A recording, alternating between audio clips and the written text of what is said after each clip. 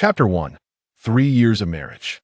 Zhiming glanced at the date displayed on the screen, reflecting that it had been 10 years since she altered her name from Huang Runin to Huang Zhiming.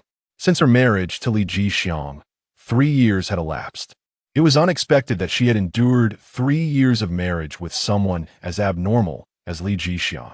In that case, it seemed she too might not be a normal person. A normal individual would not encounter such hardships, feeling out of place wherever they went, perpetually facing exclusion and ostracism. Never mind that. At her age, still allowing external opinions to torment her was akin to being a bodhisattva dedicated to the salvation of all beings. Zhiming thought coldly, pausing at her doorstep, listening to the sounds of vegetables being washed in the kitchen. She pushed the door open, and a man in a faded apron poked his head out to look at her. His pale face framed by damp, dark hair, the shadows beneath his eyes accentuating their prominence, gave his black eyes an almost bulging appearance as they fixed intently on her. Zhiming mused that his eyes resembled those of a cow. Jixiang's bloodless lips twitched into a smile that was far from charming. However, when he smiled, a certain light sparkled in his eyes, rendering him somewhat more normal. At other times, he was eerily silent, muttering to himself, moving through life with an eccentric rhythm he stubbornly refused to alter.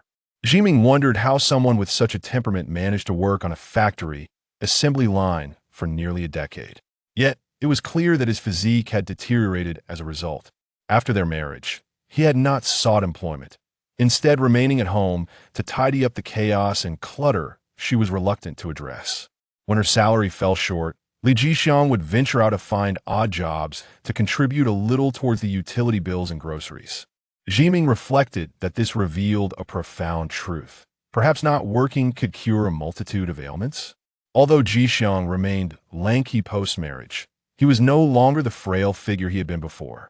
Back then, he had trailed her relentlessly, and when she, filled with anger and fear, had struck him with her bag, he had crumpled like a matchstick, bloodied and broken on the ground. In her panic, she had rushed him to the hospital, incurring expenses while he received nourishment through intravenous drips for malnutrition. A man like that weak, impoverished, and cowardly. Zhiming thought to herself, just like me. Jixiang wiped the vegetable leaves and water on his apron, approached her, and took hold of her hand, lifting her heavy bag. Zhiming caught a whiff of the fresh shower gel on him as he turned to place her bag on a chair, then bent over the table to meticulously arrange the dishes. As she observed his excessively slender waist, she realized that the days of extreme malnourishment were behind him. With her steady income, he had settled into the role of a house husband, seemingly at ease with his daily routine. Zhiming had long since gained a clear understanding of herself through the trials and tribulations of the workplace. Her academic background was unremarkable, her social skills lacking, her appearance average with a broad face, a wide chin, and large hands and feet, her plain, unadorned hair tied back in a mundane ponytail, entirely failing to meet the conventional standards of non-threatening feminine beauty. Someone like her could secure a relationship with an ordinary former factory worker like Li Jixiang, both of them flawed, though she was merely a shade less marginal and obsessive than he. Zhiming contemplated as Jixiang placed one hand gently on her knuckles, softly caressing them. She raised her gaze to meet his. He smiled shyly at her, his fingers gradually intertwining with hers. "It's hard for me to eat like this." Jixiang released her hand, his gaze occasionally flickering towards her, as if uncertain.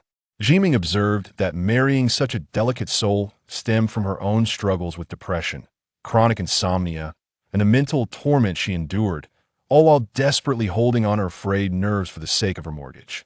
She toiled under the relentless bullying of her workplace.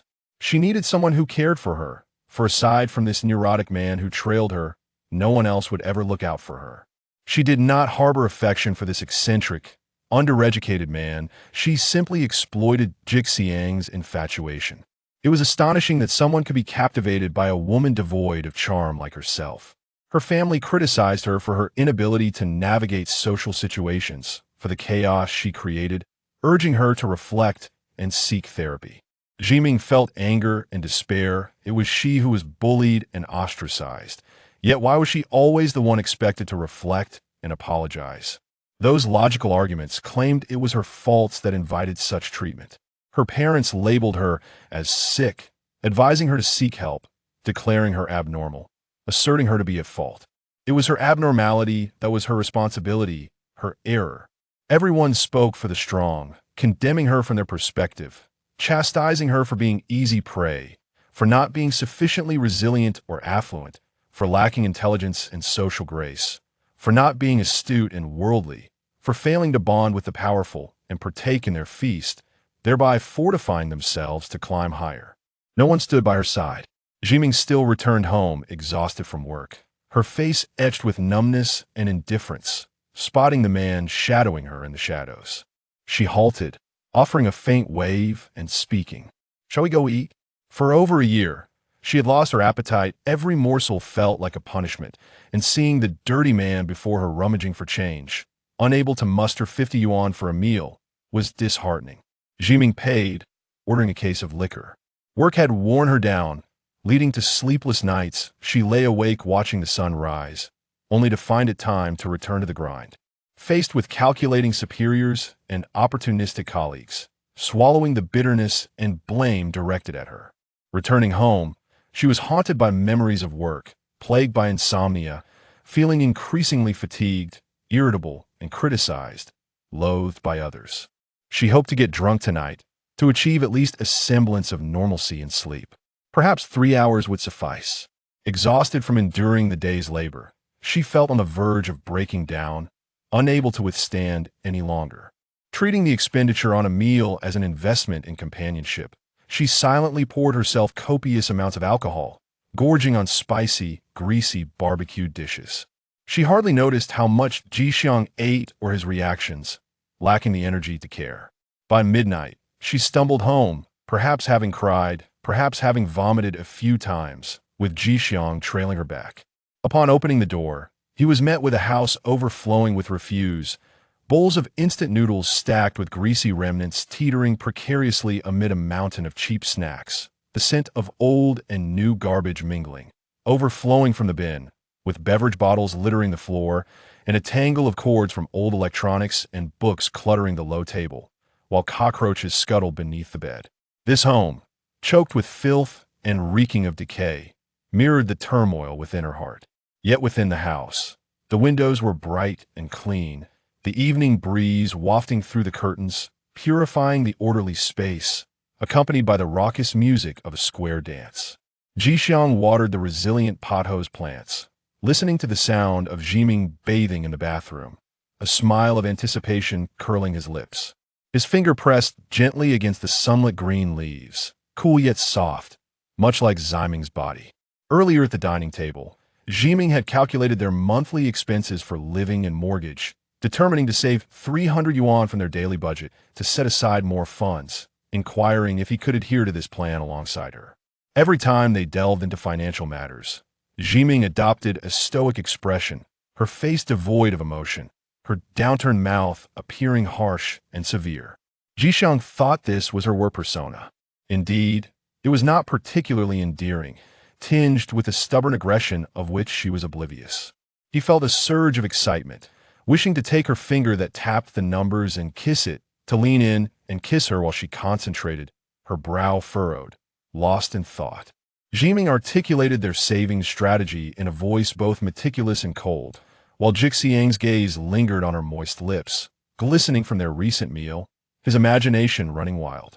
He intentionally added chili to one dish, causing her lips to flush a vibrant red, enlivening her entire face despite her stern demeanor. Even if her expression was somewhat intimidatingly businesslike, Jixiang found himself inexplicably amused, nodding in a daze, appearing utterly foolish. Zhiming furrowed her brow deeply, realizing he was once again lost in his own world. Jixiang had been diagnosed with autism. His mother had confided in Zhiming. Both their parents were astonished that she had chosen to marry such an incapable, impoverished man. She mused that it was precisely this pairing of flawed individuals, her depression and his autism, that created a truly mismatched couple. Both were lowly ants, unworthy of better prospects. Though she held no affection for him, she required companionship and could grasp only this solitary option. Jixiang helped her tidy the home after her illness. She became unable to manage her emotions, unwilling to confront anything. There was not a sliver of energy to muster, no strength to face the mundane challenges of daily life, which had accrued into an insurmountable mountain of debris. Jixiang was not like her former boyfriend, who had a domineering need for control. That man had been desperate for children and marriage, instructing her on the right way to live, criticizing her experiences and lifestyle in a manner reminiscent of her family and work. Such a suffocating future. Zhiming confronted the reality of her best days slipping away, calculating the pros and cons of Jixiang in her heart. She fled from the relentless blame of her parents, escaping another man who sought to assume a paternal role in her life, yet could not evade the pressures of work.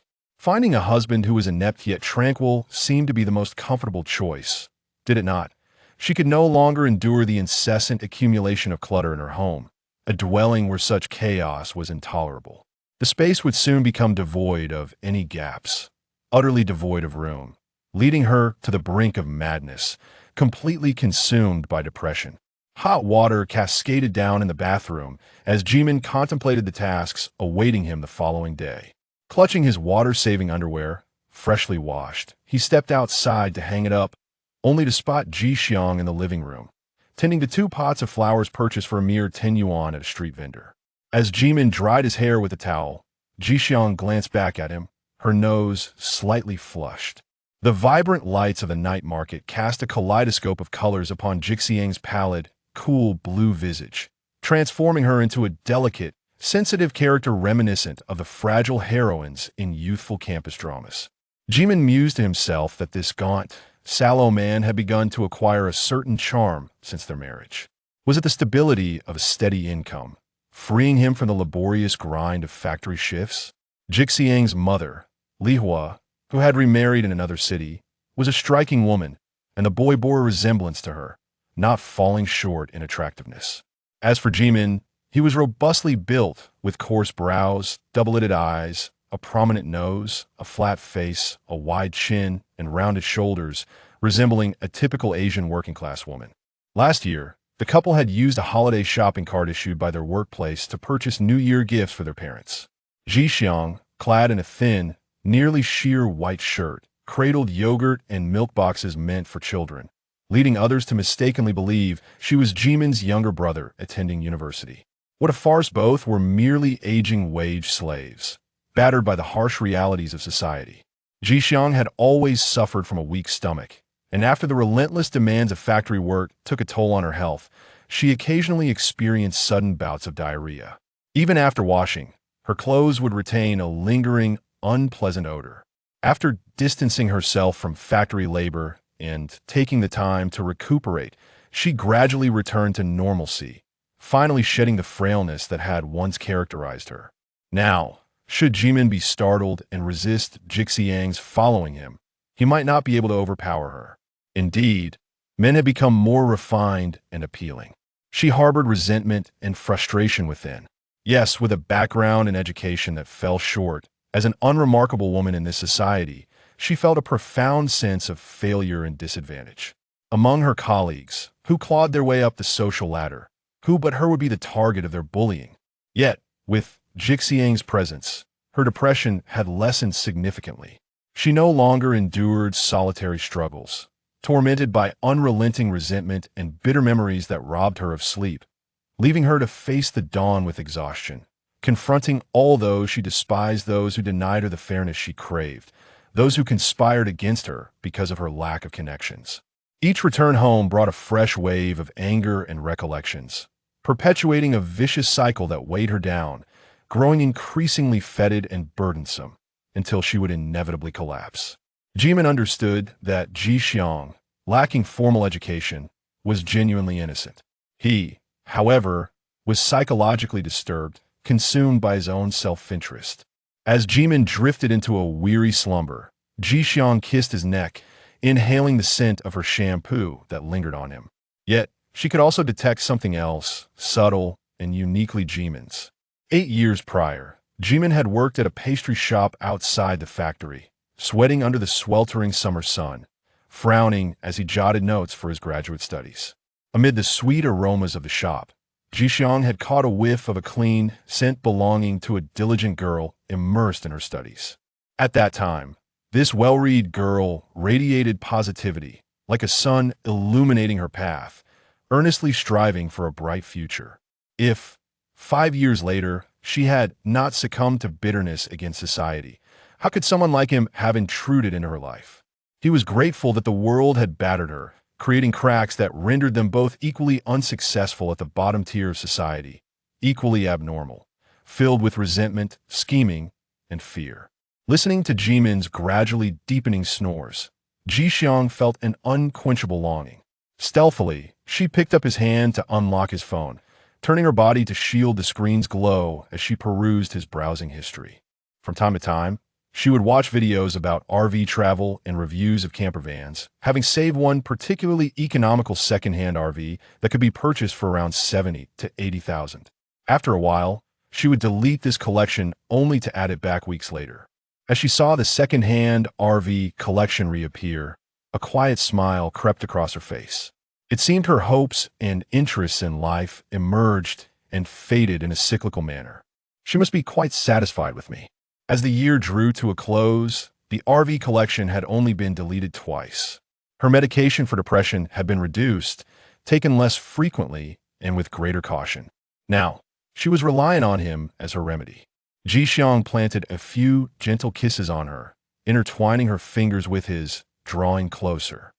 Chapter 2. 3 years and 4 months of marriage. Zhiming experienced excruciating pain and bleeding from a fissure in his rectum. Each visit to the restroom felt like a punishment, and he was reluctant to swallow even a few more bites during meals. Jixiang glanced at the overflowing dishes, her attention drawn to Zhiming's expression. She paid him little mind, her brow furrowed with deep lines as she rapidly scrolled through her phone, searching for information on hemorrhoids. Her appetite had vanished entirely. Jixiang had always had a penchant for spicy food. It was a habit formed over many years, where the intense flavors masked the staleness and lack of nutrition in her meals. Filled with copious amounts of starchy foods. Even after their marriage, she occasionally indulged in excessive amounts of chili and pickled vegetables, with jars quickly emptied, all while ensuring that the pungent scent of garlic and onions lingered. As she still wanted to kiss Zhiming, the hemorrhoids could not be entirely blamed on her. Zhiming had endured recurrent episodes since his 20s, especially during times of immense stress, and though he would usually recover after a couple of bouts. The recent flare-ups had become increasingly severe, resulting in painful fissures and bleeding. His reluctance to use the restroom led to constipation, which in turn magnified the bleeding and agony that on a weekend, Zhiming visited the doctor. While Jixiang typically busied herself with work or her own affairs at home during their time off, she remained in Zhiming's line of sight. The hospital was crowded on weekends, and it took her a good part of the day to be seen. The doctor instructed her to bend over and expose herself for a thorough examination, the cold air and unfamiliar gaze invading her very being. This humiliating experience, where she felt reduced to nothing more than an ugly, diseased body, shattered any remnants of Zhiming's resilience and resentment towards life. In the presence of those grotesque hemorrhoids, there was no space for human dignity or dreams to exist. Tears welled in Zhiming's eyes as he slowly donned his trousers once more. The condition had worsened. The doctor recommended a bland diet and scheduled surgery. Zhiming spoke little, requesting leave from his supervisor, and returned home with red-rimmed eyes. Jixiang stood at their doorstep, her hands trembling with anxiety. Veins bulging as she pressed against the wall that he darkly inquired. "Where have you been?" "The hospital," she replied, "alone." "What happened?" "I've always gone alone for medical appointments." The corners of Jixiang's mouth twitched, her eyelids fluttering rapidly, though she remained unaware of it. But you, his voice trembled, his chest heaving. "You should accompany me to the hospital. You keep suddenly soiling your pants, making the place unbearable," Zhiming retorted, his expression a mixture of frustration and calm. "How can we live like this if we don't resolve it?" Jixiang stubbornly replied. "So, when you are ill, I should accompany you." Zhiming felt utterly humiliated. To expose himself to her scrutiny, to reveal the grotesque flesh sprouting from his rectum. How revolting. She knew that this obstinate creature would not comprehend her logic even if she explained, "I am to undergo surgery for my hemorrhoids." She stated flatly, "I've made an appointment for next week. I will prepare my own meals. You can eat yours." She made no demands of others, content to encounter those who did not oppress her. That alone felt like a virtue. Jixiang's eyes widened, her dark pupils reflecting her face, appearing almost transparent as if veiled by a layer of glass. Zhiming, agitated, tossed the plastic bag containing his medication, blocking the doorway. She pushed past him and stepped inside, only to be abruptly yanked back as Jixiang grasped her arm tightly. "We are going to the hospital together," he insisted stubbornly. "You are my wife, and I am your husband." Zhiming scoffed inwardly, thinking him a irresponsible good man. "I developed these hemorrhoids myself. I will endure the pain myself. What concern is it of yours? You are neither the one who developed them nor the one undergoing surgery. Foolish man. In this world, one must taste their own bitterness, spiciness, sourness, and sweetness. No one can substitute or share the burden. Humanity is intrinsically lonely. The joys and sorrows felt are experiences that others can never truly empathize with. In the end, death is a solitary affair." Years prior, she had taken Jixiang to the hospital for his irregular shifts that had led to gastrointestinal issues and malnutrition. Fearing he would incur additional expenses if he went alone, she was frugal by nature, having saved diligently in the face of consumerism, often to the point of being harsh. It was merely a matter of distrust in others. Li Jixiang was not particularly astute either. His mother had confirmed that he had caused his fair share of troubles and peculiar incidents throughout his life. Both their families had disapproved of Zhiming marrying a man like Jixiang, who would not work after marriage. How many men like that existed? Yet, this was the only sense of security Zhiming had amidst the relentless torment of her depression. She longed for someone who posed no threat, someone who would not belittle her. This person was wholly invested in her, finding her unremarkable self-appealing. She, too, was stubborn and hurtful, prone to inciting suspicion and feelings of threat, though she remained blissfully unaware of this. In her own logic, she obstinately traversed through her world, inadvertently breaching the unspoken rules and norms of human interaction, all while oblivious to her own oppressive tendencies. Truly, they were a perfect match, a love-struck, obsessed individual and a resentful, self-centered soul. Zhiming prepared himself a bowl of plain noodles, adorned with a few green leaves, while Jixiang watched him, retracting her own spicy sauce. He possessed little sense of taste. Without intense stimulation, he could not discern flavors. His world was profoundly dulled. Zhiming remained unaware of this. Their communication was typically sparse. Jixiang was sullen and obstinate, while Zhiming preferred to avoid idle chatter. Occasionally, she would erupt into hysterical ramblings, only to subsequently withdraw into cold indifference. He silently grabbed his chopsticks and stealthily devoured half of her bowl of noodles. Zhiming glared. "You're stealing from me when I've barely cooked enough to sustain myself. Are you trying to starve me? Are you retaliating against me?" she exclaimed, fury surging within her, though the threat of hemorrhoid pain lingered. Zhiming clenched his teeth to suppress his anger and went to prepare another bowl of noodles. But when he returned, Jixiang had again taken half of it. In frustration, she slammed her chopsticks onto the table, causing Jixiang across from her to flinch, a splash of vinegar landing on her pale cheek. She pushed the noodles away, coldly stating, "You eat. Calm down, calm down. Using the restroom will be painful." To her surprise, Jixiang finished every last bit. Zhiming opened his computer to attend to a programming course, effectively isolating himself in a different world from Jixiang. After washing up, Jixiang wiped the table, tidied up, and tended to the 2 pots of inexpensive, hearty pothos by the bedside. He even repurposed the cut bottom of a plastic bottle to propagate additional vines. Expanding the pothos presence, she ignored him, and he was indifferent. He was, after all, a poor man with little education and no income. What woman would genuinely find him appealing? In this chaotic and lowly marriage, Jixiang had delineated her responsibilities. The shared space was his domain. Day after day, he observed Zhiming's comings and goings, the monotony forming his world. He even shared a bed with Zhiming. How amusing. He could hear her typing away on her disheveled keyboard. Zhiming's mind was consumed with disgust and fear regarding his hemorrhoids, rendering him unable to focus normally. She glanced up to see Jixiang methodically sweeping the floor, even humming a tune, accustomed to being bullied. Zhiming felt the sting of sensitivity and outrage. He believed he was being mocked. He thought Jixiang reveled in her schadenfreude, taking pleasure in his pain and embarrassment, deliberately provoking his anger to expose his flaws, thereby proving that he was indeed the most wretched among them all. Memories of their past conflicts and trivialities surged in Zhiming's mind, intensifying his loathing and hatred. Jixiang settled beside her, one arm encircling her waist, his bony fingers caressing her soft, warm belly, his thigh pressed against hers. Zhiming, in a retaliatory gesture, forcefully pushed him away. It hurts. I don't want to. Jixiang, feeling hurt and dejected, moved his lips. His arm flung away with malice. Zhiming turned her head away coldly, browsing through movies on her computer. Remember, Zhiming coldly remarked, "You should go find ibuprofen." On the phone, Mother said, "Runin, I visited your cousin's family back home. Her husband has been promoted again, and she is preparing to have a second child. They've acquired a new car, and the house allocated by her workplace is beautifully renovated. Your cousin's husband is highly valued at his job, and everyone gives her some respect. She has her mother-in-law to take care of the children, allowing her to work in comfort." Zhiming interjected, "I refuse to believe that anyone truly enjoys their job. They know their own feelings best." Mother continued her monologue as usual, projecting her values and logic, routinely denying and criticizing her. "You broke up with Mr. Gao 6 months ago, and didn't he come back looking for you? You were being stubborn and only thinking of yourself. You chose to change your name on your own. Since then, has your work or studies improved? It took you 2 attempts to get into a mediocre school. And now you struggle to build good relationships with your leaders and colleagues. You need to treat them to meals more often."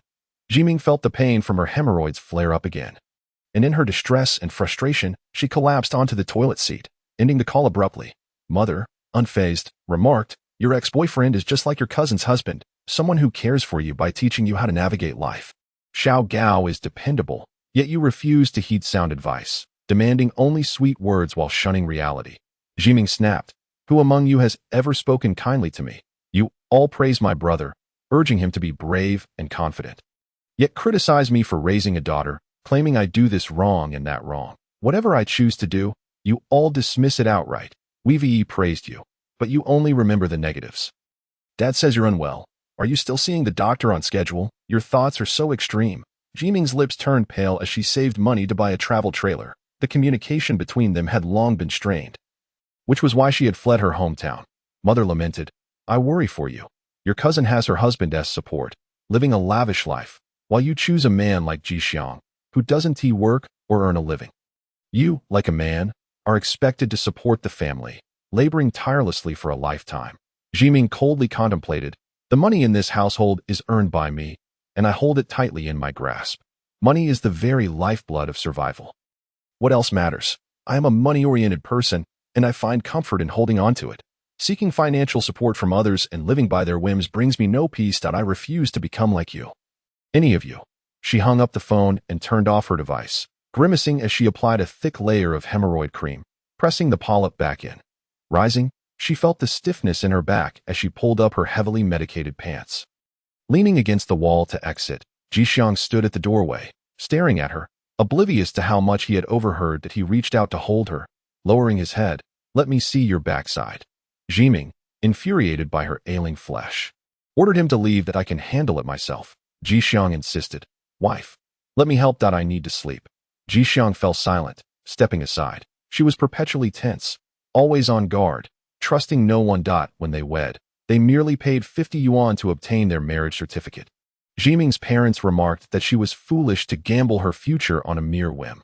Exhausted, she felt like a tightly drawn bowstring, often silent in the presence of her family, seeking to endure their conversations, yet at times erupting in rage, incoherently questioning and berating them. That if the truth and her true feelings were voiced, the environment would shift. It was no longer the world of adults. Her parents urged her to seek medical help, yet they could not communicate with her normally. Shortly after their marriage certificate was issued, there came a day after work when she returned, feeling numb and cold, having gone through the motions of her day, only to scream hysterically in her sleep. With her eyes closed, she thrashed, her lips emitting a continuous wail, fists and feet striking Jixiang in a chaotic resistance. Jixiang, startled, tried to awaken her, calling out as she cried out in distress. Zhiming opened her tear-filled eyes, hoarsely asking, "What?" Jixiang, panicked, touched her face. "You were calling out. What were you dreaming about?" She wiped away her tears and, after a moment of thought, replied, "I don't remember. Nothing." She continued to sleep. Tomorrow she had to work. Jixiang lacked the ability to free her from her suffering, and she did not particularly like him as a man. He merely represented a semblance of safety that she could control. Unlike others. 3 years into their marriage, Jixiang had yet to hear her scream in the night, though she remained distrustful of everyone. Jixiang heard her soft snores and quietly rose, pulling down her pajama bottoms. To avoid putting pressure on her hemorrhoids, Zhiming lay on her stomach, but Jixiang slowly caught sight of her exposed flesh and the revealed cleft. Unable to resist, he felt an urge to touch her there. He leaned down to observe closely, but Zhiming was awakened by the pressure of her waistband. She slapped his head, blushing and furious. "You need to stop that. You're making me look bad. I'm just a mass of rotting flesh full of polyps." A stinking shell of a person. Fear flickered in her eyes.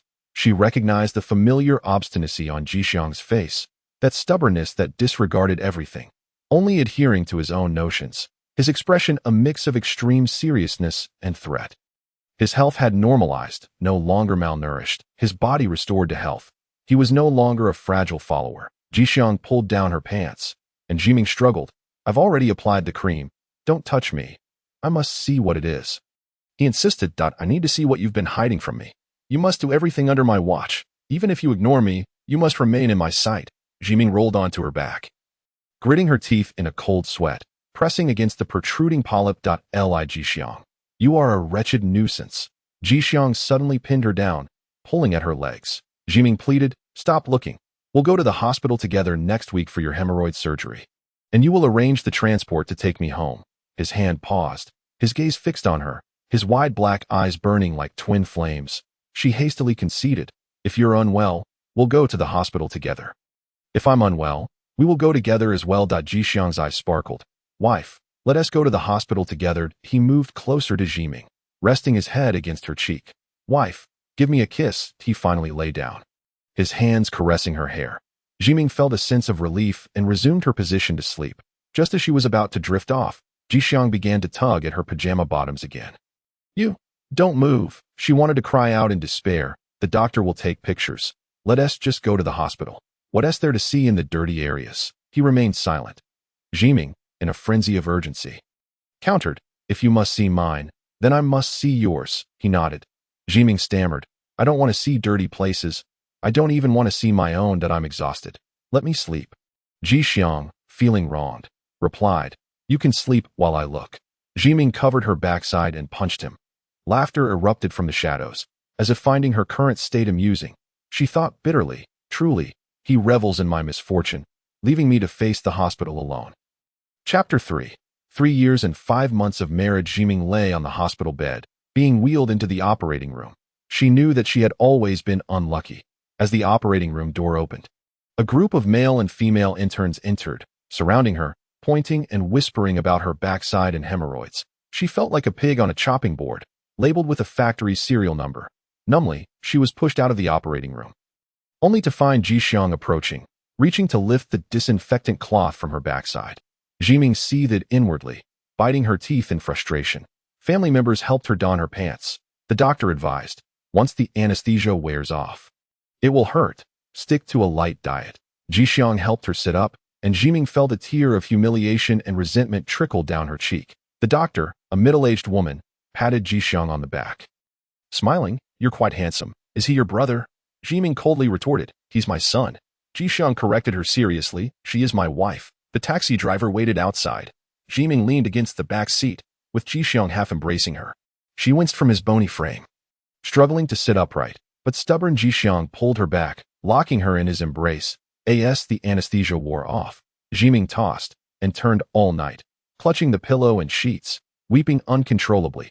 Each trip to the restroom during her recovery felt like the most terrifying experience in the world. Crudely likened to expelling glass shards, she knew her luck was always poor. Her period arrived simultaneously. Jixiang endured much of her ire, yet he remained oblivious, unable to grasp the depth of her resentment toward everything, including himself. "Living is hell," she murmured. "Living is hell."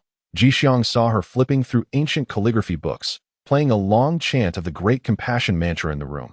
Zhiming despised her own bloodied self, also loathing the increasingly pale skin that made her appear glaringly bright, and the revolting man who loomed everywhere. He did the chores, cooked, cleaned, humming the mantra, occasionally checking the incision beneath her pants. Touching her backside, he seemed so cheerful. Zhiming thought darkly and angrily, "This filthy world thrives on consuming my pain." Jixiang, this wretched man, grows ever more robust. This is proof of his parasitism. She harbored an equal resentment towards everything amidst her agony. As her sick leave came to an end, Jimin returned to work with a pallid complexion, while the menial tasks in her hands continued to accumulate, untouched by anyone else. The team leader, who had promised the superiors, urged her to expedite the work, causing Jimin to return home late each day. She immersed herself mechanically in comparing and filling in forms, tidying up the new materials in the laboratory. Another colleague was also working late, their keyboard sounds echoing in succession. Outside the office, lively chatter erupted as a few individuals from other departments entered, cheerfully asking the other person, "Ingtai, how is the project proposal coming along? They're pressing for it." The tall and handsome male colleague sought an extension, eliciting a laugh from Sister Lai from Human Resources. In the corner, a screen glowed, and Jimin wore a mask of indifference as she applied a band-aid to her finger. It couldn't get any later. The department head chuckled, saying they needed time for revisions from above.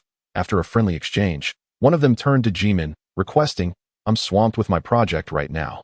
Could you sort the timelines for these 2 documents and send them to me quickly?" Jimin retorted coldly, "What you are busy with is your own affair. Why should I do your work?" The following day, her supervisor summoned her for a reprimand. "Xiao Lu's rating is higher than yours. You must complete the tasks assigned to you to at your current level. You have no choice." Jimin thought, "I know Xiao Lu is someone you nurtured." Throughout her years of work, it had always been about paving the way for your favored individuals, contributing to their project achievements while being treated as a mere stepping stone for their ascent. The more she toiled, the less respect she garnered. If you are dissatisfied, what tangible results can you show? The tasks handed to her were all trivial chores, troublesome matters that no one wished to handle, or futile projects doomed to failure. She numbly remained silent. Returning to her workstation, she continued to tackle the backlog of work. While not far away, Zheng Yingtai was called out by others from different departments. Zheng Yingtai exited with a cheerful demeanor. As night fell outside the window, a famished Jimin rose to buy dinner from the cafeteria, stealing a glance at Zheng Yingtai's project proposal on his screen. Diligent and exceptional, a male figure, destined for promising opportunities. This person had once been the type of man she found alluring due to his ambition and strength when she first joined the workforce. She believed they shared a good rapport. Jimin had silently harbored feelings for him, much like other women, if only he and T remained silent during the collective ostracization, quietly reaping her resources and opportunities under the tacit approval and collusion of superiors. Becoming even more accomplished with greater accolades, she had resented him, but as time passed, and she reflected calmly, she realized that the resources and opportunities she believed would belong to her as a newcomer were, in fact, mere illusions. For a long time, she had thought she had equal opportunities for development, but in reality, she did not. She had been too young, unaware of many rules that books and schools would never teach. Jimin bought a bowl of kanji, colliding with Zheng Yingtai and his dining companions in the elevator. They were laughing and joking, teasing their superiors and project clients. In the corner, she apathetically scrolled through meaningless short videos. Her face illuminated under the harsh lights, appearing pale and aged, while the elevator mirror reflected the handsome, sunny visage of the tall Zheng Yingtai. After finally completing a series of trivial tasks, Jimin arrived home at midnight to find Jixiang sprawled on the sofa, his large eyes resembling 2 lamps in the night, gazing at her. She self-deprecatingly thought, "What a ridiculous man I have chosen, not only mentally unstable and lacking in capability, but also relying on my meager salary to sustain him." She rummaged through the neatly arranged wardrobe for a change of clothes, hastily showered, and was reminded of her previous affections for Zheng Yingtai. This world truly despises me. This world detests both me and that pathetic man. She climbed into bed, aggressively pulling at Li Jixiang, demanding fiercely. Unsatisfied, she urged and shouted, biting at his flesh. Even though Li Jixiang was far from ideal, even if I dislike this worthless man, he is still my choice. How envious, truly jealous. Li Jixiang is my chosen one. Jimin clung tightly to him, her pet and tool. Jixiang sensed that during those late nights when Jimin worked overtime, she became increasingly reliant on him. In her most stressed moments, she transformed into a tyrannical figure, mercilessly squeezing him, reckless and indulgent. The two created chaos in their tiny bedroom. When dawn broke, Jimin's expression was cold, her demeanor unrecognizing. The long hours of overtime had passed, and upon returning home, She collapsed into a deep sleep. At such times, when he attempted to be affectionate, Jimin would erupt with intense rejection and annoyance. Yet Jixiang remained determined to pursue his own agenda. They truly lived their separate lives. As the spring festival approached, Jimin used the company's welfare card to purchase New Year goods alongside Jixiang. Jimin had no particular preferences for food or drink, ensuring that all purchases were gifts for relatives, and the couple continued to live economically as usual. Jixiang diligently pushed the shopping cart, following Jimin's frugal directives, neatly stacking items while she tossed aside unwanted ones, which he would return to their designated spots in the cart unless she mentioned that their funds were running low. Jimin, feeling a pang of conscience, realized her own numbness and lack of demands might have shortchanged Jixiang. She inquired, "What would you like to eat?" Jixiang smiled at her. She picked up a bottle of chili sauce, wincing as it pressed against her sore backside, and handed it to him. Turning a corner, she suddenly spotted Zheng Yingtai and the team leader, a group dressed casually, animatedly discussing where to buy food, whether to go to a barbecue restaurant or a bar. The shopping cart issued by the company was valid only at select malls, and this one was the nearest. Jimin instinctively wanted to shield Jixiang from view, not wanting her inferior husband to be seen by her perceived enemies. Jixiang reached around her waist from behind, resting his head on her shoulder, mistaking her intention for closeness. "Let go." Jimin felt his kiss on her ear. Jixiang laughed, holding her tighter. Jimin involuntarily chuckled, feeling the tickling sensation from his distinctly jointed fingers and the zodiac chain hanging from his wrist. She anxiously sought to remove Jixiang from the sight of others, but was forced to laugh, pushing him away. Jixiang misinterpreted her smile and gestures, joyfully lifting her while evading her feigned attacks. "Who are you playing with? I truly want you to go. Retreat behind the shelves with me." Zheng Yingtai and his companions observed her from a distance before departing. The tickling sensation made her laugh like a fool. While Jixiang believed he had made her genuinely happy, Jimin thought, "Those people will undoubtedly gossip about who this man is. Eventually, they would discover Li Jixiang's identity. They would laugh uproariously, looking down on me even more, bullying me further." Jixiang lowered his eyelids, revealing a gentle light in his eyes, his lips slightly flushed. Once those individuals vanished from sight, Jimin calmed down, her gaze falling upon a discounted fruit puzzle, surrounded by children and parents. She spent 20 yuan on a 1,000-piece Starry Sky puzzle, placing it into Jixiang's meticulously arranged shopping cart. Jixiang received the puzzle she gifted him, staring at her in a daze. Jimin harshly thought, "This is merely a spring festival gift, a paltry 20 yuan trinket." Indeed, those who do not earn in a marriage are often left feeling so humble and passive. Although she herself endured daily hardships and bore the brunt of blame at work. Suddenly, she recalled the meticulously prepared birthday gift she had once given Zheng Yingtai, a set of exquisite cups worth 500 yuan. Zheng Yingtai and his colleagues had expressed their delight and friendliness, engaging in cheerful and harmonious conversations. Once, she shared a good relationship with Zheng Yingtai, but that ended with the isolation and suppression orchestrated by her superiors when it came to self-interest and self-preservation. He had not hesitated. 500 yuan, wasted on a dog's mouth. Jimin shifted her sadness to spending. "How miserly I am." Jixiang, holding the puzzle, was filled with joy, hopping as he walked, almost lifting the short and stout Jimin off the ground.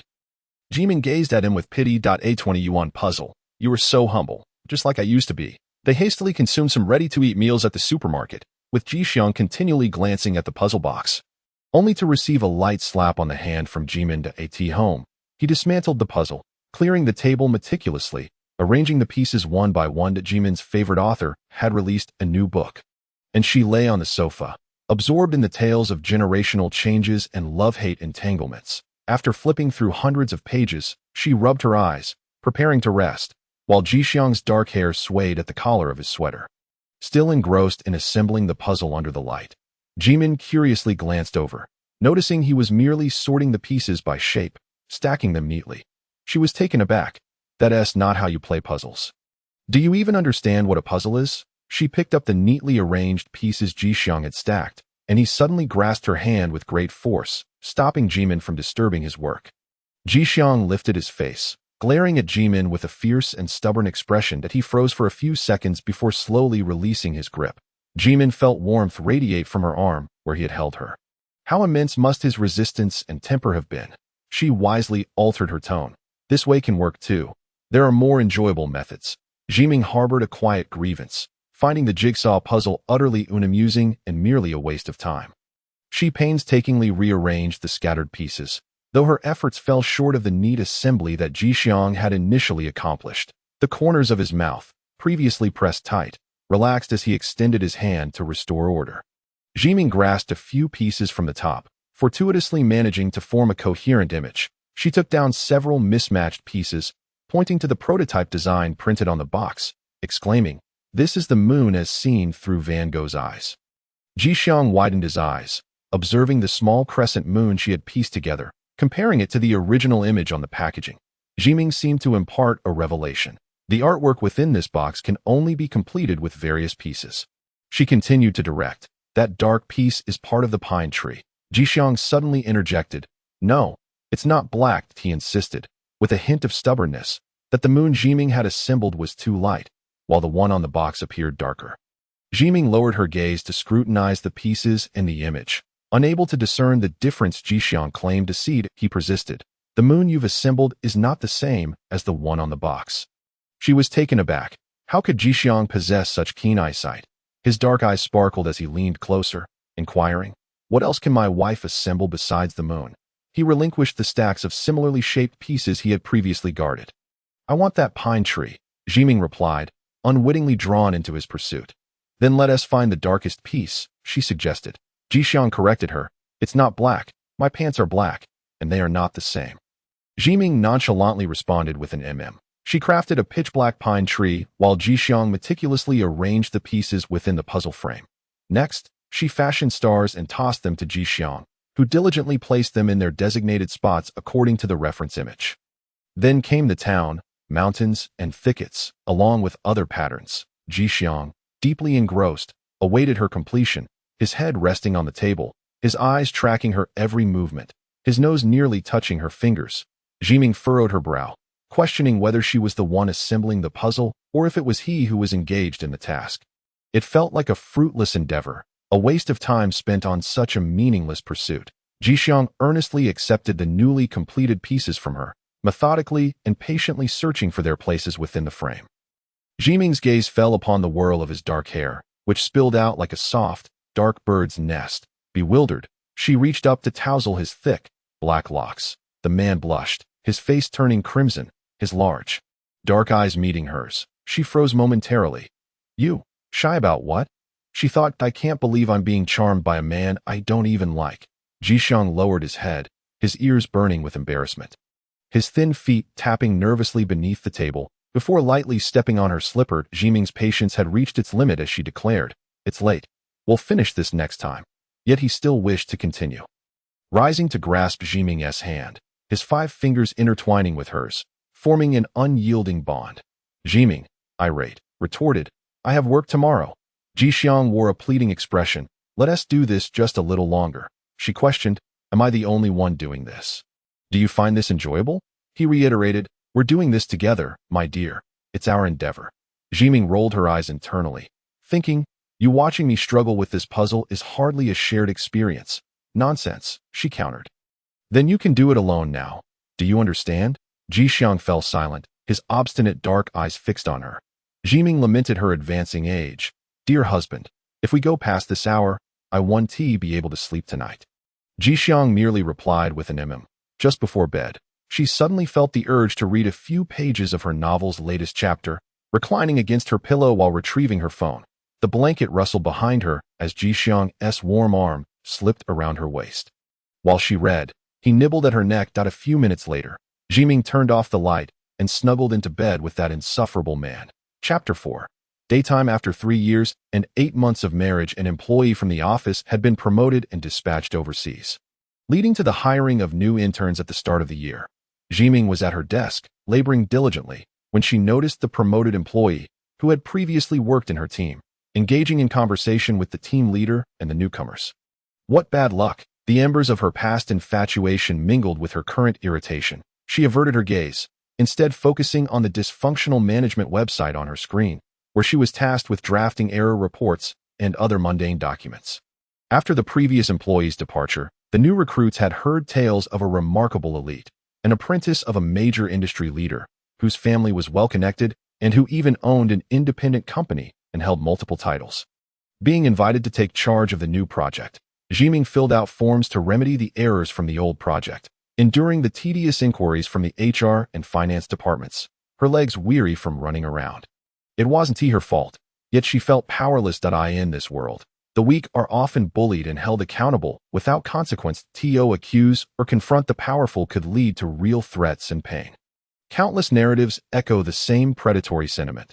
The weak and the victims must have erred in some way, thus inviting the wrath of the strong or the unscrupulous. The refrain next time: "Be more careful. Learn your lesson," reverberated in her mind. Careful? To hell with that. They only target the soft and vulnerable, blaming them for the perceived faults beneath their skins. The thieves and bullies wield their immense fists and wealth, striking fear into the hearts of their victims. Engaging in direct confrontation with the strong could indeed inflict real pain. It is the pitifully battered fruit that bears the brunt of the blame. The fruit makes no sound, and even if it did, it would go unheard.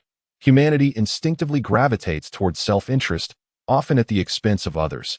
Even parents can exhibit this behavior towards their own children. Thus, work and familial relationships bore no distinction for Zhiming. The underlying logic that governed her treatment was fundamentally the same.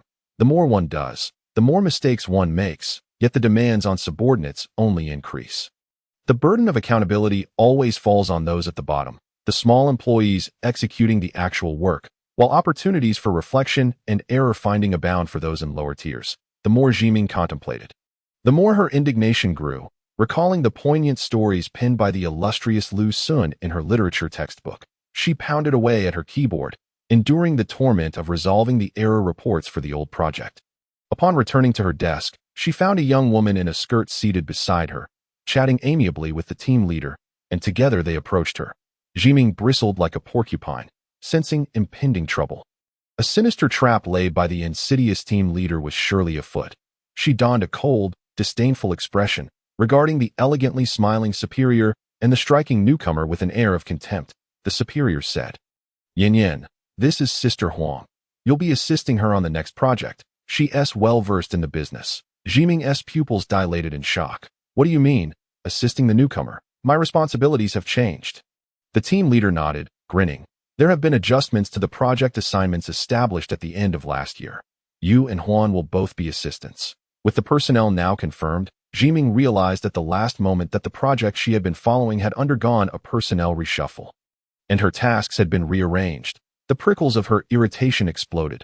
Based on her workplace experience, this reallocation could only be a ruse. The team leader continued. "The deputy team leader is joining the group. You'll work with Yin for the initial 5 months, and the final month will be overseen by the deputy team leader." The newcomer, a young woman, nodded earnestly, indicating her willingness to learn. Zhiming's mood plummeted.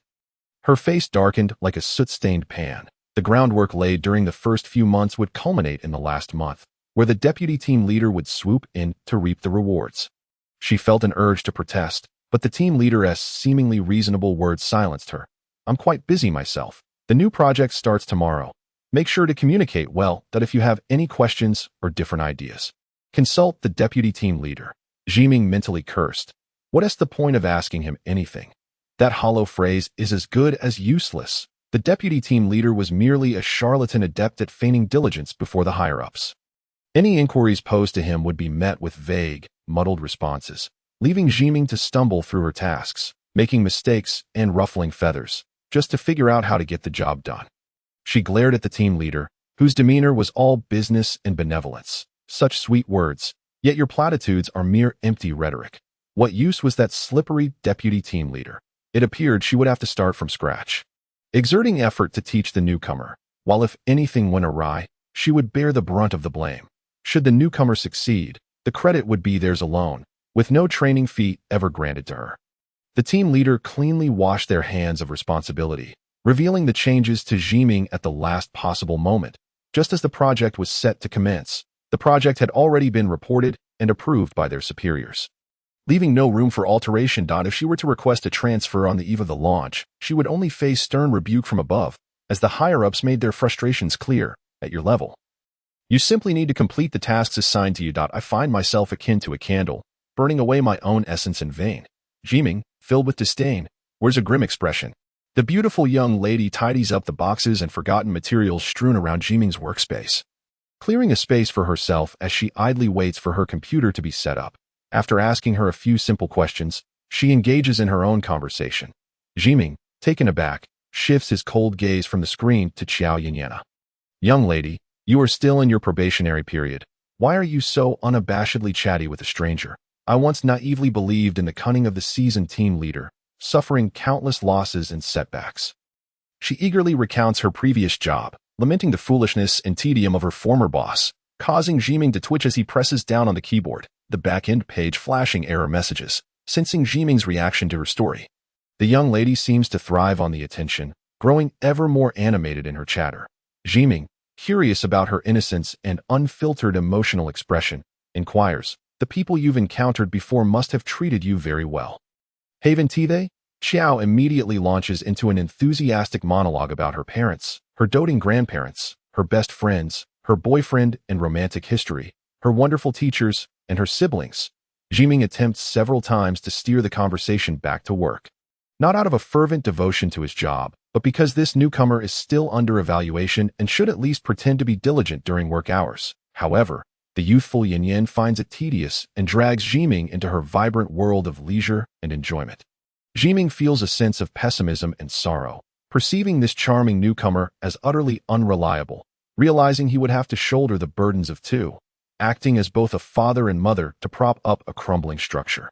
After a day of idle chatter, Qiao Yanyan, visibly fatigued, packs up her charming foreign language materials, and Zhiming feels a sense of impending liberation. She avoids encounters with others, feigning overtime to linger until the office is empty before heading home alone. Observing Zhiming, who is diligently typing away, Qiao Yanyan finds her earnest demeanor trustworthy and suddenly asks, Sister Huang, the deputy team leader sent me a document that I find quite perplexing. Could you clarify what needs to be done and how to use our backend? It appears rather complicated. Zhiming widens her eyes in disbelief. You only think of work at the end of the day? Qiao hands her the document, which contains a dense list of new requirements and considerations, alongside the need to draft cumbersome paperwork. With a bewildered expression, she confesses, I don't understand. Zhiming coldly thinks, I have no intention of staying late to decipher this nonsense, having been in the office for 3 years. Even the requirement documents make me feel nauseous. Habitually, she opens the QQ application and sees that the deputy team leader had sent her the same document earlier, which she had overlooked while immersed in other tasks. Zhiming bluntly states, I suspect he doesn't understand either, and simply tossed the document your way. Qiao appears flustered, exclaiming, he urged me, saying this is very important. Zhiming internally scoffs, you're afraid of being pushed. Yet you spent the entire day beside me chatting. You could play a game of mahjong with yourself, answering your own questions. With that, Zhiming dismisses the matter. It's time to clock out. Qiao Yanyan cheerfully responds. Let us leave. Zhiming halts. Let us leave. I have no desire to walk out with anyone else. Allow me to quietly harbor my disdain for this cannibalistic world.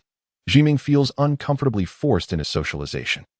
Fearing an awkward silence with her new colleagues, Qiao Yanyan carelessly utters many trivial and foolish topics, further exhausting Zhiming, who longs for the elevator to descend from the upper floors. As the elevator doors open, Qiao Yanyan waves and greets Mr. Zheng.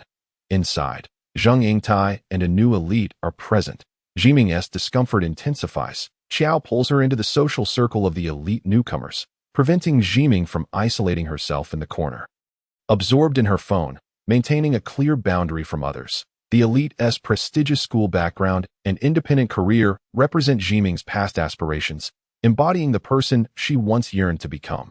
While she suspects that the other colleagues and the deputy leader are enthusiastically networking with the new elite, drawing them into the most lucrative project teams while shoving the unreliable girl who chatted away the day into her hands as an added burden. She knows all too well that as a mere foot soldier at the bottom, she cannot form any genuine friendship with the elite. Yet, the ever-ambitious Zhiming does not wish for this elite to share in the disdain and contempt that others harbor for her, despite her perpetual misfortune. Constantly battered by the overwhelming will of the world, she senses that the elite's acceptance within the group is only a matter of time. After all, she too has been the subject of criticism from the higher-ups, bearing many burdens that were unfairly placed upon her.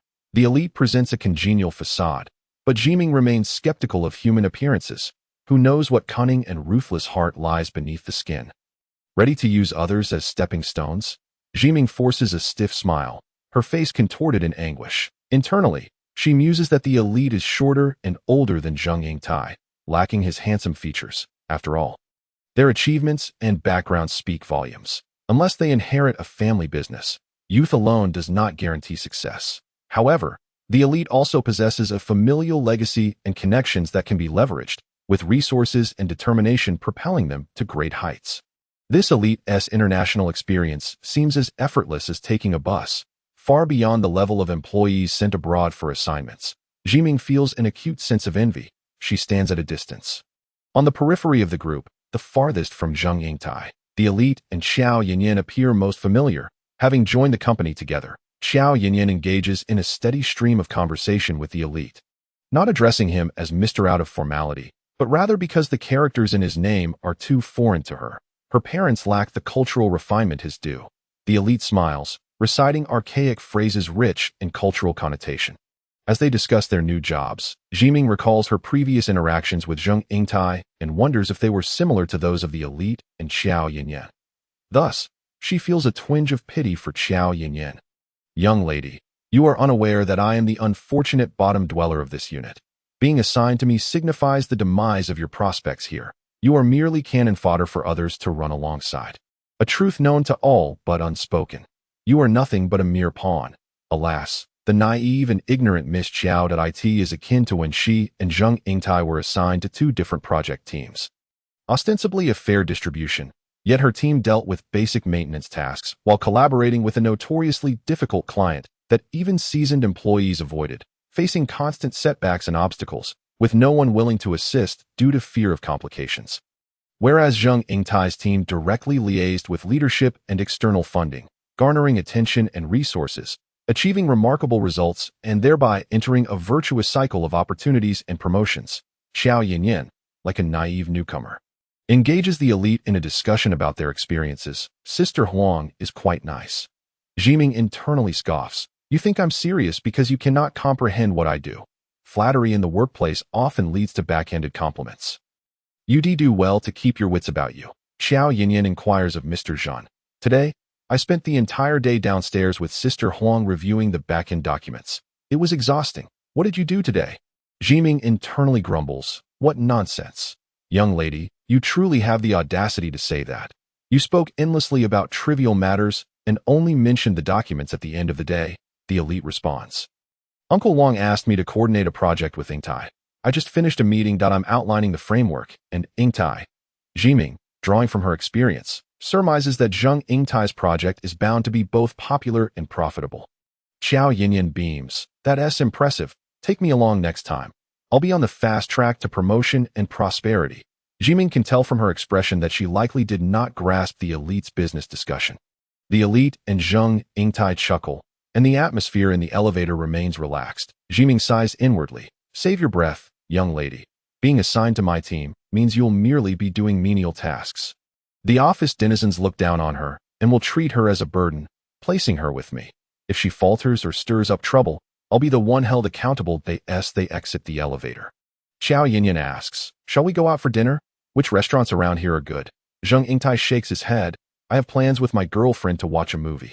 The elite, having just returned from abroad, is likely unfamiliar with the local dining options. Zhiming has no desire to engage in the hell of polite socializing, directly stating her intention to head home, left with Xiao Yanyan and the elite. Zhang Yingtai shares a few recommendations for good eateries, praising a well-known hot pot restaurant that offers half-price discounts for couples tonight. Xiao Yanyan, excitedly searching for group deals on her phone, exclaims, Sister Huang, invite your handsome husband to join us for some frugal fun. Zhiming freezes, turning to question, who told you that? The team leader mentioned it. Xiao Yanyan blinks innocently, a gleeful smile gracing her face. She told me your husband is young and handsome, and your relationship is particularly strong and affectionate. Once again, these scoundrels in the workplace are conspiring against me. Zhiming, filled with ire, spoke with sensitivity. That is my younger brother. Damn it, he is my son. Zhang Yingtai cast a glance her way and remarked, marriage is nothing. We are merely jesting. In that moment, Zhiming harbored a profound disdain for the entire world. Chapter 5. On the evening of their 3 years and 8 months of marriage. Zhang Jingying had recently returned to the country and was temporarily residing at a hotel nearby, arranged by her workplace. Zhang Yingtai offered to drive Zhang Jingying and Xiao Yinyan out for dinner. Leaving Zhiming alone would be impolite. Zhang Yingtai suggested, "Zhiming, would you like a ride home?" Zhiming maintained a stony expression. Xiao Yinyan pulled her into the car, stating that today, Zhu Gu would be their designated driver. For Zhang Jingying's sake, Zhiming reluctantly stepped into Zhang Yingtai's vehicle, her chest heaving with frustration. The women settled in the back while the men occupied the front, engaging in conversation. Xiao Yinyan, an enthusiastic foodie, chatteringly indulged in the delights of food and fun, forcing Zhiming into an exhausting social interaction with a relentless talker. As she navigated the barrage of conversation, Zhiming's mind was rife with internal conflict. Leaving her yearning to escape, Xiao Yinyan displayed a photo of her boyfriend on her phone and swiftly typed, "Sister Huang, please help. If Zheng Gu were a woman, I'd happily dine with her everywhere. But being alone with him, a man, is incredibly awkward." Thus, Xiao Yinyan desired a larger gathering for dinner, even urging Zhiming to bring her husband along. Zhiming thought bitterly, "What does it matter to me? Am I even close to you? I fear you will feign innocence and exploit me when it suits your needs, only to cast me aside later. Who knows your true background or intentions? Organizing a dinner with colleagues is a pit you dug for yourself." The sound of Xiao Yinyan's manicured nails tapping on her screen interrupted her thoughts as she quickly typed, "Zheng Gu is quite easygoing. If we build a good rapport with him, he might bring us into his project team, soaring alongside the elite." Hearing the girl's calculations, Zhiming regarded her with pity. "Are you truly well-connected? What makes you so exceptional that you could forge friendships with the elite? For ordinary people like us, there is little chance of intersecting with such high-caliber individuals." That it was akin to the exorbitant cost of this Michelin-starred dinner, which casually equated to the weekly grocery budget for Jixiang. Do successful elites truly concern themselves with such trivial frugality? They earn tens of thousands or even millions daily. Obsessing over every cent spent on basic necessities would be an utter waste of their time. For Zhiming, this entire affair was a poor investment, both financially draining and a waste of time spent pretending to fit in at that moment. Xiao Yinyan glanced at her and continued typing, "Sister Huang, is your husband's profession a secret? I'm sorry. I thought everyone knew, as it's quite common, especially since he's handsome that we girls are naturally curious, and I apologize if I overstepped." Zhiming narrowed her eyes, erecting mental defenses against potential threats. She typed a response on her phone, then swiftly deleted it. "He's not handsome. They're just talking nonsense."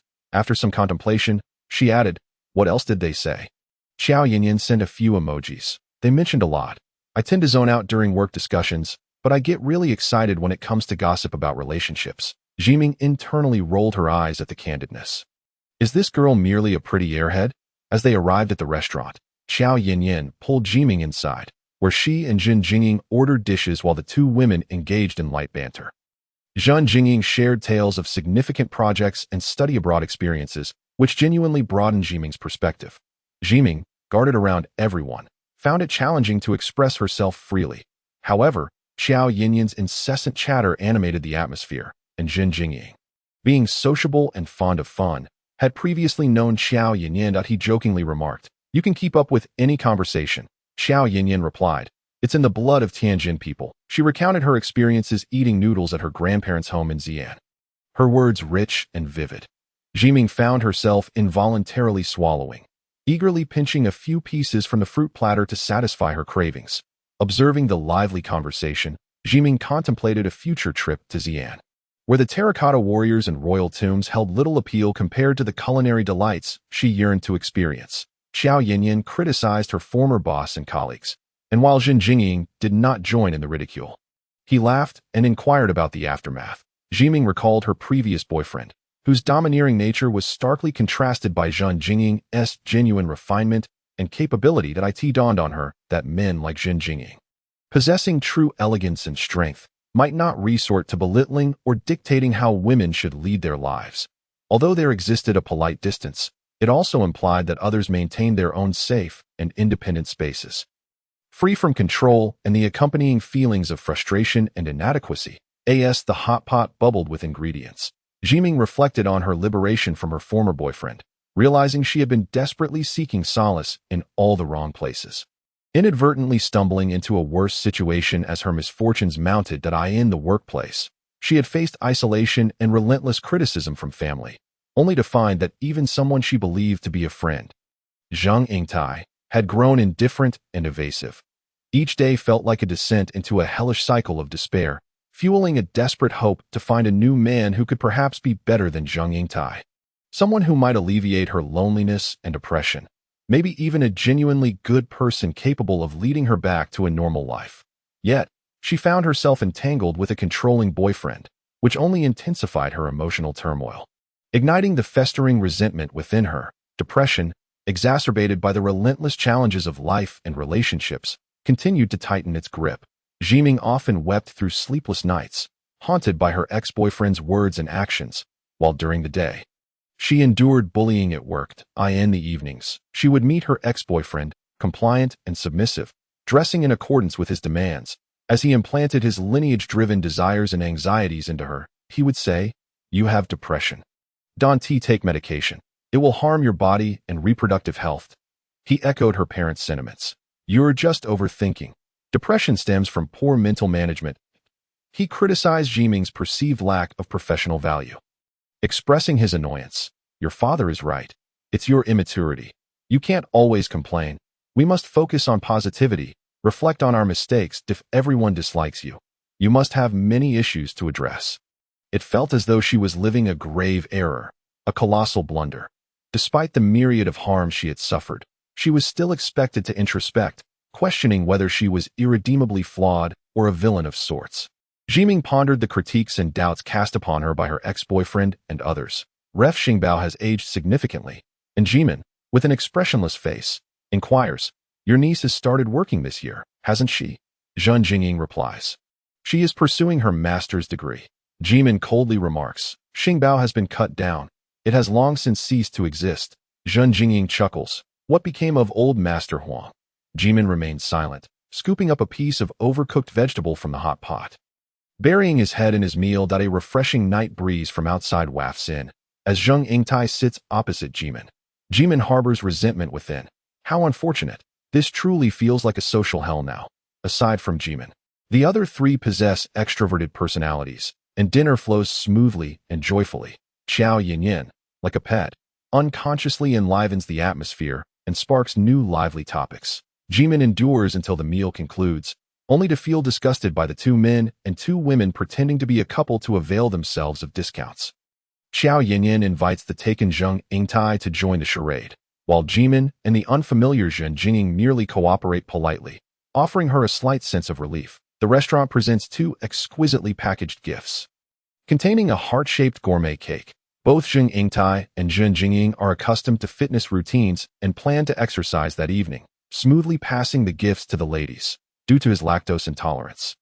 Zhiming lets Xiao Yanyan take both gift boxes. Gratefully, she accepts, saying, "We ordered too much food today. Should I pack some for Huang Jie to take home to her husband?" Zhiming leans over to gather the leftover dishes, and the food on the opposite side slips under her chopsticks. She stretches her arm to reach at that moment. Zhang Yingtai picks up the slippery dish and utensils, helping her transfer them into a takeout box. Zhiming's heart churns with fury. "Damn it. I have hands. I simply do not wish to get closer to you. Humph, for the sake of my future, I feign goodwill in front of Zhang Jingying. When it comes time to exclude me and sacrifice me, you wretched beings will not hesitate to trample over me as cannon fodder." Zhang Yingtai drives them home, bidding farewell to Zhang Jingying, and then Xiao Yanyan exits the vehicle. "Thank you, Yingtai." The corners of Zhiming's mouth twitch. She too wants to express her gratitude. She quickly squeezes out two cold words, and Zhang Yingtai smiles at her. "Goodbye." Zhiming, with a frosty expression, waves at Xiao Yanyan, who is picked up by her boyfriend. As she walks down her street in the distance, she sees a small window on her floor illuminated, with a figure gazing out. Li Jixiang looks towards the distant park, where the dark, sparse trees and the old yellow streetlights cast shadows over the hidden, blackened fitness equipment. Zhiming thinks to herself that her meal had started off well today, except for the later discontent caused by that ill-fated Zhang Yingtai. At least bringing food home means she can divide it into several meals. So it's not a loss. She checks her bag of ingredients and discovers that Xiao Yanyan has placed the hot pot base from the gifts into her bag. Jimin muses, this girl. Xiao Yanyan possesses quite a high emotional intelligence. Indeed, her happy family and the affection surrounding her contribute to her genuine kindness. Jimin coldly thinks, yet such ordinary kindness holds no value in the ruthless realm of the workplace. It is utterly fragile that a tinge of envy stirs within her. I am just perpetually unlucky. It's as if I'm not a golden cicada reincarnated, but rather a magnet for all sorts of demons and monsters. Forget it. No need to dwell on it. She pushes open the door. Jixiang embraces her, planting a kiss on her cheek. Jimin gazes at his gaunt frame, those large, dark cow-like eyes, and the shadows beneath his eyelids. Feeling a mocking disdain, that cunning fox, the team leader, truly knows how to deliver a veiled jab. Is this what he calls a young and handsome husband? Then I must be a noble and aloof beauty. Add to that a successful career and abundant wealth. Who's being sarcastic now? Pa. On the table lies a waiting starry sky puzzle, which gives Jimin a headache at the mere sight, so she places the takeout food on top. Jixiang, protecting the puzzle he has been waiting for, solemnly delineates the boundary between the puzzle and the food. She asks, are we having a midnight snack? Jimin flips through the materials. The hot pot base is all spicy, perfect for Jixiang. There's small pot bubbles and froths. As Jimin tosses in vegetables and meat, Jixiang enjoys his midnight meal while she refrains, wary of aggravating her hemorrhoids, and avoids the spicy dishes, initially intending to lie down and read her collection of novels. She soon finds her stomach feeling uncomfortably bloated, realizing she must do something to alleviate it. Jixiang heads to the kitchen to clean up, while Jimin experiences a slow, rising discomfort in her chest, reminiscent of long-ago insecurities and the foolish belief in her own omnipotence. Suddenly, she exclaims, darling, have you ever read a long comic called Xingbao? Jixiang looks at her. He is the same age as me. He surely hasn't read it. Old Master Huang narrates. There is a little deity guarding treasures who is captured by a demon and forced to become its slave, committing evil acts. The little deity uses its divine power to beseech a fool on a distant planet for salvation, instructing it on how to forge weapons. Others mock it for believing in an illusory dream, yet only that naive fool remains steadfast in faith. It seeks companions, wields weapons, and battles on a quest for treasure and the little deity. If the little deity is liberated, it promises to grant that fool endless longevity, power, and courage. She coldly recounts. In the end, its hand was severed, rendering it unable to wield weapons and fight. That it was slain by a monster along the way. Jimin scoffs disdainfully. It's nothing. This is the current ending. That I can't take it anymore. My sentimental mood is bubbling up with depression, and I need to go to the restroom to cry for a bit. Jixiang interrupts her. The puzzle. Jimin retorts angrily. You do it yourself. Who agreed to that? That thing is just to pass the time. Jixiang pulls her back. The puzzle. Together, he insists. Wife, let us do it together. Chapter 6. The morning of 3 years and 9 months of marriage on Saturday morning. Jimin usually prepares to sleep soundly until the afternoon. Jixiang, having finished tidying up early, gazes at the bowls of vegetable and egg noodles before the starry sky puzzle hanging on the wall. The rotating moon and starry sky, dark pine trees stretching upwards like flames, loom over the rugged little town below, which sparkles with scattered lights of habitation. Jixiang wears an inscrutable smile, as if he and his wife reside within it. Jimin stretches lazily in the bedroom and flips over to continue sleeping. Behind her, a hand wraps around her, and Jixiang lies down beside her. Wife, breakfast is ready. I'm not eating. Let us have lunch together. After choosing between the mundane chores of life, Jimin has become somewhat pampered. She seems to have forgotten the days of hastily cooking instant noodles and takeout, where she made do with whatever was available. Gradually, she begins to critique Jixiang's tidiness and his cooking. However, Jixiang remains unchanged, showing no signs of improvement. His culinary skills are robotic, adhering strictly to routines without any innovation or creativity. If he doesn't wish to comprehend, he will remain unresponsive. Jimin refrains from seeking trouble, as she already has a plethora of issues to deal with, and her tendency to critique has been indulged, allowing her to focus solely on their home. She hasn't realized that this makeshift marriage has nurtured a fleeting sense of entitlement within her. After all, she is a pragmatic individual reluctant to invest time in domestic affairs and has been quite unsuccessful in reality. Jixiang earnestly whispers in her ear, Wife, Let us eat together, he adds reasonably. You're awake. Jimin playfully pushes his head away, but Jixiang captures her hand, holding it tightly in his palm, as he snuggles into the blanket like a sticky ball of clay. Wife, let us have breakfast together.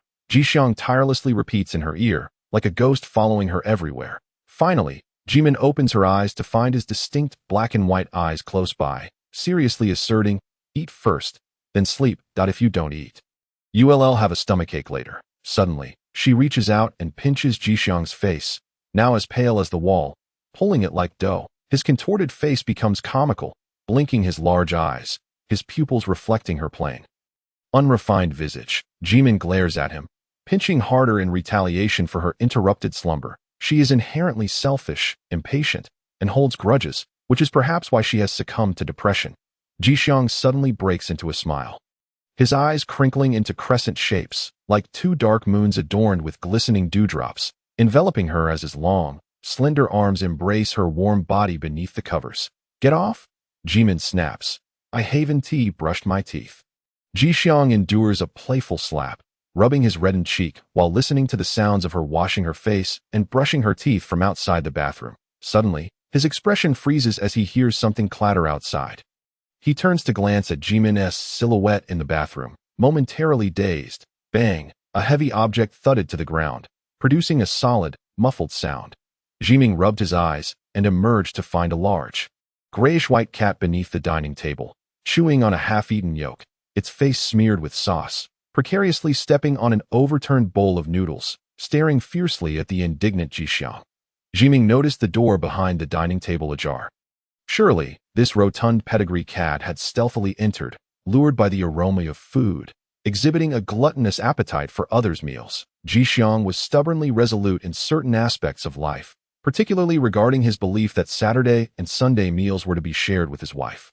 Adhering to this principle with machine-like tenacity, insisting that Zhiming rouse her for noodles, even after being slapped. Perhaps it was also due to Jixiang's frequent neglect of meals while working at the factory, which had led to gastrointestinal issues, prompting him to believe that Zhiming should not endure a similar fate. When Zhiming first met his mother and stepfather, his stepfather had taken him aside, amiably warning him that Jixiang could become quite dangerous when provoked.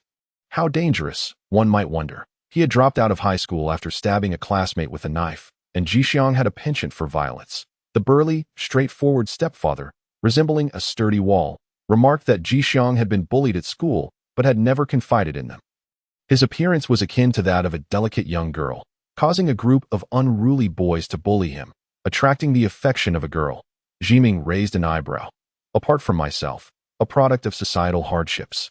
Who else would be foolish enough to be attracted to that neurotic? When he had first encountered Jixiang, he had resembled a scrawny, matted stray dog rummaging through refuse.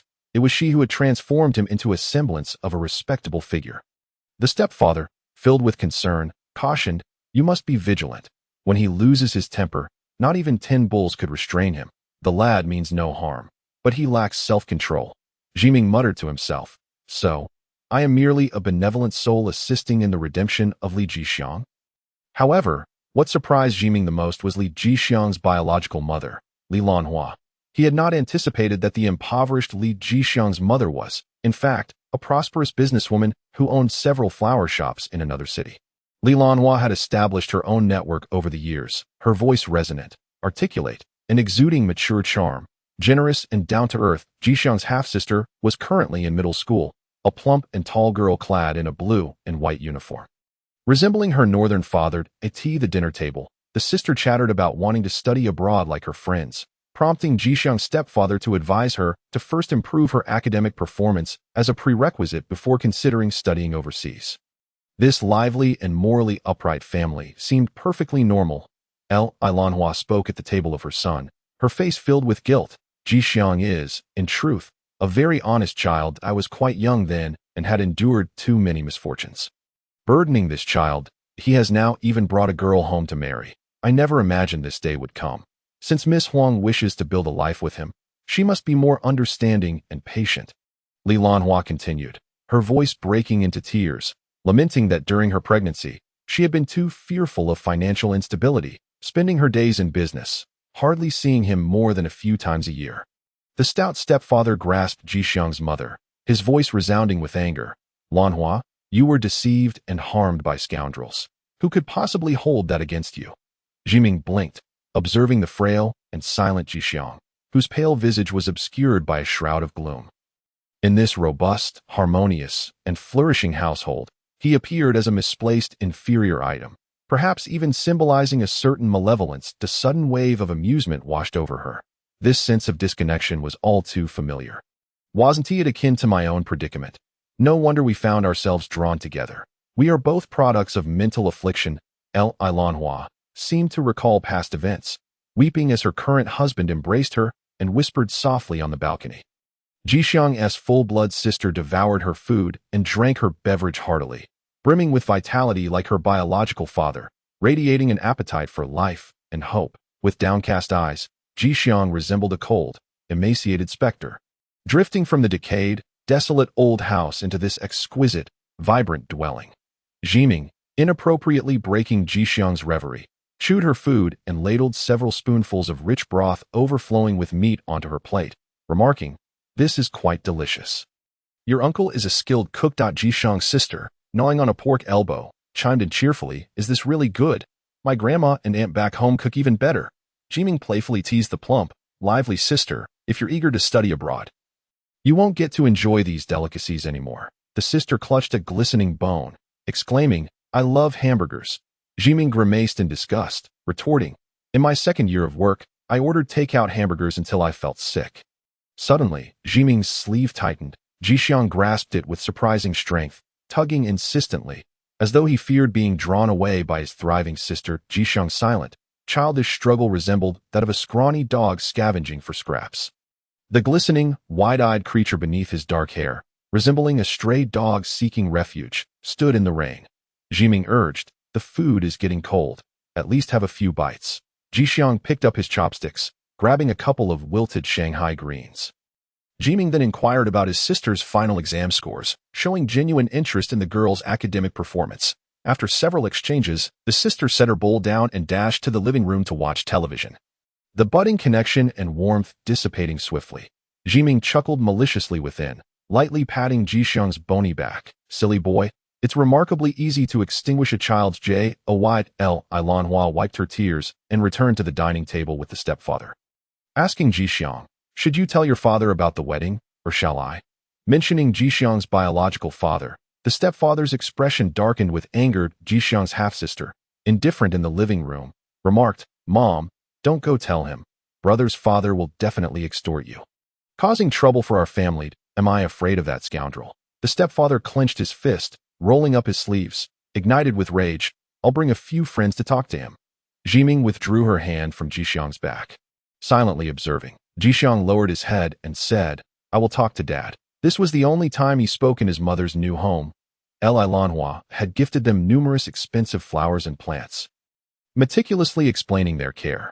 Zhiming, overwhelmed, found no desire to tend to such delicate, high-maintenance flora, which only thrived for a few days before wilting and decaying into unsightly refuse. Jixiang's own plants consisted of 2 pots of pothos he had purchased for 10 yuan each from a street vendor. At that time, the night market vendor was closing up, and Zhiming had haggled fiercely until the vendor lost his temper, both of them placing the pothos into the dying pots of expensive flowers. Zhiming mused that although Jixiang's mother owned several flower shops and the family's decor must have cost a fortune, had he simply confided in his mother about his desire to find work, he could have helped out at the flower shop. His mother was not indifferent to his plight. Yet, Jixiang had instead gone to work at a factory in another city, tightening screws, which ultimately led to his gastrointestinal issues and malnutrition. Leaving him emaciated, Jixiang and his half-sister inhabited 2 separate worlds, devoid of communication, likely a result of Jixiang's unilateral rejection and closure. He and his biological father, whose anger was so palpable it seemed to be inscribed on his face, appeared to have faded into the background of his mother's harmonious new life. The stepfather had warned Zhiming, revealing his bulging veins and muscles, that if one day Jixiang's biological father came seeking them, she need not feel obligated to show him respect. He was a despicable and shameless individual. It seemed Jixiang had silently withdrawn from his mother's remarried family, retreating to a corner he had carved out for himself. Surrounded by desolate and unforgiving leaves, his family had always been overtly forthright, prompting Zhiming to seriously consider whether she should embark on a life together with Jixiang. Zhiming pondered, I cannot find anyone who would love me. Do they truly believe I am a commendable individual? Each year, Li Lanhua gifted the young couple a pair of red string zodiac bracelets, while Zhiming's wrist was adorned only with rubber bands. As any other trinket would merely hinder her work, yet Jixiang would dutifully wear the red string bracelet, never removing it even during showers, unless the couple found themselves swept up in passion, in which case Zhiming could hardly bear to witness a charming, golden-eyed creature, glistening with water, and would force Jixiang to remove it. However, afterward, he would rebind it to his wrist, intertwined with his mother's bracelet, leaving deep red imprints from the strain of work, never taking it off, silent yet awkward, deeply self-conscious on the cusp of their 4th wedding anniversary. Zhiming observed Jixiang's face, contorted in anger and ferocity, as he confronted the unfamiliar cat that had disrupted their breakfast. It seemed to reveal a glimpse of the violent, uncontrolled youth Jixiang once was. He gloomily grasped a broom, while the overweight cat arched its back, its sharp claws protruding menacingly. Zhiming interjected, Don't be foolish. It might scratch you. Jixiang's eyelids lifted. Wife, she worries for me. Zhiming furrowed her brow, contemplating the high cost of rabies vaccines. Zhiming snapped pictures and recorded videos as the cat leapt from the table. Clutching the yoke that it's just a meal, have its owner compensate for the damages, she said, promptly sharing the photos and videos in the owner group chat. Don't touch it. Animals under stress can injure people. Which complicates matters to that moment. A flurry of messages erupted on Zhiming's phone screen. Xiao Yanyan, Sister Huang, the deputy team leader has been hounding me again. What does the new document mean? Do we have to address all 18 requirements? When I asked him, he said he only took over afterward and now needs to consult you. Xiao Yanyan. Sister Huang, shall we go out for a meal? Zhiming felt irritated. Taking over? That damn deputy team leader is merely reaping the benefits. Moreover, during the project's concluding phase, I had already nurtured this newcomer Xiao Yanyan into a competent hand. It's utterly disgusting. This bunch of bureaucratic scoundrels has exploited me to the core. She chose not to respond. The messages from the intern girl kept pinging, with pitiful animal emoji expressions flying about. Xiao Yanyan, Sister Huang, I've spoken with Zheng Yingtai, and I'd like to discuss things with you too. Can we meet for dinner today? Zhiming replied impatiently. No work on weekends. Let's talk Monday. What a ridiculous demand document. That incompetent deputy team leader has long since become a source of disgust that he colludes with the insidious team leader, continuously setting traps for her and assigning tedious, thankless tasks, leaving her with no avenue for complaint while isolating her, rendering her the object of scorn and exclusion within the entire unit. Because Zhiming lacked connections, she was the easiest to bully. Living among these bloodsuckers felt like a stroke of bad luck. Upon seeing work notifications, Zhiming's expression darkened, and she angrily rummaged through a plastic storage box, trapping her plump cat inside. Just then, her phone rang. The intern girl was calling directly. Damn it. Enraged, she was about to unleash her fury when she heard crying on the other end. Xiao Yanyan was sobbing, her emotions unraveling. There's so much to handle.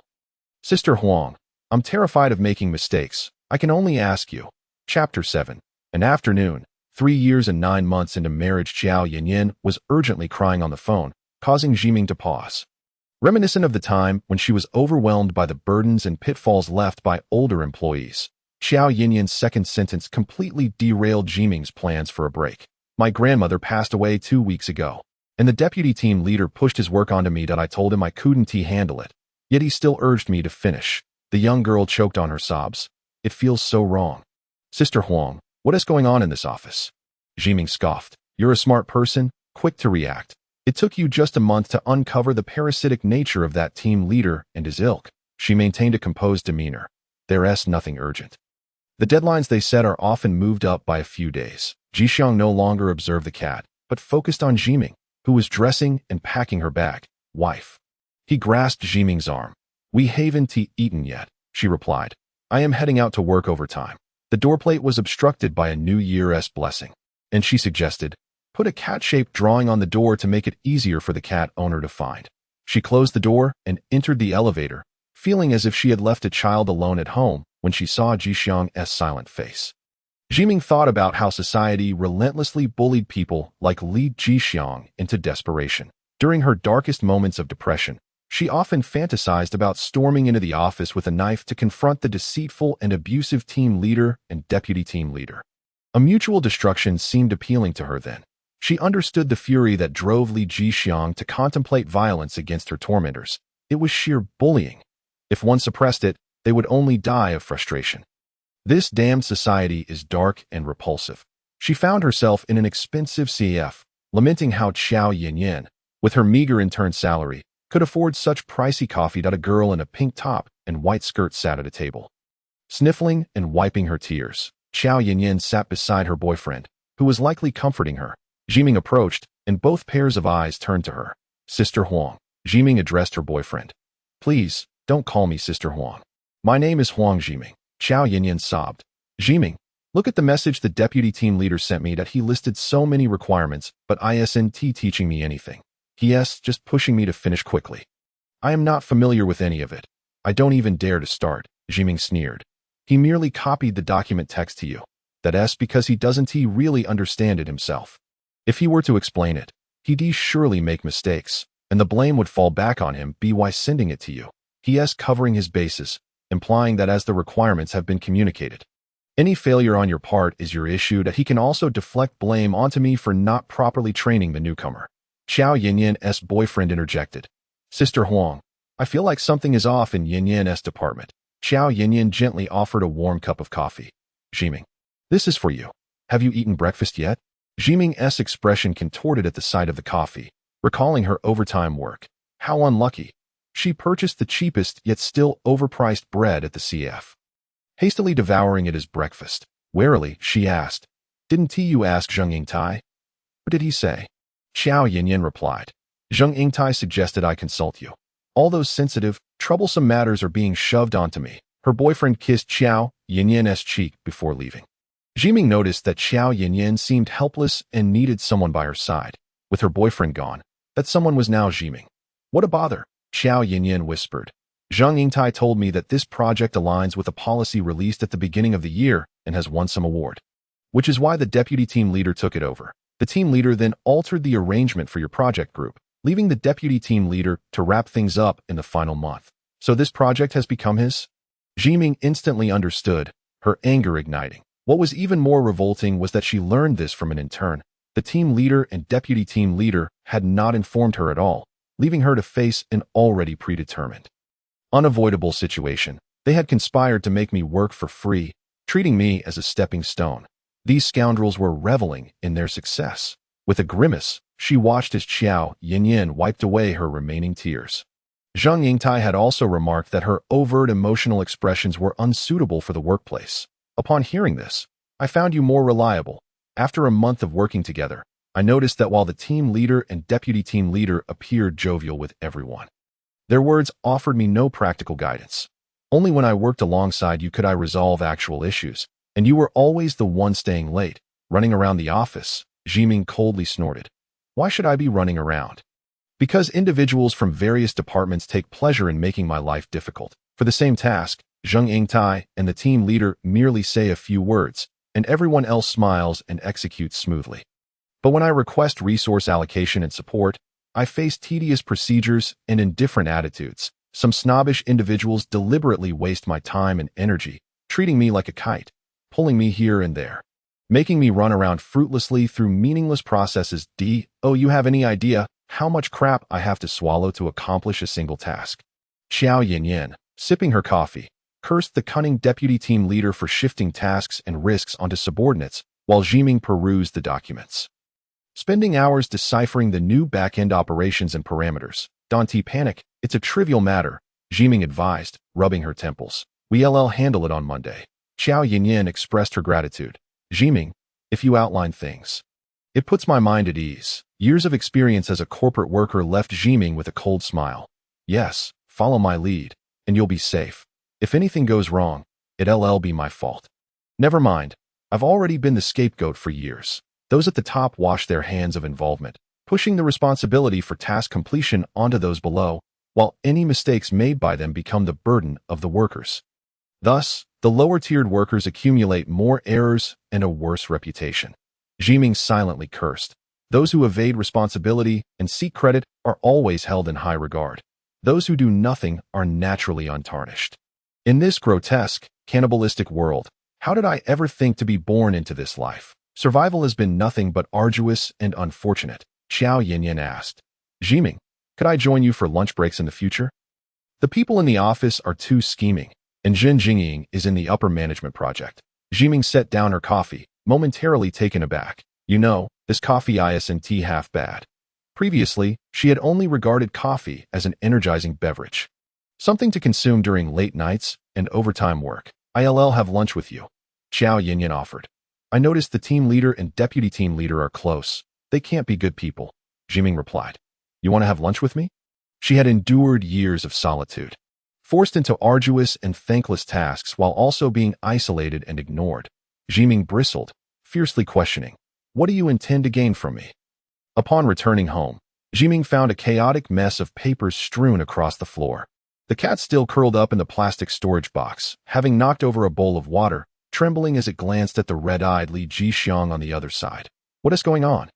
She wondered, picking up the papers, which were covered in haphazard scrawls. Jixiang looked up at her, hands covering her head, her eyes bloodshot and filled with despair, repeating frantically, Doesn't he look right? I can't draw it.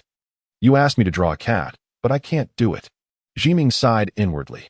While she was out helping Xiao Yinyan, chaos brewed at home. This useless husband was wasting papers everywhere. Zhiming rolled her eyes internally and said flatly, just roughly sketch its fur patterns. It's a simple task that should take just a few minutes. You spent half the day on this? She surveyed the empty kitchen, realizing there was no lunch prepared, having consumed copious amounts of coffee. He felt invigorated and his appetite returned. With words spilling forth from his lips at an astonishing pace, Jixiang's face grew even paler. He let his disheveled black hair hang down, murmuring softly, It keeps moving. I can't capture it. It keeps moving, always moving. Zhiming, witnessing the terrified, rotund cat, was left to ponder what innocent yet horrifying actions Jixiang might have taken to render this living creature still. A sense of foreboding washed over her as she reached out to lift Jixiang's sleeve, revealing arms so pale that blue veins stood out, adorned with several fresh, bleeding scratches. Alas, she sighed, I knew I would never encounter good fortune. Recently settled in at home, Zhiming hastily pulled Jixiang out the door, exclaiming in irritation about the exorbitant cost of rabies vaccinations. Let us go. What a fool, unable to manage even the simplest of tasks, and now she must bear the financial burden. After adding extra hours to a colleague's shift, she found herself spending money at the hospital. Outside, a vehicle was summoned, and in the back seat, Jixiang tightly wrapped his arms around Zhiming, resting his head on her shoulder, appearing utterly drained. Zhiming wore an expression of disdain. I'm sorry, I just can't draw that cat, he lamented, his eyes cast down, holding her closely while reiterating, It keeps moving. I want it to stay still so I can draw it. It keeps moving. Zhiming tightened her expression, numbly gazing out at the overcast sky, reflecting on yet another project that served her adversaries while she was clearly schemed against from behind. Zheng Yingtai was well aware, observing everything with clarity.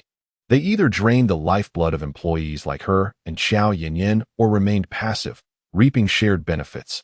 The incessant murmurs of Jixiang's clarifications and breakdowns buzzed around her, enveloping her in a heavy shroud of despair.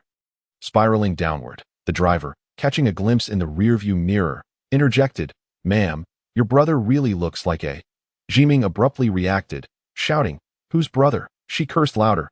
This is my son. The driver fell silent. Jixiang, oblivious to the exchange, remained immersed in the disappointment of failing to capture the cat. The driver curiously watched the peculiar pair through the mirror. Zhiming, in a fit of anger, thought, Am I truly that unattractive? Even a gaunt dog of a man surpasses me. She inhaled deeply, retrieving her phone to reassure Jixiang. Cats and dogs are bound to move. If you care so much, just take a picture and sketch a few lines. Such rigidity. I told you not to touch the cat, yet you got scratched. In her frustration, she ruffled Jixiang's disheveled hair. Your hair looks like a tangled mess, poking my neck. I'll just cut it all off. Zhiming vented her grievances, recounting every trivial inconvenience life had thrown her way. While Jixiang sat silently, his long eyelashes casting shadows over his downcast gaze, clinging to the suddenly explosive figure of his wife. When she felt a hand brush against her chest, Jixiang pressed down gently. Zhiming widened her eyes, shaking him by the neck. You worthless man. She opted for the cheapest rabies vaccination at the hospital, only to discover Jixiang was allergic, forcing her to choose the more expensive option. With a pained expression, she paid a 4-digit sum. Truly, this life was a solitary battle, burdened by external pressures and relentless misfortunes at home. What should have been a simple task of sketching a cat had turned into an ordeal of injury and expense. The cat's owner remained elusive, while Jixiang developed a fever post-injection IT that moment. Zhiming was trimming his hair. Indeed, she had chosen to cut it herself to save money, as Jixiang was a reclusive homebody. And a botched haircut would not inflict significant harm. Using a cheap clipper she had procured on sale, she buzzed away at Jixiang's hair, gradually cutting it shorter until she inadvertently reached his pale scalp. Sending chills down her spine, Jixiang sat motionless beneath her hands as Zhiming faced the embarrassing result of her handiwork. She reached out to touch his head. Finding it alarmingly hot, Zhiming's expression shifted as she turned his face toward her. Discovering Jixiang looking frail, his lips parched and dried. It's hot. He murmured, "Wife, I need water." After receiving the most expensive rabies vaccine, he still managed to develop a fever. Zhiming rushed back to the hospital in search of that deceitful doctor, only to be met with a lack of solutions, advised to come back if symptoms persisted after another day. The following day, Jixiang remained feverish, and Zhiming's heart raced with dread and indignation, realizing she had sacrificed her precious weekend for someone else's troubles. In a past life, was I a malevolent Japanese who harmed the Chinese? This lifetime is fraught with retribution. Jixiang, burning with fever, appeared vulnerable, his head marred with several red scars from her reckless cutting. Resting weakly against Zhiming's abdomen, softly stating, "Wife, I want to sleep.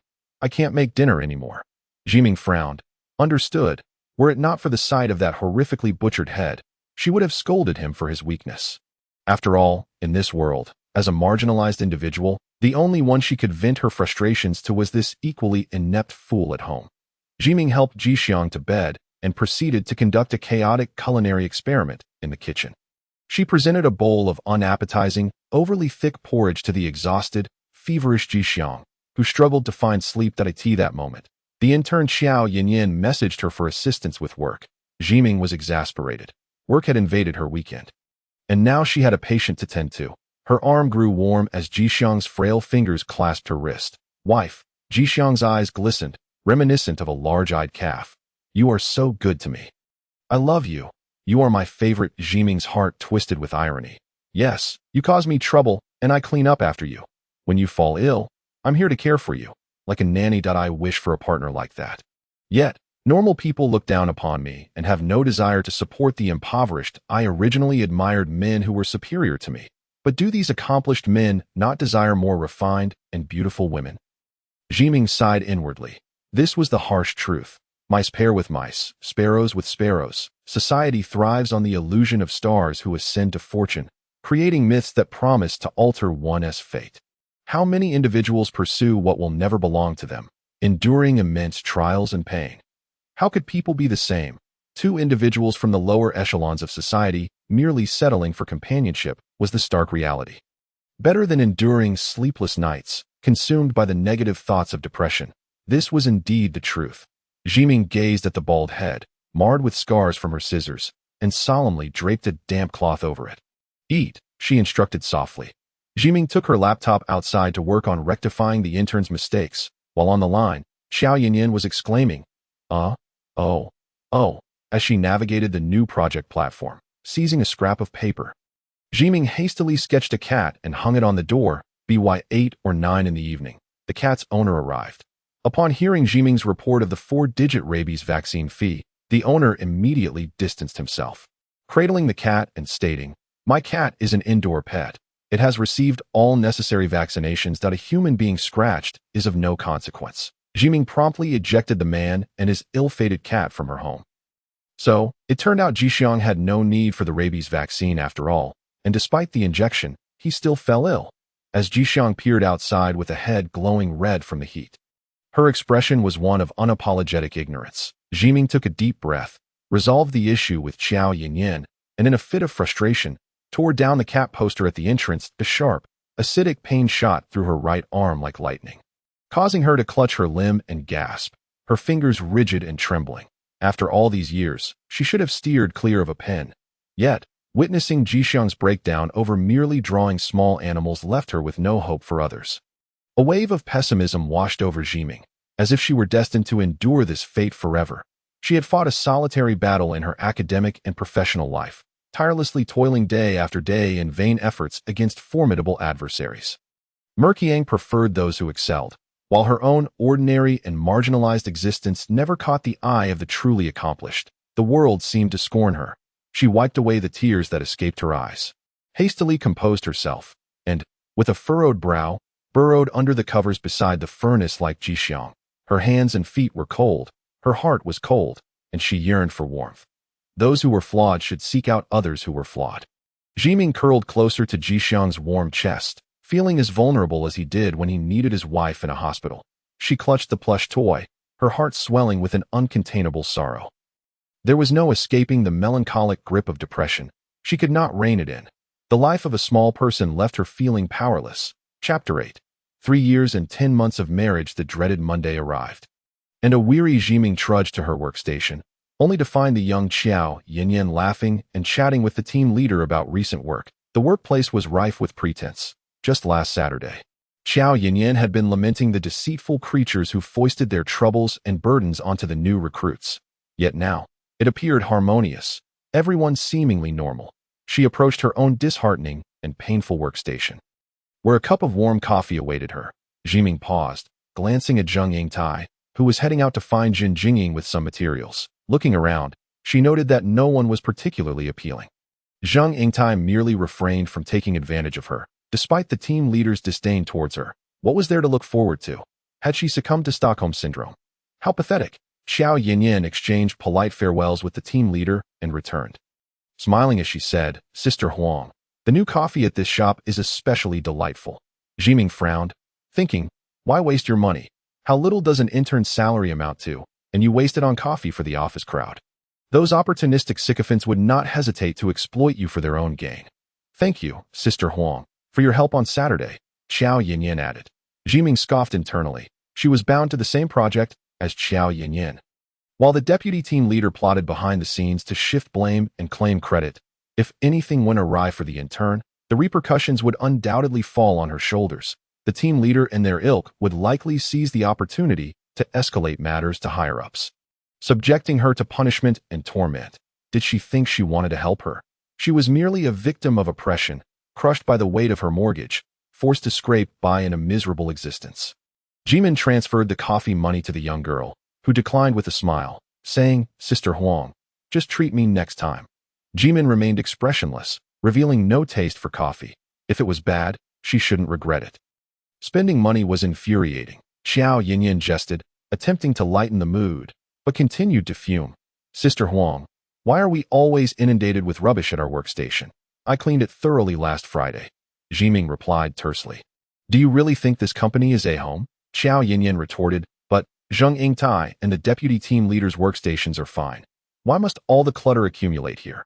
Zhiming remained silent. "That can't you discern the truth? You flatter the team leader with your smiles, knowing full well you are the weakest link among the newcomers. Your flattery will not garner their attention. Wasting precious emotions and energy on those conniving individuals is futile."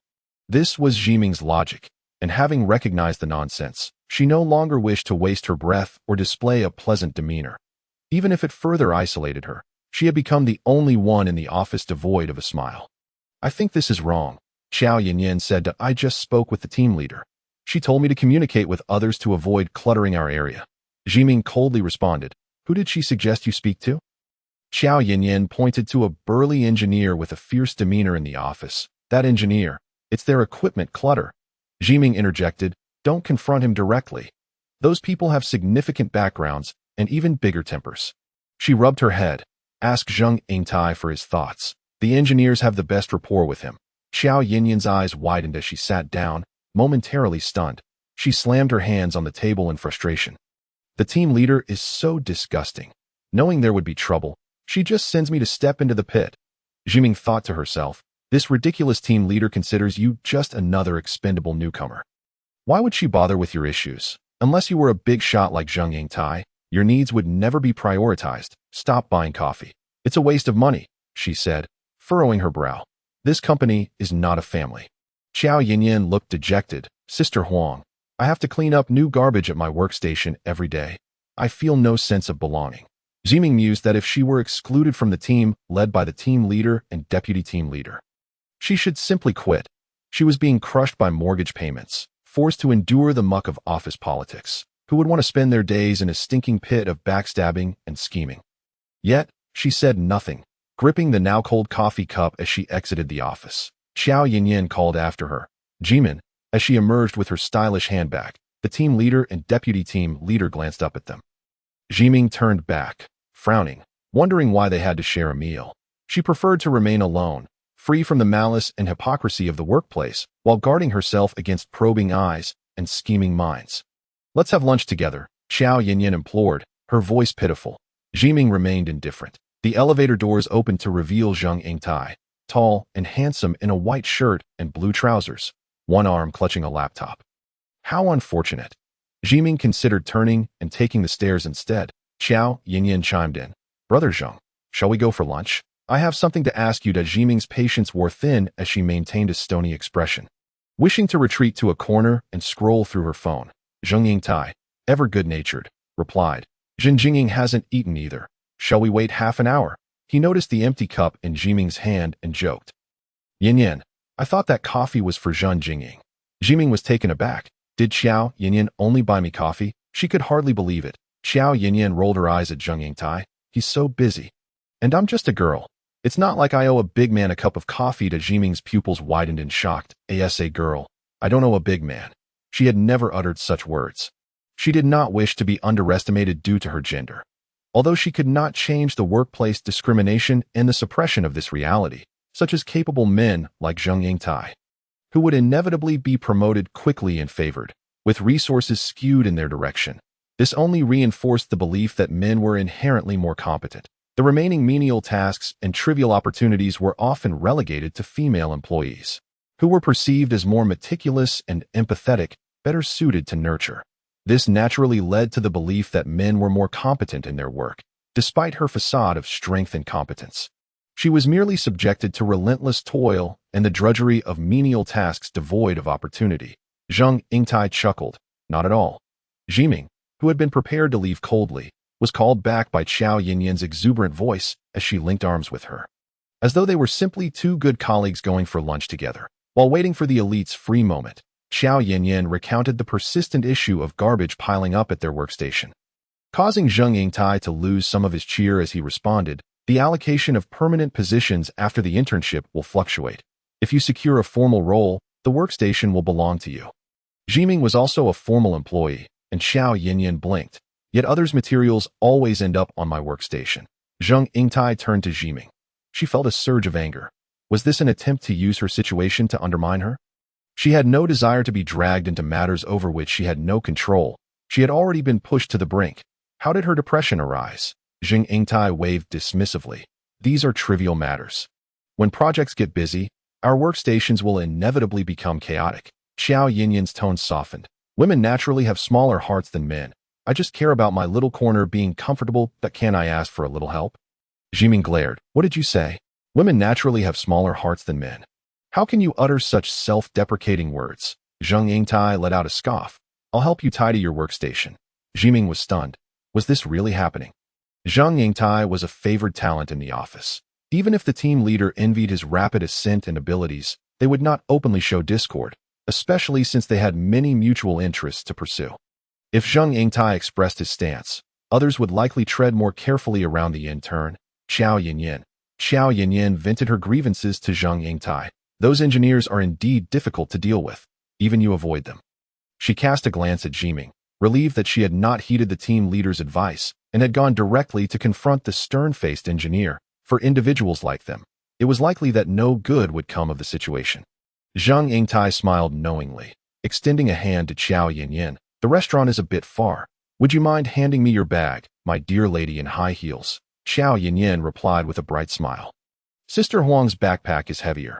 I owe you my gratitude.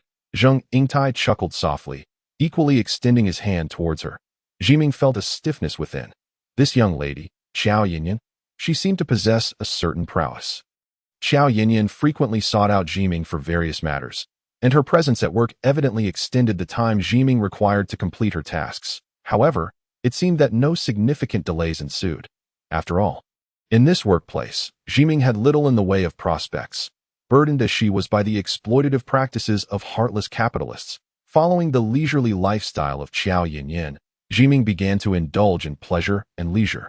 Engaging in increasingly animated conversations, the emojis and chat records on her phone proliferating. Suddenly, Xiao Yinyan mentioned, "Xin Jingying says you are the author of Xingbao. You must be earning quite a bit, yet here you are, enduring hardships." With a hint of irritation, Zhiming replied, "The industry is in decline. The studio has dissolved, and my hand is injured." Observing Zhiming's hands as they tapped away at the keyboard, she replied coolly, "Shoulder tendinitis and tendon strain. I can't write for more than 20 minutes, so I switched careers." Xiao Yinyan remarked, "Xingbao is quite appealing. If you were abroad, you could live off that copyright for a lifetime." Zhiming replied, "The story was conceived by me, but the copyright is not in my possession."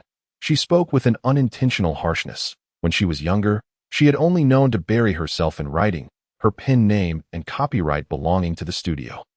The boss had assured her that if she were to leave, someone else could continue the illustrations. Eventually, when her hand became incapacitated, she pursued further studies to change her field. Xiao Yinyan's eyes widened in disbelief. "Why are you so foolish, working to the point of injuring yourself?" she said with pity. "If I experience any discomfort at work, I consider myself delicate, treating myself as the most precious being, and I wouldn't force myself to endure." "Indeed, it is rather foolish." Zhiming scoffed at herself. In my youth, I was naive, unable to discern the world, and I fell for the motivational speeches of unscrupulous capitalists. In the end, I was left with nothing, and the fruits of my labor never belonged to me." She harbored a deep resentment towards a world that exploited the labor of the diligent. Sipping her favorite coffee, Xiao Yinyan said, "You are far more wronged working here than I am. You used to tell stories, and now you're merely a gopher for others. Are you trying to incite me?" The young lady laughed. "Do I really need to incite you? You have a grudge against the team leader and everyone else. It's written all over your face." Zhiming pressed her fingers against the keyboard and closed her eyes momentarily. Xiao Yinyan slurped her coconut water coffee with delight. Zhiming spoke gloomily, "So, you ought not to draw close to me. Here, alliances are formed, and if you are categorized with me, you will be targeted just like those under the team leader's command, and it will be quite miserable." The young lady looked surprised, her lovely eyes widening as she regarded Zhiming. Zhiming maintained a stoic expression. "Keeping a distance from me will do you no harm. Aligning yourself with Zheng Yingtai would be far wiser, but Zheng Yingtai is also with the team leader." Xiao Yinyan muttered, "Did you not notice that there is some ambiguity between the team leader and Zheng Yingtai?" Zhiming raised her eyebrows. She replied, "I can always discern the dynamics of relationships between men and women." Zhiming could not help but retort, "Why would you concern yourself with such matters?" She countered, "The team leader mentioned that you were overly sentimental in front of Zheng Yingtai." Zhiming immediately became flustered, angrily denying, "My husband is exceptionally wonderful." Xiao Yinyan's eyes sparkled with gossip radar. "Is he really?" Zhiming desperately denied the ugly realities of her past failed romances, insisting that the young man had always attracted female attention. "When we were exhibiting outside, Sister Li's child was already grown, yet she would not let go of his chest muscles, laughing like a flower." Zhiming glanced at the time. It was Friday evening. She hastily packed her bag and fled home. Xiao Yinyan watched her incongruous silhouette with contemplation. In the elevator, Xiao Yinyan encountered Zheng Yingtai, the office belle she had just gossiped about, exchanging friendly greetings and engaging in casual conversation. Zhiming is quite capable. She has been leading the project work, Xiao Yinyan thought, feeling a sense of dissatisfaction with the deputy team leader, who merely served as a message relay, crafting superficial documents and speaking eloquently in front of superiors while evading the burdensome tasks. Zheng Yingtai smiled slightly. Xiao Yinyan suddenly remarked, "Brother Zheng, I feel the team leader and the others lack your competence." Zheng Zhiming indeed worked diligently, Zheng Yingtai noted. In the beginning, she would work overtime until late at night. Xiao Yinyan critiqued, "How foolish. Sister Huang is so honest yet competitive. If she goes off course, it would be all too easy for her to suffer losses, and no wonder her hands are worn out." Tentatively, Xiao Yinyan asked, "Brother Zheng, do you know the old comic Xingbao and its author?" Zhang Yingtai smiled, but did not pursue the topic, instead producing his car keys. Shall I drive you home? The young lady perked up with delight. She occupied the front passenger seat, chatting with Zhang Yingtai while subtly inquiring about the thriving project led by Zhen Jinging. As they reached the most congested stretch of road on a Friday evening. The cacophony of honking horns filled the air, yet the traffic remained at a standstill. Xiao Yinyan's keen eyes spotted a familiar figure on the sidewalk. Is that Zhiming? She asked, pointing out the window at the person standing outside a supermarket. Does she live around here? Zhang Yingtai followed her gaze and saw Huang Zhiming, dressed in casual pajamas, speaking with a man at the entrance of the supermarket, deliberating over what to purchase at a discount stall. Xiao Yinyan eagerly took out her phone to snap a picture. Zhang Yingtai raised an eyebrow. This is someone else's private life. Is it really necessary? The man was undoubtedly Sister Huang's husband. The young lady enlarged the photo on her phone, then burst into exaggerated laughter. Wow, he is so fair and handsome. Brother Zhang, you might have some competition at the office. Zhang Yingtai chuckled. Her husband doesn't work in the office. I have no reason to feel threatened. Zhiming's expression towards her young, handsome husband seemed quite sour, and Xiao Yinyan pointed out with piercing insight. But that buzz cut looks rather unkempt. It's definitely Sister Huang's handiwork. The man in front of the stall, Li Jixiang, lowered his head, intently listening to Zhiming's words. Huang Zhiming held up 2 discounted hats, offering one to Li Jixiang to try on. Xiao Yinyan stifled a laugh. Sister Huang must know she ruined her husband's hair. So she is trying to cover it up. Zhang Yingtai honked the horn, but the traffic remained immobile. Xiao Yinyan eagerly observed. The black one looks good. The gray checkered one is so outdated, Sister Huang. Don't choose the gray checkered one. In the discount section, Huang Zhiming opted for the cheapest gray checkered hat and proceeded to pay. Xiao Yinyan sighed in disappointment for the mundane life of others. Li Jixiang donned the new hat and embraced Zhiming tightly. Xiao Yinyan's eyes sparkled, urging Zhang Yingtai to look.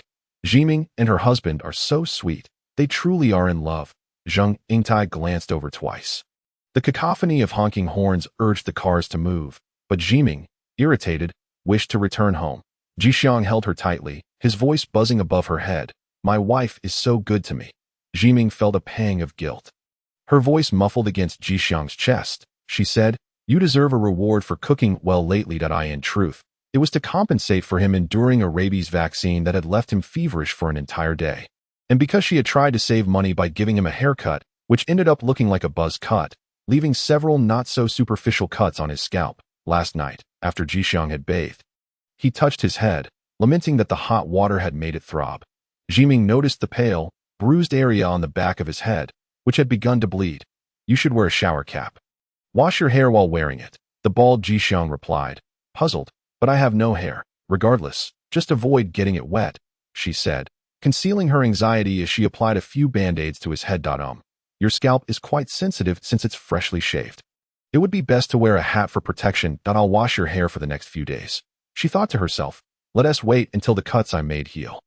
Noticing her concerned and anxious expression, Li Jixiang's big eyes glistened with moisture as he blinked and smiled at her. He leaned down to kiss her. Yes, my wife will wash my hair. Thus, as soon as work ended that day, Zhiming hurriedly took Jiguang to buy a hat. The foolish man, now with a buzz cut, still believed he was being treated well. Zhiming felt a surge of anger towards the cheap haircutting tools. That clipper had been a bargain at the supermarket and was certainly not of good quality. Let us not cook today, she suggested. We'll eat out. The scars from the clipper on his head needed to heal quickly. At that moment, Li Jixiang was quite fond of her. He pulled out a folded piece of paper from his pocket, eager to make Zhiming happy, and said, Wife, I drew the cat from the photo. Zhiming rolled her eyes. That sickly cat has already returned to its owner. What is the point of drawing a likeness? With that kind of intellect and logic, the household would collapse without my earnings. Chapter 9. The first week of the morning after 3 years and 10 months of marriage. Upon reflection, Zhiming recalled his mother's words, deeming auspiciousness to be futile. Such a household must rely solely on itself for sustenance. Long subjected to his parents' disapproval, Zhiming's temperament had become irritable and rebellious, adamantly refusing to concede the failure of his choices. With a dismissive wave, she brushed aside the flimsy paper from his grasp, swatting away Li Jixiang's hand, causing the letter to be swept away by the wind. In an immediate panic, Li Jixiang dashed after it. Unfortunately, the paper landed in a sticky refuse bin, Becoming ensnared, Ji Xiang, oblivious to the filth, reached in recklessly. Zhiming, in a fit of frustration, thought it unacceptable that her husband, once pristine, should now be sullied by the refuse of the streets. Though she had once lived in a hovel akin to a garbage dump, it was hardly more hygienic than the bin itself. "Do not touch it," she exclaimed, pushing Ji Xiang aside, berating him for pursuing a worthless scrap of paper when they had left the house in such neatness. Ji Xiang, feeling wronged, protested, "I drew the cat as you instructed." "Dear, the cat that made you ill after the vaccination has returned home." Zhiming's gaze fell upon the paper, now tainted with an unidentifiable liquid clinging to the edge of the bin. And she stood frozen. "Did you draw this?" she asked. As she tore the paper free, her fingers became stained with a foul, blue liquid resembling a sugary drink, and she looked up at Ji Xiang. Incredulous. "You truly drew this?" Ji Xiang nodded. The paper depicted a rotund cat, rendered in ballpoint pen, although the cat's eyes were rendered with a childish simplicity, appearing vacant and thin. The fluffy outline was overly precise and rigid. Yet the positioning, shape, and coloration matched perfectly with the photograph that a shiver ran through her as she grasped Ji Xiang's collar with her clean hand, incredulously stating, "Have you ever studied art?" Ji Xiang shook his head. Zhiming inhaled sharply, acknowledging the uncanny accuracy of his work.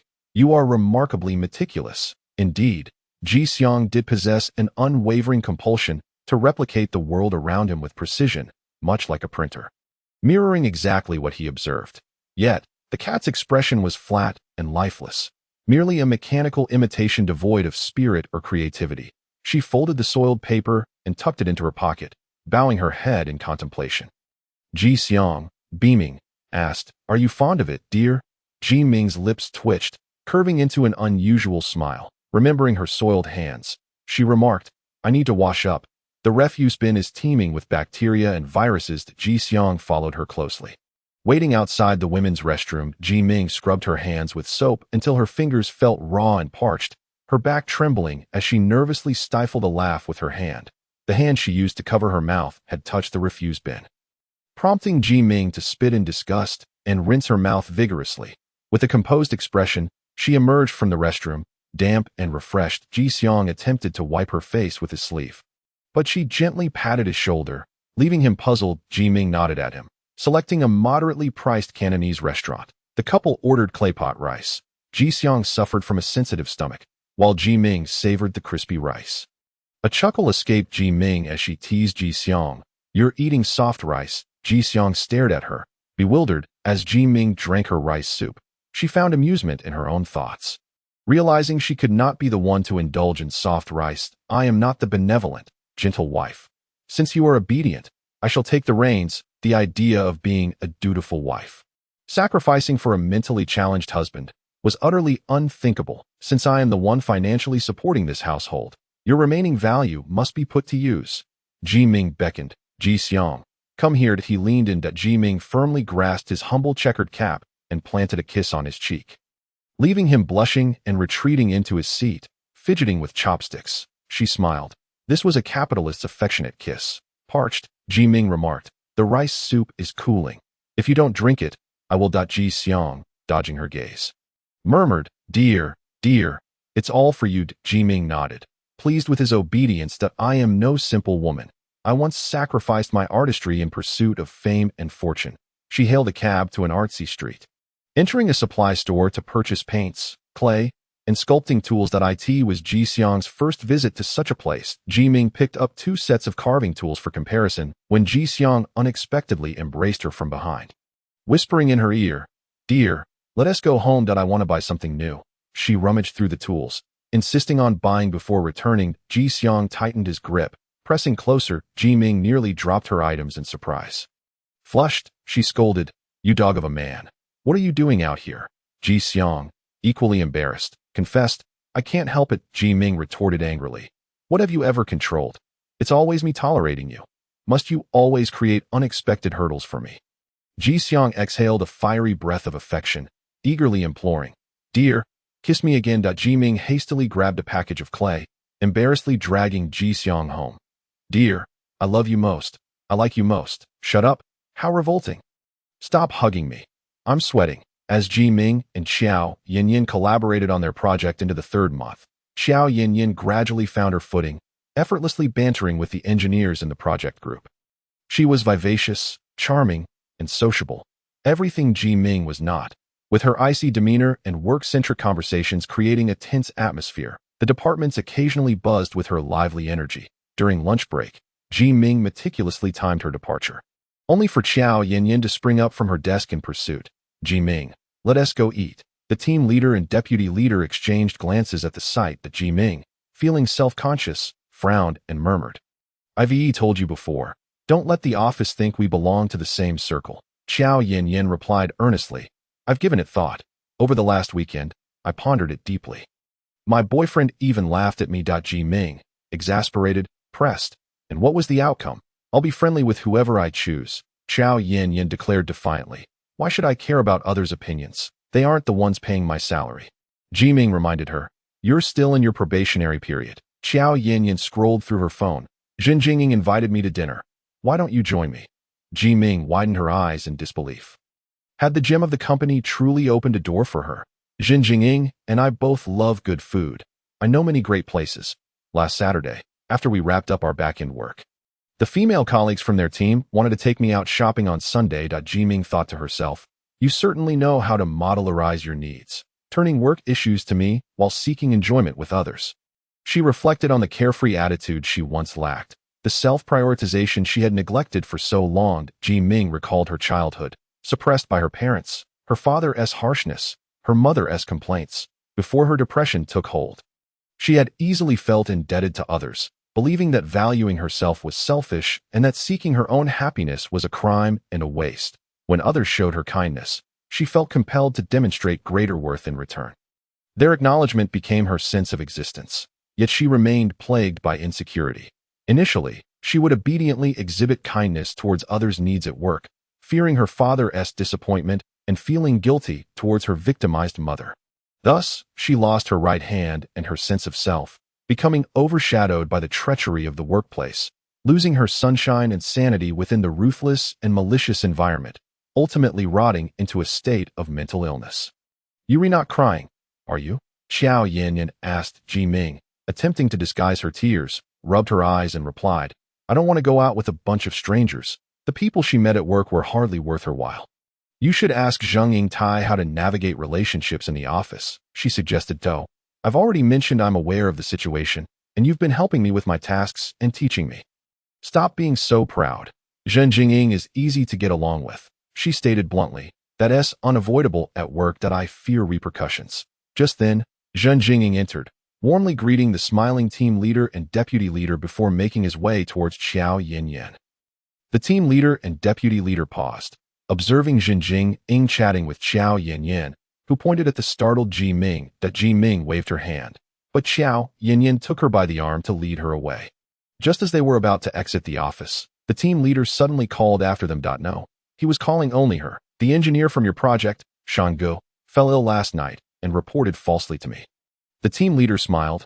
Huang Zhiming, how will the project proceed? Zhiming gaped. I don't know.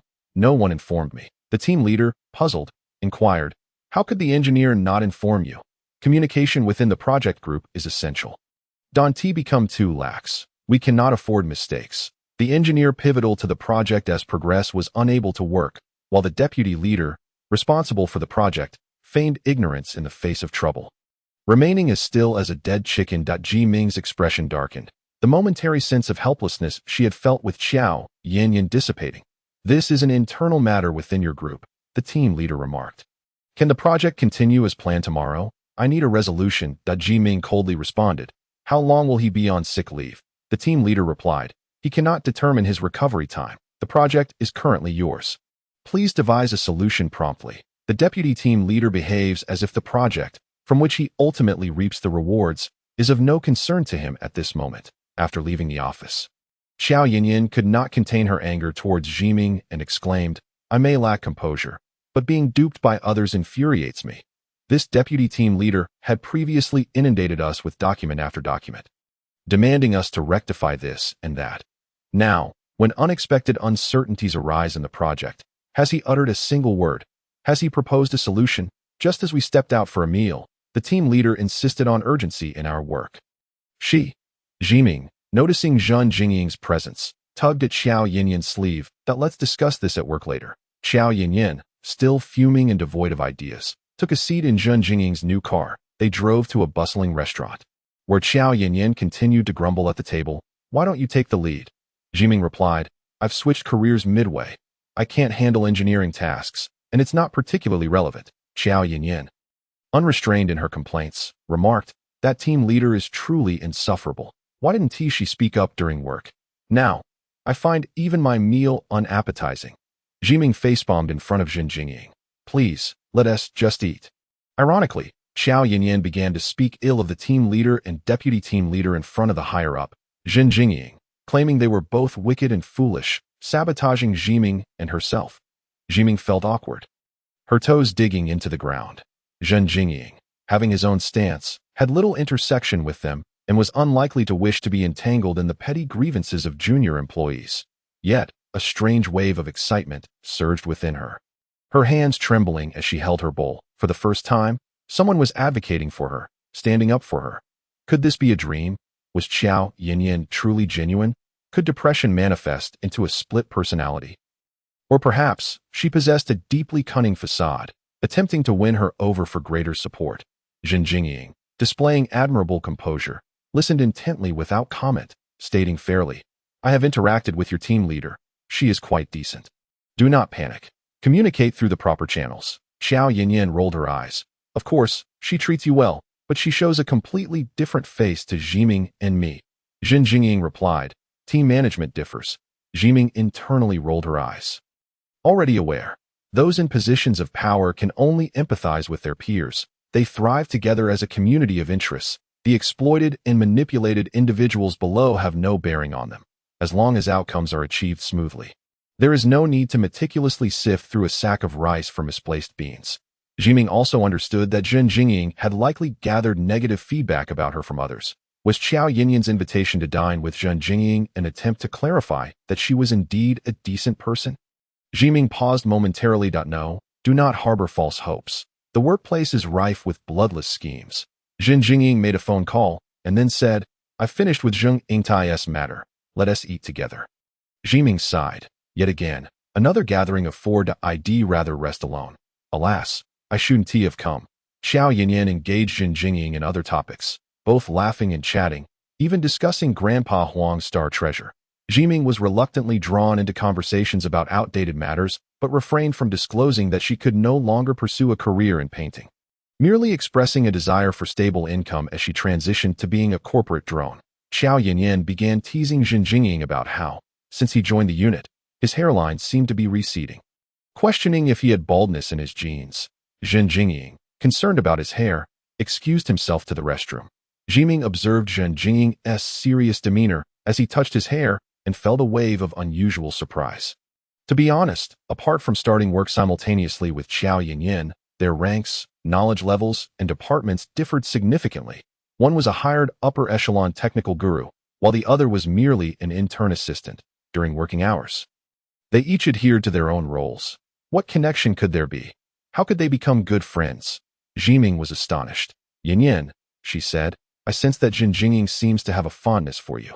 He does like me. Xiao Yinyan replied cheerfully. I keep him on his toes, and it doesn't harm my work, but you have a boyfriend. Xiao Yinyan retorted, I have my ways of not fearing the team leader. I can be close to whomever I wish. Are you aware of the gaslighting effect? Zheng Yingtai mentioned that there was a time when you were completely out of control, causing a scene in front of the team leader and earning a major reprimand. That was during Zhiming's most severe bout of depression. She was continuously provoked by the team leader's exclusion, leading to an uncontrollable emotional outburst that the team leader seized upon to undermine her, escalating the incident to upper management and leaving her in dire straits, with a severely tarnished reputation. You simply lack connections, burying yourself in work, believing the team leader can suppress you entirely in reality. Individuals like the team leader would struggle to even be considered students in front of Zhang Jingying. Xiao Yinyan stated, I'm not afraid of the team leader. I just adhere to basic workplace etiquette. Zhiming blinked. She shook her head. I have never encountered a true gentleman.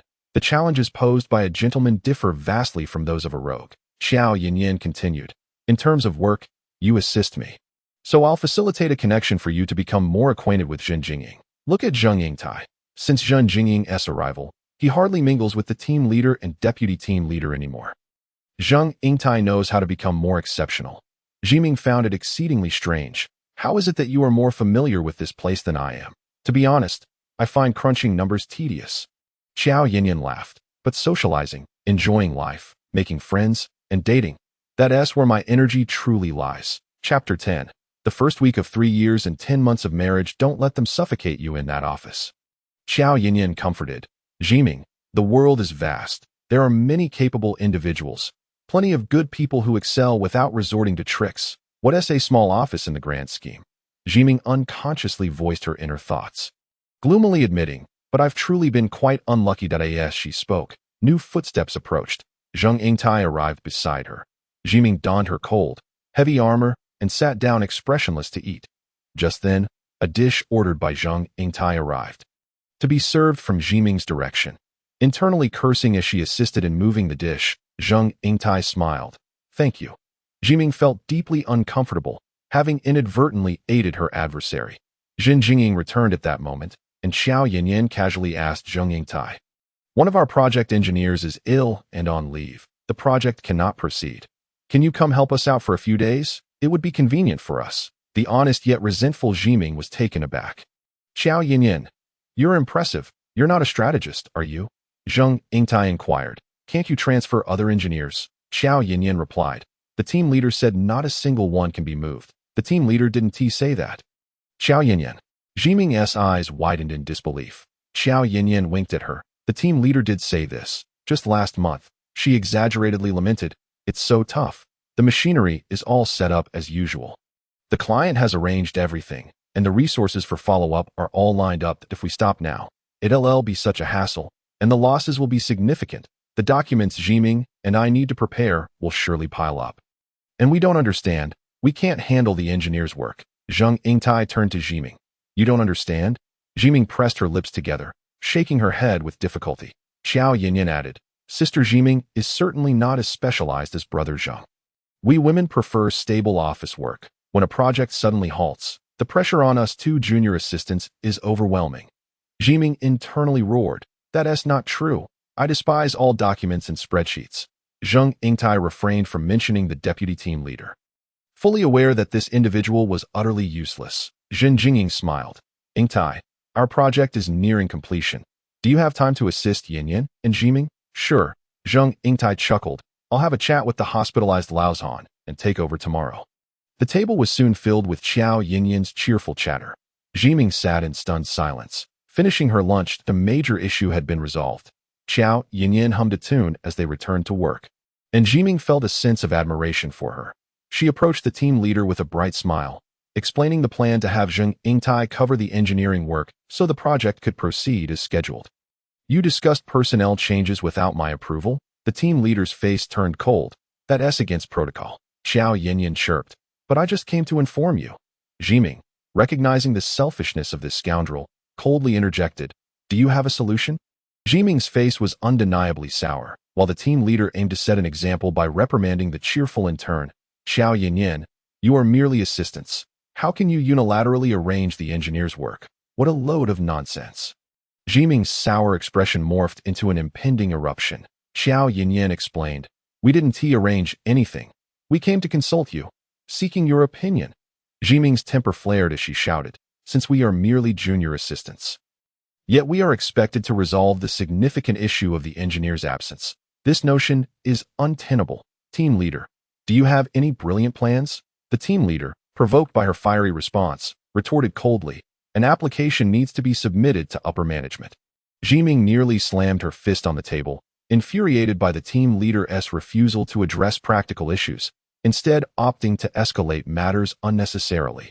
In the face of an engineer's sudden illness, she was merely being pushed around. The team leader offered no solutions, merely stating that they privately discussed the unreasonable allocation of engineers and could not permit Zheng Yingtai to assist. Zhiming, suppressing his anger, suggested that he apply to the higher-ups for a colleague to fill the gap at Laozhan. Would that suffice? The team leader coldly dismissed him, directing his gaze towards Zheng Yingtai. personnel allocation is my responsibility to arrange and apply for, while also assessing whether Zhang Yingtai can cooperate. Zhang Yingtai cleared his throat softly, awkwardly responding, "Just do as you see fit." The team leader frowned, cutting off Zhang Yingtai's remarks. Zhiming, a mere shrimp, and the furious Qiao Yanyan exited. Watching from a distance as they conversed, Zhang Yingtai nodding, while the team leader's expression darkened, seemingly reprimanding him. Qiao Yanyan retreated to the break room, tugging at Zhiming's sleeve to join her. The office's notoriously bad coffee spilled over, and Qiao Yanyan, on the verge of tears, lamented, "Why is she always taking her frustrations out on me, criticizing me?" Weary from the harsh realities of their environment, Zhiming replied, "Because she can collaborate with Zhang Yingtai for her gain, while I, in my ire, can only speak freely. You're the easiest to manipulate as the inexperienced intern." Qiao Yanyan indeed broke down in tears, prompting Zhiming to search frantically for tissues, his brow furrowing as he handed them to her. "I don't want to stay in this project group," the young girl sobbed. "We have to solve problems while our methods are dismissed, and we aren't allowed to seek support." Zhiming numbly remarked that they merely wished for their workload to become more complicated and fraught with risk, hoping to exhaust them into making mistakes, leading to severe repercussions that could jeopardize their futures. The once beloved Qiao Yanyan now faced the encroaching darkness and danger that Zhiming encountered daily. "It's all right," Zhiming reassured her. "You're just an intern. Although the team leader reprimands you harshly, the responsibility ultimately falls on me."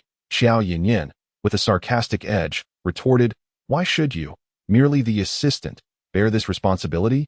Why not the absent person in charge, the deputy team leader?" Zhiming laughed bitterly. The accolades and appreciation belong to them. Mistakes will only be attributed to assistants and interns. She pondered for a moment before asking, "Yanyan, when you joined this place, did you lack any significant connections or resources at home? Otherwise, the team leader wouldn't treat you like a soft target." Qiao Yanyan remained silent, her tears having ceased. "This is a trial by fire," she declared. "They want us to jump into the pit and be sullied." The once vibrant eagle, now worn down by society, muttered, "Yanyan, I told you not to get too close. The team leader now sees you and me as a small group, making it hard for you too. Otherwise, regarding the connections with Zhen Jingying, Qiao Yanyan raised an eyebrow. "We are already a team. They only spout ineffective platitudes while setting traps for us." Zhiming fell silent. Qiao Yanyan, angered, admonished her, "Don't think too highly of yourself. All the dark, vile waters are being directed your way. I see the team leader and deputy team leader trying to ingratiate themselves with Zhang Yingtai, but I easily befriended him. The team leader has already marked me as a thorn in her side. Their insincerity is too apparent, lacking the moral fortitude, and they can't connect with true heavyweights like Zhang Yingtai." Qiao Yanyan vented her frustrations, and Zhiming joined her in the tirade, yet felt a strange sensation within. For the first time amid adversity, she had a companion who completely understood her and resonated with her anger. She had once had a friend, but they had drifted apart, and she had since severed ties. Returning to the office to continue their work, Zhiming noticed Qiao Yanyan's beautiful eyes were swollen from crying, while the team leader appeared in remarkably good spirits, humming a tune and engaging warmly in light-hearted banter with the other engineers. Zhiming had been similarly pushed to the brink before. Her loathing reached a peak as she turned away to shield herself from the team leader's presence. "I'll buy you coffee," Zhiming said, pulling out her phone. It was that elusive pomelo coffee she had expressed a desire to try. With someone sharing her anger and resistance, she felt as though the burdensome work might not weigh as heavily upon her. The issue of the project engineer's vacancy remained unresolved, and the end of the workday approached. Zhang Yingtai sent a message. "The team leader has assigned me to her project group."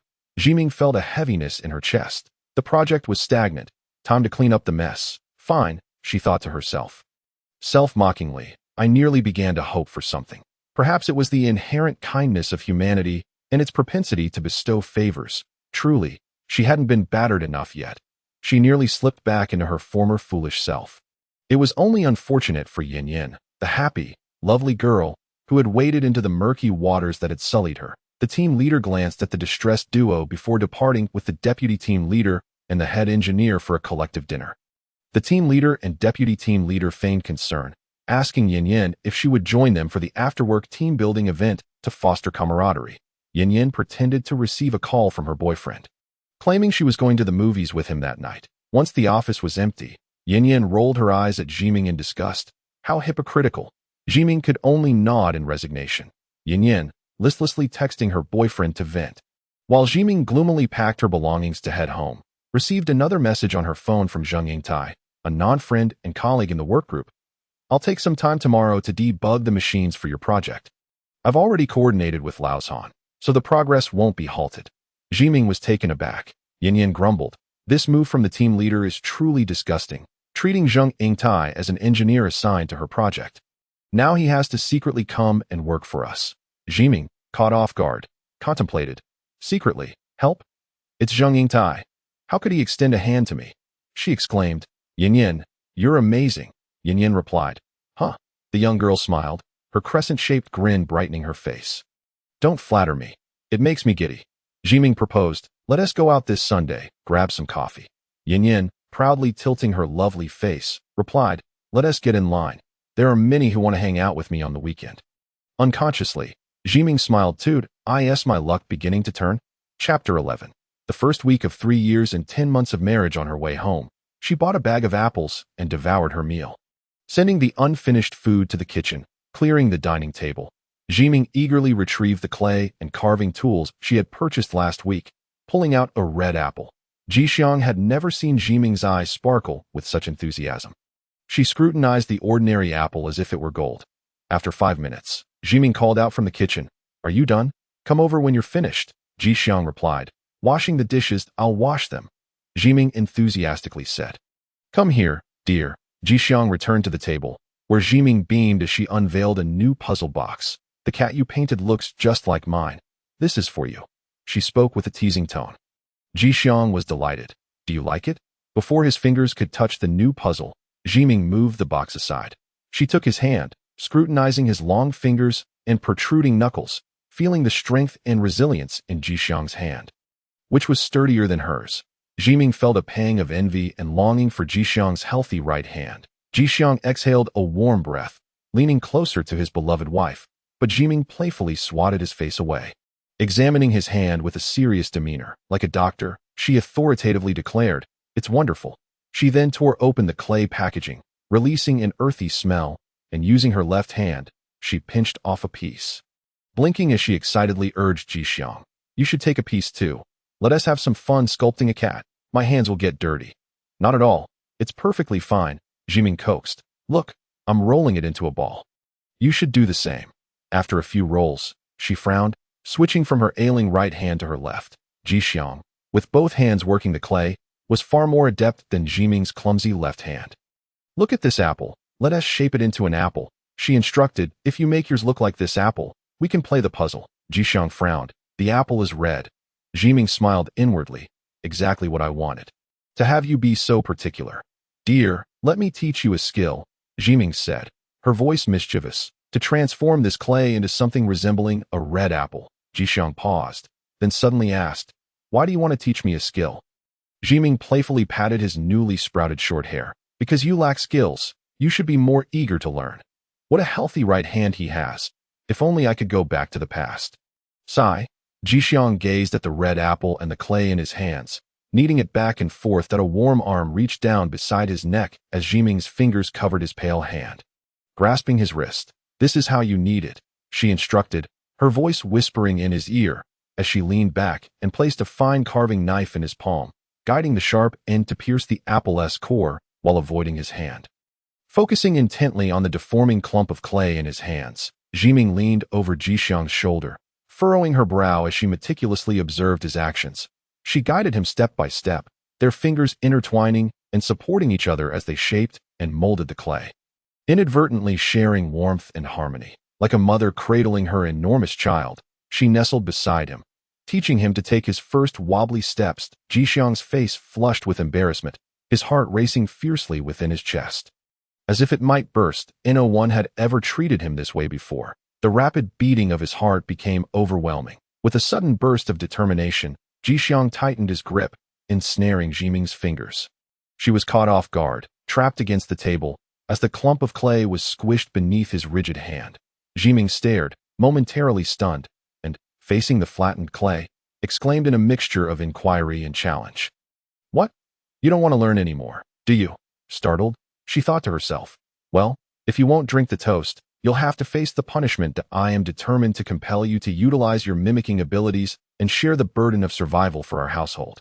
Huang Zhiming's eyes glinted with a fierce light, her demeanor turning coldly pragmatic. Day in and day out, she endured a demeaning job, navigating treacherous waters with unsavory colleagues, wondering who would willingly remain trapped in such a cursed place until they were ultimately dismissed. Li Jixiang, since you possess a remarkable capacity for imitation, you must put it to work for our family. Zhiming narrowed her eyes, her expression hinting at an impending outburst. She then noticed Jixiang's face reddening, as if it might bleed, his pupils darting, and his face trembling slightly. Wife, hold me, he murmured as Zhiming's facial muscles twitched in disbelief. Who is holding you? Doesn't the sculpture teacher also teach how to mold clay? Jixiang nodded, lowering his head with a shy smile. While still entangled with her hands, Zhiming paused, mocking Jixiang's naivety. You're shy? After all this time, you still? It had been several years since their marriage. Couldn't he show some progress? Jixiang turned and kissed her deeply. As if eroding her resolve, Zhiming scoffed. Ugh, you smell like garlic. Let go of your grip. My fingers are about to bruise. Jixiang released her fingers, and Zhiming quickly withdrew her hand, feeling the warmth that had enveloped her dissipate. She handed him a piece of sandpaper with a hint of annoyance. Use this to smooth it out until it glistens like an apple. Jixiang nodded. Zhiming settled into the sofa with her laptop, opening a programming class. Later, around 8 or 9 in the evening, Zhiming found herself jostled by a tall figure as Jixiang approached, cradling a clay apple. Wife, look. Zhiming examined it closely, suddenly leaping from the sofa. Brimming with energy and excitement, if we paint it red, it will resemble a real apple, she exclaimed, joyfully pinching Jixiang's pale face, her spirit radiating with newfound vigor, as if it had been reborn through him. My darling, she called out with exhilaration. Jixiang, somewhat bewildered, followed the routine as he had in the factory, placing everything precisely where it belonged if the clay needed to take on the shape of an apple. He complied without question. He had never felt joy in the factory. No one did. Yet, Zhiming's radiant smile ignited a spark within him, reminiscent of a flame suddenly rekindled beneath the ashes, emitting a brilliant light and warmth. Her heavy soul, shrouded in clouds of despair, was illuminated by the identical clay apple he had crafted. Zhiming's figure then darted around the small space like a flash of lightning, searching for supplies before she returned with a brush and paint. Grasping Jixiang's hand, she guided the brush, applying red paint to the clay. Color mixing requires balance, she instructed. Too much water causes chaos. Too little results in stagnation and cracks. The dull hue of the clay gradually transformed into a vibrant, lifelike apple. Seizing the moment, she impulsively kissed Jixiang, playfully poking his cheek with a brush to leave a mark of red. Giggling like a child at play, she mirrored the action on the other side. Suddenly, she inhaled sharply, wincing in pain as she switched to her left hand, yet remained joyful. The completed red apple was placed beneath a starry puzzle, and Zhiming embraced Jixiang, burying her head in his chest. Singing softly, cherishing the treasure she had salvaged from the trash heap, Zhiming even bent down by the sink, tenderly applying soap to Jixiang's hands and rinsing them with warm water. Jixiang felt a mixture of embarrassment and confusion, unsure why she treated him like an anticipated infant. He was not an expected child and had never received such treatment before. It was cherish. She lifted his hand and pressed a loud kiss to the back of it, her lips curving into a smile. Ha ha, ha ha ha. She giggled foolishly, gazing at Jixiang's strong right hand, the hand that builds a life for humanity, her gaze bordering on obsession. A tear, silently falling, reflected her unwillingness to accept a life of mediocrity and hardship. It is as if this is my hand. Jixiang is my hand, she whispered to herself. Jixiang, puzzled, asked, Wife, did I do well? My earnings alone aren't enough. Straightening up, she asserted, you must contribute as well. I assure you, my conscience is clearer than the factory's. Chapter 12. 3 years and 10 months in a marriage. Week 3. Zhiming rose early to meet Yanyan at the site, overseeing the project machinery. She opened the panel to review the parameters when Yanyan left to fetch their ordered hot coffee. Glancing at the time, a tall figure wearing a mask appeared. Zhiming hesitated, realizing she needed something from him, and awkwardly waved her arm. Zheng Yingtai responded with a gentle wave, his cough revealing a hoarse voice thick with nasal congestion. Have you powered it on? The handsome man produced a tissue to blow his nose, his eyes appearing red and weary. Zhiming was taken aback. You have a cold? The wind by the river was harsh last night. Zhang Yingtai offered no further commentary. Coughing as he operated the machine and accessed the program, he continued, his voice raspy. Check the lighting and imaging for me. Give me a signal. That a tumult of emotions swirled within Zhiming as she extended her hand in response. After a considerable amount of fine-tuning, Yin returned with coffee, handing each of them a cup. Zhiming remarked, he has a cold. Give him the hot one. Zhang Yingtai exchanged a few light-hearted words with Yin.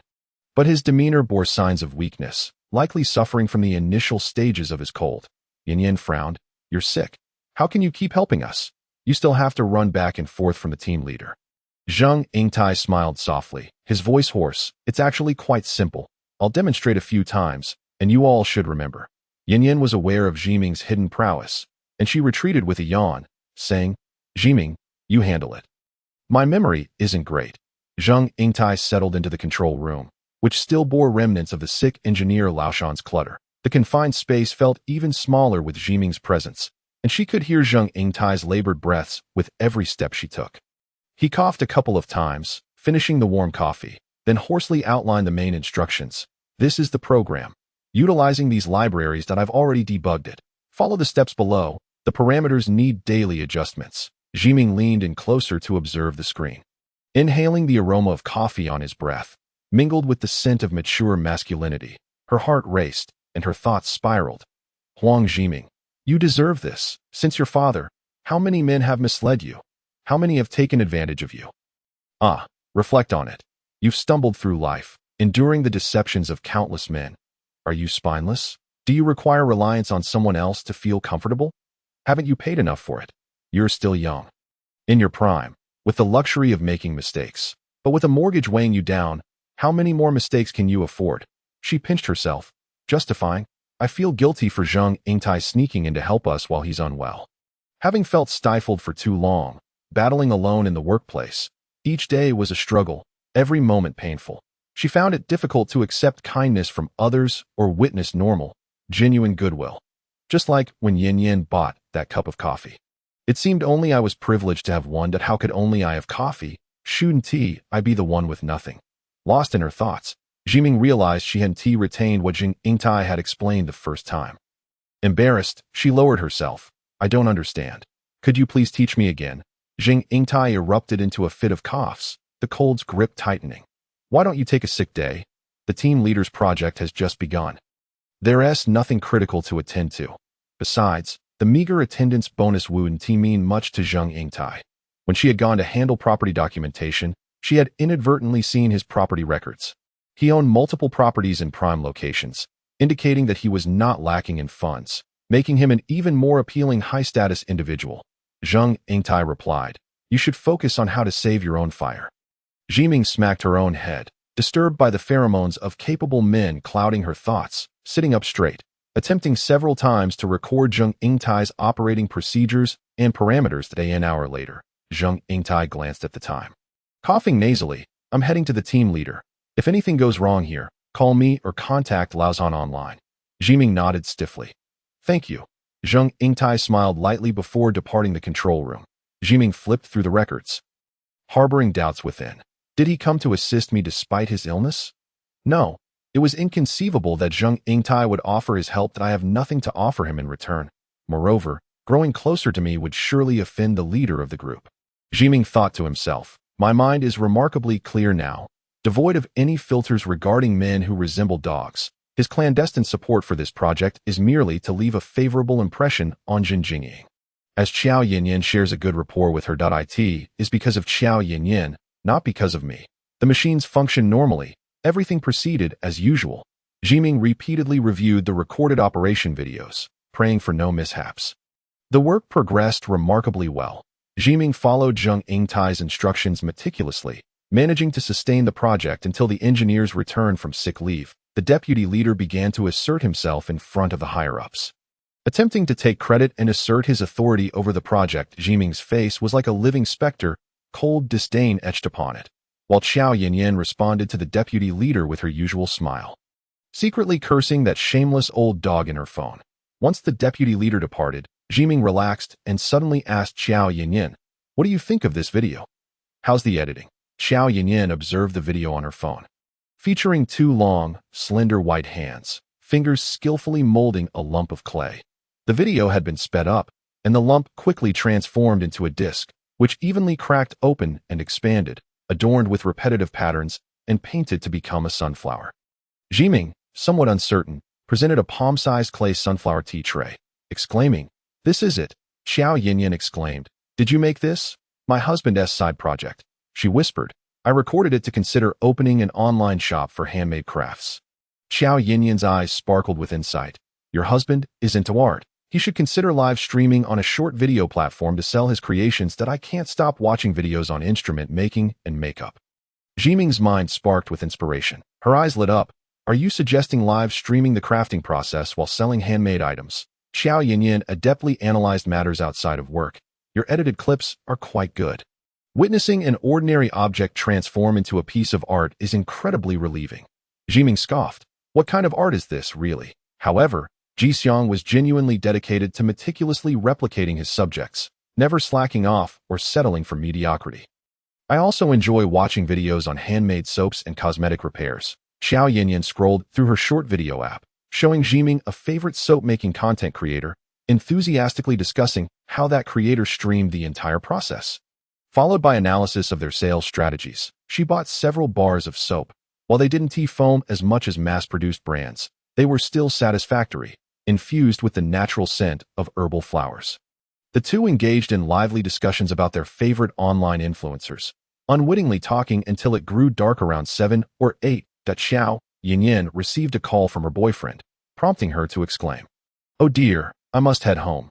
It's far too late." Zhiming shyly gifted her the everlasting clay sunflower, saying, "This tea tray is for you. It protects against burns from hot coffee cups." Yinyin accepted the sunflower, grinning as she waved goodbye. "Your husband has such beautiful hands." Each returned to their respective homes, and Zhiming resolved on her way back. "Let us do this." Chapter 13. 3 years and 12 months of marriage. Zhiming spent a month registering a business account, navigating a series of verifications and approval processes. After awaiting platform confirmation, she initially uploaded several short videos of Jixiang crafting clay sculptures and miniature fruit trays to generate interest. The sounds of cooking wafted from the kitchen, and Zhiming hurriedly rushed over to embrace her beloved, filled with hope. "My husband is truly amazing. We can start a side business and earn extra income." Zhiming thought gleefully, ideally expanding and thriving, freeing herself from the shackles of a corporate drone and the exhausting grind of a job that required constant vigilance. Jixiang, holding his index finger, didn't quite catch what Zhiming said amidst the sizzling sounds of food. He turned to push her outside. "You should step out. The oil is splattering." Zhiming frowned, grasping Jixiang's finger. "Did you get burned?" "Yinyin said your hands are beautiful. They shouldn't get hurt." She shared Yinyin's concern, applying a band-aid to Jixiang's wound, frowning in discontent. "Want the clay just peel off the band-aid?" Jixiang didn't understand. "Do you like me making little toys?" He regarded the items crafted from clay as mere toys. Zhiming began by teaching him to make fruits as practice, several clay fruit trays already arranged beneath a starry puzzle. Zhiming loosened the apron around Jixiang's waist, protectively saying, "I'll handle the cooking. You wash the vegetables, but be sure to wear gloves." Jixiang thought. The more accurately he replicated objects from clay, the more enthusiastic Zhiming would be about his hands. She revealed that many years ago, she had damaged her right hand. She could hardly lift anything heavier and could only write with a pen for no more than 20 minutes at best. She cradled his healthy right hand against her cheek, cherishing its vitality and dexterity. Jixiang reflected, "This is the same hand that used to steal my water bottle and the food you discarded." The house Zhiming purchased with a loan was modest, suitable for a single occupant.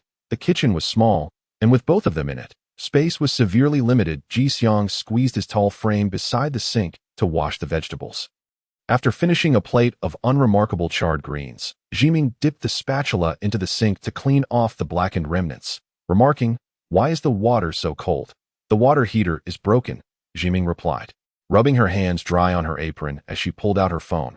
"How long has it been broken?" "You should have told me earlier. Let us call a repairman right now." Jixiang continued washing vegetables, accidentally knocking the spatula into the pot. "Don't touch cold water." Let me handle it, he insisted. His demeanor darkened, his deep-set eyes fixed on her, remaining silent and motionless, standing like a statue. Zhiming's last comment to the repairman, laced with sharpness, was swallowed by Jixiang's woolen-clad chest. Jixiang tightened his grip, dangerously asking, "Wife, am I useless now?" Zhiming retorted, "Are you really feeling a sense of professional ethics and honor as a stay-at-home husband?" Uve failed to negotiate, hung up the phone, and complained, "Anyone can do household chores. They're so basic. If you like it, why not become a housekeeper? They earn more than I do." He countered, "You can't do it. Yuri is especially terrible at it." Zhiming inhaled sharply. "I'm not angry, I just worry you'll tire yourself out." "I'm not tired," Jixiang replied plainly. "Seeing you every day, sleeping next to you, brings me great joy." Zhiming's voice momentarily faltered, burying her face in Jixiang's woolen chest, remaining silent for a considerable time. Gradually, her voice emerged. "You really are." This genuine sentiment felt somewhat suffocating. Such basic household chores hold little value. The proud Zhiming conveyed her arrogance. "I want you to create clay sculptures. The more lifelike, the better. You often complain about how public spaces are dirty, yet you managed to turn our home into a garbage heap in just a week." He recounted, "If you keep talking like this, I'll get angry." Jixiang murmured, "That's what your mother said. My parents never have anything good to say about me." Zhiming suddenly exploded, threatening, "My ex-boyfriend wanted to be my second father. I don't want him. I don't care what my parents say. I've long stopped listening to them." Jixiang fell silent, resting his chin atop her head. Zhiming, not particularly tall, had grown horizontally with age. And Jixiang, who had gained weight, embraced her as if she were a chick. Zhiming heard his breathing but couldn't discern his thoughts. Sometimes she could guess, but she didn't genuinely care about Jixiang's feelings. And being no fool, she suspected that delving deeper into his mind would reveal something perilous. "What's wrong?" she complained, feeling her chin pressed painfully against his head. Suddenly, Jixiang chuckled, tightening his arms around her like a python. "Those who don't work are useless. You don't need me anymore." Zhiming found it somewhat difficult to breathe, thinking, "You overestimate my moral conscience. I'm quite utilitarian. Otherwise, why would I still be so servile?" Harboring resentment toward a workplace powerhouse like Zhang Yingtai, "Let us make clay sculptures. We can open a couple's online shop for handmade crafts." Jixiang interrupted, "Those are toys, not something for us to eat or use." Zhiming mentally cursed his simplistic thinking, calculating, "If this small business earns some money, we can hire someone for housework, freeing up time and energy for better food and clothing." Jixiang's expression darkened further, and Zhiming remained oblivious to his thoughts. "I don't want to make little toys." She genuinely grew angry. "You must do it. I've prepared everything." The dissatisfaction and resentment toward her current life fueled her intensity, prompting Zhiming to shout, "Let go of me! Let go! I can't control my temper. Don't provoke me." She kicked and punched Jixiang, who remained unyielding, his dark eyes staring at her with a profound gloom. Zhiming felt a growing sense of fear. Jixiang released his grip. Zhiming almost stumbled to the ground as he reached out to grasp her shoulder. Zhiming defiantly swatted his hand away and struck him sharply across the face. "Who insists on digging into money?" Zhiming muttered, his anger trembling through him. "I can't stand being forced into a corner and made to swallow what I despise. What have I done wrong?" "What wrong has your mother done? By what right do you demand my life?" "No reason needed," Jixiang replied. "I simply want it." Zhiming, in a fit of rage, swung at Jixiang again, seizing a spatula and striking him with it. A sharp crack echoed through the air. Jixiang drew a knife from the kitchen, and Zhiming collapsed in fear. "You dare? Don't do anything rash." He picked up the washed vegetables and began chopping them on the cutting board, continuing to cook. Zhiming fled the kitchen as if escaping from a predator. Jixiang's heavy voice drifted over. "Want some watermelon?" Zhiming, frightened to tears, charged back into the kitchen and kicked Jixiang, causing him to stagger. "Eat your grandfather's," she shouted, trembling with rage. "How dare you threaten me?" Jixiang replied calmly, "Wife, the watermelon has been sitting there for several days." When the technician arrived to fix the water heater, he found this young couple quietly sharing a meal. The tidy wife dabbed her eyes with a tissue, tears flowing uncontrollably, while her husband, marked with handprints, silently served her vegetables. After finishing his work, the wife emerged to pay, tears streaming down her face, negotiating with a watery gaze. The technician, feeling awkward, relented and gave a discount of 12 yuan. After dinner, Zhiming found herself afflicted with a sudden bout of diarrhea, the familiar sharp pain signaling the return of blood. She let out a whimper. Weeping loudly in the bathroom, Jixiang's figure appeared at the door. Wife. Zhiming, in a fit of despair, cursed, "You've made my hemorrhoids flare up. The surgery was excruciating. Why must I endure this suffering?"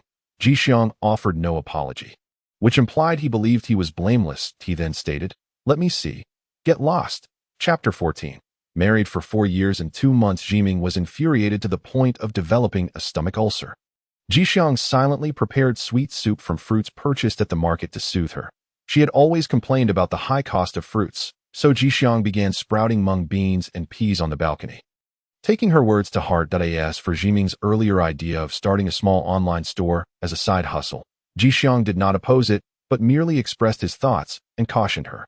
Indeed, Zhiming was incensed, feeling that she had been warned by this found fool. She could hardly comprehend him, nor could she tolerate him. Was this a gender-swapped version of regret for seeking a title? Did he not realize the meager life they led?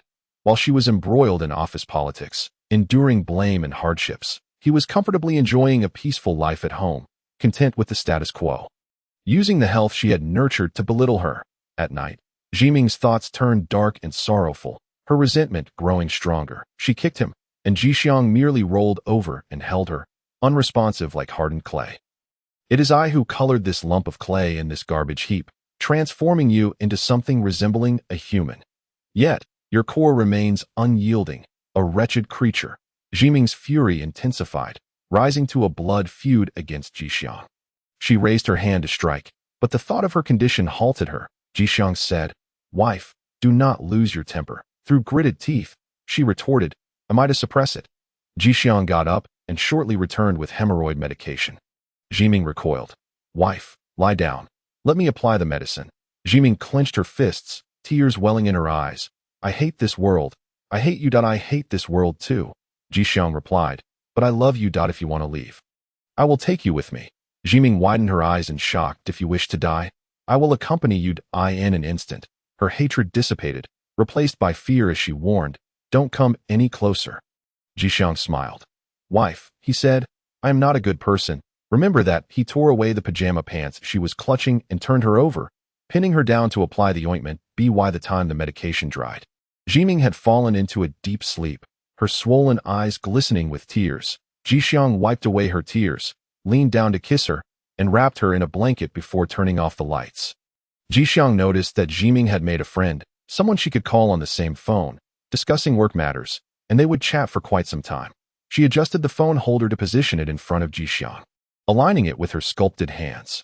Zhiming would record the process of Jixiang's work, occasionally critiquing his speed and inflexible methods, though she did not expect him to change significantly. It seemed she had little confidence in live streaming sales. Taking things one step at a time, exploring as she went. When the live stream attracted more than 3 viewers, Zhiming appeared noticeably cheerful and proactive, sitting beside him to analyze the live streaming and sales styles of other online shops. The shop owners she browsed through were all colleagues from the phone, called yandere. In the first couple of weeks, the live stream attracted a few viewers intermittently, never exceeding 40, with only a handful of likes and comments such as "so realistic," "incredible," or inquiries like "what brand of clay do you use?" Zhiming positioned an array of finished products on the table for the camera, but Jixiang felt the table was too cramped for effective work. However, she remained silent, as it seemed he did not care much for the significance of clay sculpting. Moreover, he believed that the constant interruptions from advertisement-filled smartphones would hinder his sculpting focus. After the Huang Zhiming clay handicrafts online shop languished for over half a month, it began to receive a surge of silent likes, increasing daily views by 20 or so. Comments started rolling in. "So lifelike, absolutely amazing. This is too complicated, but it really does look like it. And keep it up, handmade guy." Zhiming received the first order from a university student who wanted to create clay sculptures of his deceased grandmother to accompany his grandfather, who lived alone.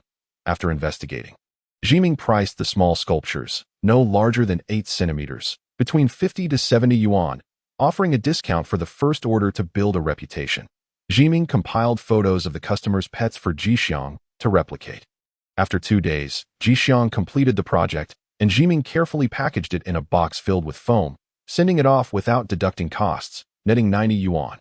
"Husband, We are almost able to cover the utility bills," she exclaimed joyfully. During this time, she had completed her project milestones and handed them over to the deputy team leader. The team leader retained the best projects for himself or for his trusted associates, leaving Zhiming with nothing.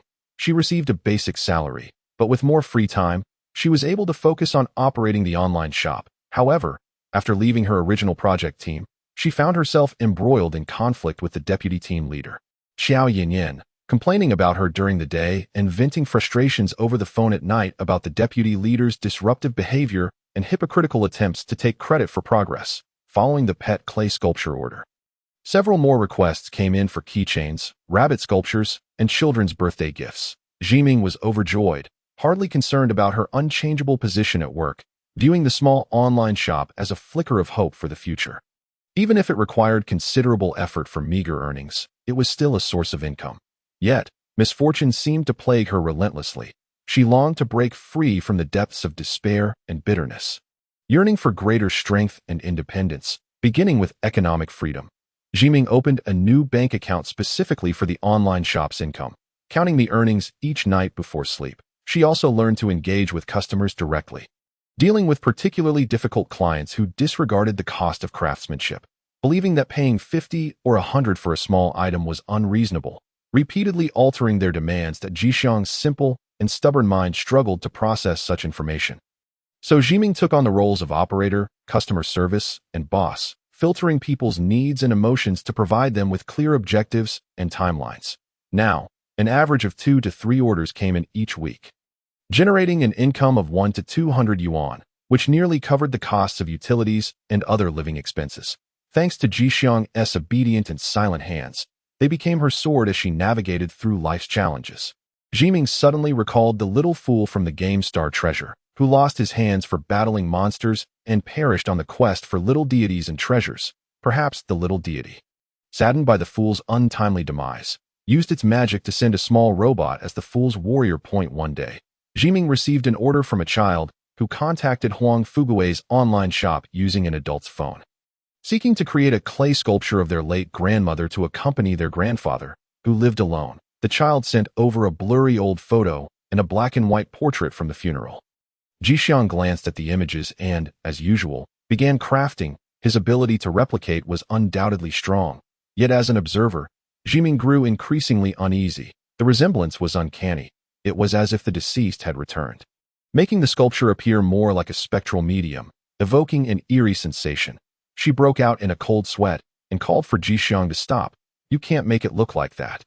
Jixiang was puzzled. "Anyway, it's the only order this week. Just pause for now." Zhiming frowned and analyzed. The grandmother's likeness needs to be more endearing and kind. The term adorably kind does not convey a clear and precise meaning to Jixiang. He merely comprehends the notion of making A resemble B, rather than transforming B into something adorably kind. Zhiming resolved to create a drawing for Jixiang's reference, but before long, her hand cramping from the effort began to tremble. She switched to her awkward and sluggish left hand, naturally failing to produce the intended design, which led to her feelings of frustration and anger, resulting in her sweeping the papers off the table in a fit of tears. That it was akin to a great swordsman discovering that he could not even slice vegetables. Jixiang silently lifted his right hand to massage it, causing Zhiming to stiffen momentarily. Raising her eyes to him, her lips turned down in a mournful pout. She leaned against Jixiang, rubbing her sore eyes, muttering that the cost of this order was different, thus the price should be set higher, but the client was a child. Jixiang smiled and leaned down to kiss her. Zhiming, with breaks and pauses, gradually sketched out the child's clay sculpture of grandma. Once Jixiang completed it, she packaged it for dispatch. After the delightful clay figure of grandma was unveiled, it seemed that each week brought a slight increase in orders, with approximately 90 to 100 views daily in their live stream. This, however, left Zhiming infuriated, as many of the subsequent clients requested custom orders of the grandma variety. The mere sight of such demands sent a pang of pain through her right hand. Yet there was no choice. She began practicing with her left hand at home, striving to regain some measure of the skill and flair of her right. Often struggling and feeling disheartened, she would lean her head against the warm Jixiang, who held her tightly, watching her worry over the online shop. Zhiming jealously pinched his healthy and obedient right hand. Like a switch, every time she pinched him, Jixiang would laugh, after a month, having earned a modest profit of a few hundred after costs. It was all thanks to Jixiang's methodical handiwork and her own struggles and endeavors. Chapter 15. 4 years and 3 months in a marriage, she was preparing to order a box of premium tropical fruits online and asked Jixiang, "What is your mother's address?" Jixiang's eyelids flickered as he lowered his gaze to her, half reclining against the pillow.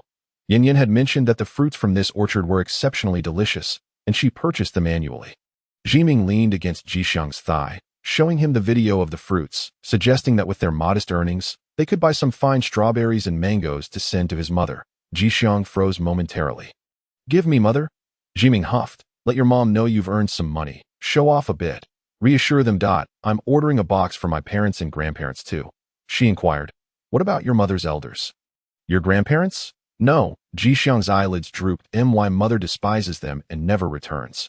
Zhiming was unaware of this sorrowful family matter. She reached out to pinch Jixiang's cheek, only to be pulled into the quilt by his hands. Their hair getting tangled on the bed sheets, entwining their fingers and faces. Her vision blurred as she protested with kicks and punches, exclaiming, "Do you have any idea how late it is now?" Ultimately, she was subdued.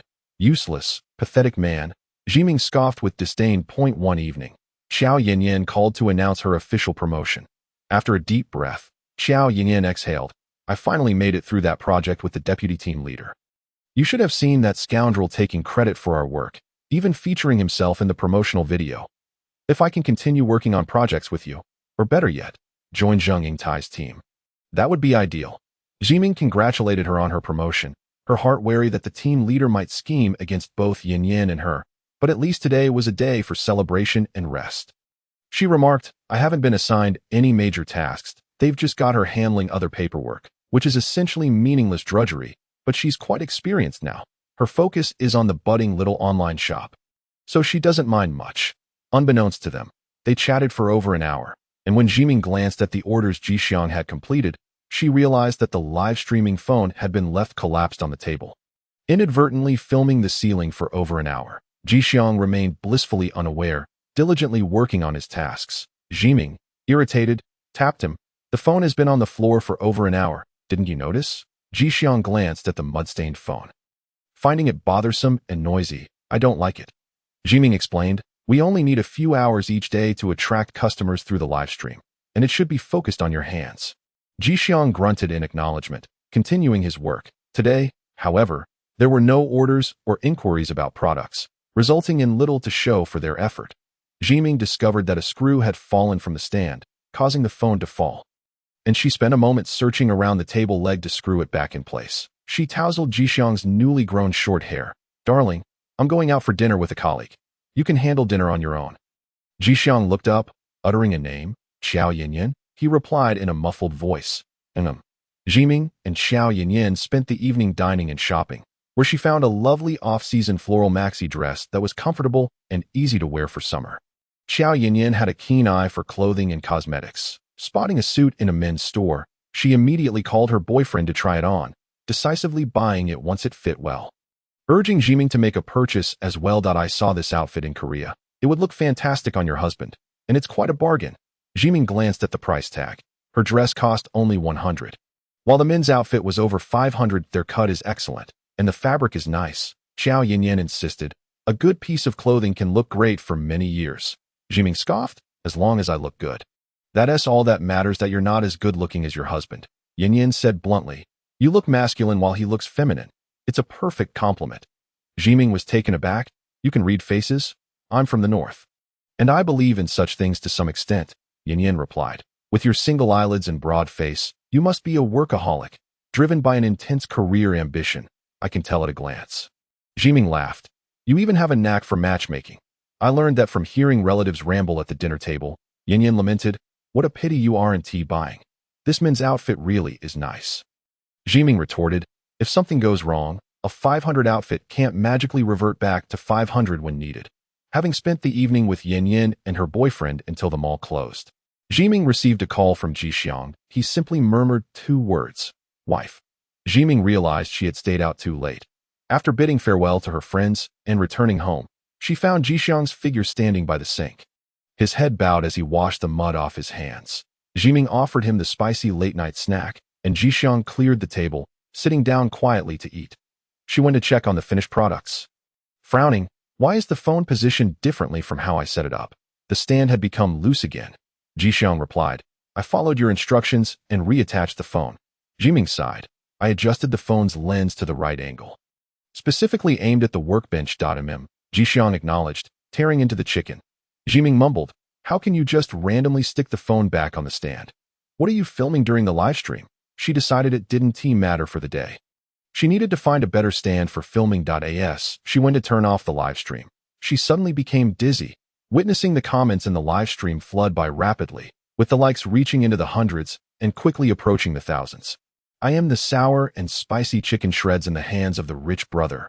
What? Zhiming stared, bewildered at that comment.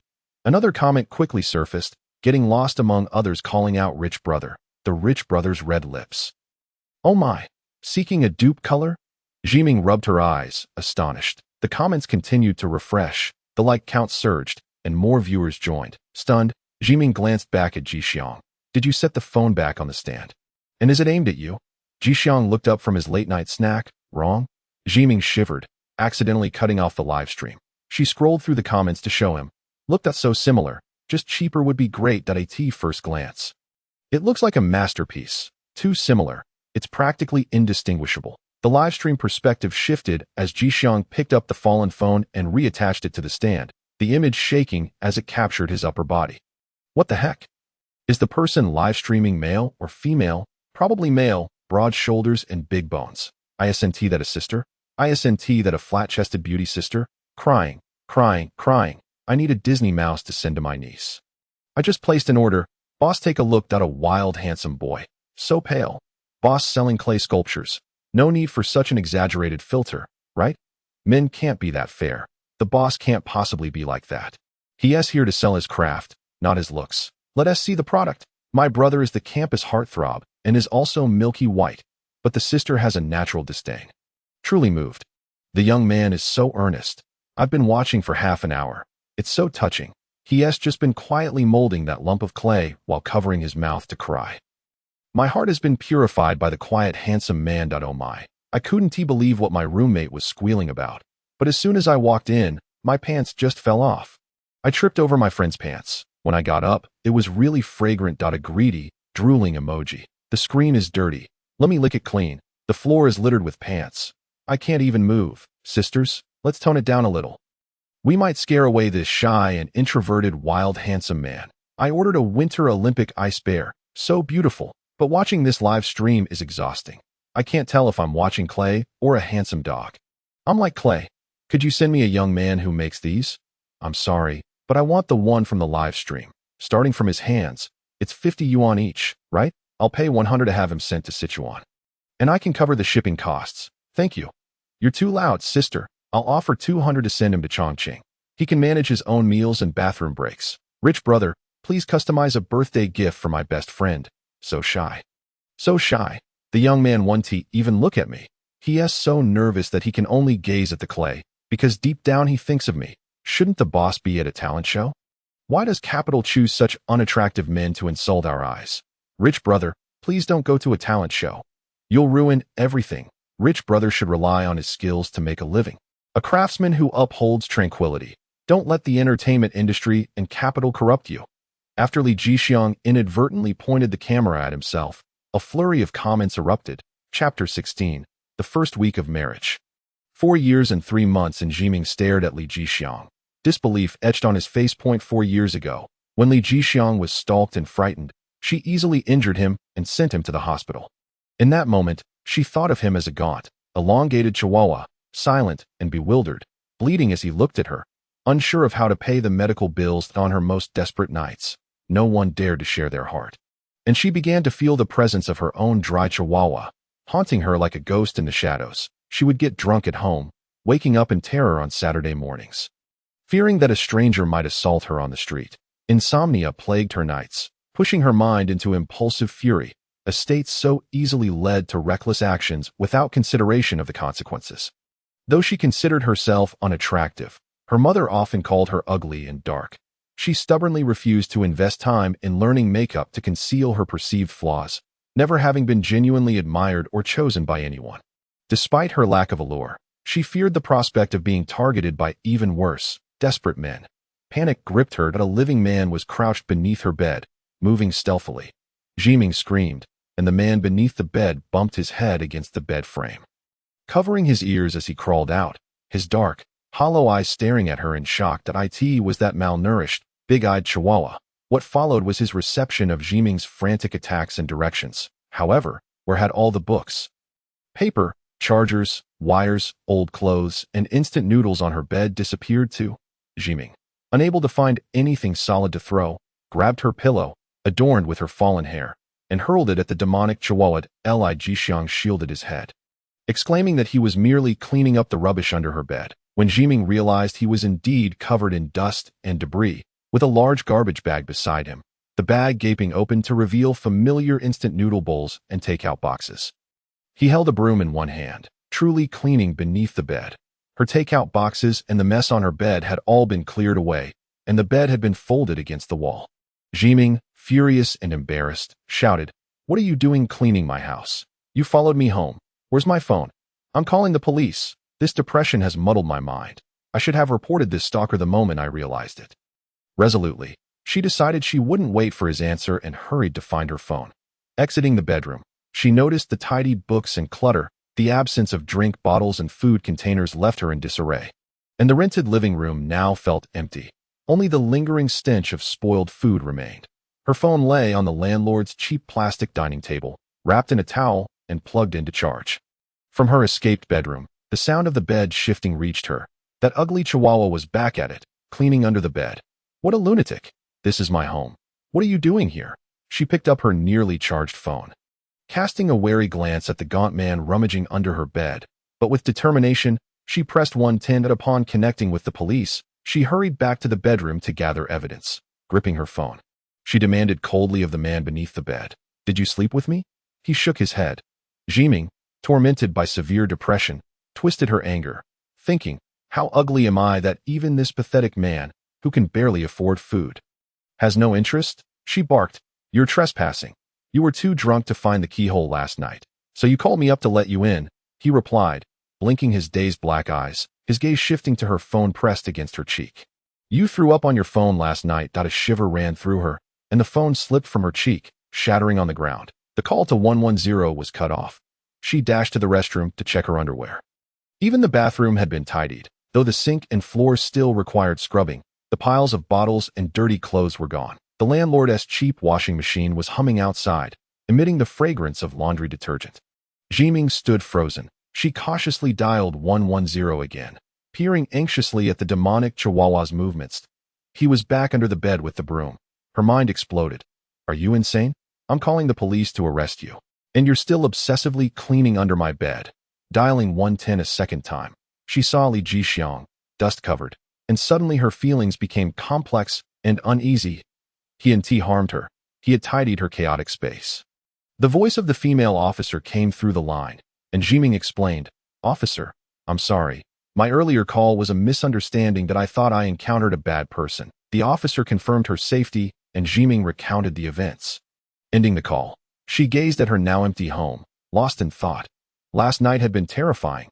Her head ached, but she had indeed slept for a long time.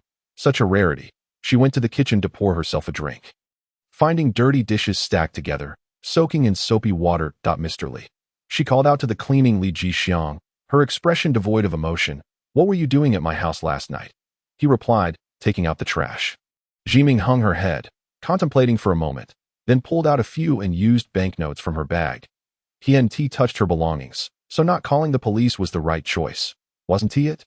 She handed him 2 notes, the equivalent of a cleaning fee.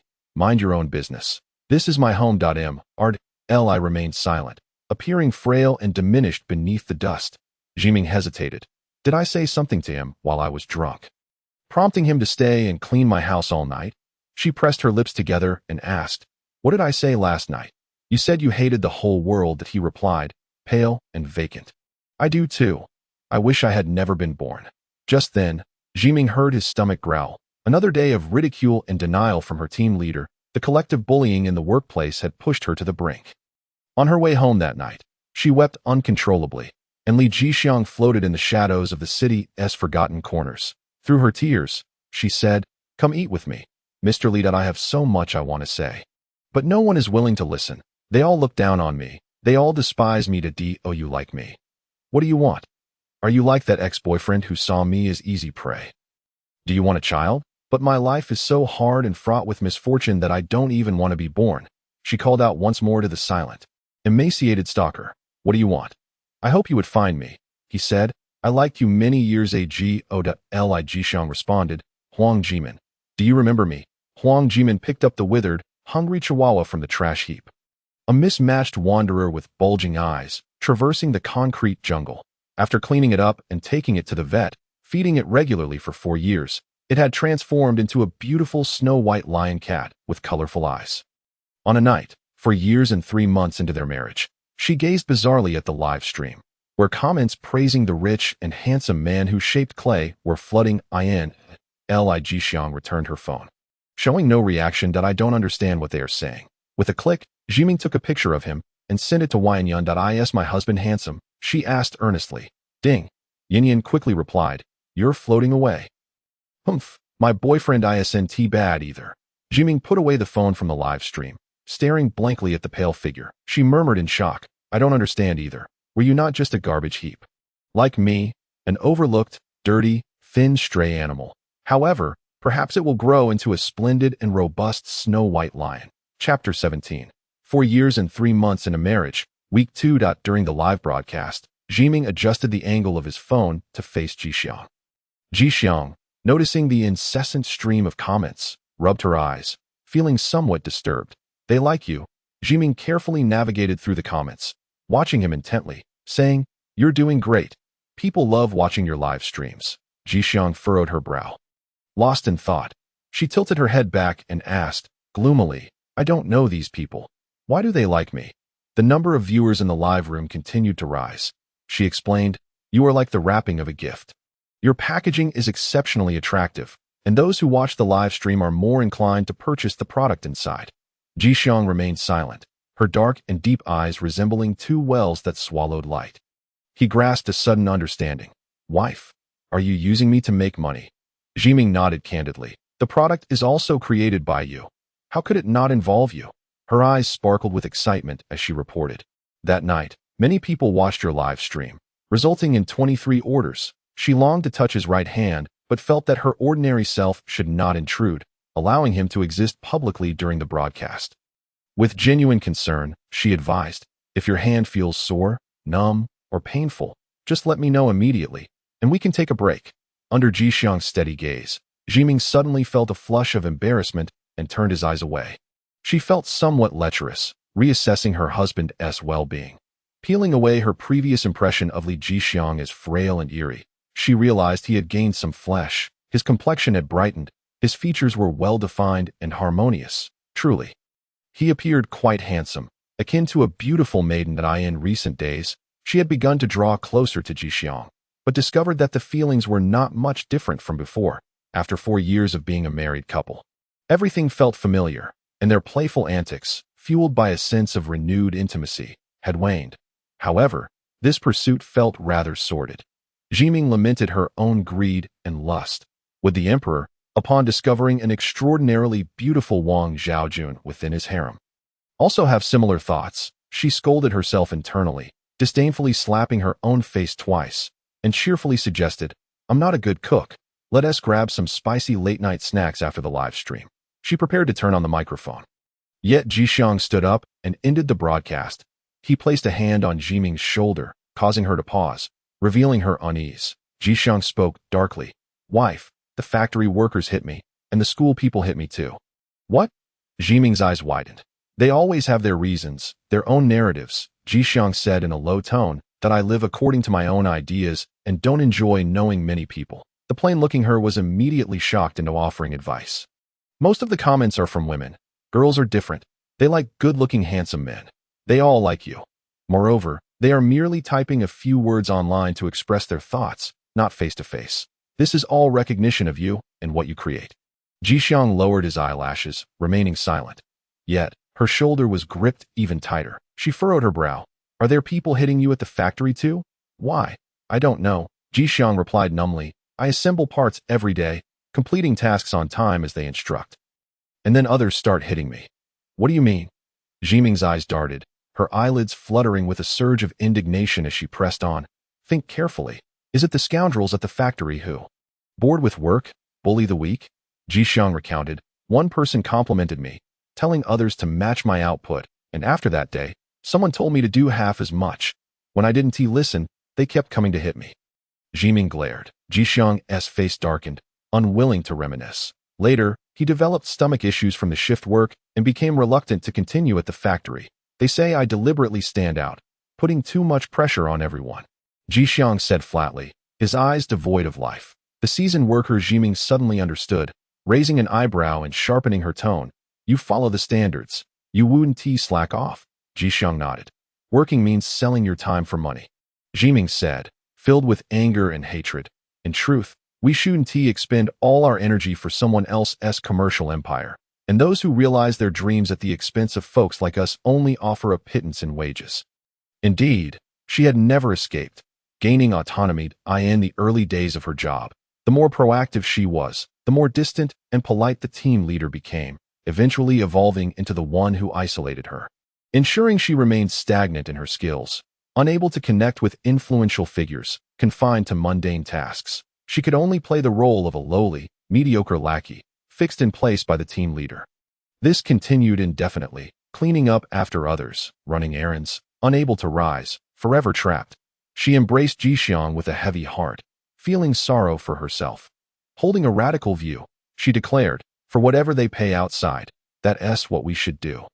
They don't deserve to demand more from us. Yet, under the team leader's machinations, the situation was entirely the opposite. She was continuously assigned the most troublesome and menial tasks. Moreover, if a new project only had a vague framework, with all materials, capital, and systems needing to be established from scratch, the potential for issues was immense. The cunning team leader would always thrust such risky, uncharted projects upon her, allowing her to make mistakes, consequently reinforcing her image as someone who constantly faced various problems. By the time Zhiming had painstakingly assembled all the data and detailed processes, the team leader would hand over the project, which she had blazed the trail for, to trusted allies, stepping onto the pedestal she had built with her own efforts. Zhiming was tortured and exploited to the point of collapse, falling into severe depression. Thus, she herself could not lead a fair social life, harboring discontent in her heart, yet feeling powerless to change it, suffering even more, growing to loathe this world, trapped in a dismal script, serving as a stepping stone for others, sweetening the lives of others while she herself wore tattered garments. That was precisely because life was so arduous and unjust that the urge to escape grew stronger after clawing her way out of painful destruction. Jixiang responded by embracing her. He was short, pleasantly plump, with dry, rough hands, entirely contrasting with her figure. Those vampires are unworthy, Zhiming muttered, both for herself and Jixiang to hear. I want to distance myself from them, to become an unyielding tree that cannot be shaken by wind or rain, free and unrestrained. Jixiang bowed his head and kissed her. Zhiming suddenly became alert, urging, hurry up and get to work. Many people like you. Support you. This is different from the past's scheming. Perhaps, he replied. This world can be exceedingly detestable. She encouraged and reassured. Just focus on your work. I'll manage the online store. Jixiang returned to the camera. 20 minutes into the live broadcast, a burst of animated fireworks illuminated the screen, followed by a cartoon skyscraper transforming into a rocket, spectacularly soaring out of the frame. That a comment marked with animation appeared. I just sent a rocket skyscraper. Rich young man, look at me.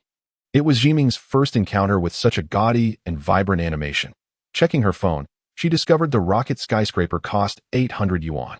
Zhiming shivered, immediately calling out to the focused Jixiang behind the camera. Smile at the lens. Someone just spent 800 on you. She gestured excitedly, urging, don't just sit there. Smile and thank them. Let us give that viewer a great order.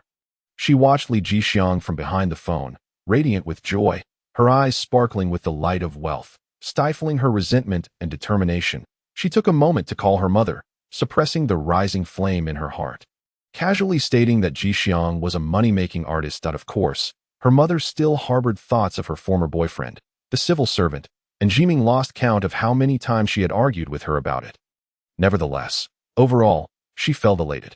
After the live stream concluded, Zhiming organized the newly increased orders and joyfully took Jixiang's hand to the mall, where they found the 500 yuan men's outfit praised by Qiao Yanyan and purchased it immediately. Jixiang tried on the clothes, emerging with the tie in hand, looking bewildered and uncertain before the brightly lit fitting room mirror. Zhiming gazed in awe, as if she were seeing the distinguished Zhang Yingtai. With fair skin, red lips, and deep-set large eyes, once the fine clothing graced his form, he appeared immaculate, yet melancholic. Damn, you look stunning. Qiao Yanyan has a sharp eye. She stared, transfixed. Zhiming, clad in a plain checkered shirt and jeans, stood beside him like an ordinary student just entering university, facing a young and accomplished gentleman. Don't slouch, Zhiming exclaimed excitedly, patting his back and playfully adjusting his shoulders. You're not sitting in an office. Jixiang mumbled a response, in an uncharacteristic burst of emotion. She impulsively embraced him tightly, burying her face against him in joyful nuzzles. Oh my! Has heaven finally shown mercy on this unfortunate soul? Has it actually gifted me a husband who will become more handsome and valuable with care? What incredible luck! It feels like a dream. Another voice within her silently derided. I truly am a lecherous, greedy, and thoroughly undesirable aging woman. Jixiang, enveloped by her excitement, hesitantly said, Wife, do you only like me when others compliment me? Zhiming enviously retorted, with so many people praising you, it proves you are exceptional. Why the long face? Her ambition swelling, she excitedly proclaimed, Darling, once we save enough for financial freedom, let us purchase a motorhome and travel to explore the world. I refuse to endure that tiresome job where I am constantly belittled. Jixiang was not taken aback, merely responding with an affirmative grunt. She coughed twice, stepping back to adjust the fabric of her clothing. Regaining her composure amidst the astonished onlookers in the store, the female salesperson in the men's clothing store chuckled, saying, Sir, your tie has yet to be fastened. Jixiang had never tied a tie before. The salesperson kindly and gently assisted him, while Zhiming eagerly observed, her heart blooming with joy. Jove. With that tie on, he resembles Zhang Yingtai even more. She requested the salesperson to teach her a few more times, eager to learn alongside. She then took Jixiang to get a stylish haircut, spending extravagantly unlike her usual frugal self. Jixiang, pushed onto the salon chair, melancholically asked, Wife, are you no longer willing to trim my hair? For reasons unknown, Jixiang had been feeling down ever since the live broadcast commenced. Zhiming, embarrassed and flustered, replied, The hair clipper at home is broken. My skills are lacking, so don't bother. By the end of the day, Zhiming, feeling fresh and joyful, repeatedly reviewed the live broadcast data and earnings until Jixiang forcibly turned off the lights, cutting off her phone. Chapter 18. 4 years and 6 months of marriage. Zhiming was assigned to a new pioneering project by her team leader. A new high-ranking official's Prot G was parachuted into the group, and her workload was twice that of the Prot G. Just as Zhiming reached a minor progress milestone, the most irritable chief engineer compared her data with that of Zhang Yingtai's top project team, publicly berating her for her mistakes during a meeting and ordering a complete overhaul of her direction and framework. Everything she had previously accomplished was disregarded, and she was forced to follow the commands of the chief engineer's subordinates. Becoming a puppet controlled within the project, Zhiming thought to herself, I knew the team leader was setting a trap by placing me in this project, being at the bottom, without access to their inside information. I am merely a scapegoat. While the chief engineer mockingly belittled her during the meeting, others remained silent, and the team leader observed with a seemingly gentle demeanor, unable to tolerate the humiliation any longer. She exclaimed, I implemented this project from scratch based on the previous project led by the team leader.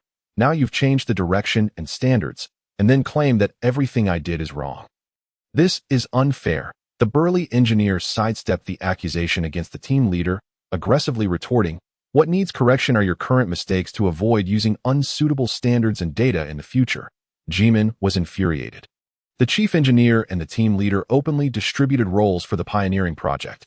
Although Zhiming had the most tasks to complete, the project leader was the parachuted Prot G, as she repeated the fate of being a mere pawn.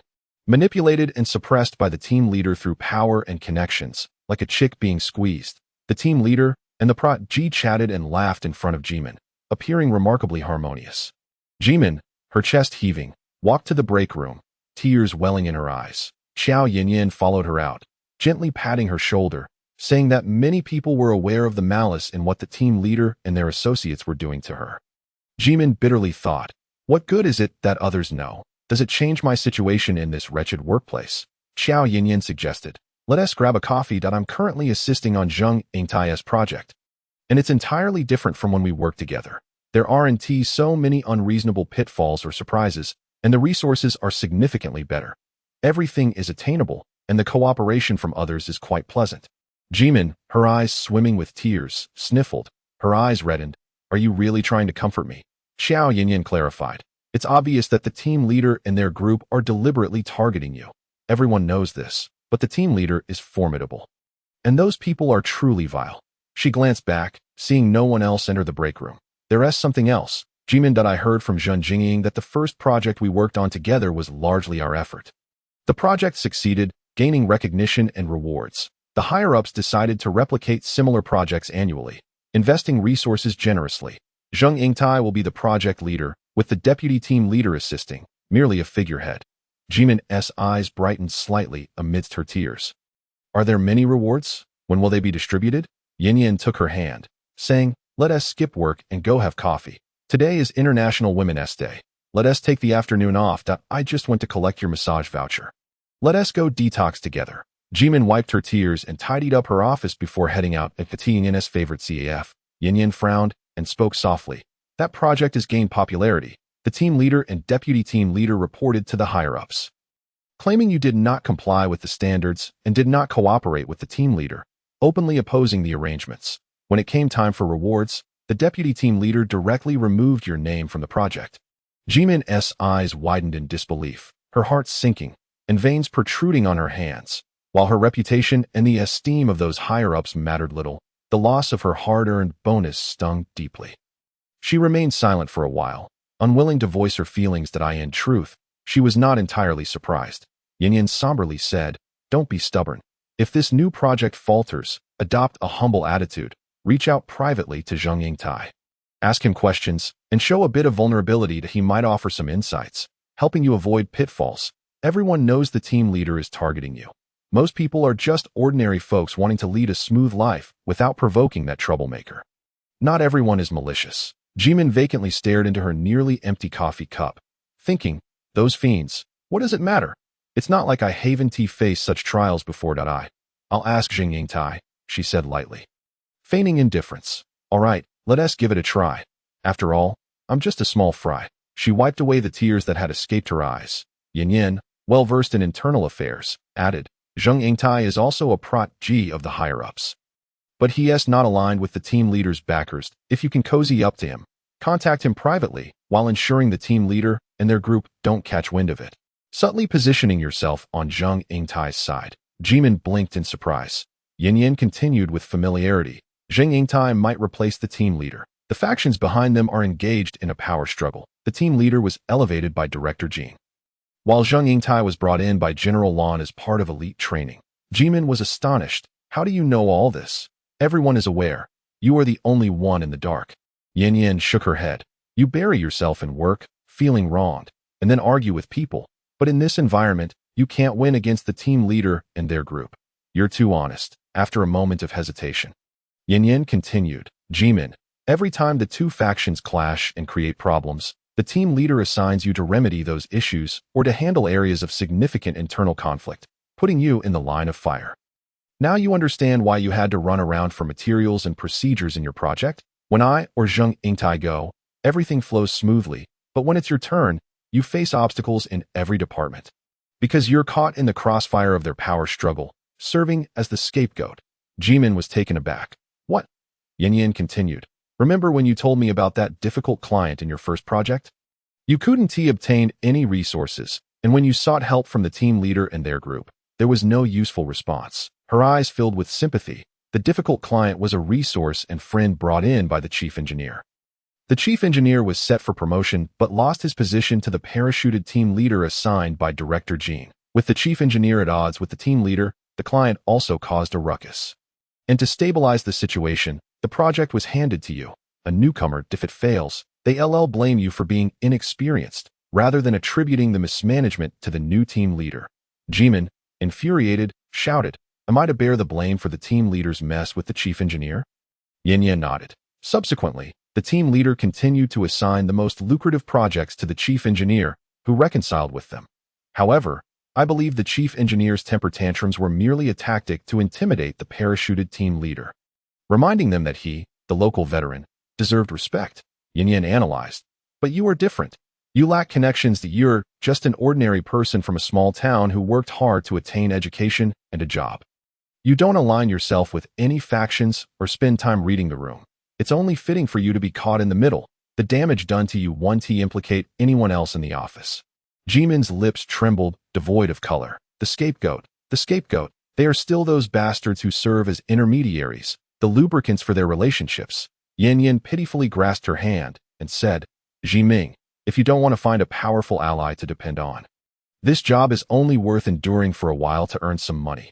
When the opportunity arises, you should consider changing your workplace." She forced a stiff smile and asked the recently confirmed Xiao Yan, "How do you know these insider details?"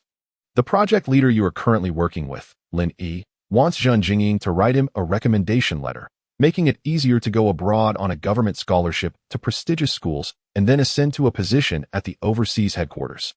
She aims to ingratiate herself with Huang Zhiming, and sometimes I dine with them. Lin Yi, an old hand with many years of experience, is more aware of the personnel relationships and struggles above us than the group leader." Zhiming chuckled coldly. "Is this Lin Yi really that formidable?" At the start of the new project, she prepared no data or materials, demanding all resources from me, merely adjusting parameters and names using what was readily available. Yan is well aware of the relationships and transactions among people. Lin Yi is actually not invested here, entering your project merely to bolster her resume. She is primarily preparing for government-sponsored study abroad. Hence, her contributions to this project are minimal. The group leader sends you to do the work, hoping to please Lin Yi. What Lin Yi truly cares about is the prospect of studying abroad on government sponsorship." Zhiming scoffed. "I am sending yet another princess soaring to enlightenment. She remains mired in the stinking, toxic mire, enduring the fallout from the upper echelons, a commoner caught in the crossfire of power struggles, only to be derided as a troublesome citizen by the elite." Yan revealed, "In my hometown in the north, the workplace is quite similar, heavily reliant on connections. I could easily secure a good job back home, living as well as the group leader, Zhang Yingtai, but I grew weary of it. My alma mater is here, and my boyfriend is also a classmate." Zhiming's eyes widened. She hazily and pallidly inquired, "So, you are also a princess?" "Only I am a true commoner.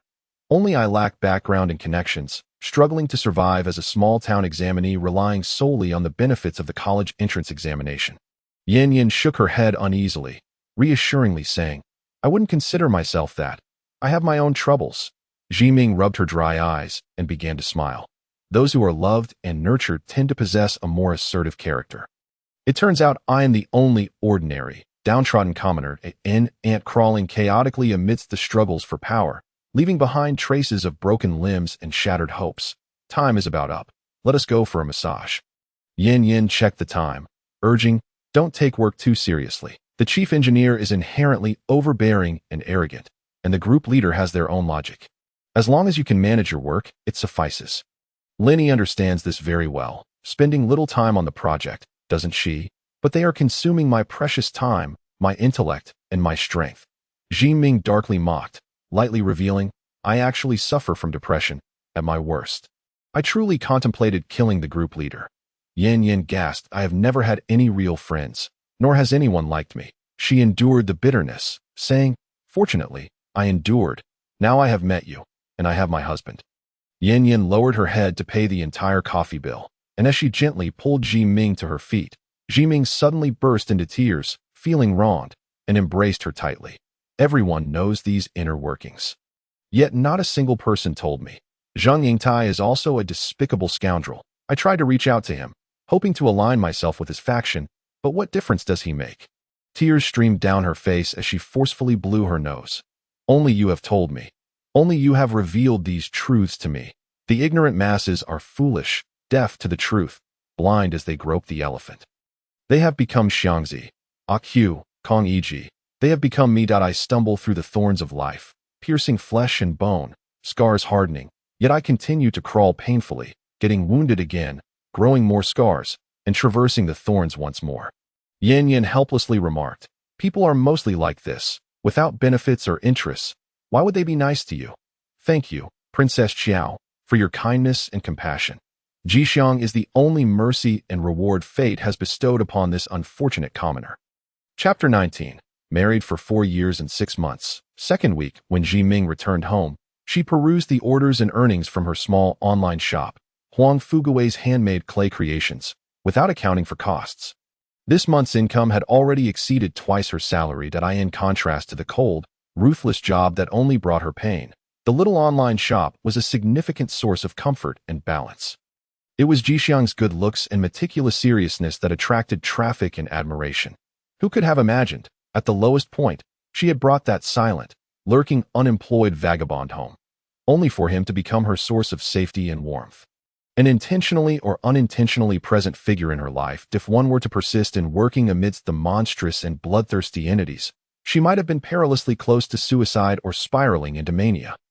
Brandishing a knife in the office and going on a rampage. Yet, the impoverished and unappealing Jixiang appeared, tidying her chaotic, corrupt dwelling, preparing meals for her, letting light flood into her dim little room, diligently managing the home he had committed to. They had both endured much suffering, were not picky, and could live economically and frugally. Upon reflection, how could a man like Zheng Yingtai possibly resonate with her? Her mind was not sharp enough, nor did she possess the ruthlessness to struggle in the realm of power and profit, let alone the capital to engage in transactions with others. If it were to unfold like a fairy tale, with Cinderella seeking a clever and outstanding prince, she would likely be easily manipulated by such men. Wouldn't she? Zhiming rubbed her aching eyes and, for the first time, thought deep down, Jixiang is my man, he is my husband, my life partner, he is truly not lacking. How similar we are. Both of us have faced extreme misfortune and endured countless injuries. We strive to survive in this unforgiving world. He has only grown more handsome, garnering the affection of many and earning substantial income. How beautiful! He is my only companion. Upon hearing Zhiming's footsteps returning home, Jixiang extinguished the stove's flame. Just as he opened the door, she rushed in, encircling him with her arms. Wife, why are you crying? I love you too, Zhiming exclaimed, wiping her tears on Jixiang's oil-stained apron. She excitedly said, do you know how much you earned? This month, the handmade shop made 8,500. While she spoke of her jobs and dignities, Jixiang would not grasp the meaning. Zhiming took a deep breath. Grasping his thin, pale wrist, let us go buy what you like to eat and use. Let us get you nice clothes. Whatever you like, we'll buy it. Jixiang replied, I want to do puzzles with you. Zhiming burst into laughter, snorting out of one nostril. She disdainfully wiped her nose with her sleeve as Jixiang handed her a tissue to wipe her face. Wife, he said, now that we've earned money. Don't cry. Zhiming's eyes sparkled with excitement as she quickly shared, I've thought of many plans on the way. We can launch our own series of brands, creating unique little characters, scenes, and products for our handmade shop, like Disney's Mickey Mouse, and also that. She loathed the degrading, torturous job that had plagued her, gritting her teeth, determined to escape. Jixiang nodded, using his kitchen-scented fingers to wipe away the tears at the corners of Zhiming's eyes. She enthusiastically spoke at the dining table about her new ideas and business plans for the clay online shop, while Jixiang listened half-heartedly, eating his meal, licking the taste of her tears from his fingers. Soon after, Zhiming called Xiao Yan, taking Jixiang out straight to the grand shopping mall. Shortly after, Jixiang spotted her friend, a delicately dressed girl. Zhiming beamed, vigorously waving to Yan. Jixiang initially focused on Xiao Yan, but was soon enveloped by her and Zhiming. Hurry, introduce me to your husband, Xiao Yan exclaimed with curiosity. The two exchanged playful banter about Li Jixiang, while he grew increasingly nervous, retreating slightly, but Zhiming pulled him back into the lively conversation. Zhiming then shared the delightful surprise of Li Jixiang's live-streaming debut and the steadily increasing income, which astonished Xiao Yan. Zhiming said, I've withdrawn all the money. Today, I am buying clothes to dress up my husband. Your taste is exceptional. I need your advice. I love buying clothes. I have so many outfits I want to try. Yan exclaimed enthusiastically, let us create 100 looks for your husband. Jixiang followed behind them, being dragged into various clothing stores, serving as a human hanger as they tried on outfit after outfit. Zhiming and Xiao Yan sat together, deeply engrossed in exchanging opinions, their conversation flowing in sync. Leaving Jixiang unable to interject, they treated him like a doll, experimenting with different looks, sometimes exclaiming in unison, startling Jixiang, who covered his ears. Yan took photos, exclaiming, "So handsome. I need to give my fashion talent a thumbs up." Zhiming was thrilled. It really looks like a different man. He can wear this elite workplace style, this domineering CEO look, this artistic youth vibe. How about a quirky hat? Let us try this British style. The essence of Chinese elegance intertwines with the youthful spirit of an esports enthusiast. Perhaps your husband should consider a career in modeling? Let us not jest. He shares my social anxiety, unable to bear the presence of crowds. You too experience social anxiety. Jixiang has been treated like a cherished doll, adorned and cared for, transforming from a gloomy silence into a state of bewildered innocence. Yan seizes Zhiming's arm, leading him to a cosmetic store. Imparting her wisdom, men require skincare too. I've seen men overseas using this brand's products on live streams. One can accentuate facial features with eyeliner, and your husband has splendid eyelashes. Zhiming gently encourages Jixiang to sit still for her makeup application, while Yan approaches with foundation and eyeliner in hand. Jixiang, feeling stiff, attempts to rise, but is persuaded back by Zhiming, who catches a whiff of Yan's refreshing daisy fragrance, soft and non-intrusive. Your husband's groomed eyebrows look magnificent. I am quite impressed with myself, Yan exclaims proudly, with Zhiming nodding earnestly, absorbing the lesson. The remaining half of Jixiang's face is a canvas for Zhiming's practice. She feels an itch on her eyelids. The scent of powder tickles her nose, and a sneeze disrupts Zhiming's delicate strokes. Unable to see her reflection, Jixiang watches as Zhiming and Yan erupt into laughter, their mutual support causing them to wobble. Unable to stand, Jixiang gazes wide-eyed at the two of them, entangled in joyous mirth. Zhiming feels a genuine happiness and relaxation when with this woman, laughter bringing tears to her eyes as she tenderly wipes Jixiang's face. Yan, clutching her belly from laughter, scours for other foundations. Jixiang furrows her brow and inquires, "Wife, why are you putting makeup on me?" Before Zhiming can respond, Yan, brimming with enthusiasm, approaches with a bag full of bottles. Recommending their essay discount today. These facial cleansers and oils work wonders for me. You should give them a try. Zhiming waves her hand dismissively. No need. I haven't even finished my own. Yan, with her sound reasoning, insists, don't neglect yourself. You've bought your husband a plethora of items. Why be stingy with yourself? Your husband is handsome, and you deserve to be beautiful too. Zhiming sheepishly murmurs, but I don't appear on camera. There's nothing remarkable about my looks, do not speak so. Your features are striking and bright. Abandon the notion of being a demure woman, Yan proclaims, effortlessly weaving a multitude of topics into conversation. If you curled your hair or sported a chic bob, then Zhiming interrupts, lamenting her previous dissatisfaction. Wouldn't he that make me resemble a sister to him? Yan ponders for a moment. No, you'd look like a wealthy lady. Zhiming bursts into laughter. Jixiang reflects on this as the normal and joyful demeanor of her wife, who, like the sun, radiates life. Zhiming spends lavishly on Jixiang, and had it not been for Yan's insistence on purchasing body lotion together, Zhiming would have remained entirely frugal. With a satisfied wave, Yan departs, while Zhiming's face radiates joy. Jixiang struggles to comprehend her unexpected generosity and the camaraderie among women, where joy can be found in adorning one another. As Jixiang strolls home, burdened by bags, Zhiming suddenly embraces her, inhaling the scent of the lotion on her skin. The tip of her nose brushes against his chin as she playfully murmurs, "You smell delightful." Without any alcohol, she feels as if she is already intoxicated. Furthermore, she has purchased him numerous clothing items, regardless of necessity or thought. Squinting, she inquires, "Are you happy?" "Thank you, my dear to my husband toils daily," she replies, her eyes sparkling under the glow of streetlights. Revealing her phone's transaction history. "Look, our little online store thrives because of you. We've earned quite a sum." Jixiang gazes at her rounded face. "You manage the accounts. It's all yours." Zhiming rises on tiptoe, while Jixiang lowers her head, their lips meeting, magnetically drawn together. Suddenly, Zhiming realizes that men can also exude a delightful aroma, reminiscent of tempting white osmanthus cake, the romance between a wealthy lady and a young gentleman. She chuckles, breaking the kiss. Chapter 20. For years and 6 months into marriage, third week having heard Yanyan's skincare insights, Zhiming pushes open the bathroom door after concluding her live stream, enveloped in steam. Clutching the body lotion purchased during their last outing, she urges the water-drenched Jixiang to apply it. Although she rarely uses body lotion herself, Yanyan had praised this brand, leading Zhiming to trust her judgment. Jixiang, with her damp hair cascading down, gazes at the skincare lotion, contemplating how much she truly comprehends. Zhiming hums a tune as she exits, eager to experiment with the essential oils she bought last week. After applying lotion to the handsome man's skin, she prepares to retire for the night, when Zhiming enters with an armful of bottles, instructing him to lie face down as she eagerly prepares to massage him. Following a wellness video, Jixiang lies face down, her body stiffens, her gaze fixed on Zhiming's movements. Witnessing his cautious demeanor, Zhiming, recalling a previous mishap where she injured his scalp, nervously reassures, "Don't make it seem like I intend to harm you. I am here to serve you.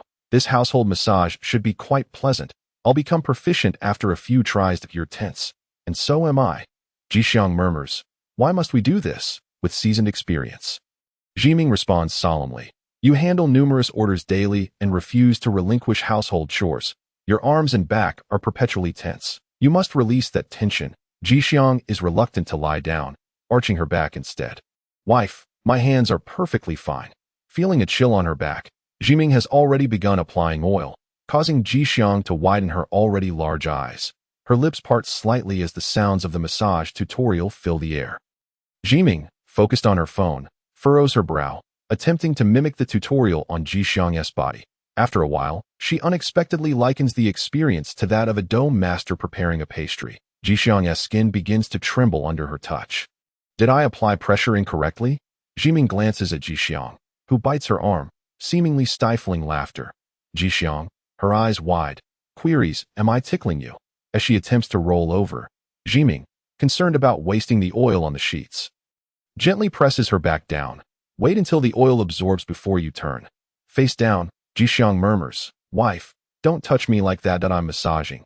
You're meant to enjoy it." Initially miffed, Jixiang soon realizes, "It's my right hand that lacks strength." "You think I'm caressing you?" Zhiming switches to her less adept left hand. "That I'm not enjoying this." "Stop," Jixiang murmurs. Zhiming's left hand clenches into a fist, striking down on the man's fair back, prompting another tremor from Jixiang. "That I'm not tickling you, is this the ticklish spot?" she asks, kneading the muscles surrounding his spine, causing Jixiang to shiver again, grabbing her hand in protest. When he turns to face her, his dark eyes begin to glisten with mirth, his side exposed as his sleepwear slips, revealing a luminous abdomen devoid of X. He fell silent, his gaze becoming hollow. Zhiming did not look at him. Engrossed in browsing online store transactions and customer requests, I had a restless night. Jixiang's voice faded, and the aunt remarked that I resembled a little girl, while the uncle sought me out in the evening. Zhiming prioritized the new orders, absent-mindedly responding with a non-committal trembling. He confessed to her, "Wife, I love you. I know. You've repeated that countless times since that failed massage." Suddenly, Jixiang knocked her phone away. Zhiming was momentarily taken aback. Then Jixiang cupped his face with both hands. Turning it towards her, Jixiang's face came close, her wide, sparkling black eyes seeking urgent confirmation. "Wife, I love you. Are you waiting for my response?" I love you too." She was showered with affectionate kisses from Jixiang, who held her tightly. "You buy me so many clothes and things." He closed his eyes, his eyeballs moving beneath his eyelids. "You care for me. You are truly wonderful." Zhiming, feeling bashful, replied, "But it's your own money. I've saved quite a bit for the family. Oh, you want to see our bank card?" Jixiang remained silent, seeming to have dozed off in her embrace. "If you don't want a massage, I'll use the remaining essential oil," Zhiming proposed frugally, as she attempted to free herself from Jixiang's hold to retrieve her phone, inadvertently suggesting, "How about you massage my back and legs? If you want to, we can switch back, and I can continue massaging you." Jixiang suddenly opened his dark eyes wide, staring intently at her. She was perplexed about what had irked him, as he retaliated that evening. "If you don't want to do it, fine. I've really been accommodating you," she pleaded. "What on earth is going on?" The next day, Jimin went to work in confusion, hesitating for a moment before calling Li Lanhua during her break. "Mom," she asked her mother-in-law, "does Jixiang hate having oil rubbed on his back? Or does he dislike lying face down? Or is my newly learned massage technique so poor that I've pressed the wrong nerve?" Li Lanhua's voice inquired. "Why are you asking this?" Jimin explained. "I was massaging him at home, worried he was overworked and too tired." Li Lanhua, growing familiar with the topic, continued, "You young couple should go to a massage parlor. You don't have to do it yourselves. That I have a few membership cards you can use. That Jixiang's sister enjoyed the fruits I sent last time. She liked them." Jimin was unwilling to acknowledge that Jixiang's contradictory reactions stemmed from her lack of skill. Persistently asking, "He inexplicably talked to me about childhood memories, about staying at the aunt and uncle's house." Suddenly, a loud crash echoed from the other end of the line, and the call was abruptly disconnected. Jimin was startled, covering her ears. After a couple of minutes, Li Lanhua called back. Her tone altered. "What doesn't he like? He doesn't like oil. Are you applying oil on him?" Jimin was taken aback by her mother-in-law's tone. "Ah, yes, it's the essential oil for massage." Li Lanhua's voice grew sharp and urgent. "What else? Let him lie down. I'll massage his back and arms." She felt inexplicably compelled to clarify. Yin and she had treated themselves to massages for Women's Day, enjoying the essential oil massage, which she thought would benefit Jixiang as well. Li Lanhua's voice trembled. "Don't let him do those things anymore. Jixiang looks just like I did when I was young." "He's very scared," Jimin defended herself, insisting, but he smiled. "He doesn't seem scared." That was when he turned to look at her and suddenly smiled. Could it be that Jixiang's initial trembling was not due to being tickled, but rather a suppressed laughter? "When I was young, I struggled to make a living outside, and I didn't encounter many well-mannered people as friends. Jixiang was sent to stay with acquaintances at a young age and had a tough time." Li Lanhua's voice grew pale and hoarse. "If Jixiang doesn't like something, daughter-in-law, you should tolerate and let him be. If you feel wronged or upset, come to me, and I'll help you too with your home. I'll compensate you on his behalf." Jimin felt panicked. Her mother-in-law managed several flower shops in another city. Such a career-oriented woman was hardly suited to come over to tidy up her little place. She quickly declined, thanking her, and resolved to live by the elder's advice. What went wrong with applying oil and lying down? Jimin fell into deep thought that a fire ignited within her. Did my husband endure beatings when he was sent to live with others as a child?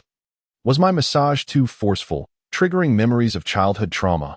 What a wretched world of child abuse. Chapter 21 Marriage. For years and 10 months. During the day, Jimin followed Xiao Yinyan's advice to be accommodating and not resistant. When issues arose, she discreetly messaged Zheng Yingtai, struggling to address the exposed pitfalls. The chief engineer sent someone to oversee her, who eventually grew weary from her incessant inquiries, and the subsequent work proceeded relatively smoothly. Her interactions with the newly appointed Lin Yi remained cold and uneventful. Yin was right.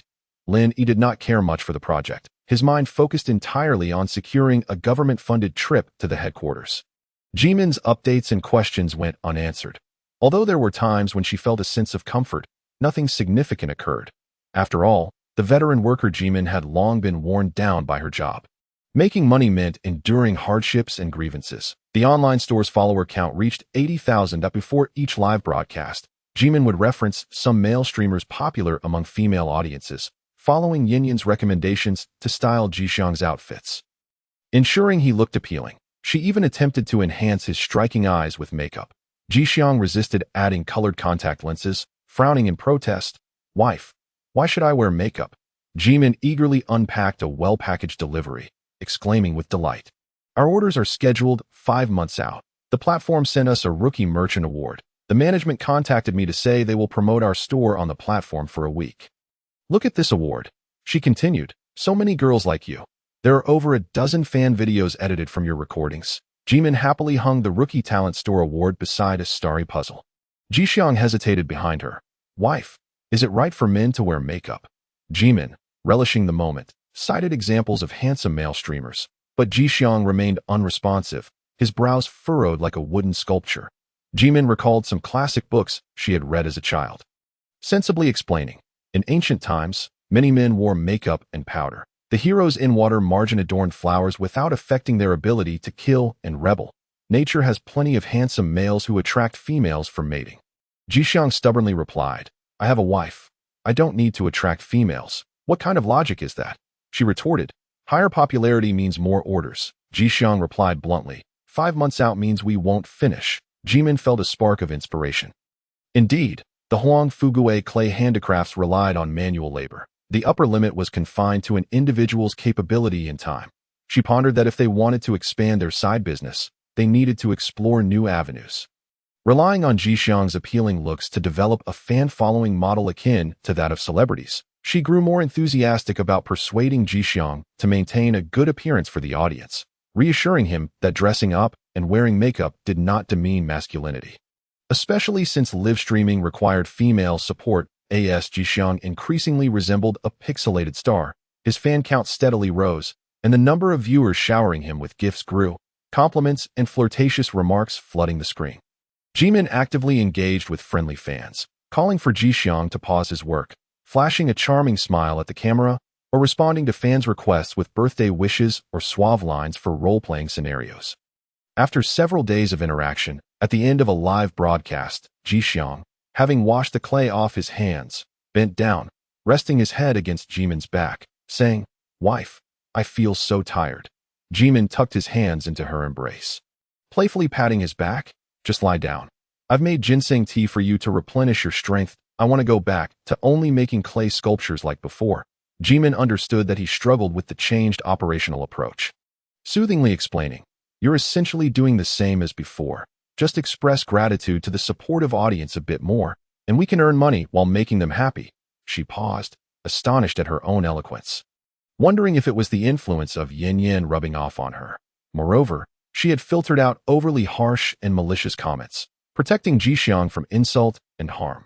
Jimin suddenly remembered something and pulled up records of 6 significant donations, asking, "Can you guess who Spring Blossoms is? The one who sent 3 massive rockets? And what about Peace's blessing?"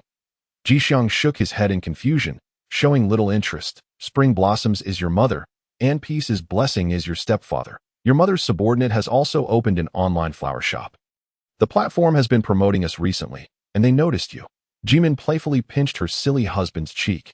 "Your family is supporting you." Jixiang stood there, stunned. Energized by the warmth of newfound wealth, Jimin cheerfully encouraged him. "Hubby, you've made money and are doing great."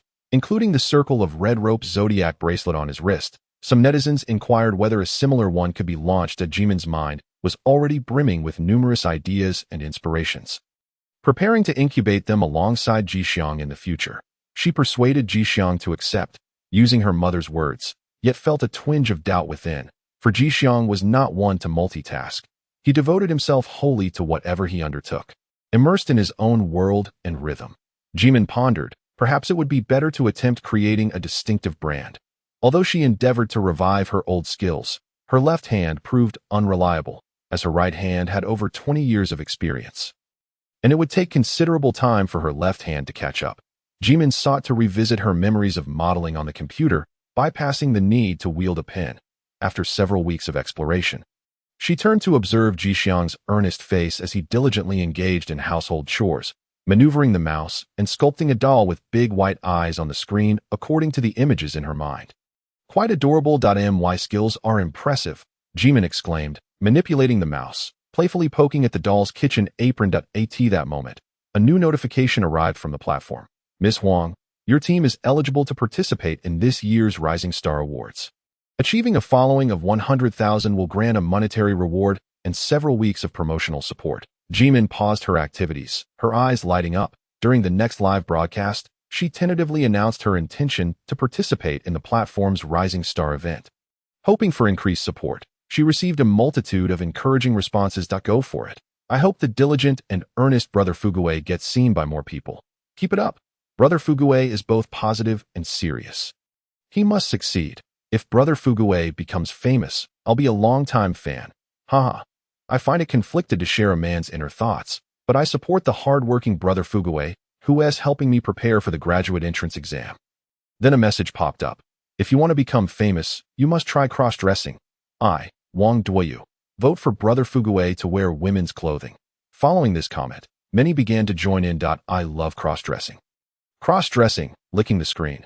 "Brother, wear women's clothing." Finger hovering over the recording button, Love it 1, love it 2, love it 10,086. Jimin glanced at Jixiang, who was quietly focused on his tasks. If she did not remind him, he would remain oblivious to the happenings on his phone. The viewer count in the live broadcast room experienced a slight uptick. Jimin contemplated testing the netizen suggestion. She rented a white, oversized long dress and a shiny golden wig. Knowing Jixiang was not accustomed to colored contact lenses, so she refrained from trying those. Jimin struggled to fit the golden wig in the bathroom, her own hair being stiff and dark, making it a challenge to tuck it under the wig cap. While battling with her hair, she felt quite uncomfortable and turned to see the slender Jixiang standing by the wall, observing her with a peculiar expression. He seemed to have been watching for quite some time, his fair complexion contrasting with the half-eaten sweet orange he held. Chewing thoughtfully, Jimin was startled. Why are you eating so quietly? When did you arrive? Honey, what are you doing? Jixiang picked up the layers of the princess dress, examining it with a grin, his mouth, nourished by citrus juice, appearing rosy and fragrant. Honey, are you trying it on for me? Jimin tugged at the unruly golden wig, grumbling. In elementary school, I either played a tree or an animal. How could I possibly? Honey, the neckline is too loose. You'll trip over the dress. That's not for me. Jimin's scalp began to itch and throb. She was uncertain where the issue lay. Honey, come check. There should be a soft wire to secure it. But I can't feel it. A chill swept over her as Jixiang offered her a piece of orange from his palm, then leaned down to untangle her hair from the golden wig. Your wig cap is on inside out, he remarked from above. Should I take out the soft wire? Jimin howled in pain as her hair was yanked free, causing Jixiang to recoil, slowly extracting it. Rubbing her tender scalp, Jimin quickly conceded, I won't wear it anymore. I can't see the top or back of my head. She decisively stated, you sit down, let me try on the wig. He nodded to assist her. Jixiang's short hair was much easier to manage, prompting Jimin to involuntarily comment, your hair is just as stubborn. We're both incredibly stubborn. Jixiang peeled the orange, noting that this year's oranges were exceptionally sweet, urging her to have some. Observing Jixiang's entire head, Jimin swiftly donned the wig, smoothing out the golden curls with a comb, patting Jixiang's shoulder before standing up to take a look. Jixiang turned around. Jimin was momentarily taken aback. He truly resembled a handsome, fair-haired elven prince from some magical epic film. Realizing this, Jimin immediately praised herself in her heart that a white dress and golden hair princess. My idea is simply brilliant. Retired Mr. Huang's aesthetic prowess remains intact. She accepted the fruit Jixiang had peeled for her, cheerfully exclaiming, the orange is so sweet. Jixiang, with his golden hair and fair complexion, smiled at her with his big black eyes, appearing as though he could easily be led astray. The reality was he indeed had some mental challenges, though Jimin herself was not in a better state. When diagnosed with depression, the hospital tests indicated that her radical and obsessive tendencies were off the charts, leading her to develop a hatred for the entire world, fantasizing about stabbing those who caused her pain and meeting the same fate. Each day, she languished in a cycle of solitary torment and internal conflict. Jimin chewed the sweet and sour fruit, capturing countless photos of Jixiang with her phone. She beamed at the camera, eliciting a reminder from Jixiang.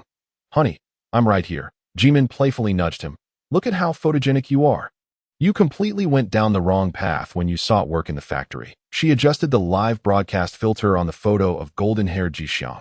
Feeling satisfied and astonished, she contemplated whether to change the title of the broadcast to attract attention. Perhaps something like the elven princess Huang Fugue descends to work. Jixiang gently turned her face back toward him, discomfort, saying, Honey, I'm right here. Jimin excitedly nodded. I know. She handed him the white princess dress, confidently stating her plan. You should wear women's clothing for tonight's live broadcast. Many people. Suddenly, a sharp sound rang out as Jixiang slapped her across the face. His expression turned to a shade of gray, and he tore off the golden wig in anger. Jimin stood stunned, her mind blank. Did Li Jixiang just hit me? His hands gripped her neck, his eyes reddened as he shook his head, veins bulging on his hands like iron shackles tightening. Honey, you cannot treat me this way. Tears streamed down Jixiang's wide-open, reddened eyes, leaving two glistening trails of sorrow. You are a girl. I am not a girl, he whispered tremulously. You absolutely cannot treat me this way. Chapter 22. 4 years and 10 months into marriage. Jimin suddenly felt suffocated and constricted, pressed against the wall by the man who had her throat in his grip. Li Jixiang seemed oblivious to the pain as she slapped and punched his face, kicking at his legs, yet he remained unyielding in his grip, intent on choking her. An ominous shadow enveloped Li Jixiang. His brows furrowing, his wide, hollow, dark eyes bloodshot, lips trembling downward, betraying a heart-wrenching despair. Jimin's vision blurred as she coughed, intermittently calling out Jixiang's name amidst her fading breath. You've never laid a hand on me. Otherwise, why would I have married you? How could you slap me and then choke me? With her throat constricted, she struggled to swallow, saliva escaping her lips, her eyes rolling back as her vision rapidly darkened. You want to kill me, without a hint of mercy. Jixiang lowered his head, pressing his fingers against his wife's throat with force, rendering her silent in his embrace. She could no longer speak. She couldn't force him to do what he did not wish to. She could not hurt him anymore. She could not let him love her. Li Jixiang released his grip, cradling his wife's limp head in his hands, forlorn and isolated, bowing his head in quiet tears. The lights dimmed, and everything sank into a suffocating darkness. What is the meaning of life? Jimin's throat ached. She felt as though she were a fish pulled from the water, gasping for breath. Suddenly, she opened her eyes to find herself on her own bed, surrounded by pitch darkness. As she attempted to rise, she discovered her limbs firmly bound, trapped on the bed in a state of confusion and terror. She cried out, and two dim points of light flickered in the darkness. Jixiang's eyes, with her neck swollen and red, her fear intensified as the sound of shuffling and scraping reached her ears. Li Jixiang approached her, reaching out to caress her face, silent and uncommunicative. Say something. Honey. Huang Zhiming was terrified by the unfamiliarity, on the verge of tears. Why are you treating me like this? Li Jixiang pulled his immobilized wife into his embrace. Lying quietly with her. Why have you gone mute? Zhiming, panicking, responded, if you don't want to wear women's clothing, then don't. Just don't scare me. The swelling on her neck served as a stark reminder that Li Jixiang's intent to strangle her was genuine. Zhiming trembled, breaking out in a cold sweat. She shouted a torrent of words, but Li Jixiang remained as still as a corpse, offering not a single word in response. Fear enveloped Zhiming. Li Jixiang was lost in his own world. Deaf to her pleas, unwilling to hear her speak, in a desperate act, Zhiming bit into his arm, and in the darkness, two glimmers of light flickered to life as Li Jixiang opened his eyes. Wife, he finally spoke, his voice hoarse, you have wounded my heart. Zhiming, feeling wronged, protested, I certainly did not intend to. Just let me go, and we can have a proper discussion. In the darkness, Jixiang shook his head. Wife, you merely see me as a tool to earn your retirement funds. Do you not? Zhiming retorted, what is wrong with saving for retirement? Wife, he said in a muted tone, you listen to outsiders and seek to coerce me that I did not coerce you. At that moment, she noticed the strips of cloth binding her. Adorned with glimmering faux pearls. In a panic, Zhiming exclaimed, did you tear my dress to bind me? That princess dress was rented, and the compensation is exorbitant. Her mouth was covered. How could you force me to wear women's clothing? Jixiang wept in her ear. I cannot bring myself to kill you. Bound tightly, Zhiming began to tremble. Wife, he closed his eyes and murmured, let us quietly perish together at home. Zhiming felt a chill run down her spine in the darkness.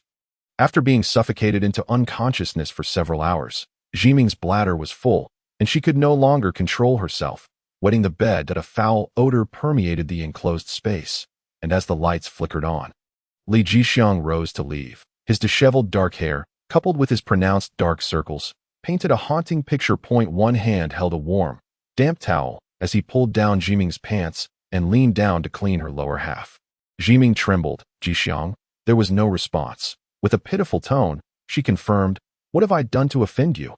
I apologize for my mistakes. Why must we die together? Why must I be bound like this? Li Jixiang focused intently on cleaning her.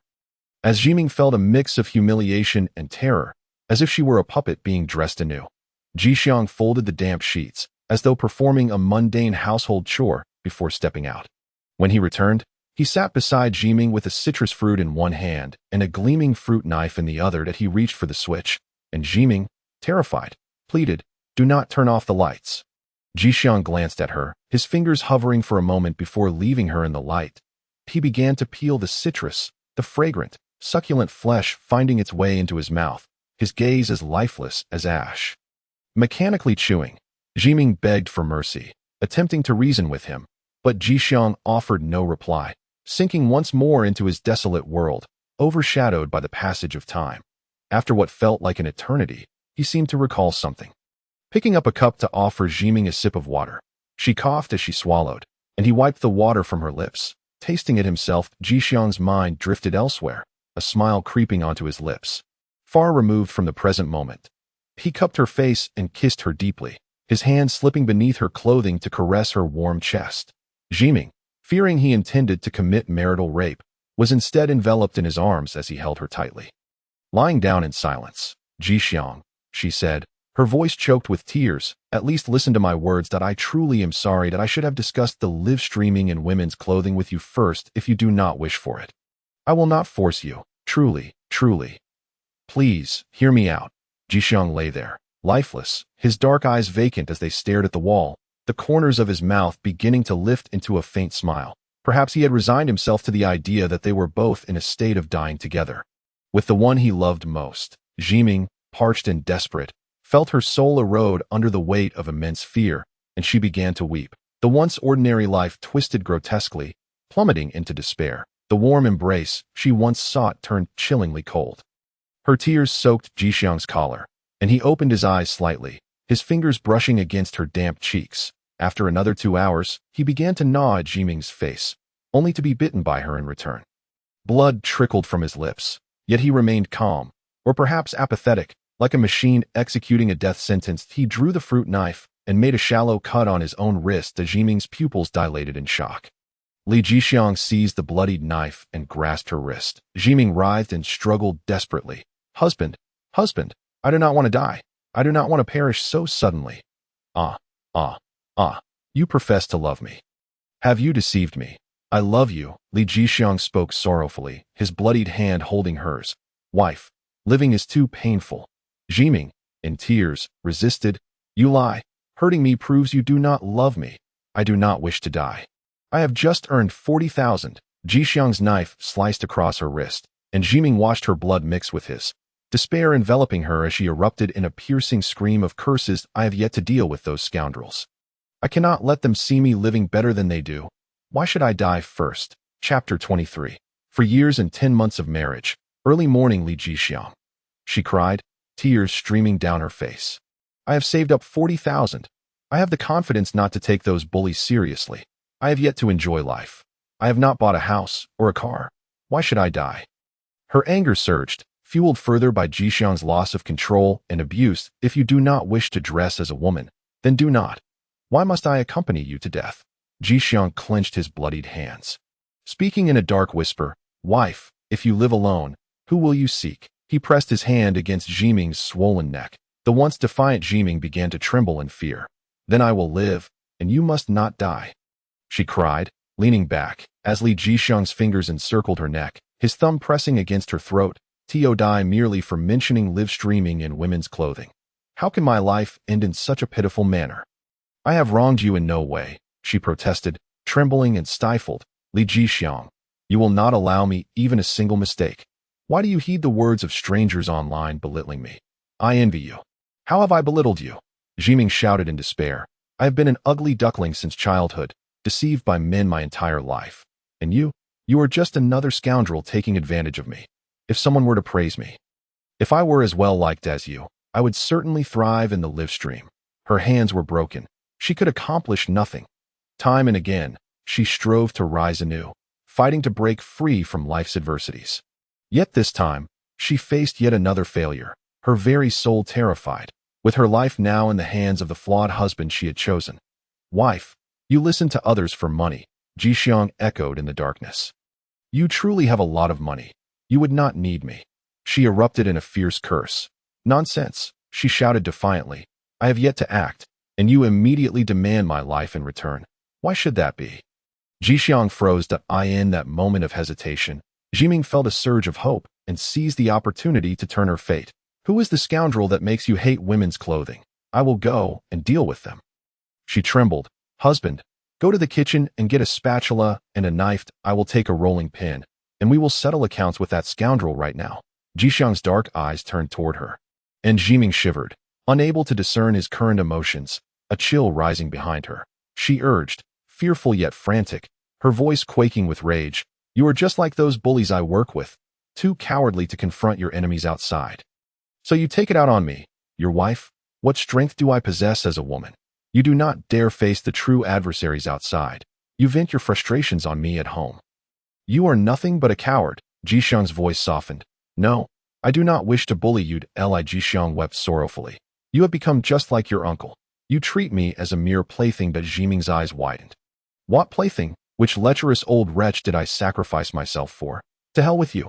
I have saved up a considerable sum in my bank account. I refuse to die in a gutter. Jixiang buried his face in his knees, sobbing quietly. It was truly ironic. The criminal, weak and curled up in tears, while the victim lay bound and shouting beside him, "Oh, you have to drag me down with you. Let me die with clarity." Will you? Zhiming cried, agitated. What plaything are you referring to? I do not understand. Husband, please tell me what is wrong. He buried his face, and he kisses me. Uncle forces me to wear women's clothing and pressures me at night. Zhiming's mind exploded, her body and spirit shattering into fragments. Jixiang's eyes turned red with despair as he gripped her bleeding wrist, the fruit knife's blade pressed against Zhiming's skin. You are my chosen wife. How could you treat me this way? Where are those two old wretches? Zhiming roared, her anger ignited. Insane people do not face consequences for murder. Let us go and slay those two scoundrels and end up in a mental institution together. Jixiang's knife stilled. Those two old wretches committed crimes against children. Zhiming screamed fiercely. Why must we, the two victims, suffer here to the point of death? They are the ones who deserve punishment. Li Jixiang, you mustn't mourn for that vile scoundrel. Old Wang Ba.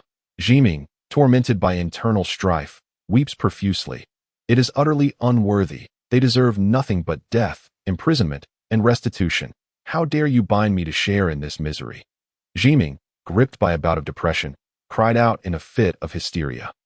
You spineless cur who dares to bully within the confines of home. I have fallen prey to men once more. I am eternally cursed, forever misjudging people, doomed to a life of misfortune. Jixiang stood frozen. Zhiming's outburst surpassed his own. You have betrayed me too. You were my choice as well.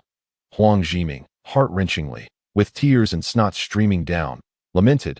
You have also hurt me. You have looked down upon me. I trusted you so deeply. Yet you treat me like a mere tool to be manipulated at will. I want a divorce. I yearn to live alone, and I shall never again harbor affection for him.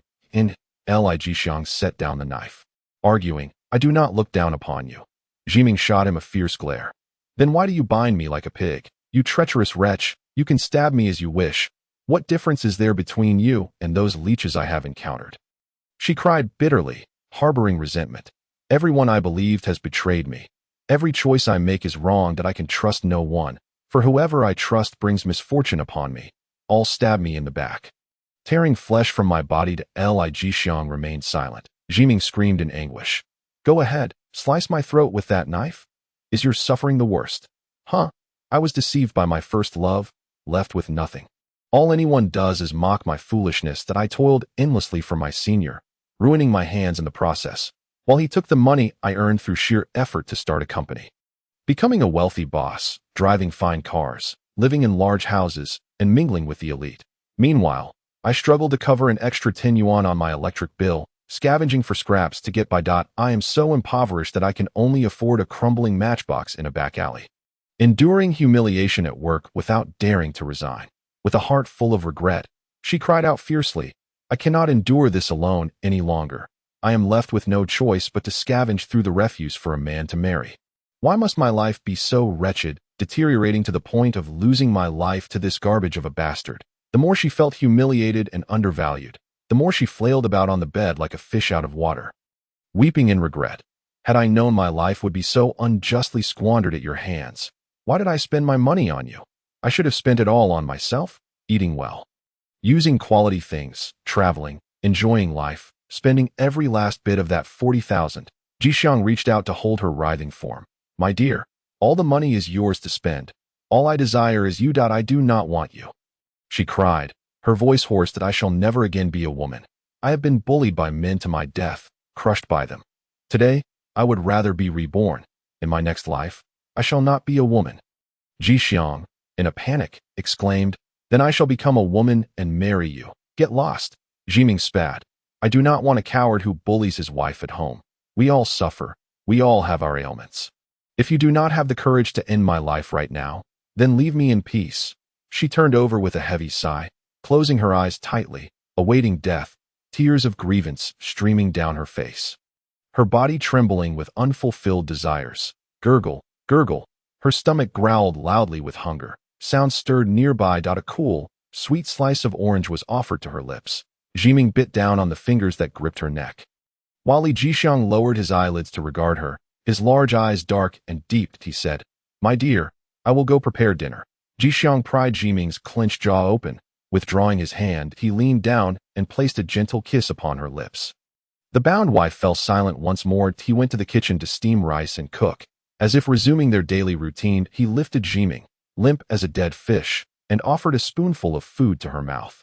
But she violently turned away, refusing to open. After a moment's thought, Li Jixiang untied her bindings. My dear, I do not wish to bully you. Zhiming retaliated by slamming the dish against his head. Hot soup and vegetable broth cascaded down Jixiang's hair. Yet he remained silent, his heavy eyes fixed upon her contorted face. You do not wish to bully me? Zhiming scoffed with resentment. Then why do you torment me with a knife, while you bully those vile creatures who prey upon you? You only harass those who genuinely care for you. Zhiming sobbed. I was drained of my heart and soul by my college first love. Did I lash out at you because of that worthless scoundrel? You coward who fears the strong. You are just like this brutal society. I shall not marry. I refuse this ill-fated union. Jixiang remained silent, gazing at her with a melancholic expression. Zhiming, with a wild glare, shouted, Do you wish to outdo me in misery? What other tragedies have you endured? Were you bullied in middle school? 3 years of middle school cannot compare to my 3 years of isolation and harassment in the workforce. Ah, you are the most pitiful. You wretched coward. Jixiang finally spoke. My father. Zhiming snorted derisively, unleashing a torrent of grievances. My father only knows how to criticize and belittle me. My mother wallows in her victimhood, scornful of all my endeavors. Have you ever had friends? Friends who are perfect princesses while I am the wretched servant? Jixiang, with a gloomy persistence, declared, My father could not find a wife in the city. Deceived my working mother into pregnancy, passing his illness on to her. Zhiming fell silent. My mother ran away with me. But later my father found us and stole me away from my aunt. Jixiang lowered his eyelids. He discovered my illness, that I could not study well, and regretted it. He began to beat me daily, berating my mother. Jixiang's eyelids trembled as he said, My mother was a public whore in the mountain village. Nonsense. How could the capable and generous florist Li Lanhua possibly be that? Indeed, Li Jixiang, with a calm demeanor, insisted, It is true. My grandparents worked in the city. My mother was just a teenager, often bullied in the fields by the village's old bachelors. Jixiang spoke softly. My mother was a girl. My grandparents did not care for her. She ran away to the city to work for my father, who could not find a city wife.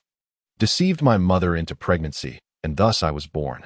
Zhiming was left speechless for a long while. For Li Lanhua to have such a tragic past, and yet build a normal family and establish a stable florist business is truly remarkable. She is nothing short of a hero.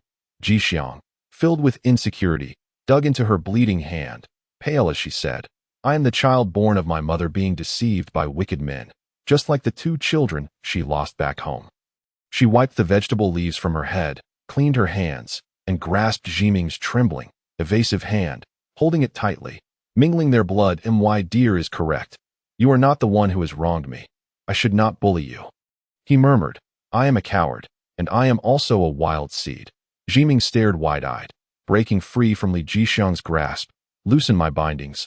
I wish to speak with your mother. My dear, I am not deceiving you. You be quiet, she erupted in a fit of rage. I am terrified when you speak. I will talk to your mother. Jixiang restrained her, kissing Zhiming forcefully. There will be no divorce, he stubbornly asserted. The 2 of us shall reside together in a mental institution. Zhiming pressed down on her bleeding wrist, expending all her strength to strike him. Oh, hell with you. To hell with you. Jixiang sincerely replied. Together we shall go. Chapter 24. 2 weeks into 4 years and 10 months of marriage, Li Lanhua and her husband drove overnight to their son and daughter-in-law's home. Upon arriving at their old neighborhood, they could find no parking, so they had to search for a place on the street. walking for over 10 minutes to reach the old building without an elevator. Li Lanhua felt sorrowful. Had my funds not been tied up during their wedding, I would have bought them a decent home, the stepfather remarked. We cannot be sure how long that girl will stay with Jixiang. She is a bit peculiar. Did our in-laws not insult that girl in front of us, marrying her out of spite? The stepfather paused, suggesting they call the police. As the door opened, the stepfather stepped in front of the anxious Li Lanhua, questioning the disheveled, pallid Jixiang. She is your wife. Do not act recklessly. Jixiang turned to face the others, softly uttering, Mother. The robust stepfather from the north forcefully pushed the door open, and Li Jixiang, head bowed, stepped aside, dried blood visible on her hands. The hearts of the elderly couple raced with dread. Li Lanhua cried out, My son, you again. The stepfather's eyes widened as he noticed the tightly shut bedroom door. Li Jixiang also stared at that door. Li Lanhua moved to inquire about the situation, but the stepfather pulled her back, preventing her from approaching her unstable stepson. Li Lanhua's voice trembled as she asked, Zhiming is inside? What is wrong with her? The stepfather shielded his wife with one hand while gripping his phone to dial 110. Li Jixiang, dejected, said, She locked me out, refusing to let me in. The stepfather thundered, If I let you in, what would you do? Stab your wife with a knife? Your mother is aging. She just found out last week that she has heart and vascular issues. Li Jixiang's eyelids fluttered as she glanced at her mother, who was pressing against her chest, breathing heavily. She has grown old. The stepfather pushed Jixiang away and knocked on the bedroom door, warning him, Step back. Li Jixiang did not move, staring intently at the closed door. The stepfather cautiously rapped on the door, trying a gentle tone. Zhiming, are you resting in there? Li Lanhua spoke softly to the door. We received your call. We rushed over immediately. Do not be afraid. We are here to protect you. A commotion echoed throughout the bedroom. Li Jixiang fixated on the door, a glimmer of light flickering in his eyes. Huang Zhiming emerged, disheveled and clad in pajamas and slippers. Her countenance was devoid of color, dark circles beneath her eyes betraying her sleeplessness, reminiscent of Jixiang's own. Upon encountering her towering father-in-law, a robust northern man standing at nearly 6 feet 3 inches, she visibly exhaled in relief and stepped forward to grasp Li Lanhua's hand. Mother, we must go to the police station. Li Lanhua's face blanched, and with a pleading tone, she implored, You two should divorce. I am sorry for this. We will compensate you. Just please do not let Jixiang languish in prison. I promise to keep a close watch over him from now on. The stepfather interjected, Lanhua, this son requires medical attention. You feel guilty about him, yet you are so consumed by your business that you scarcely have time to oversee him. Ingqi is busy preparing for exams at home. Locking this brother up will surely frighten her. Li Jixiang stood motionless in the dim shadows, fists clenched, staring intently at Zhiming. Zhiming glared back. Mother, you are an informed party. When the child was young, he was molested by a familiar pervert, and you did not report it? They stood in stunned silence. Li Jixiang's eyes widened, and his fingers twitched spasmodically as if in shock. The youth found amusement in cross-dressing, as did I, to enliven the online store. Zhiming, indignantly raising his wrist to display the blood-stopping bandage, continued, Everyone admired him as a handsome boy. When I mentioned cross-dressing, he went berserk. Jixiang even slapped me. Am I unjustly accused? Zhiming pressed on with his grievances. He bound me, forbade me from using the restroom. I was terrified. He threatened to take me away. He nearly scared me to death. Li Lanhua queried, What will you do then? The stepfather glared at the silent Jixiang, apologized to the girl. Zhiming gritted his teeth. Father and mother, if this matter is to be resolved, I demand the same return. I shall slap him, choke him, and cut him. Li Jixiang suddenly spoke. Very well. He leaned closer, lowering his voice. My dear, I am sorry. Without hesitation, Huang Zhiming struck him with a resounding slap, leaving a crimson mark on Jixiang's pallid face. He appeared wounded by the blow, the depths of his dark eyes shimmering with unshed tears as he stared blankly at Zhiming. Zhiming rolled up his sleeves to exhibit the bruises and cuts on his wrists, seething with rage. Father Wang, restrain him. I still need to stab him once. He has unjustly caused me to miss a day of work. Jixiang seized a fruit knife, attempting to stab himself. The stepfather bellowed to take the knife away. Li Lanhua screamed, Son. Zhiming felt a pang in her heart, but maintained a stoic expression, refusing to show weakness. not allowing this despicable man to perceive that such grave matters could be easily dismissed. Her face devoid of emotion, she commanded, "Father Huang, give me the knife." The stepfather refused, and Zhiming bit her lip. Struggling to contain her feelings, Li Jixiang gazed at her, the swelling on his face suddenly breaking into a smile. "What are you laughing at?" Zhiming exploded with anger. Her head throbbed, and she pointed at him, shouting, "If you ever lay a finger on me again, I will not stay with you. Today, I will accompany my mother to the hospital to document the abuse." Li Jixiang earnestly nodded. "I will no longer be a coward. I will not bully my wife." Yet he could not suppress his laughter, filled with a sense of joy. His lack of remorse infuriated the victimized Zhiming. Zhiming grasped Li Lanhua's hand, loathing, "Mother, you must accompany me to the police station to identify those two perverted acquaintances who molested Jixiang. I researched the criminal law online. Light offenses attract a sentence of less than 5 years, while severe ones exceed 5. He has been abused by 2 old perverts. Now, any slight provocation leads to him acting violently towards me. How can I sleep soundly?" Li Lanhua felt guilt wash over her. Jixiang had never confided in them that it was his father who had taken him away and later returned him to recount the tale. Stating that she had ruined a fine child, Li Lanhua's voice faltered, mourning for the child who had suffered here. The stepfather attempted to take Li Jixiang away, but Jixiang stood his ground, unyielding. Zhiming, equally unstable in her emotions, suddenly erupted, "Let him hear. You are the one being spoken of." She angrily pointed at Li Jixiang, her frustration palpable. "Your mother is discussing your matters. You must communicate face to face. Do not let me, who knows nothing, be misled into disaster." Jixiang fell silent. Zhiming cried in anger, "Mother, you must speak to your son directly about what happened back then. If you do not care for him, why rush to my side at night? Are you afraid that if I die, it will cost you too much?" Jixiang's hand tightened, the wounds on his wrist bleeding. "Wife, I was wrong." "What nonsense!" Zhiming rebelled vehemently. "Those 2 old brutes should be locked up." "Then you would not be wronged." Li Lanhua wept. "Zhiming, as a mother, I know Jixiang has been bullied. How could I not regret this? I went with old Wang to confront those 2. By the time we learned of the situation, 4 or 5 years had passed. They had long since changed jobs, and we had no idea where they had moved." Zhiming, consumed by frustration, urged, "Mother, call the police." Li Lanhua covered her face and wept. "I lacked education. Back then, I could not secure a city household registration. I merely borrowed a connection to acquire an identity address. Negotiating with locals to open a store, we had settled on the money and contract. I feared that if they discovered issues with my rented store, my business would collapse. Eventually, after marrying old Wang, I resolved the household registration issue." Li Jixiang turned to gaze at the starry sky. Zhiming stared at them, her eyes wide in disbelief. She could not endure this. She could not withstand such a burden. Suddenly, Zhiming's face was drenched in tears. She could not bear the darkness that enveloped her, nor the suffering that relentlessly pursued her. The stepfather sighed heavily. "Do not blame your parents. Zhiming, your aunt faced immense difficulties. If she had not earned money, what kind of life would she have led? She was grappling with the illness passed down from Li Jixiang's father while caring for you. Jixiang, your father is no good." She hesitated to either give you to him for a few thousand yuan for treatment or listen to your cries and flee with you, leaving her with no option to return home. She truly suffered. Without money to stand on her own, she would always be victimized. Even to this day, Li Jixiang lowered his head, caressing the red string bracelet on his wrist. "Mother, your heart is weak. Do not be sad." Zhiming, in despair, could not bear the weight of such tragedy and helplessness. Before Li Jixiang, she wept more fiercely than her mother-in-law. Chapter 25. For years and 10 months into marriage.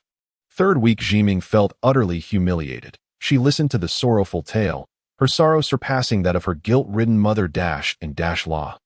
Li Lanhua had scarcely narrated a few sentences, yet Zhiming felt an overwhelming sense of understanding.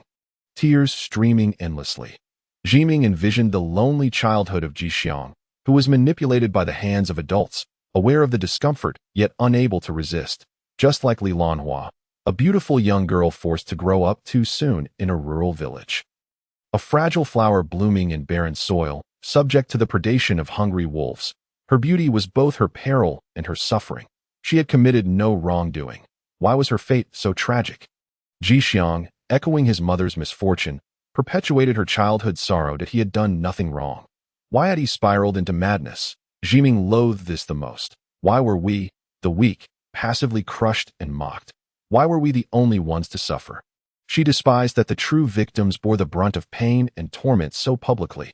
And the perpetrators? Why did they continue to thrive, unscathed by the harm they inflicted upon others? The victims cowered in the shadows, weeping and self-torturing, while the villains basked in the sunlight, seamlessly evading consequences, skillfully deflecting blame, and escaping without a trace. She detested this, the fundamental nature of oppression and deception that preyed upon the weak. Even more repugnant were the many domineering and cunning villains who would manipulate people into gratitude and understanding for their hardships, leading them onto the conveyor belts of exploitation, disguised as rules, customs, and framed as your goals, your expectations, your life. Those selfish, cold-hearted, and morally bankrupt individuals excelled at ruthlessly forcing the weak to bear the brunt of their malevolence, their toxic actions eroding and destroying the vulnerable. Why must it be so? She loathed this. For she could not escape it. She too was devoured, caught in the relentless cycle of the strong preying upon the weak.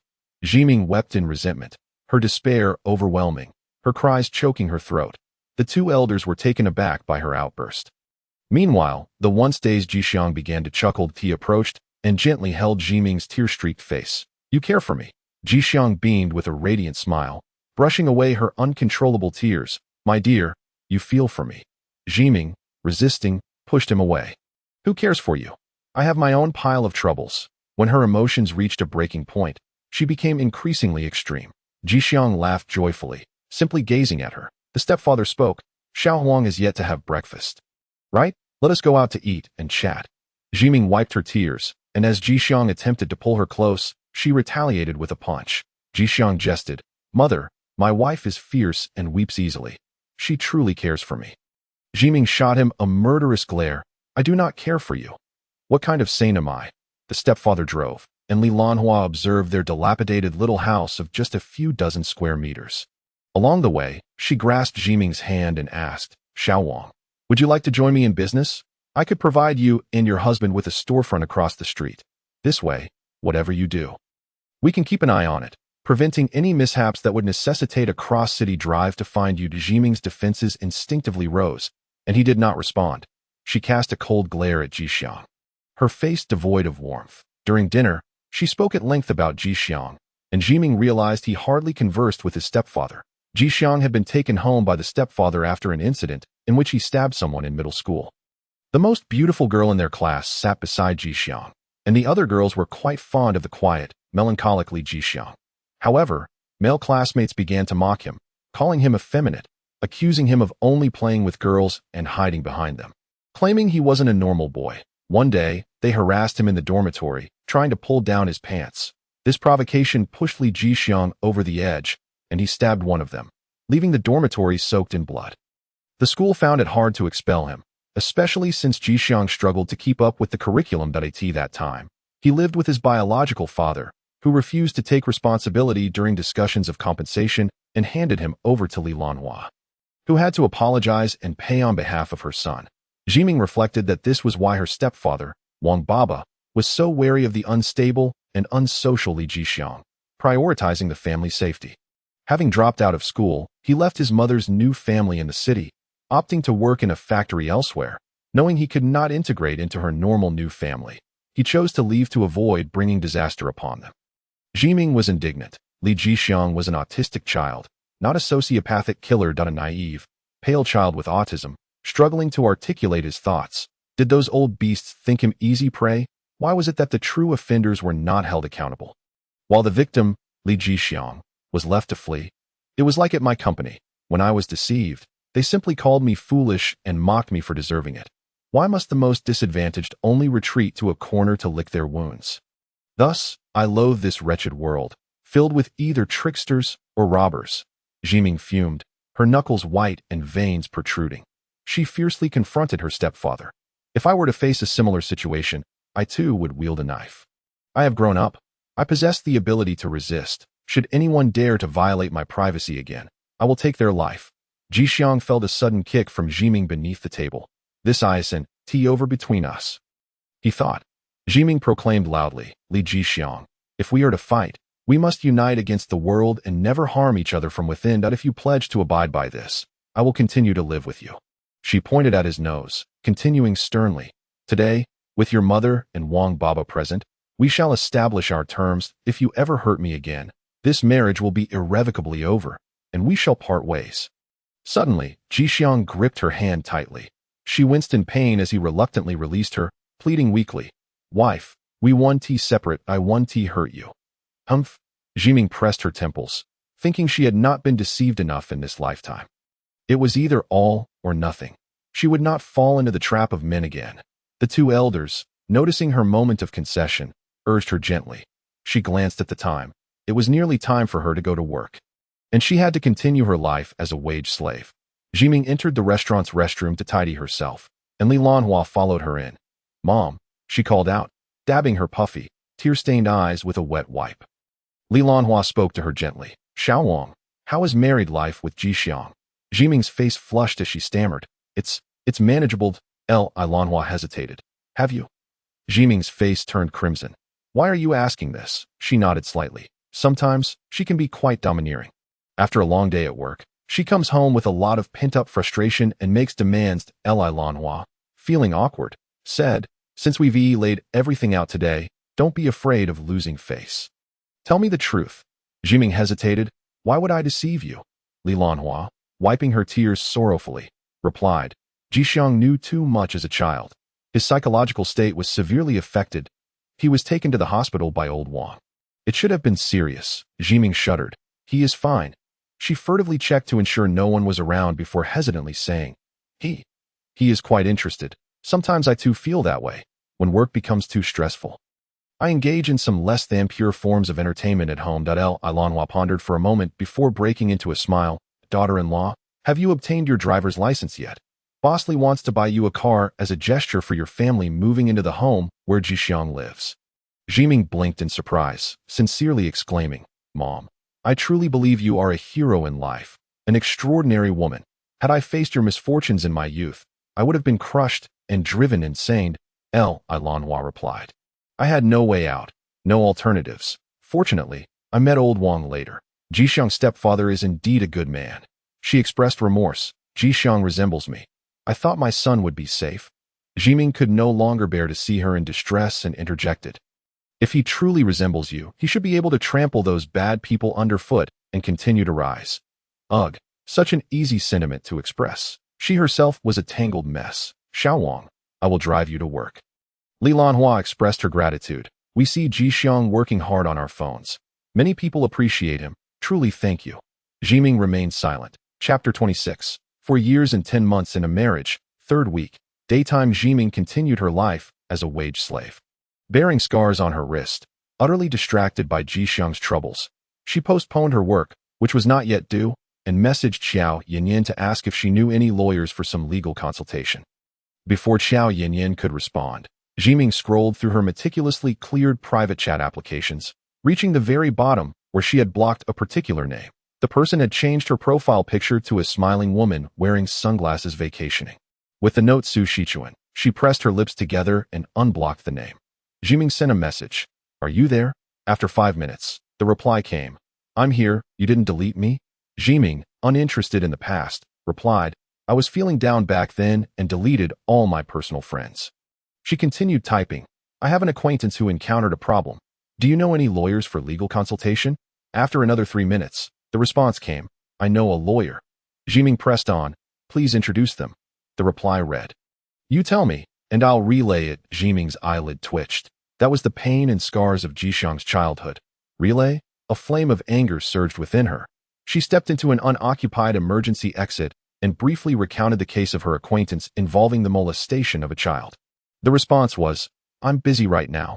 I'll relay it after work. Zhiming felt inexplicably nauseated, as if she had betrayed Jixiang. Her finger hovered over the chat icon for Su Shichuan, and the urge to block this person surged again. At that moment, her phone chimed. Xiao Yanyan had replied. Xiao Yanyan sent a business card. This is my senior. She works at a law firm. What is going on? Are you all right? Zhiming quickly connected with the lawyer. Confirming the year and location of the incident, Xiao Yanyan Sr. stated, the molestation by this auntie is considered mild. typically resulting in a sentence of less than 5 years, since 19 years have passed. It exceeds the statute of limitations, and the chances of successful prosecution are very low. If the molestation by that adult male is deemed severe, the punishment could exceed 19 years, and you could file a report to pursue charges. Zhiming sighed in relief, thanking Qiao Yinyan. She entered the elevator and messaged Su Shichuan. I have consulted. The response came a minute later. Oh, be sure to protect yourself. Zhiming felt disgusted. After over 4 years, she still did not wish to connect with this person.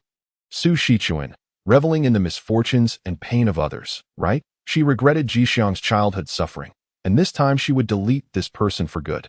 Just then, the adhesive bandage on her wrist fell off due to dehydration. She applied a new bandage to her scar, oblivious to someone entering the elevator. Noticing someone staring at her wrist scars, she turned to find it was Zhang Yingtai. Zhiming covered her wrist, unwilling to expose her suffering to the unfeeling workplace. Zhang Yingtai smiled. Are you doing well recently? Zhiming nodded awkwardly, silently cursing Jixiang for putting her in this position. Upon reaching their floor, Zhang Yingtai waved goodbye, saying, Take care, Tio, report Li Jixiang's case at the police station.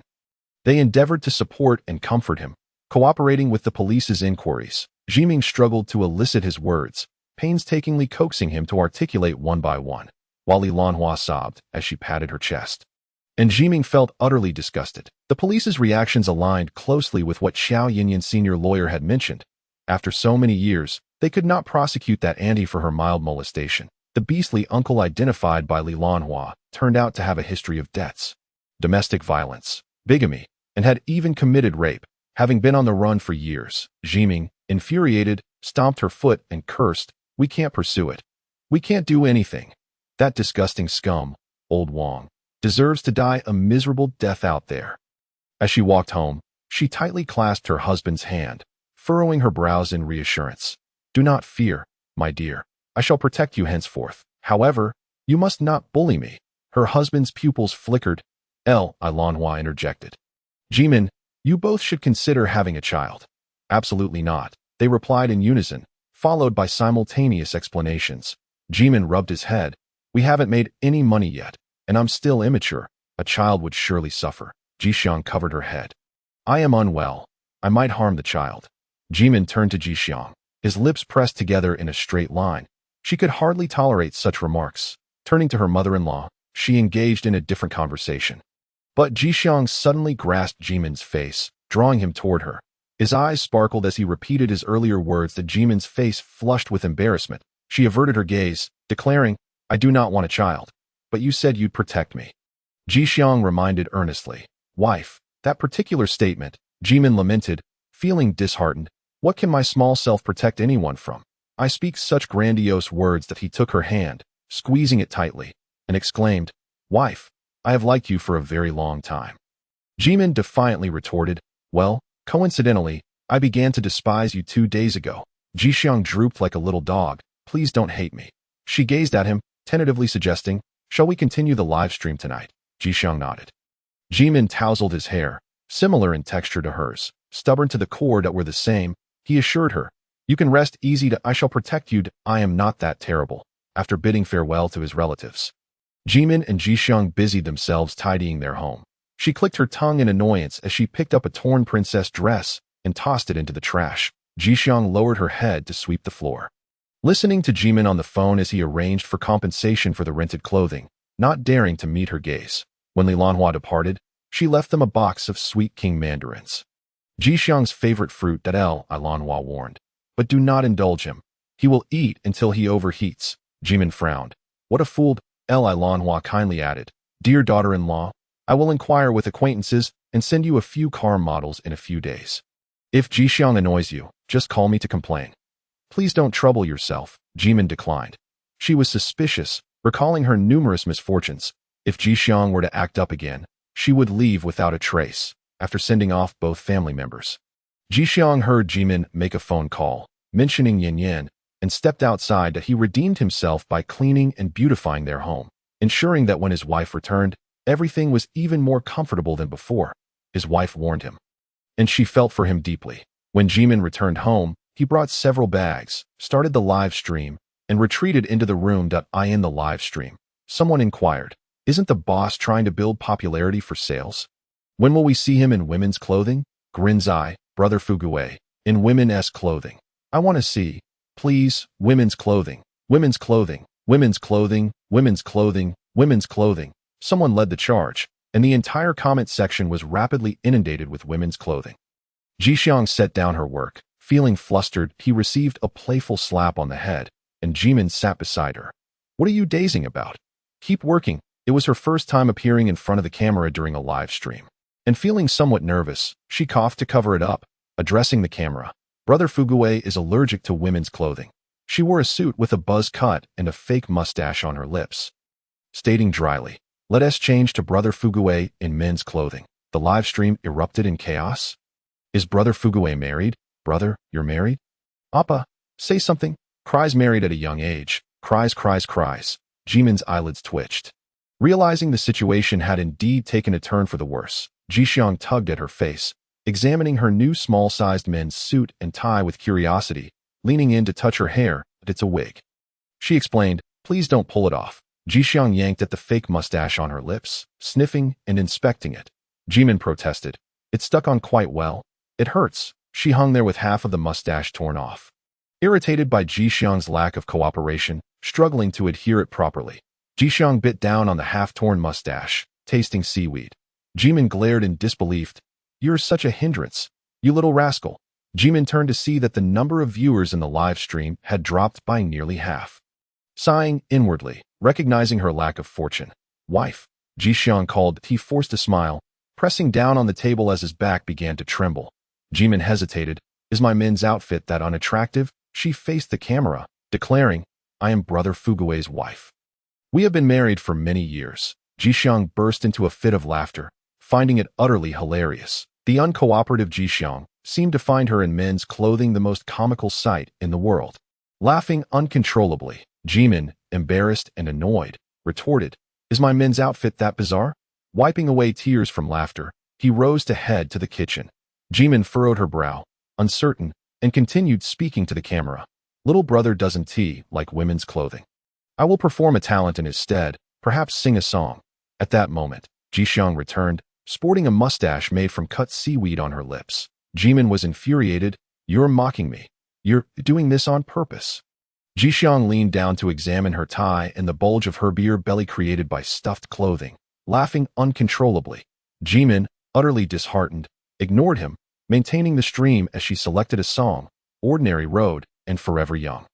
Causing the viewer count to fluctuate, Jixiang's smile became serious as she focused intently on Jimin's singing. Without a hoarse voice or shouting, Jimin's voice was actually a gentle tenor. She had participated in a campus singing competition during her school days, winning a shopping card worth 100 yuan. Amidst disappointment and banter about the pairing of a refined beauty with a rough and tumble comedic figure, some supportive comments surfaced.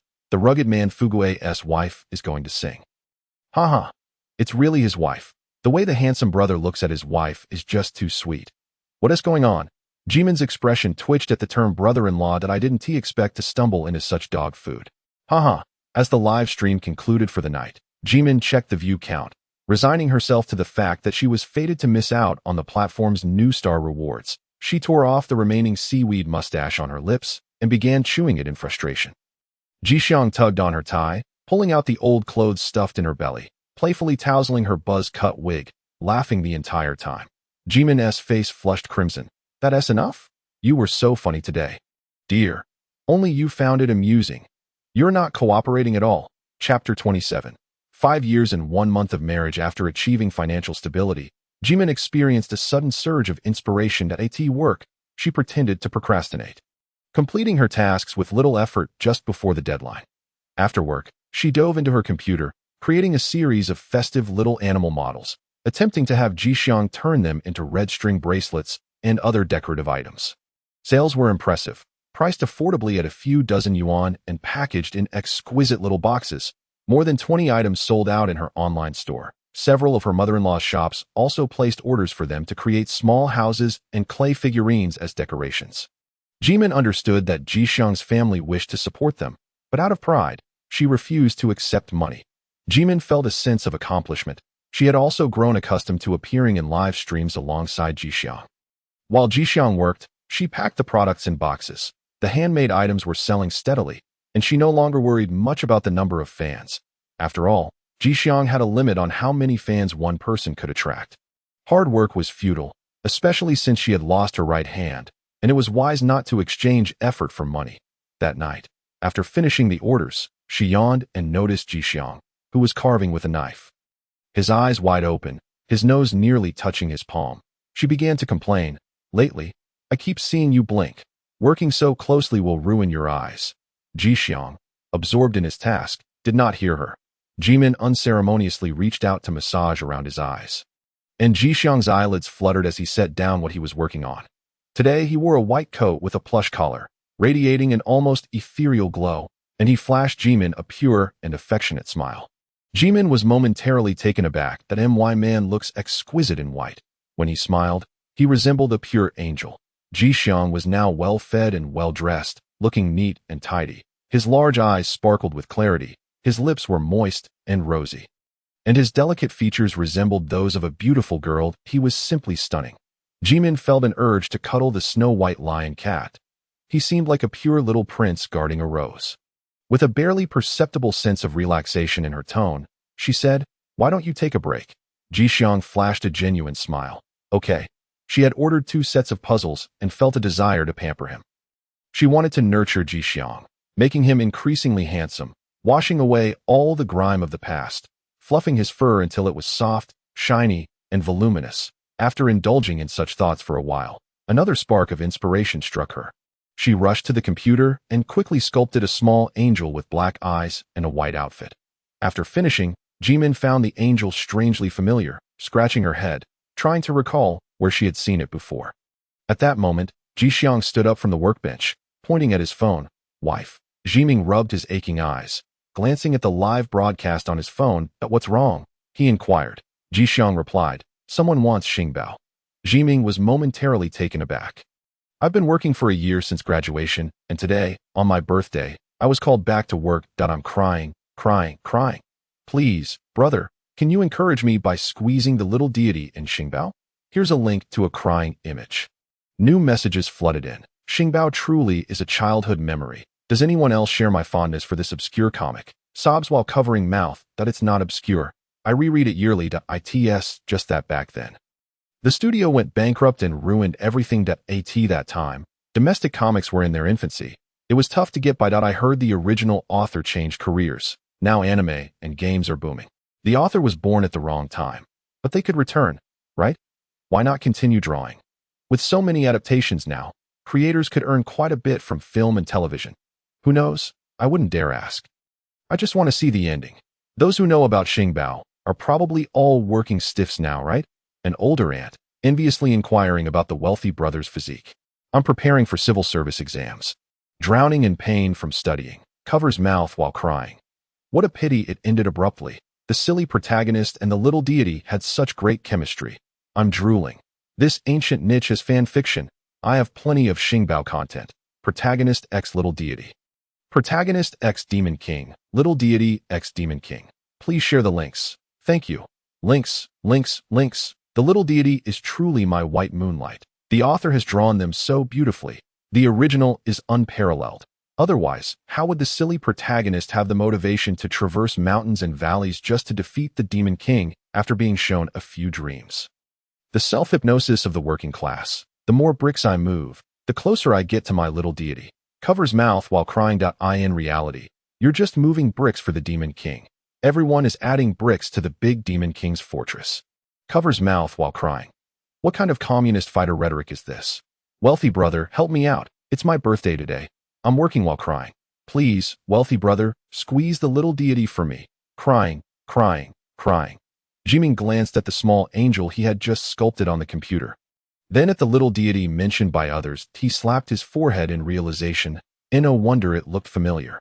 The figure he created resembled the little deity he used to draw. Rubbing his eyes, he said hoarsely, "I'll sort out the materials. You can work on this for a while." He dug out long-forgotten original drafts, feeling a mix of emotions as he handed them to Jixiang. His phone began to receive orders for 3 or 4 characters from Xingbao. Zhiming felt disheartened. Unfortunately, The foolish protagonist did not make it to the end. He saved the small angel model based on Jixiang, shut down the computer, and sat on the sofa with a cup of hot tea. Lost in thought for a long while. Later, he privately messaged the netizen who had been working on his birthday, sending the little deity to them. From that day forth, the viewer count in the live broadcast room saw a slight increase. As many began expressing interest in creating figurines of the old comic, Xingbao, and were willing to spend money, that it later became widely known that Huang Fugui's handmade clay figurines of Xingbao characters were exceptionally true to life. Even more so than the official ones, as other shops could not match this quality. Zhiming was surprised to find that many still cherished this old work, which had been abruptly halted back then. Entertainment relied mainly on print media and television, thus becoming a cherished childhood memory. Unlike today, where we have entered a fast-paced multimedia era, with entertainment options sprouting like mushrooms after rain, with so many choices and experiences. The immediate thrill is more direct, making it naturally difficult for people to remain attached to any single work. Observing the little deity, the demon king, and the foolish protagonist in Jixiang's hands, Zhiming began to recall the past incessantly. She had finally left home to attend university in a different city. When the teacher called her name, Huang Zhiming, some classmates started to laugh. She couldn't understand why they mocked her name in the university dormitory. As she got to know her roommates, one lonely girl remarked, "Zhiming, you must have a younger brother, right?" She replied, "No, but my mother is pregnant now." Zhiming pursued a major she disliked, remaining introverted and silent, unable to express her thoughts. She joined the drawing club, where she would sketch little stories in her spare time. Later, she received a couple of small awards on campus, and a handsome senior brought her the certificate, encouraging her to enter competitions recognized by mainstream organizations. That senior from the literature department was knowledgeable and had strong opinions about film and literature. Zhiming and the handsome senior found common interests. Nervously, she shared her story ideas with him, and after he reviewed her drafts, he suggested, "I think the story needs a more formidable enemy, so that the little fool's discovery of the little deity and treasure feels even more precious." The excellent and mature senior made a funny face. "It would be best to have a charismatic enemy. The little fool is pursuing a little deity that is so perfect. Defeating an ugly enemy is too kitsch. You could design a demon king who obstructs the protagonist's path based on my suggestions." Encouraged, she stayed up late to finish a medium-length piece, submitting it to several external competitions, and won a silver award. On the day of the award, the senior, admired by many girls, had roses and candles set up downstairs. Loudly confessing to her, a plain, socially anxious girl, that in the end, she was truly cut down by this demon king halfway, and the little deity remained ethereal, merely a beautiful dream that exploited the earnest and diligent fool. Zhiming sat in a daze. Damn it. She really did not want to recall those fraudsters and vampires clad in glamorous disguises. Rubbing her eyes, she tugged Jixiang, who was doing chores, saying they should go out to the park for some activity. Jixiang was busy in the kitchen, insisting on finishing his chores. Zhiming, feeling agitated, quickly washed a few dishes. Jixiang frowned. "Wife, you didn't wash them properly. You might get a stomachache." Zhiming clanged the dishes into the dishwasher gifted by her mother-in-law and pressed the sterilize button. Irritated, she yanked off his frilly apron. "I just want to go out for a walk with you, don't you understand?" He was stubborn as ever, completely incapable of adapting. Zhiming, with damp hands, grasped his dry palm and stepped out the door. Suddenly, she remembered something and rushed back inside. Carefully storing the little angel model in the old computer that often crashed as she stood up, she bumped into Jixiang's chin. He leaned over to look at the screen, where the little angel with dark eyes was displayed. "Wife, is that little deity?" Zhiming, exasperated, raked her hair. "It's not the little deity." I need to innovate and move on." Jixiang blinked. "Wife, someone said your little deity looks like me." She pinched his cheek, scrutinizing him closely. Chapter 28. 5 years and 2 months of marriage after Zhiming completed her project, Lin Yi, who had been parachuted in, successfully applied for a government-sponsored study abroad program and left. The team leader and deputy leader had not assigned Zhiming any tasks for a long while. She was receiving only her basic salary, which was minimal, but with the income from her side business. Zhiming was indifferent now and could still ponder over running a couple shop. Yan came to find her, looking haggard. "Zhiming, let us step outside and talk." Zhiming asked, "Did your project conclude?" It seemed she hadn't seen Jinjinging for a while. Every time she spotted Yan before, Zhen Jingying had been smiling beside her, and it was common knowledge that Zhen Jingying liked her. Yin Yin replied, "The project is wrapped up that he's on a business trip." Weariness flashed in her eyes as the team leader smiled and waved at Yin Yin. Yin Yin put on a professional smile, responding to the greetings from the team leader and deputy leader. Once they left the floor, Yin Yin furrowed her brow and said to her, "I'm leaving." Zhiming was taken aback. "What do you mean? Where are you going?" "I've been transferred to a branch in another city," Yin Yin snapped. "The salary here is barely anything. I might as well go back home." Zhiming stared, wide-eyed. Yin Yin expressed her disgust. "It's the team leader and their decision to say we have enough personnel here, so they don't need me anymore. They claim my work abilities and skills don't match and want me to go to the Sea City branch." She thought I didn't know, but someone revealed to me what she was doing behind my back. Zhiming felt disheartened. "That's impossible. If they didn't need anyone here, I should be the first to go." Yin Yin retorted sharply. "They need someone to do the menial tasks. Everyone has their backgrounds and factions. It's a complicated situation. Who's going to do the work and lift others up? Besides you, no one else can be persuaded. They can't afford to take losses." Yin Yin, stifling her anger, said, "I'm leaving just to say goodbye." "No," Zhiming replied, "that if you leave, what is the point for me?"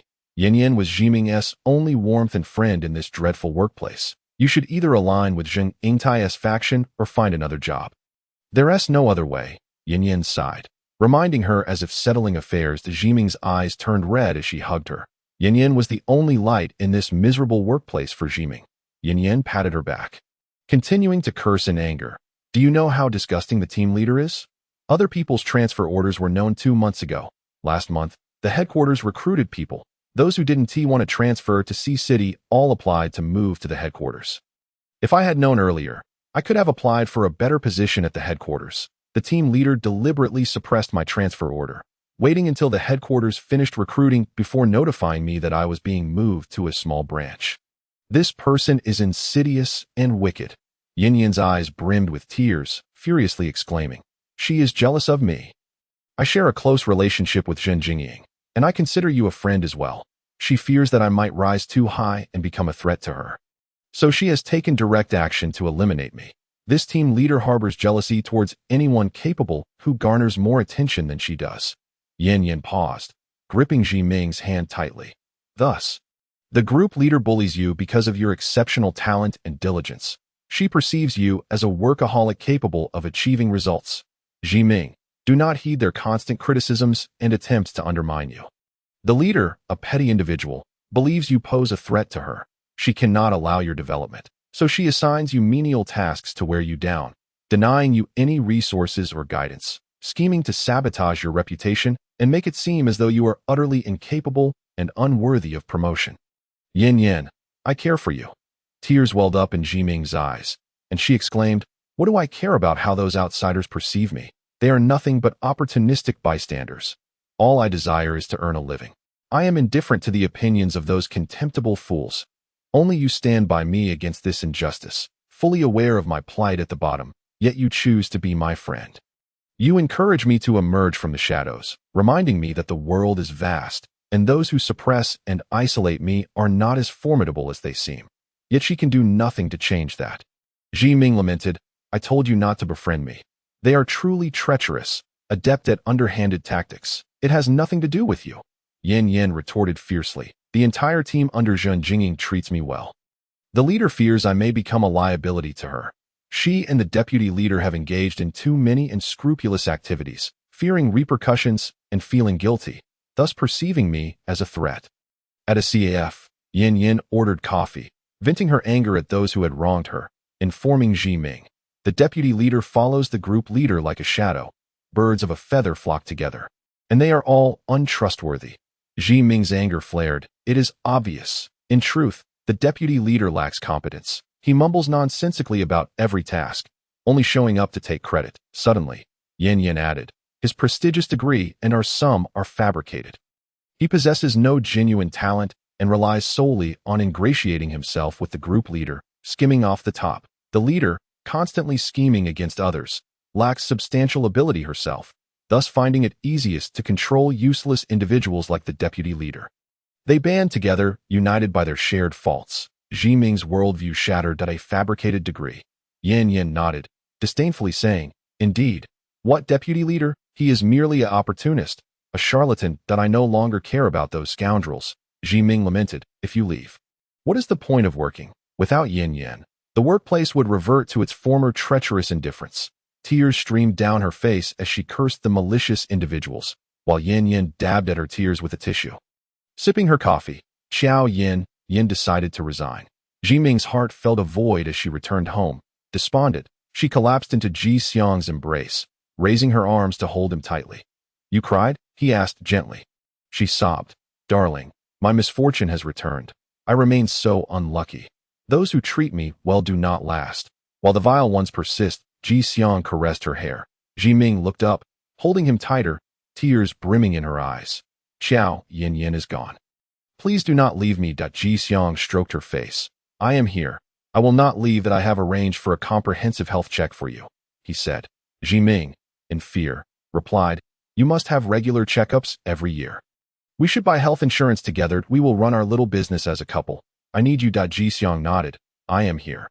Yin Yan's departure left her deeply saddened and pessimistic.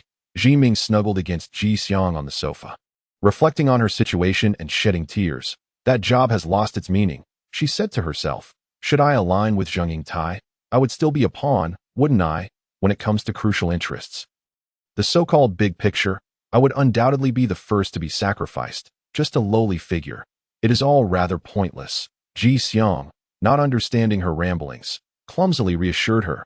"Wife, you are not a minor character. You are mine." Zhiming nodded. "And you are my husband as well." After a moment of contemplation, she felt utterly disheartened by her menial job. "Perhaps I should resign and solely focus on our handmade online store." "Good," Li Jixiang said, stroking Zhiming's hair. That evening, just as Zhiming was about to go live, she discovered their store account had been suspended. Panic set in as she immediately called the platform. The response was, "Ms. Huang, your store has been reported for infringement, using products from Xingchen Entertainment and Cultural Media Company without authorization." Zhiming exploded in anger. "I am the creator of Xingbao. Whose rights am I infringing upon?" Her mind raced. Wait a minute. The copyright contract she signed during her studies was not in her possession, but belonged to her first love studio. The platform's customer service politely stated, "Please check your back-end messages and your email for any warnings or legal notices from the other party. Until a resolution is reached between both parties, your account will remain suspended." "Am I to pay damages?"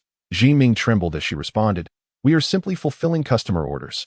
We had no idea this month would be entirely filled with demands for Xingbao figurines." The customer service representative replied courteously, "You may negotiate privately. It is best to avoid legal action. That we wish you a successful resolution." The store Huang Fugue handmade clay remained locked. Zhiming searched online and found inquiries already made. "Why can't I access Fugue Ji's store account? I rely on his live streams to accompany me while I study alone at night. That I heard it might be a violation or a lawsuit. Accounts usually get suspended for such reasons. How could it be a lawsuit? I bought his alpaca clay figurine and hope it isn't gone. What if they demand compensation for payment without delivery? Is it not plagiarism? They released a set of red string bracelets that looked lovely, but I couldn't get my hands on them. Did they exploit information gaps to copy a foreign master? I found no similar bracelet designs. Please don't let the beautiful husband and strong wife collapse. My fragile heart can't take it. It's quite normal for internet celebrities to fall from grace." Li Jixiang, puzzled by her inaction, asked, "Wife, why aren't you starting the live broadcast? Take a break." Zhiming, maintaining her composure, replied, "Darling, you've worked hard during this period." Li Jixiang could not comprehend the absurdities of this seemingly reasonable yet ridiculous world. The rational injustices, the legal plundering and destruction, threatened to drive the innocent and earnest Li Jixiang mad once more. Her face turned pale. "That I will face this. That I am not afraid. I have endured everything. I have grown accustomed to anticipating the worst in others, which allows me to remain unfazed by any malice or selfishness. You must maintain your beauty, simplicity, and purity. Preserve your focus and strength. That I will protect you." She retreated into the bedroom with her laptop, locking the door behind her. Zhiming read through the legal notice in the back end, paying for a consultation with a lawyer recommended by Yin Yan. The lawyer advised that for a small online store, the issue was not significant, suggesting private negotiation. Once clarified, they could bargain for an acceptable outcome for both sides. Zhiming, regaining her composure, recounted the events in an email to Xingchen Entertainment and Cultural Media Company, expressing her desire for an amicable settlement. Biting her lip, she added a final note. You may check the Xingbao contract. I am the creator, Huang Zhiming. Restlessly pacing in her room, Li Jixiang knocked on the door. Wife, why are you in there alone? Taking a deep breath to steady her voice, Zhiming replied, I am about to start my period. My stomach feels a bit crampy, so I wanted to lie down alone. The doorknob jiggled. Li Jixiang, unable to enter, said worriedly, Wife, let me warm your stomach. Zhiming wiped her tears. Yin Yin was gone, and she needed to protect the small online store she had built with Li Jixiang. Half an hour after sending the email, Zhiming received a reply. Hello, Ms. Huang. We have investigated the old contract for Xingbao in our database. Please provide your contact information, address, and the electronic certificate of the store owner. Someone will be in touch with you shortly to discuss the infringement issue. Zhiming sent her information. A minute later, her phone rang with an unfamiliar number. Zhiming, the voice of her first love echoed. Is it really you? Chapter 29. 2 weeks into the 5th year of marriage, hearing the voice of her former lover filled her with a sense of suffocation. She quickly hung up, cursing under her breath. What bad luck! Zhiming shouted, raking her fingers through her hair in frustration. She stormed out, her hair a chaotic mess, and collided with Li Jixiang, who stood at the door. Wife, why are you so agitated? She exclaimed, pacing back and forth. I knew I was unlucky. Misfortune clings to me, and now it has returned. Li Jixiang looked bewildered. Wife, is your stomach no longer hurting? Just then, her phone rang again, and Zhiming's agitation escalated as she glared at the screen. Feeling as if the device were burning her hands, Li Jixiang snatched the phone and switched it off. Zhiming stared at him, confused. Then she seized the phone back and called the number. Aren't we supposed to negotiate privately? The voice on the other end was irate. Let's set a time to discuss. Zhiming, furious, retorted, Zhu Jingyi, I created Xingbao. How dare you ask me to compensate for infringement? The senior also dredged up old grievances. You insisted on throwing a tantrum, forbidding me from selling Xingbao, yet you also refused to continue creating. At that time, her hand was damaged, and she did not inform anyone. Not even the senior. She merely waited to see the senior's true colors. Zhiming scolded. You entangled yourself with Su Shichuan, deceiving me into working tirelessly for you. How can you say that? You are consumed by work every day, leaving no time for me. The senior, Zhu Jingyi, rebuked. Su Shichuan is far more articulate than your disheveled self. I can present her in a collaboration. Being with you, I still have to take care of you. Nonsense. Her anger flared. I have never required your care. I manage my own affairs. Your work is a chaotic mess, the senior stated. You are my girlfriend, yet you do not communicate or engage with anyone in the studio. Not even a smile. They say you are arrogant, and I have always been your safety net. Nonsense, Zhiming retorted. I am not arrogant. I have done nothing wrong. Let us both calm down. The senior's tone softened. I am glad to have found you. You are angry with Su Shichuan, but she is already married, and I have long since parted ways with her. It is you who cheated and deceived me out of my money. Zhiming mocked with disgust. You truly know how to evade responsibility. Don't you have any fault? I sold the studio, and I told you to come with me. Otherwise, you would now be the lady boss of Xingchen culture. The senior's voice was tinged with anger. Zhiming, your refusal only provokes anger. Your emotional intelligence remains so low, sensitive yet unable to control yourself. She leaves? What nonsense. She cannot leave. She ruined her right hand back then and can no longer work. Zhu Jingyi said. Huang Zhiming, let us discuss the matter at hand and set a time. Upon hearing the words lady boss, Li Jixiang's black eyes fixed intently. Zhiming's phone suddenly slipped from her grip as Li Jixiang focused on the number displayed on the screen. A male voice emanated from the line. Zhiming? Li Jixiang answered the call. Who are you? The senior paused for 2 seconds. You are Zhiming's younger brother? Li Jixiang replied. I am her husband. Zhiming called out. Give me back my phone. You are arguing with my wife. Li Jixiang interrogated the voice. Who are you? Tomorrow afternoon at 6, I will come to discuss the copyright infringement of Xingbao. The call ended. Li Jixiang glared at Zhiming with a dark expression. He finished speaking quickly, and Li Jixiang asked, why did you argue with this person? Zhiming gritted her teeth. I want nothing more than to strangle him. Li Jixiang did not return the phone, gripping it tightly in her palm, her veins bulging in her arms. This person claims you will be his lady boss. Li Jixiang stared directly at her. I heard that. Zhiming suddenly burst into laughter. Jixiang was taken aback, not expecting such a reaction from her. Zhiming laughed until tears streamed down her face. This scumbag still wants to deceive me into working for him. Her internal fury surged, replaying stories from university, tossing and turning in bed sleeplessly at night. Jixiang opened her eyes, pressing down on her as she fumed. Are you excited to meet that person? Zhiming nestled into his embrace, unable to quell her inner rage. Darling, I am the reincarnation of a misfortune god. She regretted and angrily clutched his right hand, rubbing it. I met this scumbag senior during university. He claimed he wanted to start a business, promising I could achieve my dreams alongside him. He painted a grand emotional picture, leading me to foolishly sign a contract, robbing me of the copyright and credit for Xingbao, reducing me to a mere laborer in his studio. That scumbag was also entangled with my so-called friends from childhood behind my back. They flaunted their entrepreneurial success outside while I toiled in the studio, working tirelessly day and night, with barely a moment to wash my hair or cook for myself. She hastily cupped Jixiang's face, her yearning to express herself evident. Do you understand what I am saying? Jixiang furrowed her brows. They deceived you. Zhiming's eyes sparkled with starlight, finally receiving acknowledgement and empathy, nodding vigorously. Yes, they deceived me. They are not good people. One is my first love, and the other is a friend from childhood. She continued with gritted teeth. They were impatient for success, constantly urging me to rush the work on Xingbao. I heeded their words to the point of exhausting my mind and skills, rendering my right hand useless. I was truly foolish. Jixiang embraced her, saying earnestly, My dear wife, you are wonderful. They are the villains. I am indeed wonderful. Zhiming replied enthusiastically, I am particularly wonderful. Yan Yan has left. She clutched Jixiang tightly. I will not be deceived again.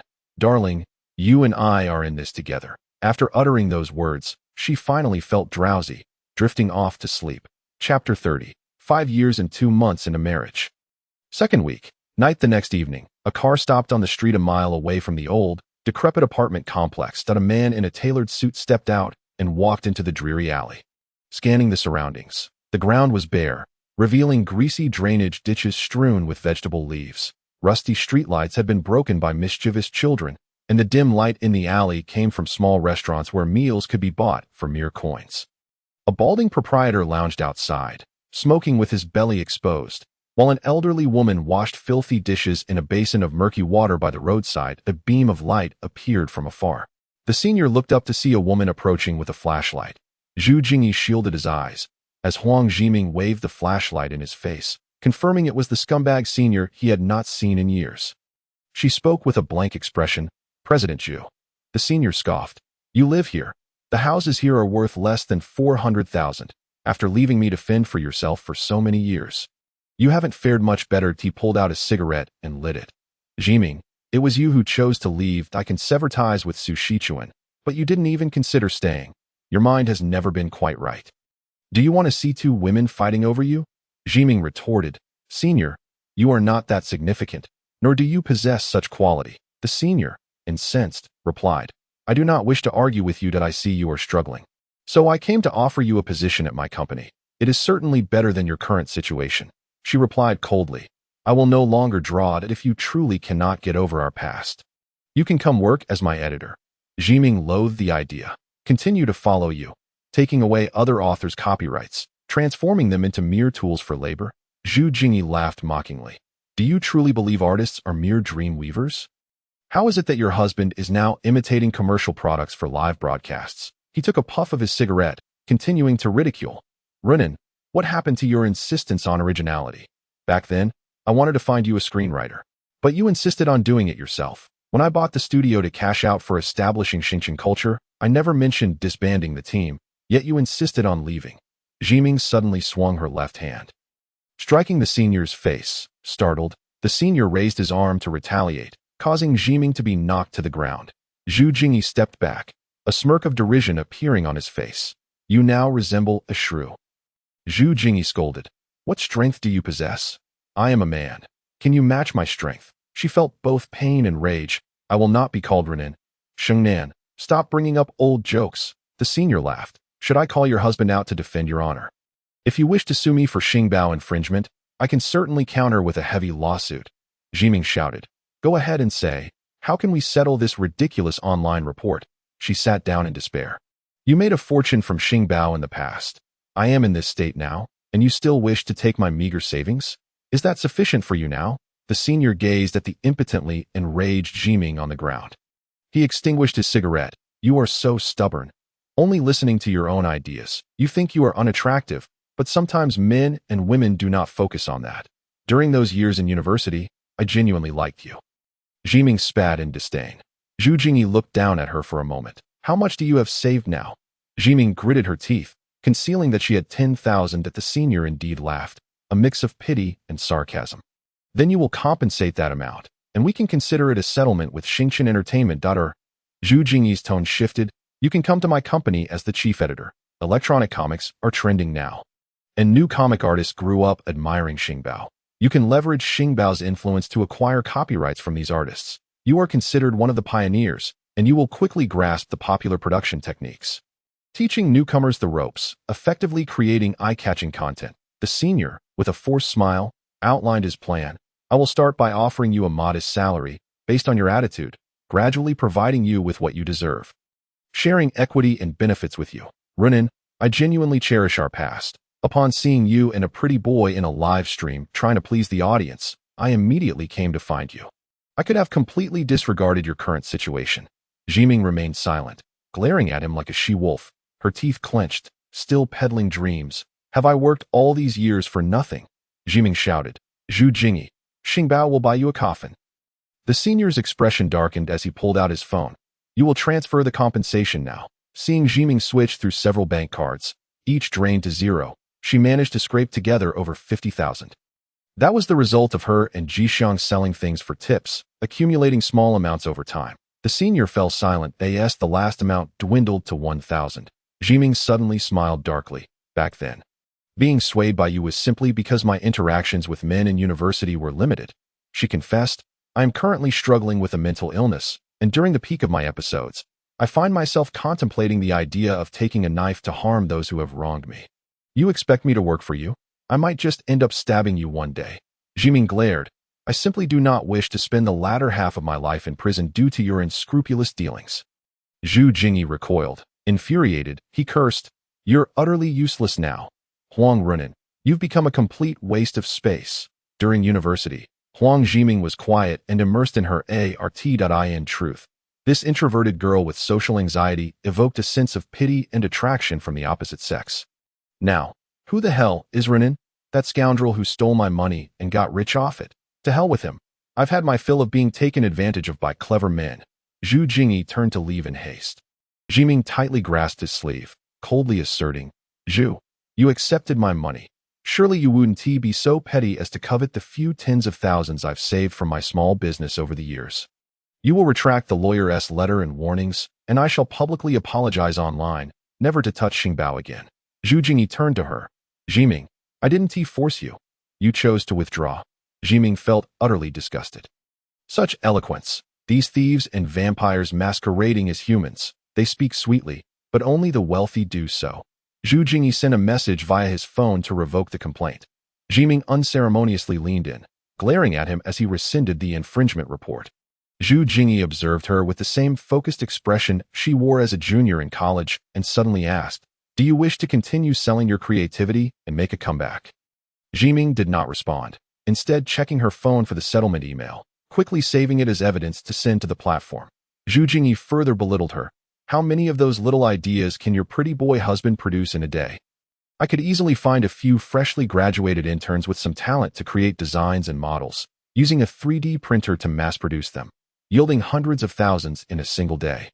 What do your little clay sculptures amount to? Zhiming's fingers froze over the keyboard, yet she remained silent. This time I took your money to teach you a lesson, Zhu Jingyi continued. Zhiming, once you're well, you can still come work for my Xingchen Entertainment, that I'm nostalgic and willing to keep that opportunity open for you. Are you done? She asked, her eyes cold. Can you leave now? Zhu Jingyi huffed in irritation and exited the dilapidated alley. Once back in his car, he opened his phone to see the transfer of several tens of thousands of yuan cobbled together from multiple cards by Huang Zhiming. Zhu, taking a long drag from his cigarette, mused that he didn't need such a paltry sum that he opened the chat box, prepared to refund the money. only to realize he had been deleted by Zhiming. Zhu Jingyi laughed in anger. Huang Runin, you're quite the tough one. Fool. Just then, a knock sounded on the car window, revealing a figure outside. The vibrant lights of the night market obscured their features as he rolled down the window. You harmed my wife. How can you go unpunished? He was yanked out by a pale hand, followed by a punch to the face. Finally, the streak of bad luck was over. Zhiming cleared her mind, refusing to dwell on the fact that her savings had dwindled to just 10,000 by the time she processed the financial devastation that had drained years of her efforts. She did not know how much she would lament it. I don't want to think about it, she insisted, returning home to find the space empty, the dining table illuminated, and the city lights casting a hazy glow against the walls. Husband? No response. Zhiming was puzzled. A warm meal lay on the table, with only her bowl and chopsticks set out at tea this hour. Jixiang should have been eating with her. He disliked crowded places and rarely ventured out. Halfway through her dinner, a strange voice called out, "Is this Miss Huang Zhiming? Who are you? Your husband got into a fight at Chunlan Street. Please come to the district police station to collect him." Zhiming was taken aback. Jixiang got into a fight? With whom? Surely he hadn't encountered a bad person? She tossed her chopsticks aside, threw on a coat, and rushed out. Upon entering the police station, she spotted Jixiang standing silently in a white hoodie, facing the officer's reprimand without uttering a word. When she appeared, his expression shifted, and he turned to her. "Wife, why were you fighting outside?" She anxiously grabbed his arm, touching his bruised eye. The officer scolded. "Ms. Huang, your husband only has a swollen right eye, but the other party is injured more severely." Zhiming was astonished to see a man beside her with a battered face, his tie torn and clutched in Jixiang's hand. The once recognizable Zhu Jingyi now resembled a swollen pig. Furious, "Huang Zhiming, what do you mean by this?" In that moment, she couldn't help but twitch her lips, fighting the urge to laugh, struggling to maintain a serious demeanor. Her voice softened involuntarily. "Husband, how could your strength be so great? You need to eat more, so you can build up your confidence." She chose not to respond to the beaten senior, obediently listening to the officer's admonitions. "He was trying to seduce my wife," Jixiang retorted coldly. "He claimed my wife should be his boss." The swollen-faced Zhu Jingyi protested. "I never said that." "You did," Zhiming frowned. "Senior, you still want me to work for you?" Jixiang firmly held her back, his tone fierce. "Wife, I certainly don't want you to go." Zhiming stifled a triumphant laugh, apologizing to the officer. "I'm sorry, Officer, in today's society, there's a lot of pressure. And my husband has a mental illness. His emotions are unstable and he has been recuperating at home. My mother-in-law, and I can vouch for that. I also have a condition." She continued to defend her husband. "When Mr. Zhu pushed me earlier, my husband must have seen it," the officer replied. "Since your husband has a mental health condition, he won't be detained. You two should negotiate an apology and arrange appropriate compensation for Mr. Zhu." She forced a professional smile, mimicking Yin Yin, and turned to Zhu Jingyi. "Mr. Zhu, how much are your medical expenses?" The senior, with his battered visage, grimaced. "Huang Runin, what kind of bizarre person did you marry?" Zhiming grasped Jixiang's hand defiantly, insisting he's just as good a person as I am. Jixiang kept his gaze fixed on her. She stood on her toes, whispering in his ear, "Well done, husband." Jixiang's eyes widened. Zhiming mused, "If only I could overpower this scoundrel. I wouldn't hesitate to beat him to a pulp." My husband sometimes loses control of his emotions. Worried about bad people approaching me. She adopted Yin Yin's professional smile. "I have 3,000 left in my account. Senior, would you like to write an IOU?" Huang Runin. Chapter 31. Married for 5 years and 2 months. Third week. She led Jixiang out of the police station and back home. The moment the door opened, Jixiang was pushed against the wall, Zhiming pinning him down with both hands. In the darkness, Jixiang remarked. The door isn't closed. She kicked the door shut. "Bow your head," she commanded. Rising on her toes, she kissed Jixiang fiercely, almost violently, tearing at his clothes. Jixiang's voice turned nasal. "Not going live today," she hurriedly murmured between kisses, caressing his warm chest. His beating of Zhu Jingyi, whom she found utterly detestable, seemed to act as a natural aphrodisiac, igniting a fierce desire within Zhiming. Zhiming was ablaze with passion. Perhaps she had waited far too long, yearning for someone to stand beside her. She pressed her hand against Jixiang's heart, feeling its warmth, merging with its rhythm, until exhaustion set in. They collapsed in each other's embrace, panting heavily. Zhiming gazed at the blank ceiling, reaching out to grasp the air above. Her heart suddenly cried out, "I will return." Jixiang's hand covered hers, their fingers interlacing like a flower blooming and closing in the shifting light of the night. "Regrettably," she exclaimed, "if only you had recorded the moment you hit Zhu Jingyi. I wish I could have seen it. Did he push you?" Zhiming paused, recalling she had indeed mentioned it at the police station to excuse Jixiang. "He didn't push me," she replied. "I was just making excuses to the officer." "You lying," Jixiang said. "That man neither denied it nor asked for medical expenses." Zhiming retorted, "He actually owes me much more money. He used my hard work as his company's seed capital." Jixiang asked, "Why didn't you go live? Is that why this man came looking for you?" Zhiming halted, blinking in surprise. "Husband, I didn't know you were so clever." She wrapped herself in the blanket. "My husband, strong and smart," he inquired. "Really? Full of virtues." Zhiming's fingers playfully brushed against Jixiang's ear, laughing. "Where did I pick up this scrappy young man?" "I found you," she replied. Zhiming found their encounter amusing. On a barren, dimly lit street, one frail, the other distraught, they both appeared wretched. She erupted into laughter, and he joined in. Zhiming rested her head on Jixiang's shoulder, falling into a deep slumber. The next day, she awoke invigorated and ready to head to work, clinging to Jixiang for a kiss, reluctant to part, a fire igniting within her, nearly pulling her back into the room. The man's eyes widened as he grasped her tightly, veins protruding on the back of his hands. Zhiming forced herself to reject him, cursing Zhu Jingyi and his entire lineage for the loss of money that went to buy coffins for filthy capitalists. She needed to prioritize her current salary. Jixiang, with red-rimmed eyes, pleaded, "Wife, I'll miss you terribly when you're at work." Zhiming, equally displeased, replied, "What can I do? I don't enjoy working either." Today, a meeting was convened to assign tasks, and it was revealed that Zheng Yingtai's most fervent project is in dire need of manpower. The other project teams are overwhelmed with their own commitments. Zhiming returned from the storeroom, having tidied up. Just as she overheard Zheng Yingtai mention, "We need an assistant here. Let Huang Zhiming come." Zhiming was taken aback, questioning whether she had heard correctly. Yet, it dawned on her that Zheng Yingtai had previously offered her assistance without recompense, and it was only fitting that she now returned the favor. Moreover, with Qiao Yinyan's departure, Zheng Yingtai seemed reluctant to maintain a connection with someone whose presence had lost its significance.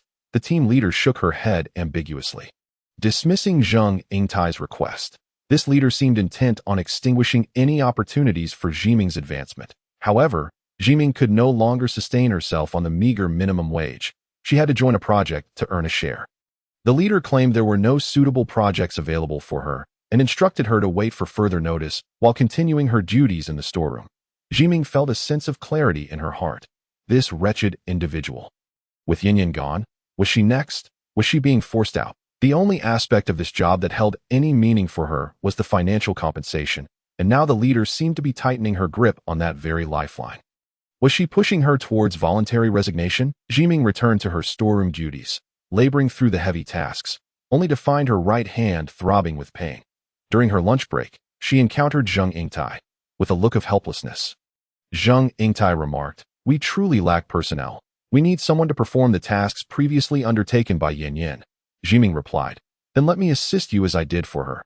I can sneak over and lend a hand." Zheng Yingtai frowned. "There are numerous tasks to complete. We must adhere to the entire process." The Zhiming's complexion began to pale. The pain in her right hand had become unbearable. After exchanging a few words about work with the exasperated Zheng Yingtai, she went to buy her lunch and retreated to an empty storeroom, curling up in a corner with a spoon in her left hand to eat. Zhiming watched the dust dance in the sunlight. She rubbed her injured right hand, regretting her choice of noodles for lunch, as the spoon created a mess, splattering soup everywhere. The fervent passion she once felt began to fade, replaced by a resurgence of sorrow and melancholy in her solitude.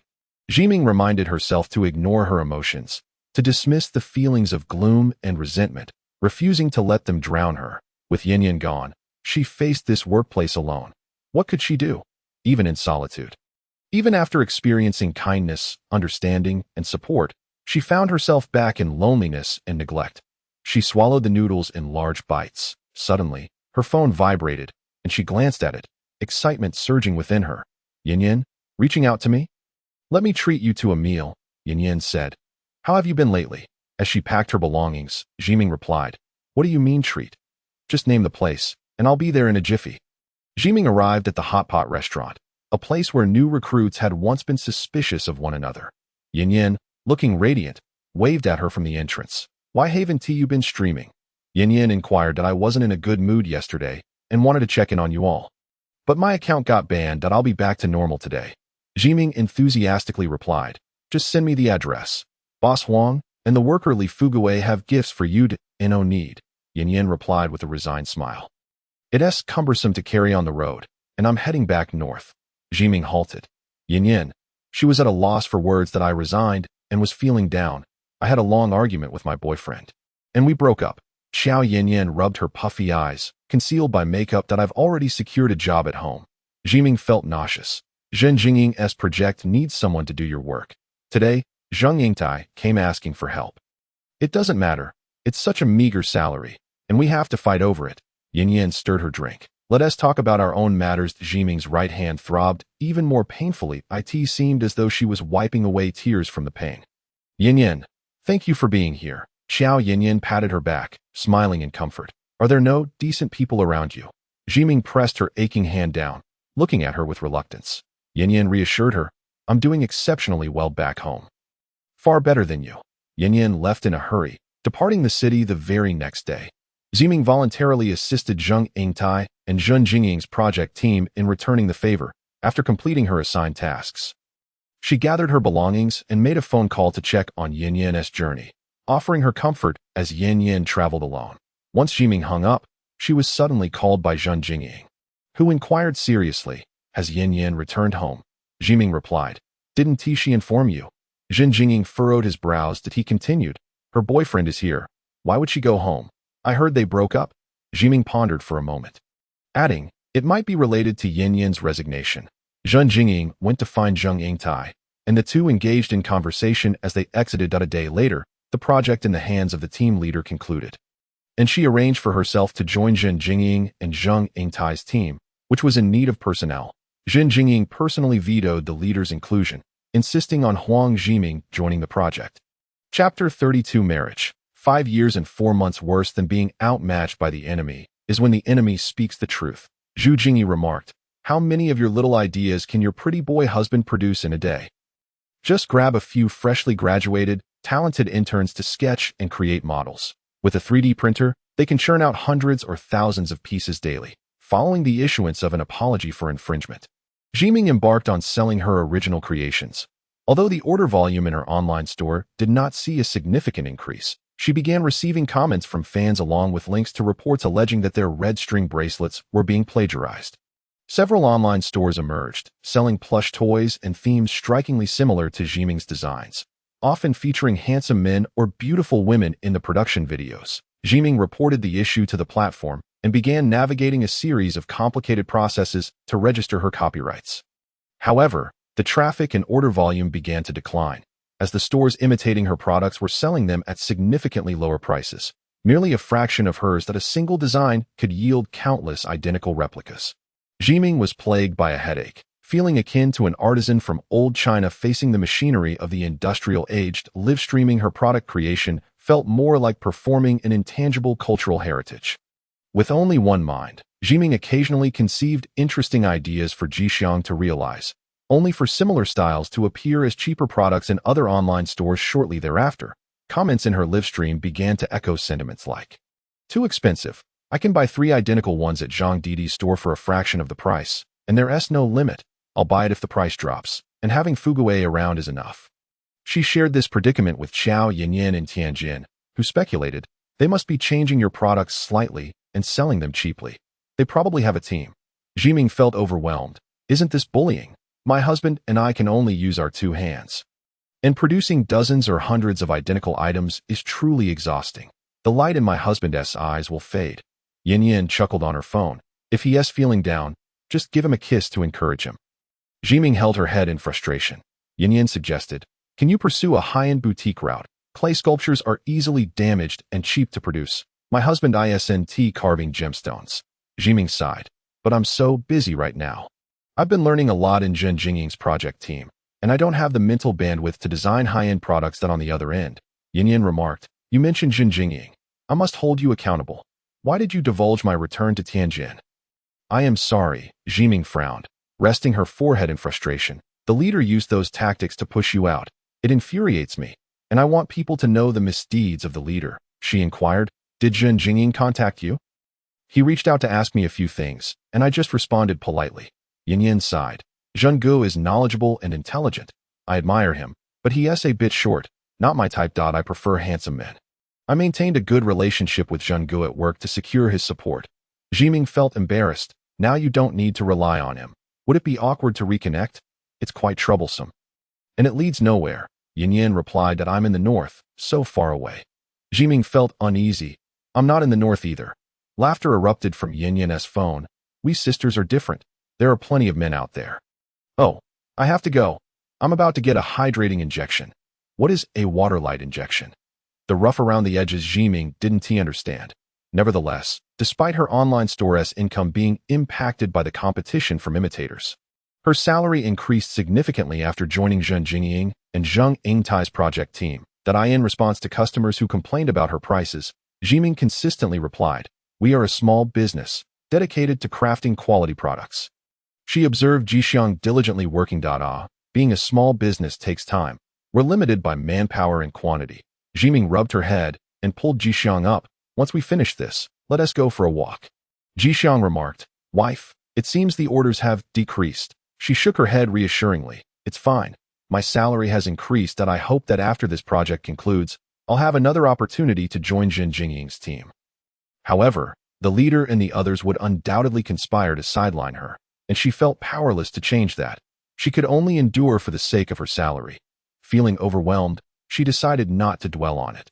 As they stepped outside the community, the fresh, cool night breeze caressed Zhiming's face. She held Jixiang's hand, gradually leaning against him. Husband, she unconsciously murmured, you feel so warm. Jixiang remained silent, her hand gently caressing her hair.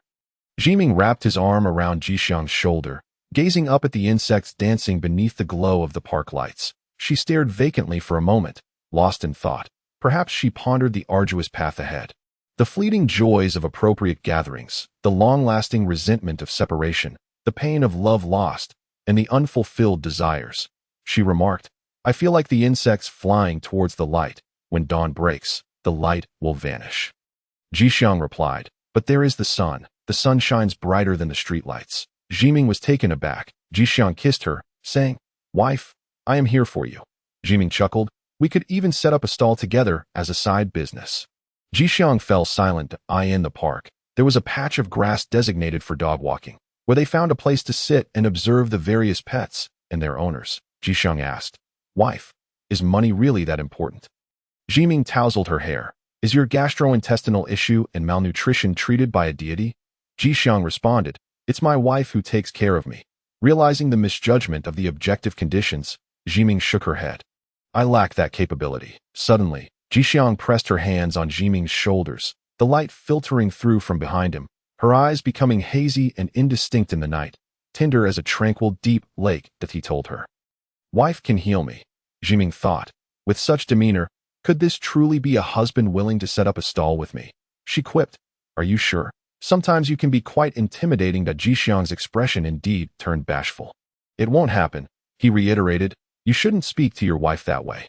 Leaning against Jixiang, Zhiming watched the moths flitting towards the streetlights, feeling a sense of reassurance. What my husband says is true, she remarked.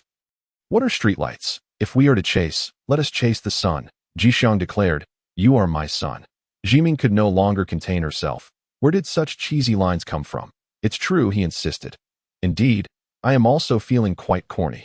Now, it was Zhiming who was reluctant to leave for work in the morning. Jixiang came to call her for breakfast, gently nudging her head buried in the pillow. Wife, it's time to get ready. Zhiming curled up in the blanket, wanting to linger in bed. Jixiang embraced the thick blanket, eagerly suggesting, then let's skip work. Zhiming exclaimed, impossible. Chapter 33. 5 years and 5 months of marriage, she relied on coffee to stay alert in the high-rise office. Standing behind Zheng Yingtai as he programmed, passing by, Zhen Jingying inquired, what's wrong? Zhiming felt a bit embarrassed. I can't handle this interface. I need Zhang Yingtai's help. You need to gain a deeper understanding of this language. Zhang Jingying frowned. Basic proficiency won't suffice in the long run. Zhiming nodded humbly. After Zhang Jingying left, Zhang Yingtai smiled. When Xiao Yanyan was around, Zheng Ge knew her capabilities and never pressured her to improve.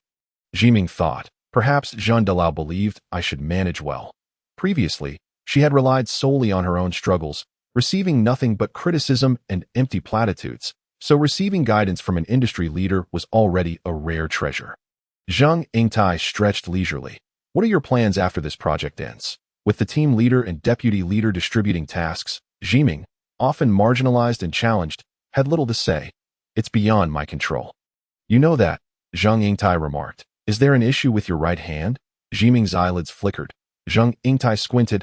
I sometimes think I see your right hand trembling. She pressed down on her right hand. Feeling a chill in her heart, don't bother with the storeroom anymore. Zhang Yingtai began typing. It's filled with heavy items. Organizing rapidly outdated supplies is pointless. Zhiming replied. That's what was assigned to me. You know that as well. Speaking of the current situation wouldn't change anything. Nevertheless, thank you. Hearing Zhang Yingtai's words made Zhiming cherish the project work within Zhang Jingying's team even more. It was a rare opportunity to connect with international leaders. Zhiming relied on coffee throughout the day, eating her boxed lunch while delving into the project during her break, diligently working and striving to learn from experience, returning home to diligently practice programming that she had previously set aside for her online store.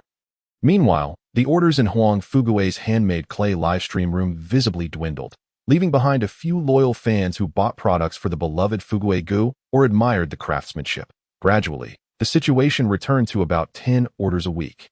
If there were orders, she would let Li Jixiang handle them, and if not, so be it. Zhiming's first high-level project concluded, bringing millions in revenue for the company through Zhang Jingying's team, achieving remarkable success as a mere assistant. Zhiming received a project bonus of 80,000 in one payment. She could hardly believe her eyes as she saw the salary notification. This was the income from Zhang Jingying and his colleagues' work. The routine they were familiar with. She witnessed the broad smiles and respect from upper management, the congratulations and attentiveness from other departments. Yet, she remained clear-headed, understanding that those smiles and praises were directed at Zhang Jingying and Zhang Yingtai. Not her. After the project concluded, Zhang Jingying's contract expired, and he departed for the next level's Tianjin branch. Xiao Yanyan was in Tianjin. However, a big shot like Zhang Jingying could ignite success wherever he went, and the Tianjin branch could potentially thrive because of his presence. Zhiming felt a mix of emotions. Admiration for Zhang Jingying's dedication to the girl he liked, yet aware that her moment of glory would only last a fleeting moment. With Zhang Jingying gone, she would return to the mundane life of a lowly assistant. Zhiming was reluctant to abandon the advanced knowledge structure and skills she had acquired from the Big Shots project, determined to continue learning. Even if it meant remaining in her subordinate role as an assistant, she would still seek out Zhang Yingtai for questions that as expected. The team leader harbored a grudge for not being able to include Zhiming in Zhang Jingying's project. And for a long time, he withheld projects from her, attempting to starve her and her husband. Zhiming could no longer allow herself to suffer from their isolation and neglect. She analyzed and connected the structures and programs used in Zhang Jingying's project daily. If the situation became unbearable, perhaps she could switch jobs? Of course, it wouldn't be that simple. A week passed, and the team leader and deputy leader suddenly approached her, the team leader wearing a forced smile. Huang Zhiming, you have a collaborative project. Go discuss it with the other party. Me. Zhiming asked, who is the project lead? The team leader's expression darkened. You. Zhiming widened her eyes. I can't be hearing this correctly, can I? She asked, am I really in charge? The collaborating company requires you to take the lead. The team leader's face turned ashen. The partner is waiting in the conference room. You need to go discuss it now. In the distance, Zhang Yingtai, chatting with the chief engineer, looked over curiously. I'm curious too. Zhiming thought. Incredulous, does it really me? The deputy leader urged. Don't keep the other parties waiting. Caught off guard, she hastily ran her fingers through her hair, applied lip balm, and realized there was no need to transform herself into a polished urbanite for this basic task. She only brought along Vaseline and the most essential items. Steeling herself, Zhiming pushed open the conference room door and saw Zhu Jingyi. Looking dapper in glasses, her expression instantly soured. Senior, The deputy leader politely poured tea for Zhu Jingyi, while the team leader smiled. Mr. Zhu, is Huang Zhiming your classmate? Zhu Jingyi replied with a grin. Ex-girlfriend Li Jiming's face went pale. The expressions of the team leader and deputy leader shifted slightly as they glanced at the plain Zhiming, dressed in a plaid shirt and jeans. The team leader chuckled. Huang Zhiming, it seems you've gotten married. Haven't you? The senior said. I will only discuss the Xingqian entertainment project with Zhiming. Everyone else please excuse yourselves. Zhiming rolled her eyes. Great. Now I have a background in the office because of my connection to the CEO of Xingqian Entertainment. Yet this scoundrel of a senior was as toxic as her deceitful ex-boyfriend, a pure nuisance. Zhiming snapped. Senior, what do you mean? I have an event planning idea that requires building a platform and an interactive venue. Making others unreliable. He smirked. So I thought of you, he added. After all, we have collaborative experience, and we once started a business together quite successfully, right? Get lost. Zhiming exploded, slamming the table. How do you know I work here? I can easily find out about your connections. Zhu Jingyi pushed the documents towards her. Can you handle it? She gritted her teeth, gripping the table. You took my savings. Now you come to me to work with my money? Is that tragic or not? Am I working for free or not? The senior said. If you complete it, I can offer you more. Driven by financial necessity, Zhiming suppressed her rage and flipped through the requirement documents and planning proposals. As she reviewed the documents, the senior leered at her. Zhiming mentally recalled the experience and techniques she had learned from Zhen Jingying, which could meet Xingqian Entertainment's demands. However, whether she was willing to work for a scoundrel like this was another matter entirely. Zhiming coldly stated, it's not feasible. The senior leaned over, his palm brushing against her hand as she gripped the mouse. Zhiming, the payment can be doubled. Zhiming's veins bulged. She raised her hand and slapped Zhu Jingyi across the face. Don't you dare touch me. The senior covered his reddening face, frowning at her. Zhu Jingyi continued to smile. Your first time was with me. Your husband doesn't mind, does he? You are a Q-haired individual from the Qing dynasty. Here today with a pig cage to drown me. Zhiming's veins throb with agitation. I harbor no romantic sentiments, only disgust. Your indifference is merely pretense, he retorts. Otherwise, why are you so agitated? Zhiming, in a fit of rage, fires back, having been deceived by your acidic words, having read little and experienced even less. And with that mere toothpick of yours, I am but a mosquito's bite. The senior's face darkens. One hand braces against the conference table, while the other covers his forehead. Let us discuss our collaboration civilly, without allowing your emotions to sway us further. Zhu Jingyi sighs. Zhiming, help me. His tone suddenly turns pathetic. I truly need you after all these years, and you need me too. Zhiming storms out. Staying even a minute longer with Senior Zhu would be a torment to her soul. No need to look. I damn well know what nonsense you are plotting. The senior frowns at her retreating figure and remarks, Zhiming, you once were quite reserved and demure. You could seek out a naive young girl at the university, for you are no match for Su Shichuan. Zhiming scoffs derisively. Senior, you should continue pursuing young girls with the information disparity you've accumulated over the years. Go ahead and bolster your confidence as a Qing dynasty zombie with that toothpick of yours. Zhu Jingyi's features contort in frustration. Huang Runin, with a resounding bang, she slams the door shut, returning her world to silence. Zhiming, filled with disdain, makes her way back to the office that a single individual cannot complete the project. Gritting her teeth, she approaches the team leader to request additional personnel, only to find him in a predicament, stating that other departments are overwhelmed and cannot spare anyone. Zhiming coldly muses, this works perfectly. We can abandon Senior Zhu's ridiculous project due to manpower shortages. Thus, she informs him of the inability to proceed. In response, Zhu Jingyi declares, I will send someone from my company to assist you. Is this never-ending? Scoundrel, do not come near me again. Zhiming loses control, yanking at his tie. Senior Zhu, our relationship is over. We shall go our separate ways. I have already issued that morally burdensome apology. What more do you want? You remain lost in your unrealistic dreams. The senior bows his head, looking at her pitifully. What does a mere trickle of a live stream achieve? Are you fixated on my streaming room? You must admit, the senior raises an eyebrow. Without my guidance, you are utterly pathetic. Relying on a pretty boy husband will not lead to success. Zhiming erupts that I am not pathetic. I can manage my own affairs, and I am doing quite well. Chapter 34. 5 years and 5 months in a marriage. Second week, that Zhiming's uncontrolled shouting in the conference hall reverberates. prompting the team leader's personnel to knock on the door. What is your attitude towards General Zhu? Shouting here. We were just discussing some personal matters, rather heatedly. The senior remains composed and tolerant, suggesting that Ms. Huang should visit Xingchen Entertainment for communication. Zhiming, icy in demeanor, retorts. I have no personal matters with you. The senior counters. Are you at odds with money? Zhiming glares at him. This marks her second emotional outburst at work. The first being years ago when she lashed out at the team leader, subsequently facing accusations. Neither instance ended favorably for her. With her chest heaving, Zhiming contemplates retreating to the break room to evade Zhu Jingyi's interference. She collides with Zheng Yingtai, who is brewing coffee. Noticing her reddened eyes, he inquires, What story do you have with General Zhu? Zhiming mutters, Can't I just push this project back?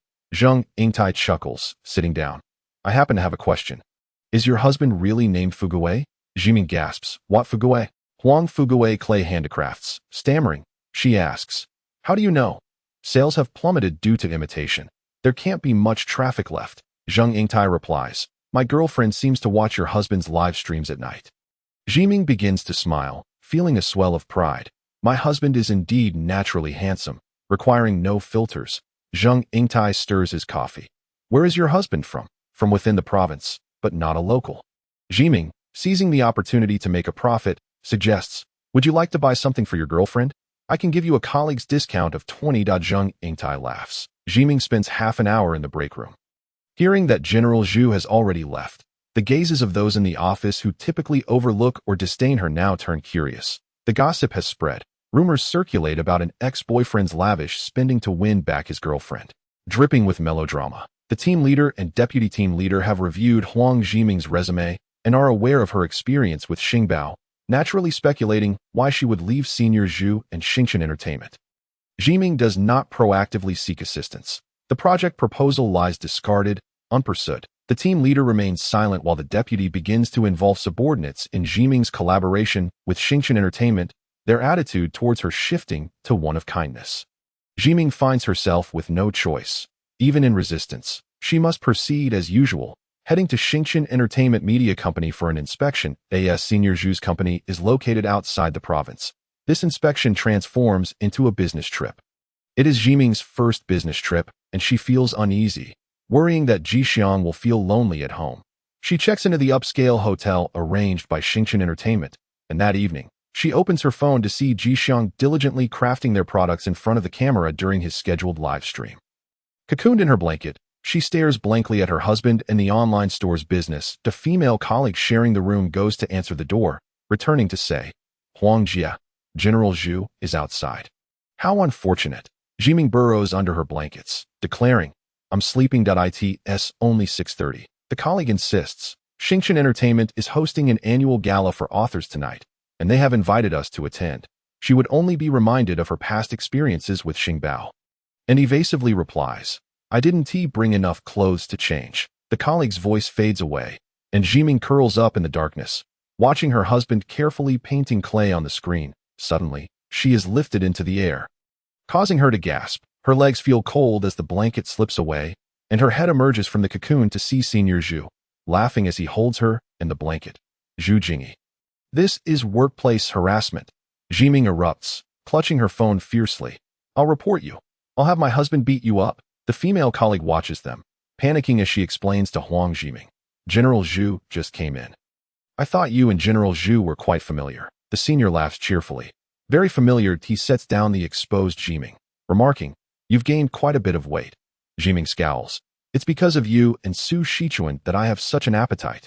You used to be so quiet and small, Senior Zhu reminisces.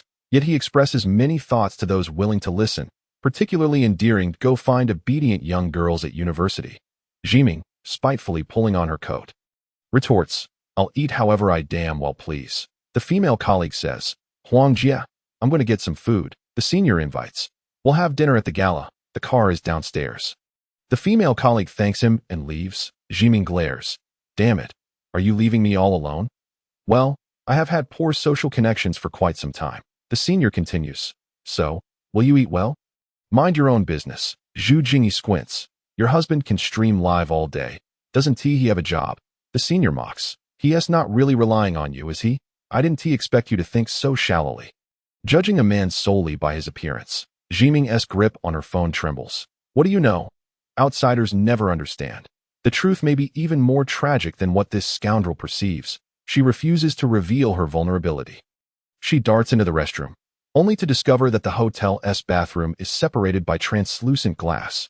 One can see shadows. The senior lingers outside, pacing. Zhiming overhears him on the phone. Order a larger size for the gown. And send another one over. Zhiming gasps in the mirror. Sitting on the toilet, she messages Jixiang. Husband, I miss you. After a moment's thought, she begrudgingly deletes it. Jixiang would certainly interrupt his stream. She splashes water on her face. Emerging, wide-eyed, the senior stands outside with a bouquet, exaggerated and ostentatious. Zhu Jingyi announces, the gala starts at 7. Zhiming, change into your gown. Zhiming hurls the flowers to the ground. Do you think I'm still the same as before? The senior laughs condescendingly. Are you that superstitious? Thus, you chose a man with merely looks, entirely the opposite of me. Zhiming's chest heaves. No, you know nothing. Zhu Jingyi's expression darkens. Runin, you are quite pitiful now. Chapter 35. 5 years and 5 months into marriage. Second week. Night that I am not pitiful. I am not pitiful. The senior's pupils quiver. Why is your right hand trembling? She endures the pain. I'm suppressing the urge to strike you with my right hand. Biologically speaking, women cannot overpower men. The senior comments. I like the way you drew with a pen. Zhiming laughs in irritation. Then you want to see it again. Self-absorbed. Zhou Puan, right? I am no maid. When the injury to her right hand flared up. Zhiming's perception of Zhu Xiuzhang, that scoundrel, penetrated to the very marrow of her being. She did not touch Zhu Jingyi's formal attire. Zhu Jingyi drove her to the author gala at Xingchen Entertainment, where the gathering of creators was far more extravagant than during Zhiming's university days, opulent and dazzling, with a light show and a stage infused with technology and immersive experiences. Employees of Xingchen Entertainment welcomed the project team, introducing the company's profile. Amid the gala, Zhiming spotted numerous youthful faces among the authors. At the outset, the host invited President Zhu to deliver a speech, while others were dressed formally and elegantly. Zhiming, having opted out of a formal gown, stood out in her ordinariness. Feeling painfully conspicuous, she relied solely on a fervent resentment to sustain her presence at the venue, energetically helping herself to a generous serving from the buffet. Under the vibrant lights, Zhu Jingyi presented himself as a successful individual, speaking of hard work, inspiration, support, heartfelt sentiments, shared memories, and the arduous journey ahead. As Zhiming consumed the buffet, she listened to her senior's insipid platitudes, which turned her stomach. The applause from the employees and authors of Xingchen Entertainment resonated around her. As she savored a piece of cake, which was quite expensive in the outside market, she heard Zhu Jingyi announce, Now, I would like my friend, the author of the classic work Xingbao, to join us. The beam of light illuminated her. Zhiming choked and coughed, blinded by the bright lights. She rose, momentarily stunned, as members of the project team respectfully smiled and said, Sister Huang, let me get you something to eat. In her heart, Zhiming cursed her senior's family for generations. Stiffly, she was ushered onto the stage, where she beheld the young authors below, dressed in casual attire with minimal grooming. Her appearance was undeniably mediocre. Whispers circulated among the crowd, particularly from those who had reached Xingbao. Is Sister Huang a woman? Zhu Xiuzhang reached for her shoulder, but Zhiming recoiled, leaving him grasping at air, with a composed smile. He remarked, Sister Huang also suffers from social anxiety.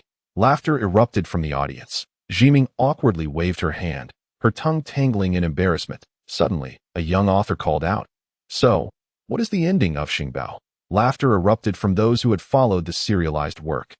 Another shouted, When will Sister Huang finish the plot holes? President Zhu, aren't you going to push her? It's been nearly 9 years since the last update.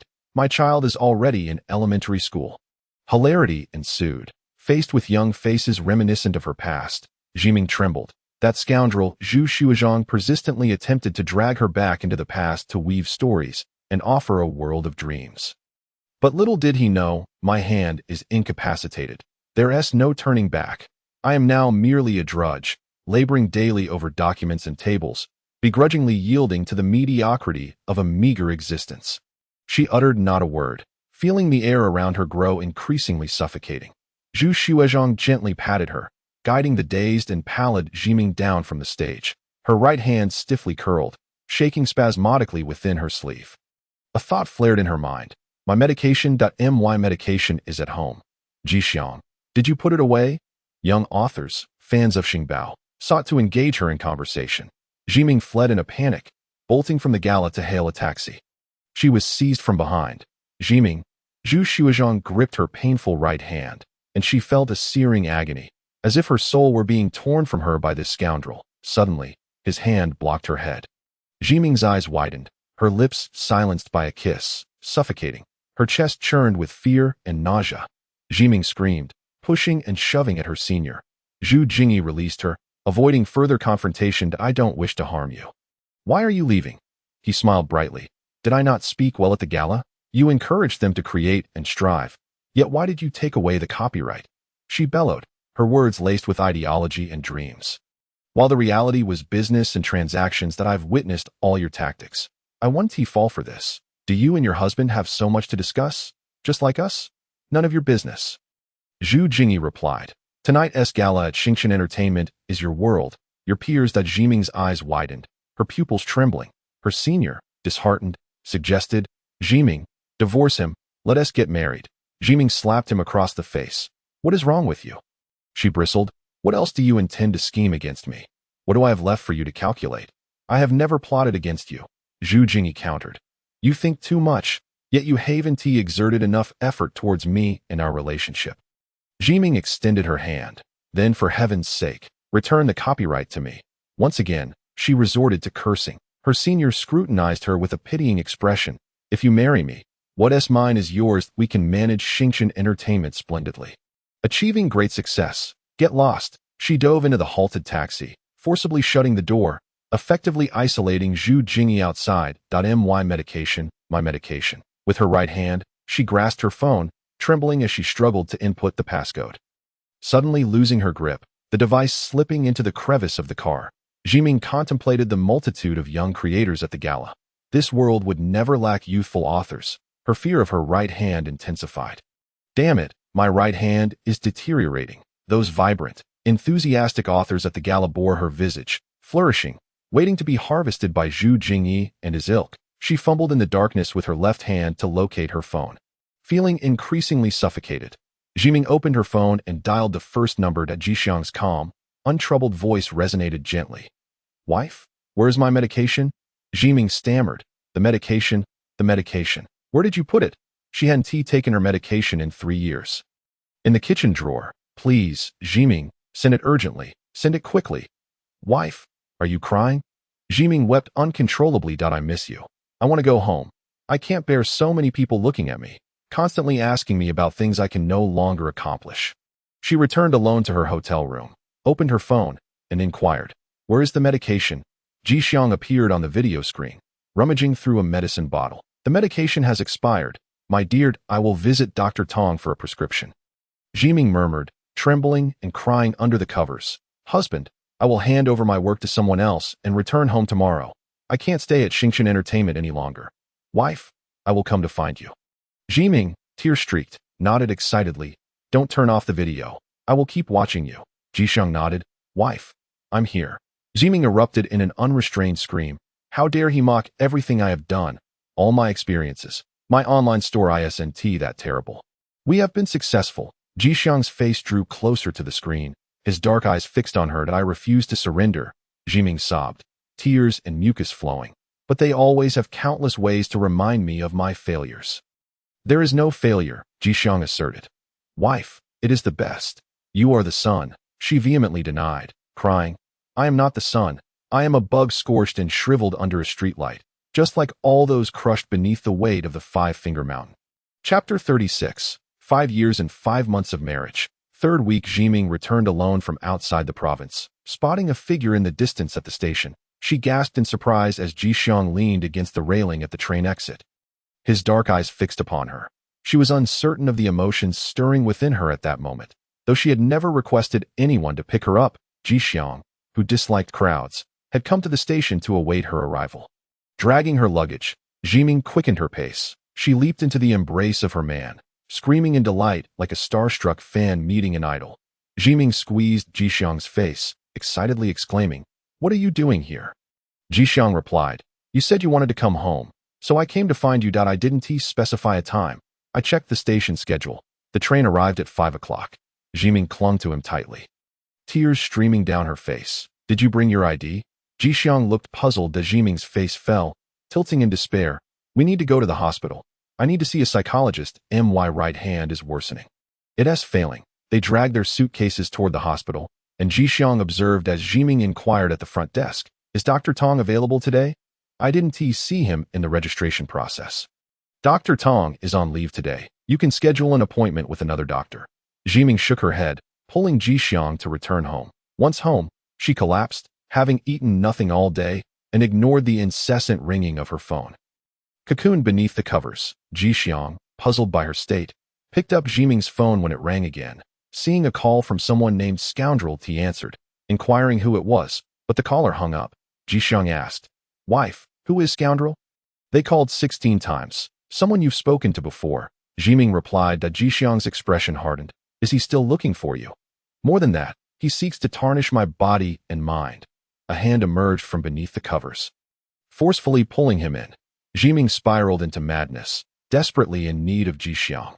The day stretched into a chaotic night, with Zhiming silently unraveling, as they accomplished nothing of substance. The following dawn heralded Saturday, and Zhiming, completely bare, crawled over Jixiang, tugging her, marked with scratches, to the bathroom, where they queued at the hospital. Shampoo was squeezed onto Jixiang's hair as she stood on tiptoe, scrubbing him with fervor, while he hung his head, perplexed by her actions. Yet, he sensed Zhiming's profound unhappiness. She was plagued by insomnia, her eyes bloodshot as the lather was rinsed from his hair. Zhiming suddenly broke into inconsolable tears, sliding down the wall. "How am I to forget?" Her tears mingled with the water, washing away the remnants of despair. "Darling, my mind won't stop. It just won't cease. What of the business trip?" Zhiming cradled her head, sobbing, "That scoundrel is back to torment me." Jixiang inquired in a low voice, "Where is he?" "At Xingshan Entertainment," Zhiming murmured. "He's wealthy and successful now, and it only deepens my suffering. Every minute feels like madness." Jixiang silently knelt, washing Zhiming's body, enveloping the weeping figure in a blanket and carrying her outside. "Every word he utters provokes me, turning me into a lunatic," Zhiming muttered. "Senior Su Shichuan, why must you pursue me relentlessly, determined to play me to death?" Dressed in clean clothes, Zhiming continued to weep, her words incoherent. She softly questioned the air, revealing a childlike vulnerability. "I never sought trouble with you. Can't you find someone else to bully?" Jixiang paused in his task of putting on her socks, his dark eyes fixed on the self-talking Zhiming. He leaned down, kissing her tear-streaked lips. Zhiming responded, embracing him, guiding his warmth back to the bed. "Darling," Jixiang reached out to stroke Zhiming's head. "Let's go to the hospital." Zhiming gazed at him with tear-filled eyes. Resembling a rain-soaked, scruffy rabbit, Jixiang, devoid of restraint, grasped Zhiming's face, kissing her passionately. Yet, just then, Zhiming's phone alarm, set to remind her of her hospital appointment, blared. Jixiang dutifully released his distressed wife, assisting the tearful Zhiming out, after paying for the taxi with Zhiming's phone. Jixiang lifted her, supporting her as they entered the hospital. The psychiatric department was on the second floor, where Zhiming nestled against Jixiang's legs, unwilling to let go. Jixiang diligently wiped her tears when her number was called. The door to the therapy room opened, revealing a bespectacled male doctor who unexpectedly remarked, "Huang Zhiming, is this your boyfriend?" Jixiang reminded the sorrowful Zhiming. "Darling." The doctor, Dr. Tong, led Zhiming into the consultation room. Jixiang remained motionless, sitting for an hour, watching the clock on the closed door. When the door reopened, Zhiming emerged, rubbing her swollen, dry eyes, her expression returning to normal, holding a cup of water. Dr. Tong scribbled notes. "Come back tomorrow for another session. We will reinforce today's conclusions. I recommend weekly visits until you cease working for the senior. Do you agree to this treatment plan?" Zhiming grasped the paper cup tightly, nodding. Dr. Tong continued, "Please visit orthopedics for your right hand. Bring the results tomorrow, and we will review them together." Jixiang stood. "Darling," the Dr. Tong added, "Mr. Li, your wife has also made an appointment for you." Jixiang stiffened, while Zhiming let out a huff, pushing him inside. As the door closed, Jixiang turned rigid and cold. Dr. Tong said, "Please take a seat." Pouring him a glass of water, he then activated the computer. "Mr. Li, let's begin with a psychological assessment." Jixiang remained still, his fists clenched, veins bulging that he darkly resisted. "I've done it before. It was futile. In middle school, I nearly harmed a classmate, and my stepfather forced me into psychiatric evaluation, after which I dropped out." Dr. Tong observed Jixiang's tall figure, sensing the concealed potential for aggression and danger triggered by fear. "Your wife has paid. You may decline, but we can chat casually," Dr. Tong said amiably. "Zhiming hasn't sought my help for 4 years. Jixiang stubbornly replied, "I won't talk. I want to go home." Dr. Tong elaborated, "For years ago, I learned that her environment was oppressive. Family, love, career, academics, and social interactions were all out of balance. These are all aspects of a person's life. Generally, if one faces challenges in their career, they can seek comfort and recovery from loved ones or friends. If relationships falter, they can divert their focus to work and friendships. Ordinary people support and substitute for one area of difficulty by engaging in other aspects. But when all areas go awry, one is prone to severe issues. That I spent considerable time communicating with her to help identify the sources of her distress," Dr. Tong stated kindly. "Ms. Huang's situation isn't uncommon. She is overwhelmed by demands from those around her, some of which she can refuse and isolate, while others she must accept. It is no small feat to extricate your wife from the cycle of pessimism and resentment," the doctor explained in detail. "Both of us exerted significant effort. When she last sought my help 4 years ago, her condition had not improved, but the outcome then was that she did not descend into mania, allowing her to recognize what mania is and identify its sources." Dr. Tong continued in a friendly manner. "However, I understand that the cost of psychological treatment can accumulate and be burdensome for Ms. Huang." Jixiang began to observe him closely. To Mr. Li, "Each of us has our role," Dr. Tong said, removing his glasses to polish them. "In relation to your wife and your small family, you are a source of energy. She has this fulcrum to face the external challenges of career, workplace dynamics, and family situations, like a beast returning home to lick its wounds after a hunt, recuperating before venturing out again. Moreover, Ms. Huang has begun to explore side ventures with you, which is splendid. It indicates she is gaining the capacity to create and establish something. 4 or 5 years ago, she struggled to maintain clarity and control over her sleep while working. Your union has provided her with a vital support for a balanced life." Dr. Tong smiled. "Is it the same for you?" Jixiang fixated on him. Dr. Tong remarked, "After I helped her unpack her experiences over the past 4 years, Ms. Huang expressed deep affection for you and shared your story, hoping her husband would join her in therapy." Jixiang was taken aback. "She said," Dr. Tong chuckled, "she holds you dear and feels secure with you." Jixiang immediately seated himself at the computer, obediently engaging in the psychological assessment. Upon completion, Jixiang's results indicated extreme bias and paranoia. Dr. Tong glanced at the findings, unable to suppress a smile. "These two are truly a match," he remarked amiably. "You may share anything with me," Jixiang declared resolutely. "I want to be with her for a lifetime." To the end. Chapter 37. 5 years and 5 months in a marriage. Third weekend. On the ride back from the hospital, Zhiming muttered about her various aches and discomforts, while Jixiang remained silent, observing her quietly. Suddenly, he grasped half of Zhiming's face, demanding, "Where is that senior?" Jixiang clenched his fists, angrily asserting, "I won't let him dare to bother my wife again. That scoundrel is wealthy and relentless." Zhiming blinked in surprise. He furrowed his brow. "Darling, let us quit this job and ask my mother for a flower shop." Zhiming shook her head regretfully. "I've been fortunate to learn advanced techniques from Zhendania. The demands of a flower shop are entirely different. And my right hand is also compromised." Jixiang sincerely offered, "I'll work. Darling, you can handle the finances." Zhiming contemplated briefly, voicing her concerns. "I don't want to work under my parents' watchful eyes. Many matters would be complicated, and I would owe them constantly." Jixiang embraced her. Zhiming closed her eyes, soon drifting into a peaceful slumber. When she opened her eyes, it was midday the next day. Jixiang was on the balcony, tending to the flowers, his hair tips slightly curling, illuminated by the sunlight into a golden hue. Zhiming, unawares, saw that he had expanded their 2 pots of pot hose into 5, arranged in a row by the window. She felt a small thrill of surprise as she heated food in the kitchen. Observing Jixiang's back as he worked, Zhiming mused, "His mother is adept in business. He must be quite capable as well. She had never heard him complain about fatigue. However, it could be that Jixiang's simplicity rendered him unaware of the concept of exhaustion. Working until his body could no longer bear it. Based on his usual demeanor, this was more than likely the case. Silly. Handsome fool. Zhiming pondered while sitting cross-legged, slurping noodles. Her phone alarm rang, prompting Jixiang to straighten up from the balcony. Darling, it's time for the hospital. Zhiming hailed a taxi outside and inquired, how did your conversation with Dr. Tong go? Jixiang replied, he said it has nothing to do with me. What a non sequitur. What does that mean? It has nothing to do with me. Jixiang lowered his eyelids. Many things have nothing to do with me. That a patient patted another's back, half-heartedly offering comfort. Indeed, if you let it go, it won't matter. Jixiang smiled.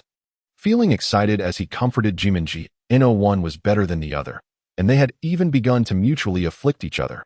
Who among them had suffered at work, yet couldn't bear to part with their money? Only to return home and weep in a storm of self-pity, venting their frustrations through nonsensical lamentations. It turned out to be merely a paper tiger, inflated and hollow. He extended his finger and pinched his wife's plump, round face. Zhiming allowed him to tug at her cheek, fervently sharing experiences with her only companion in illness. You're feeling a bit better, aren't you? You know, it was difficult for me to start seeing a psychologist. I felt ashamed, thinking my mind was not right, and I stubbornly refused to admit I had any issues in front of Dr. Tong. She rambled on, recounting the intricacies of her journey, while Jixiang listened with a gentle smile.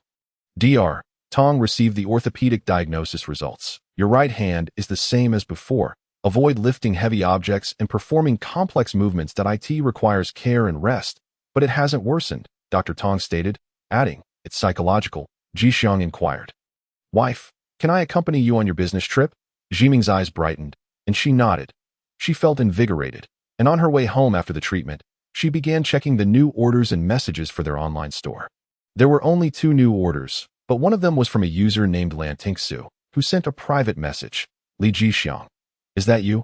Zhiming was taken aback. She clicked on the Lantingsu account, which appeared pristine and devoid of any history. The account had been created less than a week ago, yet the user had been watching their live broadcasts every night. The live-streamed Li Jixiang had been recognized. Was this a familiar face? Who could it be? His sister. Zhiming felt a surge of anger. Could it possibly be a colleague from the factory who had been involved in the altercation against him? She cautiously replied, Who are you? The other party responded 5 minutes later. Is this Li Jixiang? Zhiming typed, I'm his wife, but before she could send it, a call from a scoundrel interrupted her, causing her to curse in frustration. She answered the call coldly. Mr. Zhu, I've assigned the assessment task to someone else. I need to return home. You're just avoiding me. The senior said, we can start over. She replied with steely resolve. If you bring up anything unrelated to work or invite me to any non-work related activities again, I'll report you for workplace harassment. You should know more about Xingshan Entertainment, the senior remarked. You'll come to like it. Zhiming remained expressionless. Let us see how much you offer at the conclusion. On the other end, Zhu Jingyi chuckled. It's communal property. How about we split it evenly? Zhiming abruptly hung up. She vented her ire at her phone. To hell with it. I prefer a useless pretty boy all to myself. Jixiang looked up from his work, his large, dark eyes fixed on her. Zhiming, feeling embarrassed, turned beet red and cleared her throat. Following Dr. Tong's advice, she decided to block the scoundrel senior from her thoughts and asked Jixiang about Lantingsu. Do you know this person? Jixiang shook his head. Just a fake name online. At that moment, the livestream interface erupted with long-lost skyscrapers and rockets. As the user Lantingsu sent an 800 yuan tip, Zhiming's eyes widened in astonishment. Just then, Lantingsu sent a message. Are you Li Jixiang? Jixiang continued to focus on his work. Zhiming replied. Do you know me? Lantingsu responded. Lanyan, do you remember me? Zhiming paused in surprise. Lantingsu, it's been over a decade since you transferred schools in middle school. You haven't changed a bit. You look like you're doing well in the live stream. Lantingsu, let us meet up for a meal, shall we? Followed by a social media contact number. Lantingsu. Hua. The notification from the online store sounded. Lantingsu had purchased the most expensive handmade item in the store. Zhiming felt a strange sensation. Husband, who is Lanyan? Is she someone you know? Jixiang, having worked for a while, furrowed his brow. He replied quietly. A classmate from middle school. She sat next to me. Zhiming was taken aback. It seemed Wang's father had mentioned that the prettiest girl in class sat next to him. Jixiang, busy carving, seemed to have forgotten. Zhiming suddenly seized his arm, pausing the live stream. You really don't remember? How could you forget? It's been so many years since middle school, and she still remembers you. Girlfriend Li Jixiang closed his eyes, thinking again. She was my girlfriend back then. Zhiming felt a surge of anger. Who the hell remembers their middle school crush after all this time? Jixiang, oblivious to her mood, answered earnestly, I remember. Zhiming, momentarily taken aback, laughed in disbelief. You look so naive. I thought you were honest that I didn't expect you to have a girlfriend in middle school. I wasn't well fed. She brought me lunch and snacks. Jixiang said, his eyes wide and innocent as he recalled. She spoke kindly to me, helped me with classwork, even though I couldn't focus. But the class monitor treated me well, the pretty class monitor. Huh? Zhiming felt suffocated by the weight of yet another betrayal, realizing she was not only backstabbed, but also had her heart stolen. Anger twisted Zhiming's expression into a cold smile. What a pretty little scholar. She quickly added Lanyan's social media contact to Jixiang's live-streaming phone, swiftly responding to the other party despite his puzzled gaze. Li Jixiang is married. Lanyan replied, got it. I'd like to see you. An old classmate, face-to-face. How about it? Zhiming narrowed her eyes. Li Jixiang doesn't care to meet. I have orders to fulfill. Zhiming shot him a fierce look, angrily transferring the 800 yuan Lanyan had tipped back to her. Lanyan responded, I'll only accept it after we meet. When are you free? Zhiming seized Li Jixiang by the collar, gritting her teeth, nearly tearing his collar apart. Jixiang blinked, frowning as he explained, it's her who wants to see me. I haven't done anything wrong that I did wrong. It was I who let you, this handsome guy, rely on your looks for live streaming. Zhiming stomped her foot in frustration. She scrolled through Lanyan's profile, coming across a photo taken at the Empire State Building in New York, where a beautiful girl was smiling alongside a flamboyantly dressed blonde man with orange sunglasses. The girl's long hair danced in the wind, her slim figure exuding grace. Zhiming felt a mix of despondency and irritation, her emotions boiling over into a single furious shout. Li Jixiang, if you play me like this too, I'll make sure you suffer with me. She flung the phone from her hand, clutching her stomach in anger as she collapsed onto the sofa. You two should set a time to meet for a meal. Jixiang noticed her discontent and said, Wife, I want to go. Zhiming lay back on the sofa, clutching her stomach. You need to return the money. Zhiming, anxious and furious, felt sickened by the harassment from the scoundrel senior, while her husband was being pursued by a rich beauty. What kind of cursed days were these? Chapter 38. 5 years and 5 months of marriage. Week 4. That night, Jixiang slept soundly, while Zhiming was filled with fury. Yes, after many years apart, she was about to meet the beautiful class monitor from her husband's past. Although she pried into the details, Jixiang seemed to have not understood what the class monitor meant by being boyfriend and girlfriend back in middle school. He merely recalled how kind she was, always bringing him food and gently helping him with his homework, which he couldn't comprehend at all. Yet, he remembered Lanyan. The class monitor treated me well, Jixiang said, oblivious to the implications. Late at night, Zhiming stealthily left the bedroom and called Yanyan outside. She vented about the situation, and Yanyan, situated in the north, couldn't help but laugh. She felt that the moment she started to like Jixiang, someone would come to dig a hole in her heart. Zhiming, feeling as if fate had beaten her to a pulp, feared she might go mad. Why is it that whoever I care about starts to hurt me? She threatened Jixiang, insisting he must not put a green hat on her, or else it would be a dead end for both of them.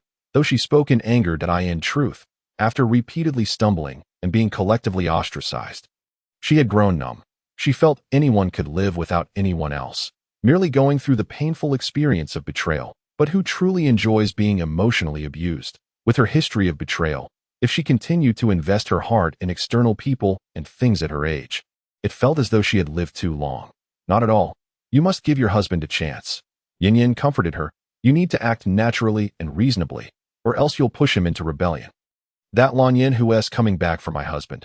I've looked through her information. Zhiming was on the verge of tears, self-deprecatingly saying, she graduated with a Master's from Columbia University and is pursuing a doctorate at Harvard.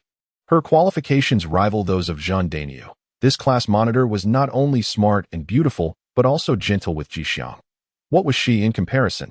You are his wife, Yanyan countered, then added cautiously, for someone to reach a doctoral level at a prestigious American university. They must come from a wealthy family, right? Perhaps she's nostalgic for the pure and innocent beauty of their first love and wants to indulge her husband for a while. The perspectives and demands of the wealthy are not on the same level as ours. What we deem important, they see as trivial. Zhiming fell silent. You must protect your husband, Yin Yin warned seriously. How did Lan Yin win him over back then? Didn't you say she used food to charm your innocent husband into being her boyfriend? Is she planning to use the same tactic again to win him over for a while, reliving the sweetness of first love? That's just bullying. Zhiming was enraged. We, the common folk, have it hard enough to make it this far. Yin Yin, with her insightful perspective, remarked, the cost for wealthy individuals to engage in relationships is remarkably low. The money and benefits they provide are akin to the modest expenses we incur when caring for a small pet. In contrast, ordinary individuals must invest their very selves, perhaps even their entire fortunes, in reciprocation. The paltry sums and trivial connections that affluent individuals offer are often inconsequential to them, as they possess vast networks and experiences. For common folk to engage with such individuals is indeed a poor bargain. Zhiming was incensed. This is, by all accounts, a cruel world where the strong devour the weak, the big fish swallow the small. It is utterly unacceptable. Therefore, you must safeguard your husband. I sense that he is rather naive and genuinely cares for you. Yin Yin cautioned. Those with wealth, power, and high status often have deep-rooted connections. Their simplicity is a mere illusion. Do not forget how you endured such torment at work, a result of the factional struggles among the powerful. They vie for authority and profit, affecting those like us who lack influence, turning us into mere pawns in their game of power, akin to the commoners caught in the conflicts of Liu Bei and Cao Cao. Zhiming felt nauseated, cursing the wealthy. These scoundrels, full of the flesh and blood of ordinary people. No way, she anxiously declared. I must keep an eye on Jixiang when he meets that Princess Lan. That we commoners cannot afford to play with the wealthy. We cannot afford to lose. No, if your husband finds the class monitor charming, and if something goes awry and you end up clashing with her, he might have second thoughts. Wouldn't he? Yin Yin interrupted, urging her to be less direct. Had she forgotten that she was merely being manipulated by the team leader and his assistant? Unless she aligned herself with a faction, seeking protection from Zheng Yingtai or clinging to someone else's influence. What could she truly do? Zhiming, feeling exhausted, slumped down, lamenting, I am but a cog in the machine, a worker merely scraping by. Can't those people stop their infighting? It is always me who bears the brunt of their conflicts. The conversation between the two women began to stray far from its original topic. I watched your recent live stream, and it seems the response was rather mediocre. Zhiming, drained of energy, thought it was just enough to cover the utility bills. Having something is better than nothing. That one do. If your husband finds himself idle, Princess Lan might seize the opportunity. Zhiming felt tears welling up as she was harassed by scoundrels daily. Forced to engage with the Star Entertainment project, leaving her little time to see her husband, she briefly recounted the harassment by her senior. Yin Yin perked up, exclaiming, what a dramatic scenario you have here. I was fortunate to resign early. That scoundrel is nothing more than a pile of rotten filth. Yin Yan's suspicions grew. Could it be that your senior, having suddenly changed his mind, is seeking to make you the scapegoat for his financially troubled Star Entertainment company? Zhiming, filled with rage, swore that she would not fall for such tricks. The next day, with worry etched on her face and dark circles under her eyes, she went to work, only to find her husband calmly preparing breakfast and tidying up.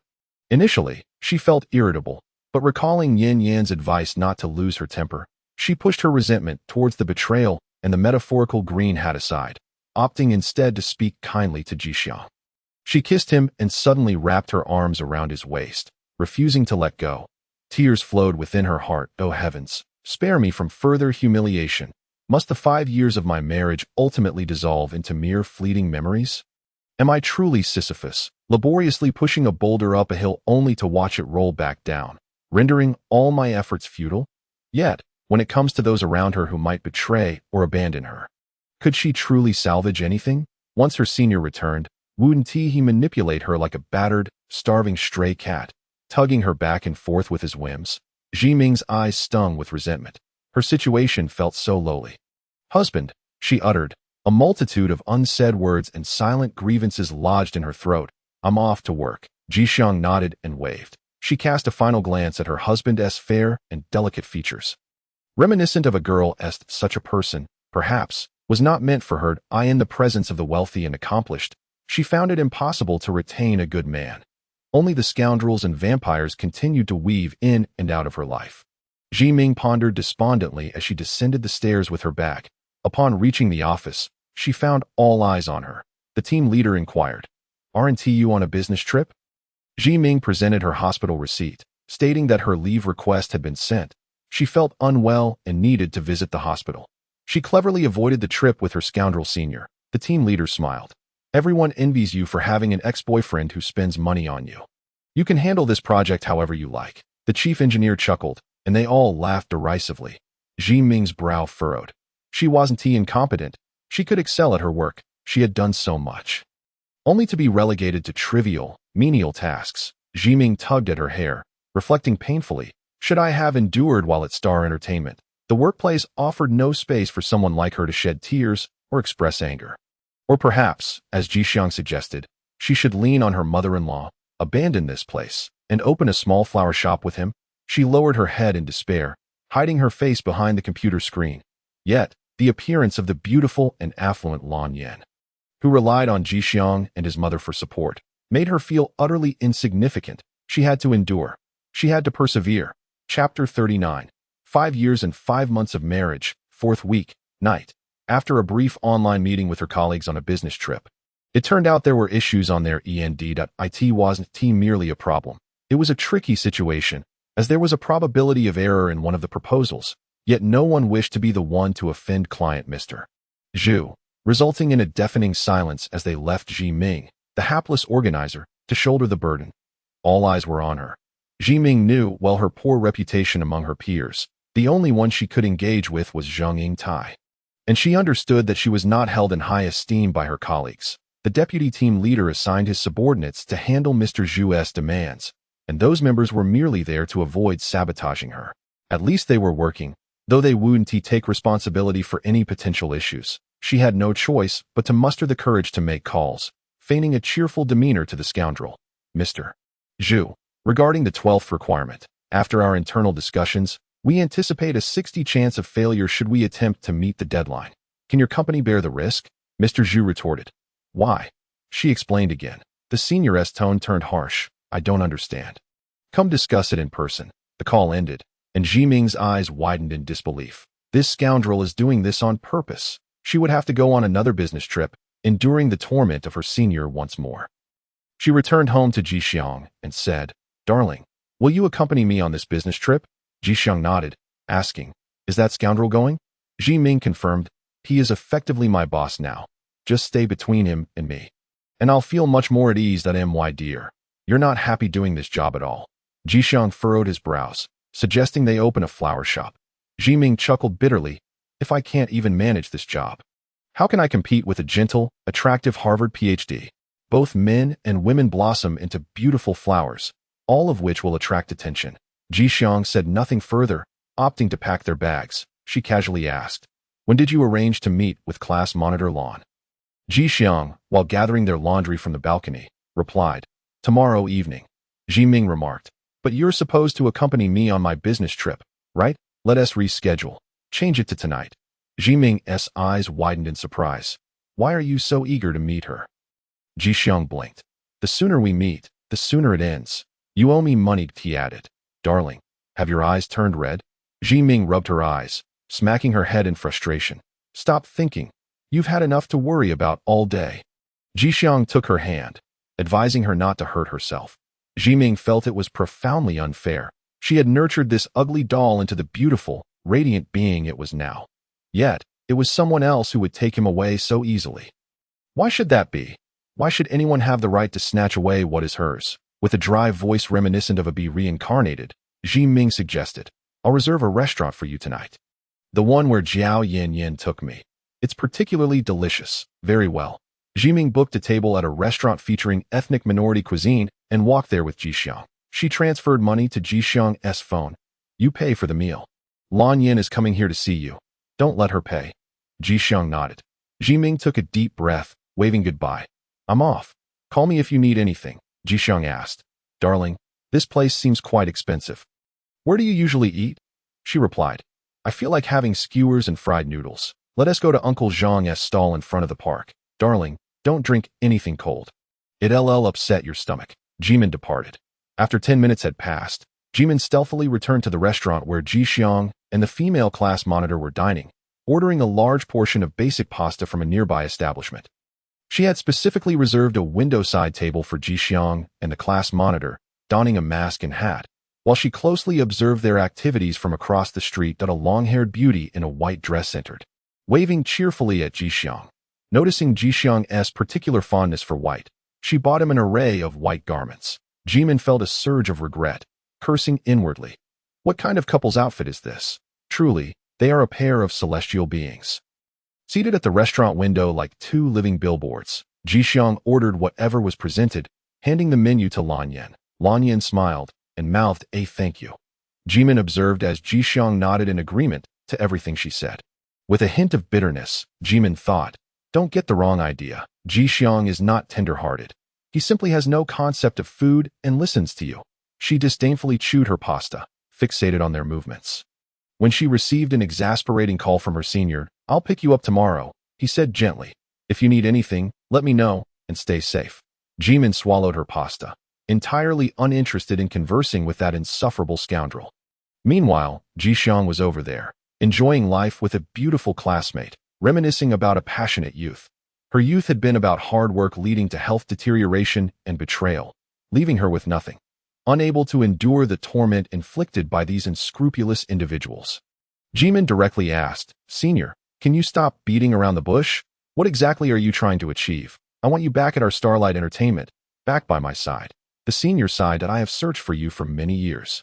I asked Su Shichuan many times. She was unwilling to tell me where you were, until I accidentally stumbled upon your pitiable little live streaming room. Jimin cursed inwardly, thinking she was trying to evade those two hypocritical, parasitic creatures. Just as she contemplated her misfortune, a piece of pasta went down the wrong way, and she saw the female class monitor stand up. The restaurant manager and chef emerged, chatting and shaking hands with her. As they began to exchange their dishes, everyone's attention was on Jixiang and the class monitor's table, where the food appeared to be far more exquisite and upscale than anything Jimin had seen on the menu. Zhu, the senior, continued speaking on the phone, while Jimin was left stunned, speechless at the scene unfolding before her. After a prolonged silence without a response, he asked, Jimin, are you crying? Jimin muttered, I need to cry for a bit. How expensive must their dishes be? She reluctantly transferred a substantial amount of money to Jixiang on the other side of the window. Jixiang glanced at his phone, while Lanyan, with her fair and delicate hand, elegantly supported her face as she smiled and spoke to him.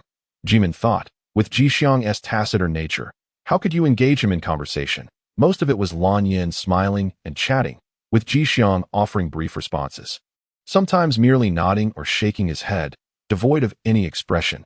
Jimin scoffed, thinking, what is there to talk about? Then Lanyan showed Jixiang something on her phone, seemingly sharing her story with him. Jixiang began to eat while listening. So this is how you can converse. What a master. As Jimin reached the bottom of her pasta, unwilling to order more and spend more money, she requested a pot of water, drinking it in a futile attempt to quench her sour feelings. Jixiang got some sauce on his clothes, prompting the class monitor to stand up and offer him a napkin. Jimin felt she could almost smell the expensive perfume wafting from the class monitor. The two continued to talk and eat, without any unusual actions. After a while, it seemed they had finished, with the class monitor having eaten very little. Jixiang, feeling full, wiped his mouth and stood up to settle the bill.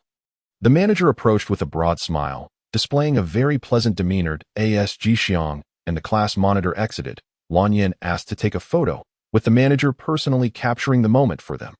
Jixiang pointed at the dishes on the table, and the waiter brought takeout boxes, with Lanyan helping him pack. Seeing it was coming to an end, Jimin walked home with a sour expression.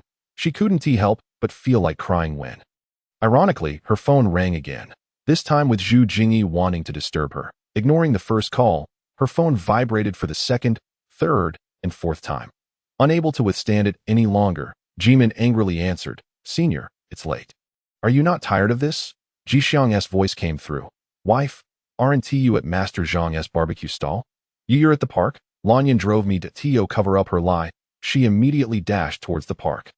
Out of breath, Jimin arrived at the night market in front of the park, spotting a tall, slender figure in white, looking around at the brightly lit barbecue stall. Jimin caught her breath, pretending to stroll past from another direction. When Jixiang spotted her, he beamed with joy, opening the takeout bag and exclaiming, "Wife, there's so much delicious food." Chapter 40. Married for 5 years and 6 months. Week 1.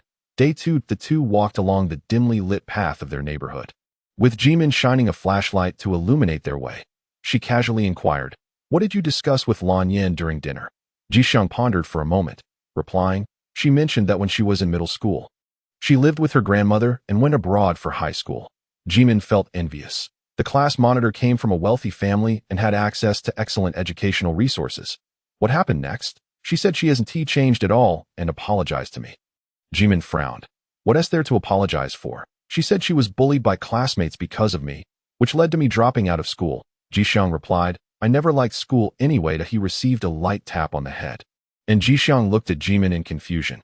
Jimin retorted, "You're telling me a Harvard PhD isn't put off by a dullard like you who doesn't enjoy learning?" "I'm not a dullard." Jixiang replied earnestly, "I just can't absorb it. There's too much lecturing in school." He added, "I prefer when my wife teaches me." The beam of light from the flashlight swayed, causing Jimin to stumble slightly. Jixiang reached out to steady her. "When have I taught you anything?" Jixiang chuckled. "My wife taught me how to make mud. Very seriously, teaching me to be independent. That is how craftsmanship is learned." Jimin understood. It was different from the generalized courses taught in school, where each teacher addressed dozens of students and couldn't cater to individual needs. She mused. Lanyan asked if I wanted to continue studying. Jimin paused. "What did you say?" "I don't want to study. There are too many people discussing irrelevant things." Jimin laughed aloud in the darkness. "You're just a single-minded organism. Multi-threading would be your downfall." She casually asked, "What did the class monitor say?" Jixiang replied, "She said I could study art. She would find a teacher for me." Jimin answered dryly, "Art, your hands are quite capable, so of course you can learn." She grew silent in the dim, narrow alley as they walked towards their old apartment building. She let out a curse. This wretched place doesn't even have a light. Jixiang was at home packing for a business trip the next day. Sensing his wife's gaze, every time he turned his head, Jimin feigned indifference, pretending to look at her phone. He continued mopping the floor, while Jimin observed his back, wondering if Jixiang was happier than usual after meeting with his wealthy classmate. Jixiang straightened up, frowning. He approached her, pinching her face and turning it towards him. "Wife, look at me directly." Jimin protested. "Whose face is crooked?" Jixiang fixed his large dark eyes on her, a bit intimidating. "Your sneaking glances. It makes me uncomfortable." Jimin retorted, "I wasn't sneaking. I was just thinking about work." Jixiang, unsure whether to believe her, scrutinized her for a moment before releasing her. Jimin jumped up and locked herself in the bedroom. How could they compare? A beautiful, wealthy woman with knowledge and connections could change Jixiang's fate with a mere flick of her finger. Jimin mocked herself. With him, it's merely mutual dependence that I'm still a jinx. Repeatedly failing. Early the next morning, they prepared to set off.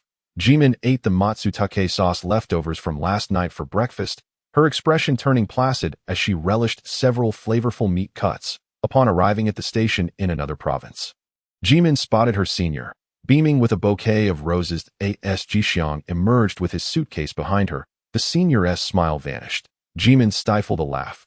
Jixiang took the flowers from Zhu Jingyi and remarked, "They re not as well kept as my mother's." Jimin nodded. "Husband, you're the expert." Zhu Jingyi was coldly pushed aside by Jixiang, who then stood beside Jimin. Jimin pressed her lips together, suppressing her amusement. She casually remarked, "Mr. Zhu, you've come to pick us up? I'll get to work now." Zhu Jingyi's expression soured. Jimin patted her husband, offering an excuse. "The doctor said I'm in recovery and need family or friends to look after me." The senior coldly retorted, "What illness? The kind that makes you crazy and attack indiscriminately when you get agitated?" Jimin fabricated. "Senior, do you want to know more?" Zhu Jingyi disapproved of Jixiang's presence, given the circumstances. "Why persist in working?" Jimin met his gaze. "Because my money was swindled by both of you, and now I'm quite poor." Zhu Jingyi anxiously rubbed his forehead. "Jimin." Jixiang suddenly became very angry. "What did you just call me?" The senior scoffed. "Mr. Li, there's a sequence to things. Even more intimate terms have been used. Has your wife ever mentioned them to you? Zhiming's facial muscles twitched, contorting in a grimace. Is it Chichuan? Chun-chun? The senior's face fluctuated between shades of blue and red as he implored. Do not mention that woman. Once in the car, Zhiming initiated a conference call with her team, only to notice the senior glancing at her through the rearview mirror. She leaned affectionately against Jixiang. Wrapping her arm around his, Zhu Jingyi averted his gaze. Zhiming pondered, which holds more power, a man or a fist? Why am I not a man? No, should I perhaps train my fists? These thoughts flitted through her mind. Employees from Xingchen Entertainment arrived to transition the collaboration with the project team, and Zhiming commenced her work. Jixiang lingered nearby, intrigued by his wife's daily endeavors. Zhiming typed furiously on her computer, verifying details and responding to messages. In the quiet beside her, Jixiang remarked, Wife, you're amazing in public. Zhiming's face flushed crimson. Amazing? What a joke. These past few years have been a turbulent ordeal, stifled by the team's pressure, akin to a destitute man without a steward father. She awkwardly glanced at her colleagues, who greeted the strikingly handsome Jixiang with various smiles. Zhiming interrupted, Not amazing. That's just the nature of work. Jixiang responded earnestly. Wife's mind works swiftly. Zhiming retorted, Indeed, I've adapted to 9 years of compulsory education. So I surely meet the norms of society better than you. Time was of the essence, everyone's in the same boat, she said. Jixiang shook his head. The people to the left and behind are quite slow. You're the fastest typist here. Zhiming paused momentarily. She quietly explained to Li Jixiang, who had never worked in an office, It's because I've prepared everything in advance, just following the logic to proceed. Others, if they are still brainstorming or lack the necessary conditions. At that moment, a woman seated behind rose to smile apologetically at her. Sorry, Xiao Wang. My child is home alone during the break, and I have to monitor them doing homework via surveillance that I will make sure not to delay progress in the next couple of days. Zhiming was taken aback. Such dedication. She contemplated before moving to the left to inquire about her colleague's progress. The deputy team leader's people were truly in the same mold, adept at enjoying life and milking the capitalists. Zhiming was self-aware. As long as the deputy team leader's faction did not meddle with her project, she would be fine, and besides, the other team members were not leveraging their seniority to demand her servitude. Were they? She asked around about the project status without losing face to urge or blame anyone. She had no such capital. After completing the day's tasks, the twilight glow outside the Xingchen Entertainment office had waned. The moon appearing as the sky darkened, the tall buildings illuminating with lights, and delivery riders' small vehicles moved like colorful dots along the road. Someone brushed against her arm. It was Jixiang, who had dozed off beside her, his breath ruffling his slightly curled black hair. Unable to resist, she quietly reached out to touzle Jixiang's fluffy black locks. When a figure passed by, she swiftly withdrew her hand, returning it to the keyboard of the corporate drone. A departing colleague chuckled, Sister Huang, your husband is truly handsome. Zhiming's face turned crimson as she nodded and cleared her throat. With everyone gone, Zhiming tidied the initial drafts and pondered for a moment. She distanced herself from the slumbering Jixiang and called Yin. The project I'm leading is taking shape. Could you please speak to Zhen Dalao and have him take a look? Just a few pointers would suffice. Zhiming spoke nervously. Can I ask him? It's my first time leading a project, and I'm worried about making mistakes. Just tell him directly. Yin said awkwardly. Why are you asking me? I'm not his family. Zhiming smiled sheepishly. Never mind, it's just a casual inquiry. Yin quickly shifted the topic. I was just about to call you. I heard a juicy gossip from Zhengge today, and I couldn't resist sharing. Zhiming replied. Did the team leader and deputy team leader explode this morning? That calls for a nationwide celebration, she jested. What more can I discuss with you? The moment you called, all I could hear was the sound of firecrackers. Yin excitedly revealed. Zheng Yingtai broke up today. Zhiming gasped. Can you guess how it happened? Yin continued. Zheng Yingtai must be drowning his sorrows. It's straight out of a vintage idol drama. He was caught off guard and dumped. Zhiming felt a warmth in her heart. An idol drama. A third party? Yin added mysteriously. Yes, the male third party is actually his ex-girlfriend, by Yue Guang. Zheng Yingtai is quite remarkable, but he couldn't resist the lingering feelings of first love. Yin excitedly continued. It seems his girlfriend met her first love from school last night and came back to break up with him. What? Yin further divulged. Zheng Yingtai's girlfriend is Xiao Lan's younger sister. That's why they say Zheng Yingtai is part of Lan Zong's faction. Zhiming suddenly felt a chilling arrow pierce her knee. His girlfriend's surname is Lan. Yanyan's gossip radar was at full alert. Oh, isn't that the same surname as your husband's female class leader? No way, please don't. Zhiming felt a jolt. Having once harbored a crush on Zheng Yingtai and felt heartbroken over his relationship, she now felt an indiscriminate anger towards everyone that it's just a casual meeting with a middle school classmate. Why break up? What on earth is wrong with that woman? Chapter 41. Married for 5 years. 6 months, week 1, day 4. Jixiang rubbed his eyes awake, seeing Zhiming's face illuminated by the computer screen as she typed away at codes. Outside the office's floor-to-ceiling windows, the city lights sparkled while a gloomy drizzle fell, with raindrops clinging to the glass and cascading down, transforming the urban night sky into a mosaic of shadows and glimmers. The night air felt chilly, casting a cool hue on the other side of Zhiming's face. She rested her chin in her hand, scrutinizing the back-end parameters. Wife, Jixiang spoke. It's already evening. Haven't you finished? Zhiming shut down her computer and began to pack her things. That you're awake. Let us head back. Jixiang's cheek bore the imprint of sleep, and Zhiming remarked, you should rub it. It looks puffy. As they gathered their belongings and exited, they noticed other employees at Xingchen Entertainment working late, some engaged in conversation. Zhiming gazed at the rows of cubicles, her expression inscrutable, suddenly asking Jixiang, do you think this place is spacious? Jixiang replied, it's quieter than a factory. Zhiming withdrew her gaze from Xingchen Entertainment. Sitting beside me all day must have been dull. Huh, not at all. Zhiming smiled faintly. You fool. They ventured to a nearby mall for dinner, and Zhiming's phone buzzed with 2 messages, automatic refunds from Jixiang. Her eyes widened. You had dinner with Lan Yan last night, and didn't he spend anything? They don't charge, Jixiang replied. That restaurant is her family's. Zhiming inquired. She tipped the live stream with 800, and you still had dinner with Lan Yan? Jixiang stated. She said she'd treat me next time. Zhiming was lost in thought.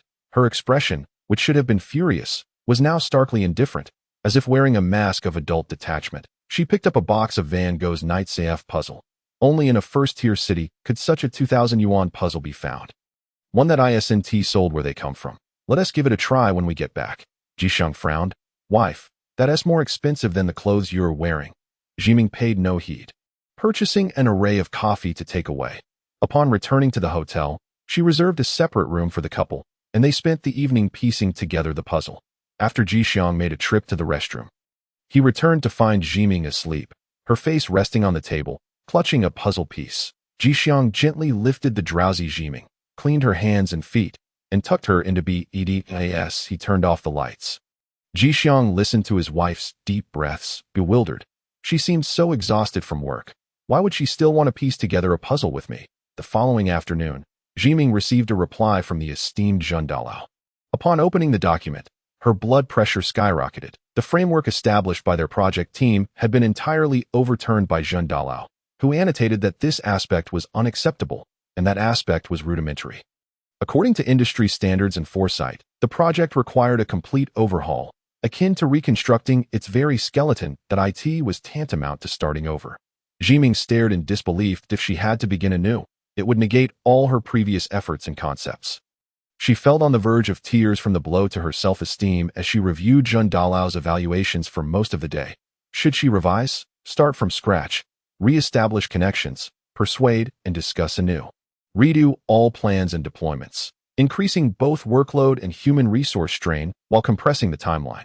She added a packet of strong coffee to her cup and called a meeting with all team members to discard the established tasks and start afresh. No one could accept or comprehend this. Very few offered positive responses to the major revisions. Everyone expressed their difficulties, passing the buck back and forth. They all suggested, let us just see how it goes. None had concretely begun, becoming mere trial and error cannon fodder by the end of the workday. They still had not reached a clear conclusion. Zhiming took it upon herself to rearrange the basic structure as per Zhen Dalao's suggestions. She called Zhu Xuezhang to explain the new plan, striving to persuade him to accept it. Though Zhu was astonished, after listening to Zhiming's explanation for half an hour, he replied, I'll leave it to you. I will certainly agree. Zhiming acknowledged with a sound and hung up. Jixiang restructured the framework until 2 in the morning, his clothes absorbing the scent of burnt coffee. Husband, she rubbed her eyes as she boarded the subway with Jixiang. Apologizing, I'm sorry for dragging you into my misery, Jixiang replied. Wife, I've prepared so much. Not at all, Zhiming murmured despondently. My efforts have been utterly inadequate, and I need to make amends. It's so difficult. She leaned against Jixiang on the subway, saying, Darling, you need not accompany me tomorrow. Stay home and do your live stream instead. Should she let Lan Yin reward her man? That would be too heart-wrenching. But it wouldn't be right to have Jixiang idling in the office until the late hours every day. Would it? That wouldn't create fond memories. She told Jixiang that they would need to buckle down and double their efforts, with no one to rely on, including the harassment from the senior. Later, she struggled to persuade the team members to complete all revisions, even calling the older sister who needed to care for her child late at night to get work done. Zhiming, who had little influence, could not sway those who were unwilling to help. So she took on the extra hours herself. Afterward, Zhiming did not leave the office of Xingshan Entertainment during the day. She kept the light on in her cubicle and occasionally glanced at the live stream where Jixiang was fulfilling orders. She was unsure of her thoughts. She had no time to ponder anything. Regardless of whether this project was a disaster or an enemy's scheme, she had to see it through to 10 o'clock. Someone turned on the lights throughout the office, dazzling Zhiming's weary eyes. The impeccably dressed senior walked in. You're still here. He placed a fragrant late-night snack on her desk, urging her to eat something and not go hungry. Zhiming had no time for this cad. Zhu Jingyi smiled. I'm truly touched by your dedication to my project. I'm just trying to make a living, Zhiming replied, her expression unyielding. If you've truly found your conscience, don't shortchange this project when it comes to payments. You will surely receive plenty. The senior sighed, placing a hand on her shoulder. I know you can realize my vision. Our minds are completely in sync. Our characters, however, are not, Zhiming retorted impatiently, fueled by caffeine. Don't interrupt my train of thought. It's a waste of time.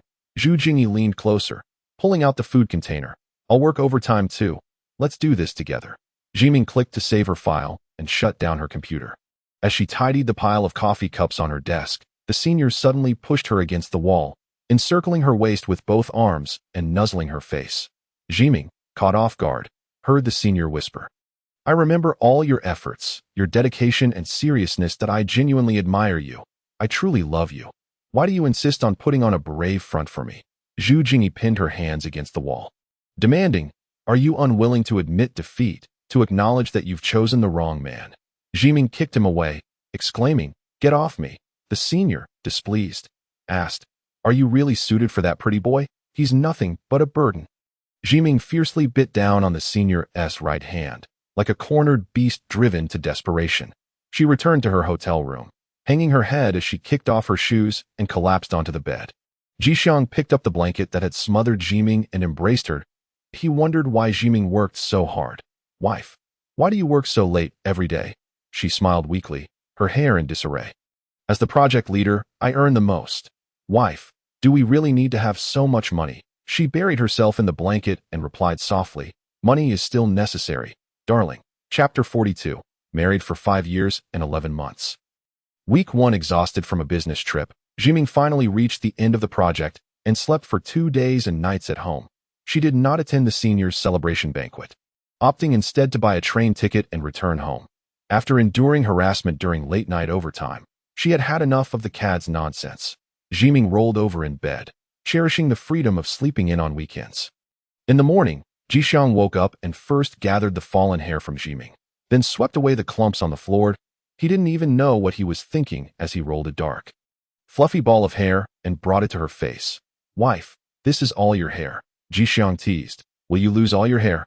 She curled up, drifting off into a new round of snoring. In her dreams, she was being choked by the cad senior and Zhu Jingyi, who were force-feeding her coffee. Zhiming frowned deeply, a furrow creasing her brow. Jixiang kissed her and secretly collected the hairball to take to the kitchen to prepare breakfast. A week later, upon returning to the office, Zhiming was unexpectedly greeted with good news from Xingshan Entertainment. The project she had led had taken off and even won an award. Zhiming was taken aback. I successfully led my first project? Is that possible? Really? She began to feel relieved, grateful for her audacity in initially inviting Zhen to oversee the project. Zhiming went to share the good news with Yin Yan, expressing her admiration for Zhen and continuously thanking him. What are you thanking him for? Yin Yan interrupted. No matter how great Zhen is, you listened to his advice and succeeded in the end. That's quite an achievement. If it were me, I would be singing my own praises to the heavens. I must thank Mr. Zhang, Zhiming said excitedly. I truly didn't expect such a positive outcome that I sought your help to speak to the big boss. Otherwise, how would a national-level expert have time to look at my work? If he has no negative comments about you, it means you are quite remarkable, Yin stated candidly. This is the fruit of your success. Zhiming hung up the phone in high spirits. As the project leader, she received a hefty bonus of 170,000 from Xingchen Entertainment, with Zhu Jingyi stating that 50,000 of it was her compensation. Apart from the money she had seen when buying a house and securing a loan, she had never encountered such a sum tied to her efforts. Zhiming stared in a daze. The deputy leader she had collaborated with at Xingchen Entertainment also received their share of the success and began chatting with her. Reminiscing about their arduous business trip, some jokingly expressed their desire to collaborate with her again if they could work together on another project. The older sister from the same team remarked, Xiao Huang, we never expected your demands to be much higher than that of the deputy leader. Everyone worked so hard, especially since I had to look after my child while helping with assignments. Zhiming honestly replied, I lack hosting experience. I only referenced Zhen's approach. The older sister suddenly vented her frustrations. During the morning meeting, the leader claimed that this project was funded by Zhu himself, delivering great results. How can he say that? We were so exhausted during that time. I had to rock my child to sleep while also preparing reports that IT was not that simple. Zhiming paused, glancing at the leader, who appeared to be frowning while speaking to Zhang Yingtai. I didn't hear the leader say that, she implied subtly. The older sister laughed and patted her. Xiao Huang, you're just too honest. Can't you read between the lines? Zhiming felt frustrated at having to decipher the implications of those in higher positions. She simply couldn't do it right and kept suffering in silence. Zhiming looked at the older sister's child's photo, engaging in a conversation about parenting, and spent some time discussing trivial matters before the morning flew by. Since the leader hadn't assigned her any tasks, Zhiming speculated that he was likely holding back, feeling threatened by her success with the Xingchen project, possibly plotting to bring her down. However, the money was real. Zhiming thought of Li Jixiang. Darling, I'm not doing too badly, right? Zhiming had her period these past few days and went to the pantry to boil hot water for her red sugar. Upon seeing the instant coffee on the table, her tongue soured with bitterness. Zhang Yingtai was inside on a call. Upon seeing her enter, he waved and continued his conversation. Zhiming stirred her red sugar water. Hearing footsteps approaching from behind and instantly bristling at the thought of the senior's harassment during the business trip, she swiftly turned around, uneasily asking, Do you need something? Zhang Yingtai replied. The Xingchen project was a success. Congratulations, Zhiming replied with a sarcastic smile. It's my ex-boyfriend who funded me. How could I possibly achieve that? Zhang Yingtai chuckled. So Zhu wants to offer you a high salary to poach you. Is he trying to make you his mistress? Zhiming felt utterly disgusted. What high salary poaching? Zhang Yingtai raised an eyebrow. You don't know? Zhiming scrolled through her phone, ignoring the calls from the cat. The project's impact is quite impressive. Zhu wants you to be a permanent fixture at Xingchen Entertainment, and they are discussing how to arrange it. Zhang Yingtai asked, Has the leader not notified you to be on standby? Zhiming, surprised, replied irately. Maybe the leader and deputy leader informed me in the morning meeting. But their words were too convoluted for me to catch. The deputy leader wasn't at the morning meeting, Zhang Yingtai pointed out. Where have you seen him? Zhiming paused. Oh, she realized she hadn't seen the deputy leader since returning from the province. And the leader's demeanor and attitude had been worse than before. Zhiming assumed it was because her success with the Xingchen project made the leader resentful. Has no one mentioned anything about the deputy leader to you? Zhiming wondered, what happened to him? The deputy leader has been reported for falsifying his educational background and embezzlement. He was suspended for investigation last month. Zhang Yingtai chuckled. I want to invite you to join my project starting next week. How about lunch? Zhiming was stunned. What is happening? What is going on today? Why has everything suddenly changed? If you wish to remain at Xingchen Entertainment or directly switch jobs to work for Zhu, then my invitation wouldn't matter, Zhang Yingtai said cautiously at that moment. Zhiming suddenly felt the urge to ask Zhang Yingtai a question unrelated to work or money. Is your ex-girlfriend named Lan Yan? Isn't he my husband's middle school class monitor? They went out to discuss the details of Zhang Yingtai's new project, and Zhiming hesitantly expressed at the dinner table the obstacles and constraints she faced. Each project member is assigned by the team leader. Otherwise, how could she have become the negative role of a professional errand runner who constantly falls into traps and causes problems? So when Jing Tai suddenly invited her to join the project, was he out of his mind, not foreseeing what would inevitably transpire later? Zheng Yingtai remarked, "This project is directly overseen by General Manager Xiaolan. Your capabilities were proven in the project at Xingchen Entertainment, and I recommended you to him." Zhiming silently sipped her red sugar water, remaining uncommunicative. "What kind of joke is this? You're from General Manager Land's camp. What connection do I have with him?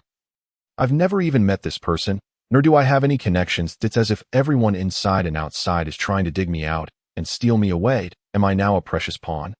Impossible. What value do you see in me? And now you add in the intimidating General Manager Lan." Zhiming abruptly changed the subject. "Did you break up with your girlfriend and move on from the heartache?" Zheng Yingtai across the table suddenly couldn't maintain his composure. Chapter 43. Married for 5 years and 11 months. Week 2. Zheng Yingtai, his face full of embarrassment, asked, "How did you know about my girlfriend?" Zhiming casually replied, "Heard it from others. Your girlfriend is a PhD? Zheng Yingtai displayed a defeated expression, putting down his chopsticks, unable to eat. "That's in the past. I have a new girlfriend now." Zhiming scoffed internally, thinking how quickly he found a new love. Fortunately, her long-cherished secret crush had been extinguished at the stage of delusion. She unhappily said, "Don't tell me your new girlfriend is the team leader." Zheng Yingtai responded, puzzled, "Why would I look for a girlfriend among your acquaintances?" Zhiming felt a twinge of unease, fearing he might indeed have a connection to someone she knew. Zheng Yingtai laughed. "Qiao Yin is someone Zheng likes. You really thought about Yin. She's beautiful and quite charming." Zheng Yingtai began to speak openly. "It's perfectly normal to consider such a beauty." Zhiming felt even more disdain for this former crush. "That I truly have poor taste in men." Zheng Yingtai continued, steering the conversation back. "If you don't switch jobs to Xingchen Entertainment, consider collaborating on my project. The pay is quite substantial." T stood up to settle the bill.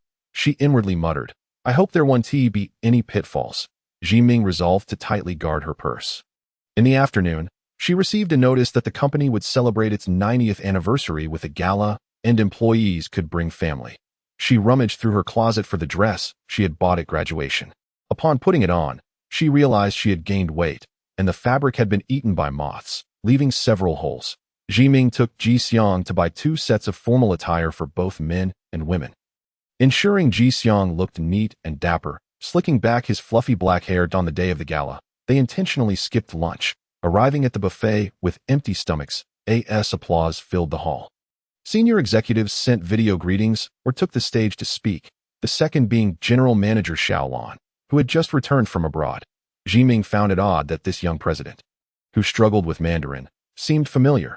With striking blonde hair and a sun-kissed complexion, she wondered if he was mixed race. She fixed her gaze on the buffet food boxes about to be opened. And as the leaders concluded their speeches about future prospects, she immediately dragged Li Jixiang over to fill their plates, indulging in the feast amidst the music and dance of the gala. "It's free, and the food quality is high," she exclaimed, her cheeks stuffed as she tore into a lobster leg, mumbling to Li Jixiang, "High-quality protein. Eat more." Li Jixiang nodded earnestly. They found a table to focus on their meal. And when someone joined them to chat, Zhiming merely responded with vague affirmations, completely inept at socializing.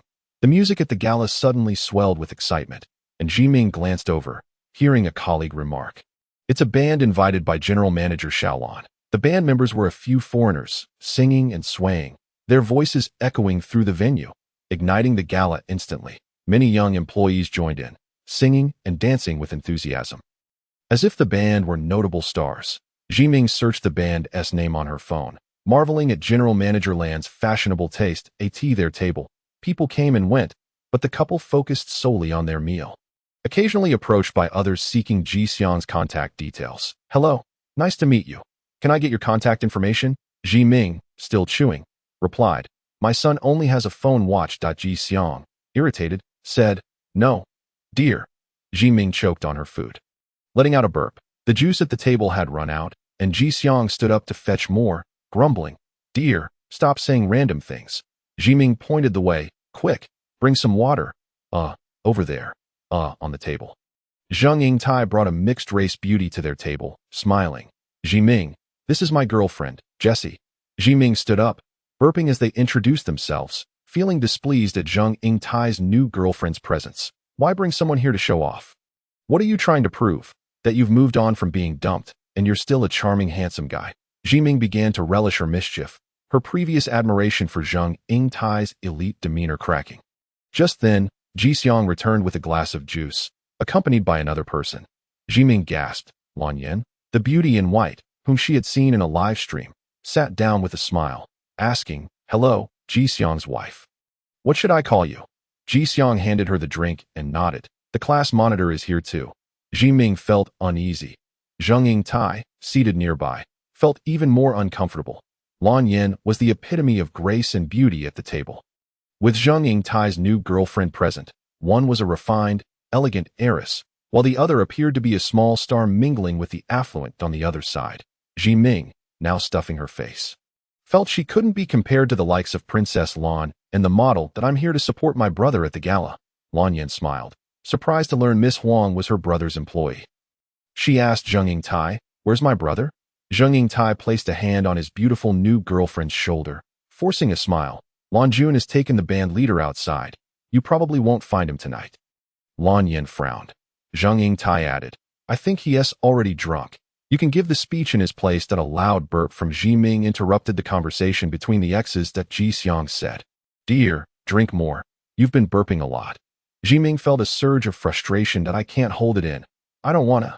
Meeting Lan Yan face to face for the first time, she felt utterly out of place. Her subordinate status overshadowed by the empty plates and bowls in front of her, burping like a glutton. Why did this meeting come so suddenly? Jixiang patted her back.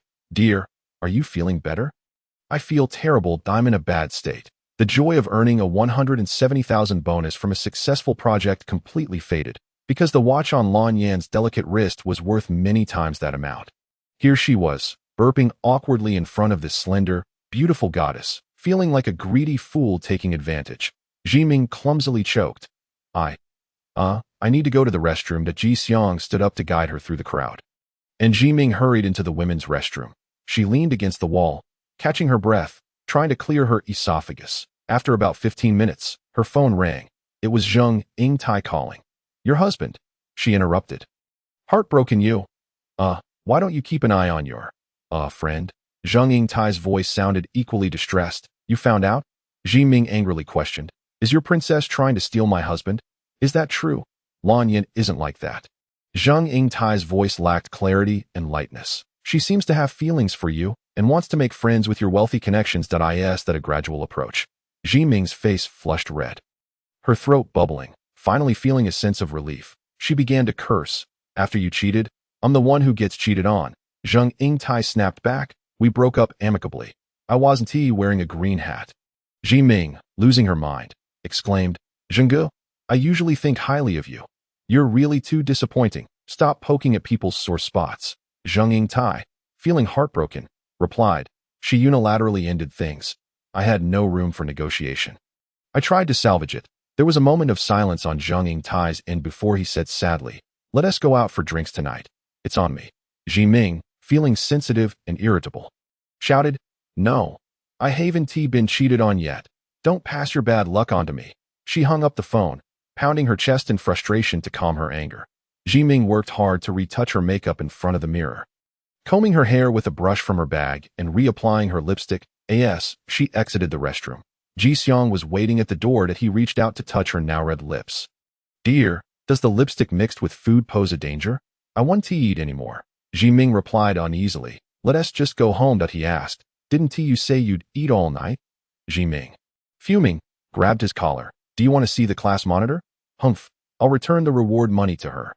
Jixiang frowned. "I didn't mean to." "Don't be angry." The couple returned to the table. Observing Zhang Yingtai maintaining his composure while conversing with Lan Yan, his mixed-race girlfriend mysteriously absent, Zhiming glanced at Zhang Yingtai and addressed Lan Yan. "We must take our leave. Miss Lan, our online store has not accepted new customer tips for quite some time, so we shall return the funds from the live stream tips. No worries. I am quite fond of the handmade items crafted by Jixiang."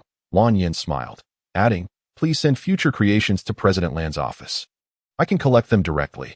Zhang Yingtai exchanged a helpless smile with Zhiming. In that fleeting moment, an idea to shutter the online store flickered through Zhiming's mind, wishing to keep her husband out of the limelight to avoid the attentions of various wealthy women. Goodbye, Jixiang said. Suddenly, Jimin embraced him, silencing Jixiang with a kiss in front of everyone. Princess Lan observed them, remaining unfazed. Zhang Yingtai chuckled, shaking his head. Indeed, Huang Zhiming is as foolish as can be. She could never discern the subtle implications conveyed by those high-ranking officials.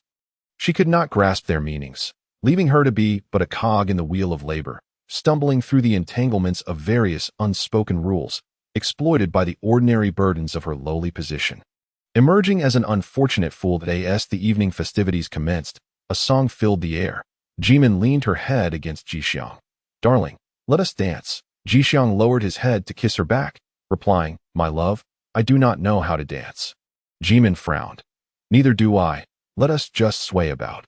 She nestled against Jixiang, attempting to envelop him with her petite frame and arms. However, her small stature did little to shield him from the gazes of wealthy women.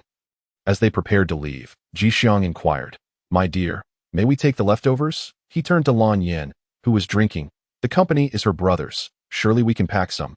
"Yes?" Jimin clutched Jixiang's neck, gritting her teeth. "Are you still not full?" "I have had my fill."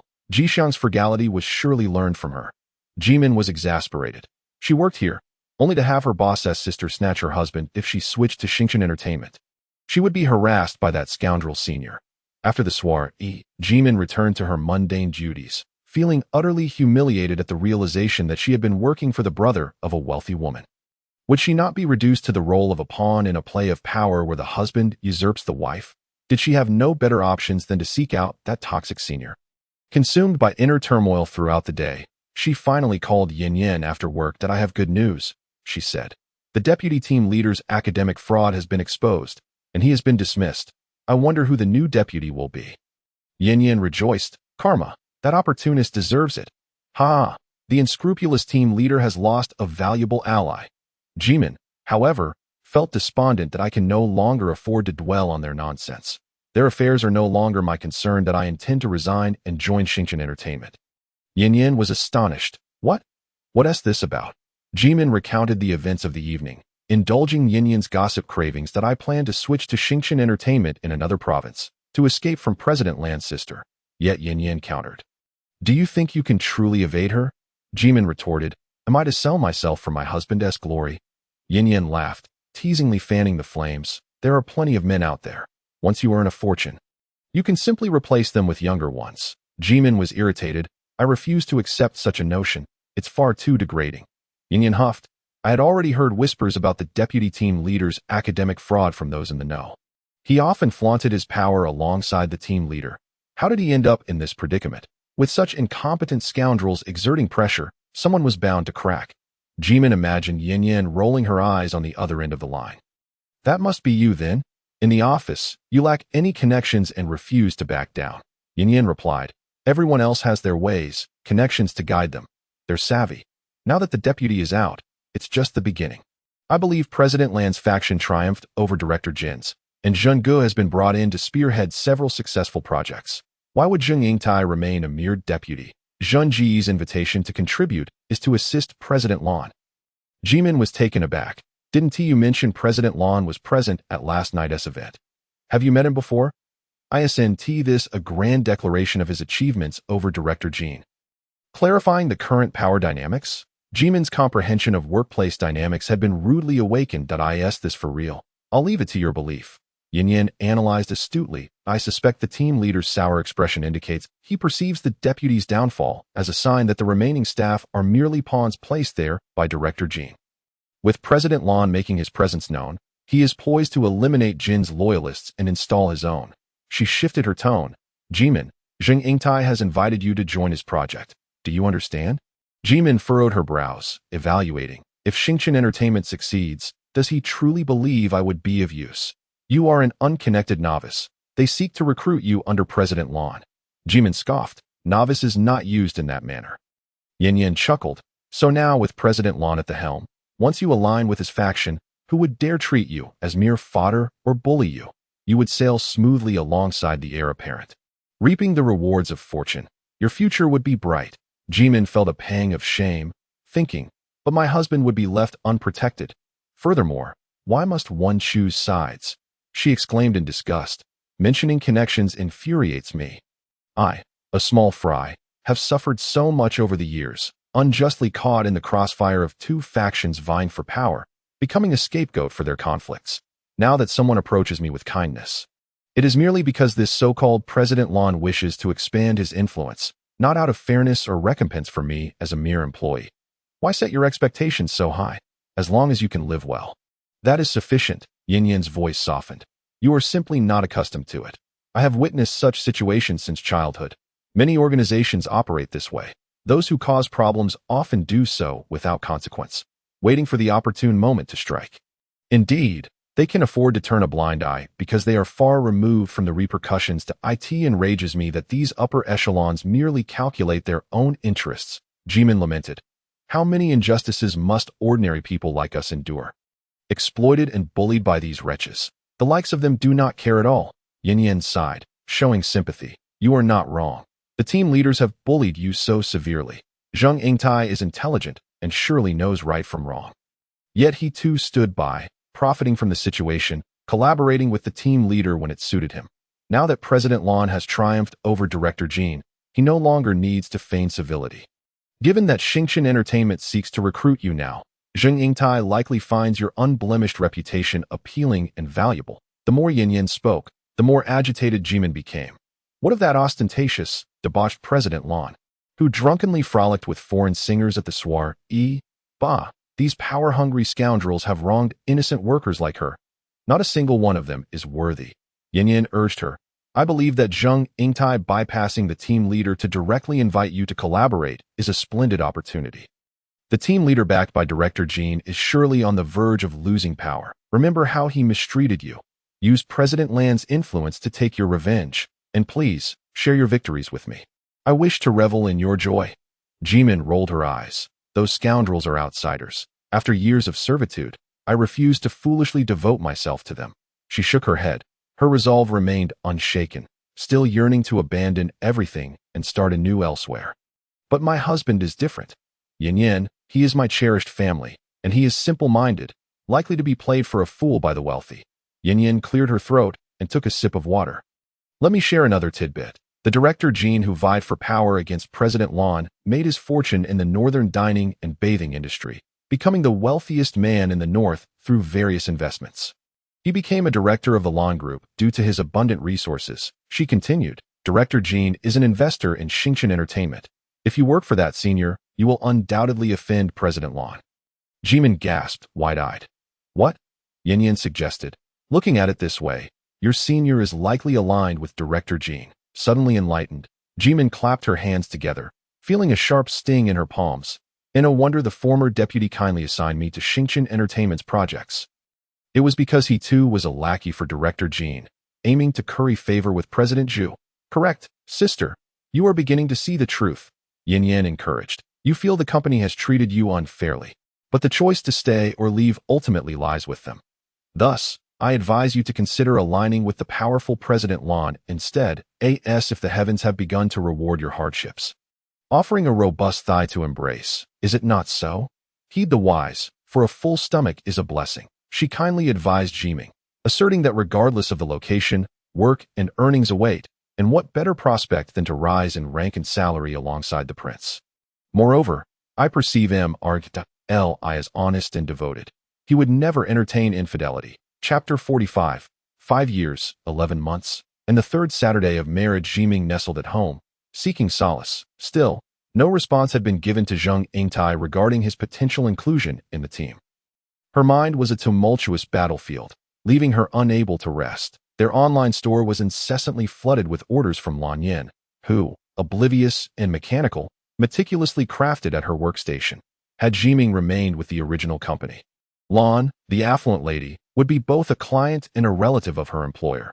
How long would one endure such a situation? The sounds of children frolicking from the neighbor's abode mingled with the echoes of the old TV adaptation of Water Margin. Wu Dalong, Pan Jinlian, Shimin Qing, the laborers toiling away, the beautiful housewives, and the suave, wealthy officials, Li Jixiang, and the affluent Lan. Zhiming tugged at her hair and snapped her laptop shut.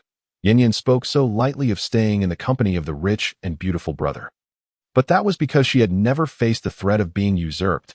Yet I have indeed faced betrayal. The current scenario mirrored closely to one from the past that Zhiming's comic had just gained recognition. And her studio, formed alongside a scoundrel, was still in its infancy when her beautiful and academically gifted friend Su Shichuan appeared. And then I was left with nothing, spun around by the machinations of deceitful men and women, forced to harbor my hatred in solitude. Now, just as I begin to find my footing at work, another wealthy beauty, Lan Yan, emerges. Zhiming rubbed her head, pondering whether if Li Jixiang were a withered chihuahua, would this wealthy lady still find him appealing? She was engulfed in disgust and suspicion. What have I nurtured, only for a horde of chaotic figures to emerge and plunder? Jixiang, like a puppy, nuzzled against her. Zhiming stared intently at Li Jixiang's now handsome visage. As a barrage of past memories replayed in her mind, a relentless loop. Am I to become Wu Dalong once more? Tears welled up as she spiraled into a whirlpool of thoughts. Li Jixiang, why can't you remain gaunt and unattractive? Why do you have to bulk up, resembling your mother? Could you not inherit the traits of your stepfather instead? A bit balding, with small eyes and a large mouth.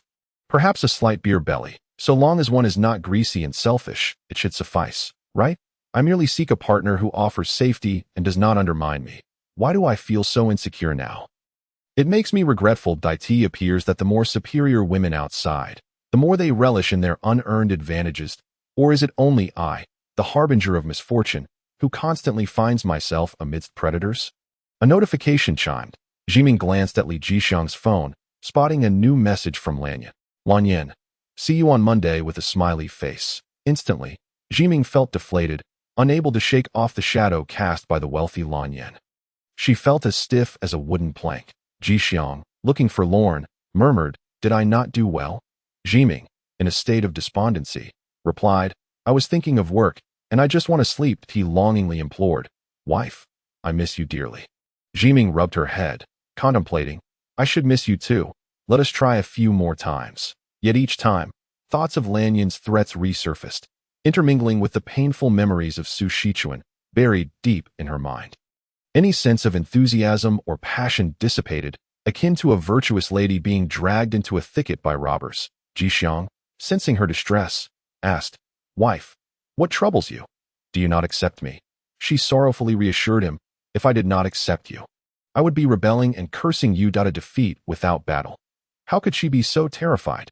Jixiang sought comfort by kissing her face, wrapping her in his arms. In the darkness, silence reigned for a quarter hour.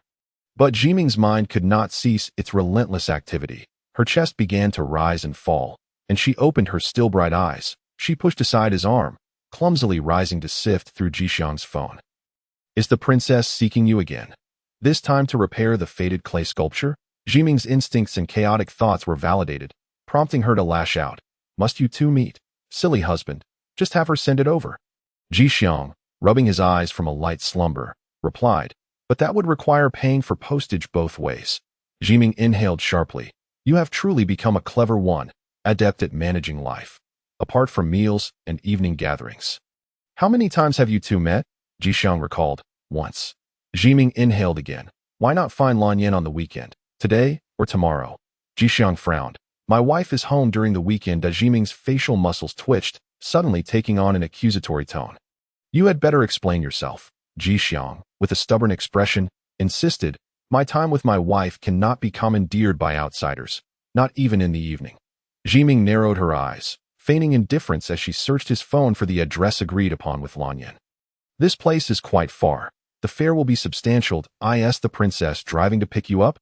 Jixiang tugged at Zhiming, feeling she should not dwell on Lan Yan. Zhiming pushed him away, continuing to inquire, "What will you two do together?" Jixiang frowned. "Just repairing the chipped color." Zhiming scoffed. "This princess certainly isn't deliberately causing damage, is she?" "It's her brother," Jixiang clarified. "He got drunk and, while out with his girlfriend looking for drinks, knocked over Lan Yan's sculpture." "Humph," Zhiming derided. "I am sacrificing my time for this pampered scion living off the fat of the land. What nonsense is this prince enjoying the good life with this golden-haired Lan Yan?" Jixiang began to nod. "The squad leader is much better. She doesn't drink." "And then what?" Zhiming pressed. "After repairing, I came straight home." Zhiming, her eyes steely, pressed down on his fingers. "You didn't get into anything untoward?" Did you? Her brother will pay me, Jixiang replied disinterestedly, beginning to kiss his wife's warm hands. If he offers more than the sculpture's worth, I'll return the excess. Zhiming erupted in fury, slapping the bed with such force it shook. This Lan Yin, the leeching prince, will never suffer a loss. If I were you, I would charge him handsomely. That meager sum is nothing to a capitalist who profits from underhanded dealings. Jixiang turned on the light. Keeping a watchful eye on her, Zhiming continued, what is Lan Yin's attitude? He looked longingly. I really don't want to keep discussing others, my dear wife. Come here and give me a kiss. Zhiming's mind was now a cauldron of suspicion. Her gaze piercing as she coldly questioned, what is so difficult about telling me you're just visiting a client? I'll return the money to her brother. Lan Yin laughed and insisted on treating me. Jixiang reiterated, I finished work and went home. Zhiming, filled with righteous anger, spat. To hell with that wealthy lady and her garbage second generation. She glared at the repeated meeting address from Lan Yin in her phone, tossing it violently onto the table. No, I cannot tolerate becoming green-eyed due to a second wealthy beauty. I am but a laborer, earning money by hauling bricks. What do the feuds between the golden-haired Lan Yin and the golden director have to do with me? Yin Yin, you do not understand my plight. I should just switch jobs and work in another province. That would be the end of it. Ding. Zhiming leapt up again, irate, reclaiming Jixiang's phone. Humph. Is the princess seeking you again? Jixiang's phone lay silent. This time, it was Zhiming's own phone. She squinted, spotting an unfamiliar message that I am Su Shichuan. Have you deleted me again? Moments later, a second notification chimed in. I am here to lecture at a school. My aunt asked me to bring something for you. Let's meet outside the community. The first wealthy beauty had come seeking her. Zhiming genuinely felt an urge to smash her phone. She donned her clothing and jacket. Sitting at the door in a daze, leaving the lights off, Jixiang, concerned, asked, Wife, what is the matter? He saw Zhiming power down both their phones, retreating to the bedroom, as usual, burrowing into the blankets. She, troubled and perplexed, lay down beside Jixiang, saying, It's late. Let us sleep. Zhiming attempted once more, but still felt no joy. Surely, I am not worthless. Ha ha ha. One or two wealthy beauties merely stealing from me, and now arriving to take what I possess. Ha! Zhiming found no humor in it. Fear washed over her. Su Shichuan has returned. She is even more adept at causing me pain than Zhu Xuezhang. Chapter 46. 5 years, 11 months, and the 4th week of marriage in the childhood of many Chinese children. There often exists a model child from another family. This child is exemplary in every way. Intelligent, understanding, a diligent learner, possessing organizational skills, multi-talented, avoiding snacks, and shunning play. One might suspect they rely solely on photosynthesis for their growth. The daughter of Professor Su Shichuan, epitomizes this model child in Zhiming's life. A haunting shadow from her past, Su Shichuan is the beautiful princess that Zhiming has served with her self-doubt and subservience. This perfect princess is the nucleus around which a sisterhood revolves, forever representing the pinnacle of trends and standards at school, from elementary school through middle school, high school, and into university. Princess Su's circle of remarkable female friends has changed repeatedly, yet Huang Zhiming remains Su Shichuan's only constant childhood companion. Nevertheless, she has yet to discern the depths of Su Shichuan's thoughts. Huang Zhiming, a mediocre student with an unremarkable appearance, has dutifully played the role of Su Shichuan's faithful assistant, grateful for the chance to belong. Without the serendipitous bond of their childhood neighborly affection, how could she possibly maintain her identity within their goddess-like circle? Su Shichuan always reserves a spot for her, even when the surrounding members grumble about Huang Runin's average looks. Su Shichuan boldly proclaims her as her best and longest-standing friend, the one she will always trust. Her parents constantly compare her to the flawless and outstanding Su Shichuan, incessantly criticizing and demanding more from her. Huang Runin, plagued by insecurity, feels immense gratitude and relief that Su Shichuan never looks down on her, always reaching out to include her. For 15 years, Huang Runin has been Su Shichuan's supportive shadow. And even as she transitions into adulthood and university life, she regards Su Shichuan as an unattainable goddess of perfection. Now, the weary Zhiming can spit in disgust at the ground. She deletes an unfamiliar number from her phone, heading to work on Monday as if nothing is amiss, already planning to resign in order to protect her small family. After submitting her resignation, she informs Zheng Yingtai, who smiles and suggests she could negotiate terms comparable to those at Xingchen Entertainment. Perhaps persuading the company to keep her. When did I become so desirable? Zhiming retorts sharply that you're not trying to help my ex-girlfriend keep her man, are you? Zhang Yingtai raises his hands in surrender. Devoid of malice. Wishing you success in your new job. Zhiming begins to tidy her workspace, preparing for the handover. The petty grievances and resentments from her group leader, who has bullied her, no longer seem significant in this moment. At least, for now, the thought of escaping the clutches of the demanding Lan Fu Pit does not weigh heavily on her. Zhiming, someone is looking for you, the group leader announces. She turns to see a tall, elegantly dressed beauty standing at the office entrance, exuding an air of cool detachment. Zhiming's body stiffens. Su Shichuan, with her stunning eyes and long, fluttering lashes, surveys the room without revealing any emotion. Professor Su, the group leader gestures. The person you're looking for is in the back row, in the corner. The poised and dignified beauty strides toward her, the sharp click of her high heels echoing ominously with each step, resonating painfully against Zhiming's wounded heart. Runin, did you not receive my message last night? Su Shichuan inquires. Zhiming, her face betraying no emotion, replies, I don't read unsolicited junk. Su Shichuan remains unfazed, placing the bag she carries on Zhiming's desk. This is a special gift from your mother. She mentioned your recent work performance has been commendable. Su Shichuan states matter-of-factly, congratulations. Zhiming, eyes fixed on her screen, deletes files without looking up. I received it. You may leave now. I just returned from France and brought you a gift as well. Su Shichuan replies with a hint of sarcasm that you've certainly become difficult to meet. Zhiming furrows her brow, focusing intently on the recycle bin, relentlessly emptying it of files. No, I don't know you. I know you better than you think. Su Shichuan counters, her delicate brows knitting together. The time spent with you exceeds that of my parents with me. You claim not to know me, she continues. Do you have any idea how I found my way here? Zhiming, lost in thought over her spreadsheets, is oblivious to the world around her. Su Shichuan narrows her eyes, her tone icy. Runin, are you planning to join Zhu Jingyi at Xingchen Entertainment? Zhiming's pupils dilate in shock. Speak outside. Su Shichuan stands and exits the office, glancing back at the still Zhiming, eyebrows slightly raised. She halts, maintaining her composure, her gaze fixed on Zhiming as if she were a serpent poised to strike, its scales glinting with cold allure. All eyes in the office are drawn to the statuesque, cool beauty of Su Shichuan. The group leader queries, Professor Su, do you have business with Huang Zhiming? Zhiming, clutching her laptop, grits her teeth and strides towards Su Shichuan, once again assuming the role of Princess Su's attendant. She finds an empty meeting room, shuts the door, and demands, how did you find out where I work? Su Shichuan scoffs, are you so fearful of me and Zhu Jingyi that you hide away?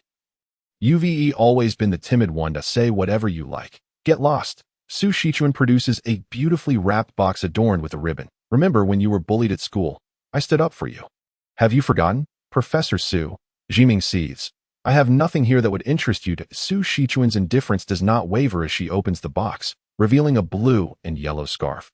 This matches my red and white one. Can you tie it? What nonsense. I haven't seen you in years, and I have no desire to reconnect. Su Shichuan shakes her head. Andy always says you're clumsy, so you likely cannot. Zhiming feels a flush of anger. I refuse to play along with this snake-esque game. Su Shichuan elegantly ties a red scarf around her neck, embodying the grace of a well-educated woman abroad. The chill of the scarf settles around Zhiming's neck. Su Shichuan's fingers deftly wrap the blue and yellow scarf around her own. What is this nonsense? Zhiming exclaims in disgust, yanking the scarf off and tossing it aside, where it floats gently to the ground. Su Shichuan lazily raises her eyelids. There's also a bottle of French wine. It would be delightful before bed. Don't try to feign concern. I've had enough of it for the past 20 years. Zhiming grips her laptop tightly. What do you want from me? Su Shichuan smirks slightly. Has Zhu Jingyi been slandering me, or is he too afraid to utter a word about me? Her delicate fingers brush against Zhiming's laptop screen. Dusting it off with a tissued, so childish, she remarks calmly, I've always regarded you as my best friend, yet you unilaterally severed ties with me over a man for 6 or 7 years. Do you know how Zhu Jingyi's company came to be? Has he ever shared that with you? I no longer care about that scoundrel. Zhiming retorts, what I care about is Xingbao. Su Shichuan replies coolly. Without me, Zhu Jingyi would never have secured funding and connections from Jinhao. Zhiming glares at her fiercely, yet remains silent. Su Shichuan furrows her brow. You don't know Jin Hao? I don't care who Jin Hao is. I don't even remember your name. Zhiming snaps, I'm here to save you, Su Shichuan says, a light laugh escaping her lips. Just as I saved you countless times in our childhood, did Zhiming's hairs stand on end. Without you too, I'd be exceptionally content. Then why seek out your senior? Su Shichuan taunts. Runin, you still value men more. But why has your little online shop suddenly attracted so many buyers for Xingbao's products? Leading to infringement claims? Why have multiple new shops sprung up, imitating your handmade items? Su Shichuan sneers. Oh, you think the pressure pushing you toward Zhu Shuozhang was mere coincidence? Chapter 47. Marriage, 5 years. 11 months, week 4. Afternoon. Su Shichuan picks up the fallen blue-yellow scarf from the floor and carefully folds it back into the box. That Zhiming's expression darkens. Zhu Jingyi had his employees create accounts, pretending to be customers, repeatedly purchasing and imitating Xingbao's products, then reporting infringement claims for compensation. Su Shichuan explains. Moreover, to prevent your shop from gaining traction, he hired an influencer team to replicate your business. So competitors sell cheaper and faster, swiftly driving you out of the market. Zhiming feels as if she has been struck by lightning. Su Shichuan pulls out several numbers on her phone. You can ask these employees from Xingchen Entertainment. 2 of them have assisted you before. She states matter-of-factly. These individuals were instructed by Zhu to buy your products and report you. They harbor no grievances against you and owe Zhu Jingyi no favors. They are willing to reveal the truth. As for the competing online shops, I cannot easily investigate. But if I mention it to Jin Hao, acquiring Zhu Jingyi's financial records would be straightforward. That Su Shichuan hints. You could also directly inquire with your senior. Zhiming silently grasps the chair in the meeting room, sitting at an awkward angle. She covers her pale face, cold sweat beading on her forehead. Why? Zhiming shields her face with her hands, her shoulders shaking uncontrollably. You and Zhu Jingyi have everything now. Why must you make things difficult for me? Runin is my only trusted friend, even if you subjectively misunderstood me for 6 years and 10 months. Su Shichuan speaks with an icy toned, at the very least. I've helped you see that the so-called first love you found in university is an ugly, selfish fool. She places her cool hand on Zhiming's back, her touch exuding a chilling fragrance, akin to a snake devoid of warmth. You truly do not know how to make friends, lacking any discernment. Runin, I have shielded you from countless evildoers since childhood.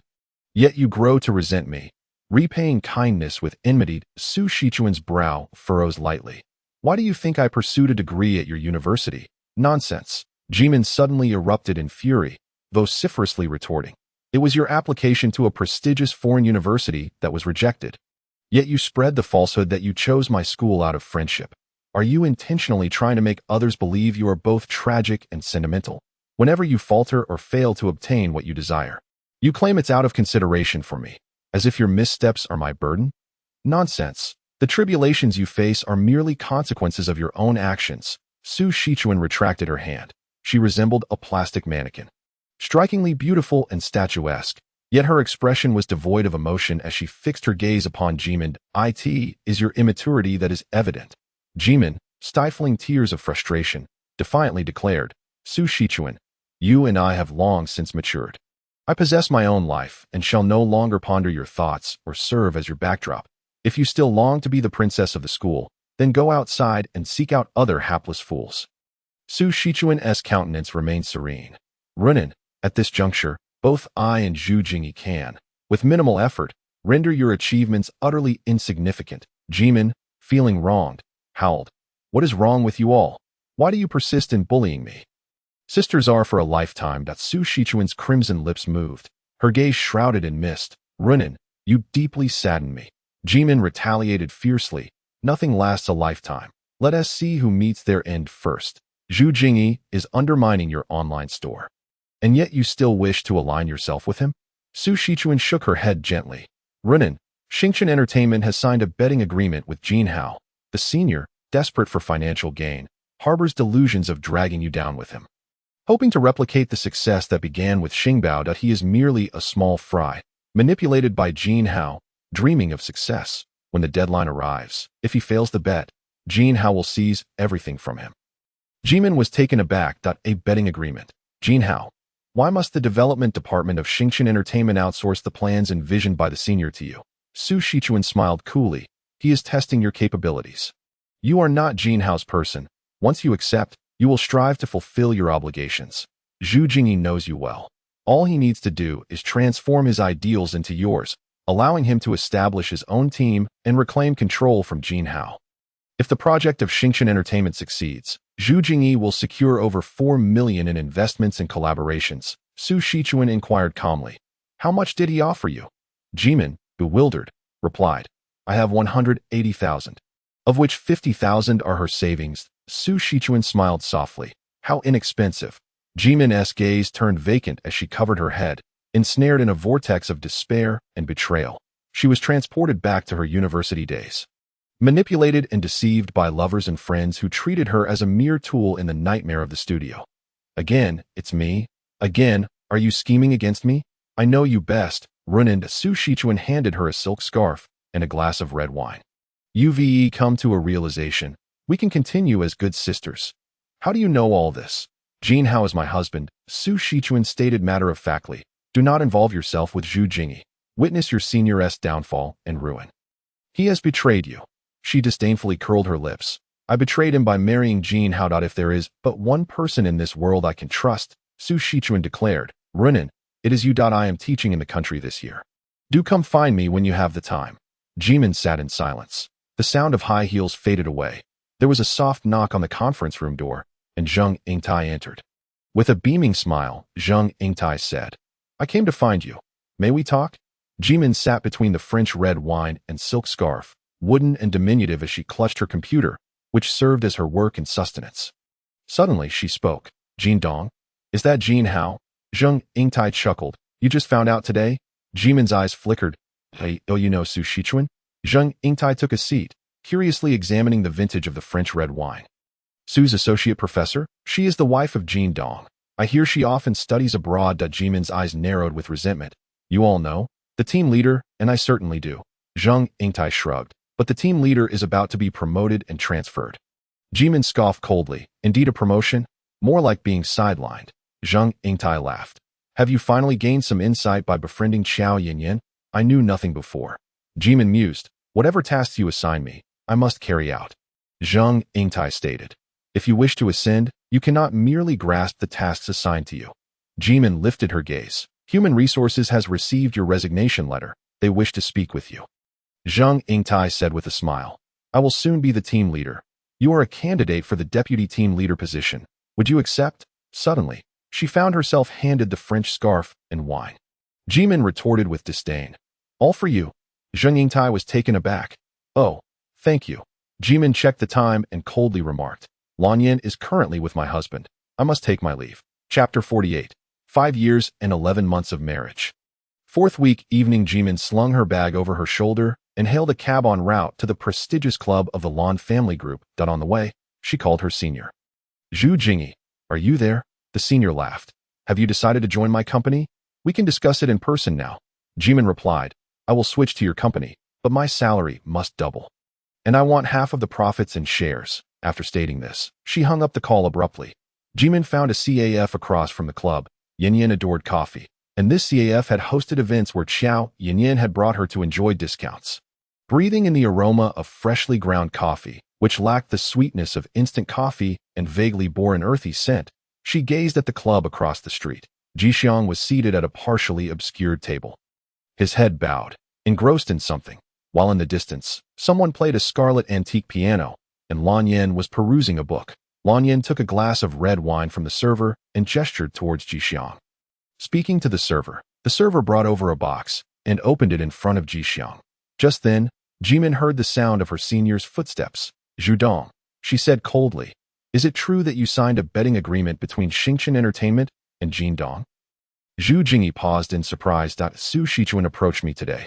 Jimin, her expression impassive, inquired, did she tell you that you are on the verge of losing everything?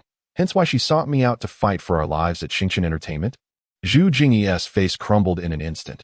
Bitch. He slumped down across from Jimin, one hand raking through his disheveled hair, the facade of sophistication and high status now a mere wreck. Why did she meddle and tell you all this? You don't even know what Su Shichuan is plotting. I can never decipher her thoughts. Even her parents don't fully comprehend her. Jimin scoffed derisively. Senior, what games are you playing with her? His hand grasped Jimin's, causing her eyelids to twitch as she frowned. You don't understand the torment I endure at Xingshan Entertainment. The struggle was evident on his face. Although I have secured Jin Hao's investment and, in name, am the president of Xingshan Entertainment, the mid to upper management is all comprised of Jin Hao's people. I cannot truly control the company. The critical powers and human resources are in a state of balance, making it impossible to meet the conditions of the betting agreement. If this continues, after all these years, I will have merely fed Jin Hao's pockets, losing everything in the end, awaiting him to take over and absorb me. Jimin mocked with a scoff. Losing everything is quite a feat. The senior's eyes turned red as he tightened his grip on her hand. That I need a core team I can trust. Jimin, please help me.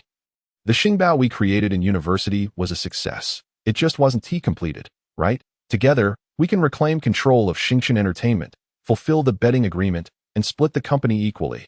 I am temporarily withdrawing all creator copyrights solely to quickly reach the betting agreement amount. We can indeed create the best platform for creators, making Xingshan Entertainment the most successful and realizing both your and my dreams. What dreams do I have? Jimin laughed. I merely wish to receive tangible compensation. The subsequent earnings from the projects could reach 3 to 4 million, yet you offer me only 180,000. Is that sufficient? The senior gritted his teeth in agreement. I will give you half. We will start anew, and the starting point for Xingshan Entertainment will be even higher for you. He hastily promised. Do not heed Su Shichuan's provocations. That woman has always envied you. She is psychologically twisted, determined to ruin you and take joy in your subjugation. I once had feelings for you. Everything we did in university flowed smoothly, but Su Shichuan was envious that you would surpass her. And in the end, she ruined me too. Jimin laughed heartily, dabbing at the tears in her eyes with a tissue. A sip of the handcrafted coffee was beyond her reach. Su Shichuan is now Jin Hao's wife. And the senior, in a fit of exasperation, continued to persuade her. She discovered you intend to collaborate with me at Xingshan Entertainment to confront her husband. This is sabotage in her eyes, and she cannot bear to see your life improve. How many years have you suffered under her? This time, she must not succeed. Jimin, hiccuping from laughter across the table, waved her hand feebly. You need not continue. I understand. I have a matter to attend to. Zhu Jingyi, moved, asked, Jimin, shall we collaborate? Just a moment. Jimin massaged her stiff smile. I think I just spotted my husband. She turned her head to gaze at the auspicious figure in the high-rise club across from her. The senior followed her line of sight and caught sight of him, his expression darkening. Jimin, you must share the assets with me. Marital assets are to be divided equally. There is no room for Su Shichuan to meddle. We are, after all, a successful couple in this joint venture. She paid no heed, dialing a phone number, and observed as the auspicious figure on the other side answered the call. Darling, Jimin exclaimed with surprise. What a coincidence. I saw you with Miss Lan. The voice of the auspicious figure came through. Wife, what brings you here? He stood up and scanned the surroundings, while Lan Yin set down her book to look at him. I am off work this afternoon, right across from your window. Jimin also stood up, waving with a cheerful smile. Since it's such a coincidence, let us gather together. Why don't you speak with your class leader? The auspicious figure agreed. Wife, let us go together. She hung up the phone and turned to the visibly upset Zhu Jingyi, saying, Chairman Jin's faction has been outmaneuvered by our company's general manager Lan. Did you know? The senior looked astonished. They too had infiltrated their people into various positions, vying for power and resources, engaging in mutual scheming. Jimin slung his laptop bag over his shoulder and headed towards the upscale club. Surprised that Xingshan Entertainment remained unchanged, the senior followed suit, nodding. The Lan Group has deep roots in the south. As the elegantly designed entrance of the club swung open, a figure rushed out and embraced her tightly. The auspicious figure's expression darkened, and he clenched his fists in hostility towards Senior Zhu. Darling, your business trip is over. Why are you still with him? Jimin was restrained, and the auspicious figure blocked her. Is he bothering you again? Jimin chuckled. Darling. The beautiful Lan Yin emerged from behind, exuding elegance and grace. What a coincidence. My apologies for the interruption, Miss Lan, Jimin said politely. This is my university senior, Zhu Jingyi, the CEO of Xingshan Entertainment Culture Media. Lan Yin replied. Hello, The auspicious figure fixed her gaze on Jimin. She placed her hand on the auspicious figure's shoulder, continuing the introduction. My senior is quite accomplished. We collaborated on some small projects in university. And he later founded Xingchen Entertainment. Miss Lan, do you have any thoughts on this? Lan Yin responded gently. I just returned to the country not long ago, so I'm not very familiar with the domestic entertainment market. Senior Zhu appeared captivated that I've never seen such a high-end club owned by General Lan. Jimin smiled. Miss Lan, I'm here thanks to my husband and your brother, General Lan. May I step inside to experience this upscale venue? Lan Yin looked at her and politely replied, You're too kind. This is merely my resting place outside. Please come in. Jimin's eyes curved in a smile as she playfully asked the auspicious figure. Darling, is this place comfortable? The auspicious figure replied, There's a puzzle. What puzzle? Suddenly excited, the auspicious figure took her hand and rushed into a brightly lit hall, pointing at an oil painting. Sunflowers. Darling, the puzzle you bought for me. Jimin's eyes widened. Is that a genuine Van Gogh? The auspicious figure nodded. Darling, look, its colors are more vibrant than the puzzle. It has many elements that the puzzle lacks. Lan Yin approached from behind, smiling. This was a birthday gift from my brother last year. Does Mrs. Huang also appreciate Van Gogh? I lack artistic sensibility. I simply find the vibrant yellow and orange hues uplifting. Jimin casually inquired. Senior, what do you think of the masterpieces of European masters? Zhu Jingyi laughed.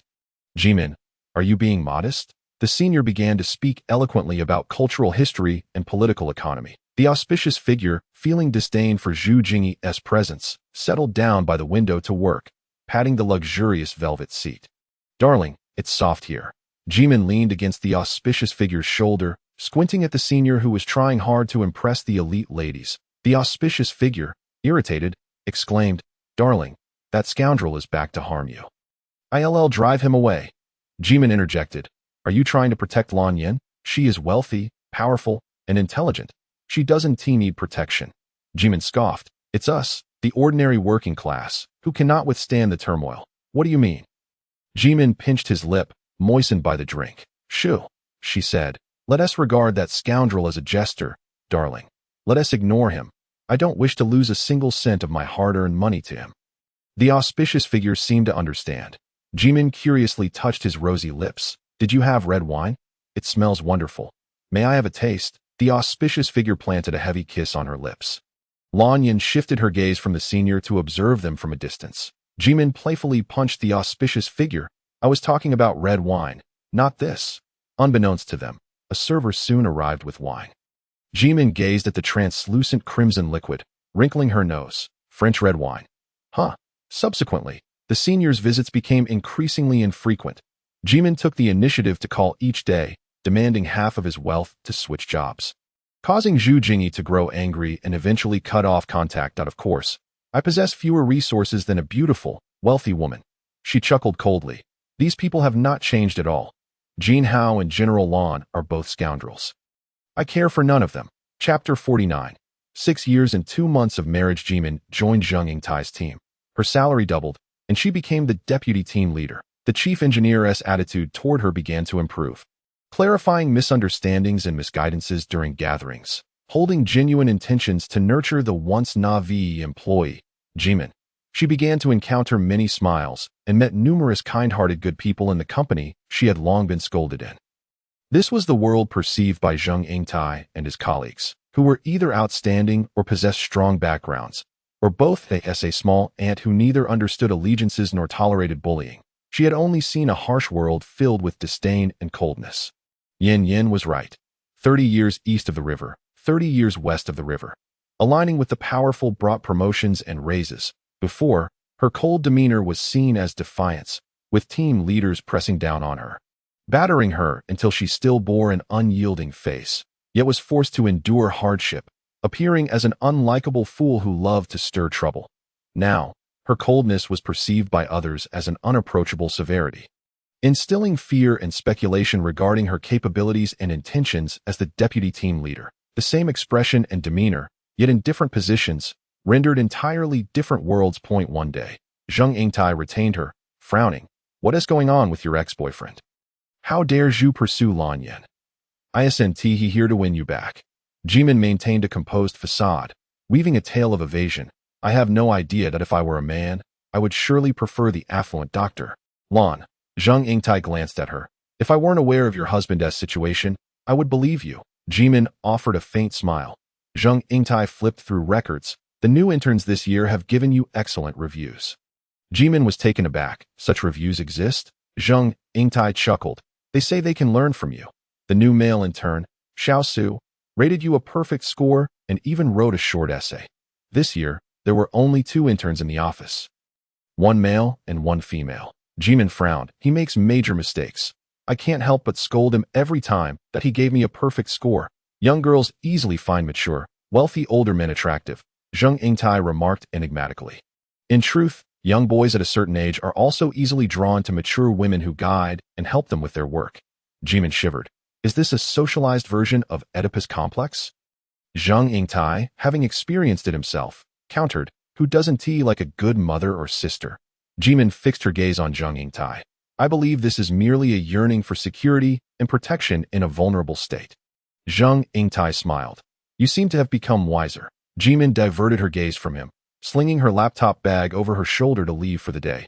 Zhang Yingtai suddenly said, Luo Xiaosu is Lin Yi's younger brother. You should treat him well and maintain a proper attitude. Jimin raised an eyebrow, sarcastically stating, I thought so, the hard-working and earnest intern girl. And you tell me that the perpetually erring Xiao Su has been given preferential treatment? Zhang Yingtai followed her out, joking. Are you empathizing? That girl reminds you of yourself during your internship?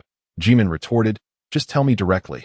This Xiao Su is here to gild his resume like his sister who went abroad last year. Right? Zhang Yingtai conceded. Jimin frowned, urging, that intern girl genuinely needs this job. Even so, they would still prioritize nurturing Xiao Su. Zhang Yingtai replied candidly. In truth, no job takes more than a few months to master.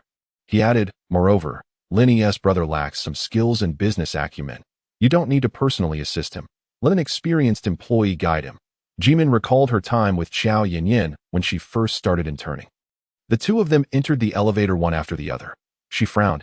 You seem to care for Lin Yi's brother. What about the mess he makes? Zhang Yingtai chuckled. I'm merely being kind, sharing insider information. I understand now. Jimin sighed. You used to tell me this, and I wouldn't comprehend.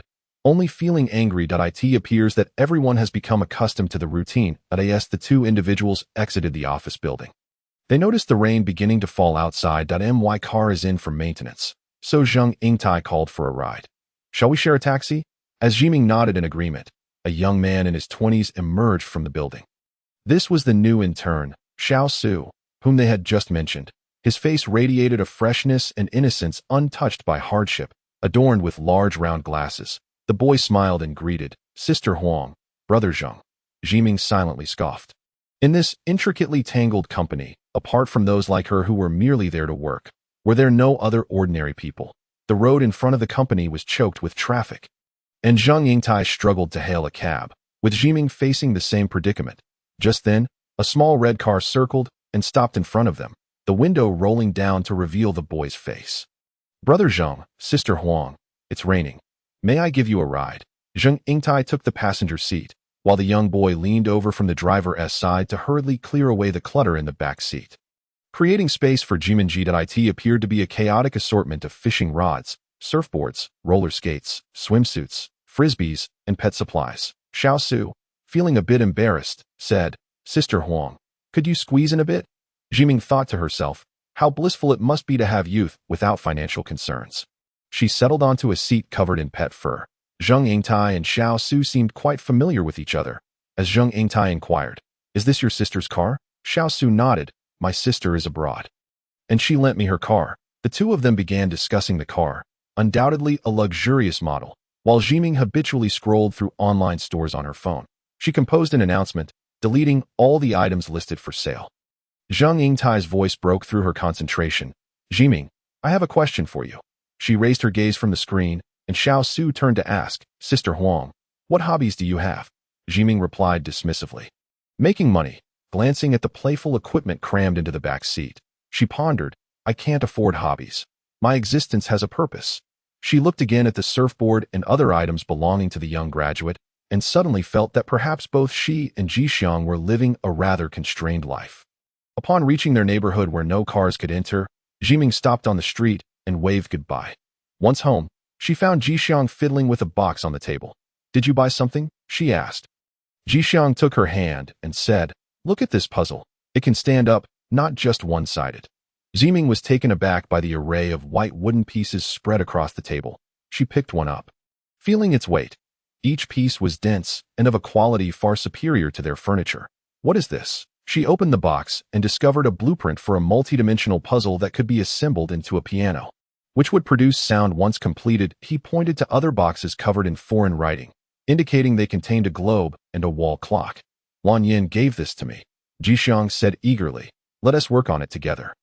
Zhiming remained silent. She took a photo of the boxes with her phone, surprised that she couldn't find any information online about them. A smile crept onto her face as she thought, "I now understand how you agreed to be her boyfriend back in school. Was it the same when you were desk mates, receiving her valuable tokens of affection every day?" Jixiang's dark eyes froze for a moment, and he fell silent. "If you enjoy it, then go ahead," Zhiming said. "Are you upset, dear?" "Not at all. Your expression suggests otherwise," she replied irritably. "Not only do I look bad, but I've also lost interest in intimacy. Haven't you noticed?" "What do you mean by loss of interest?" Zhiming's face hardened. "That I'm unhappy, while you're the only one who's fervent." Chapter 50. 2 weeks into the 6th year of marriage, she found herself either thinking of Lan Yin or Su Shichuan, and then of the many complex relationships among people. The exchanges of interests, strategizing how to deal with one person or another, who to be wary of. Her mind was racing, unable to find peace. When did her thoughts become consumed by such matters?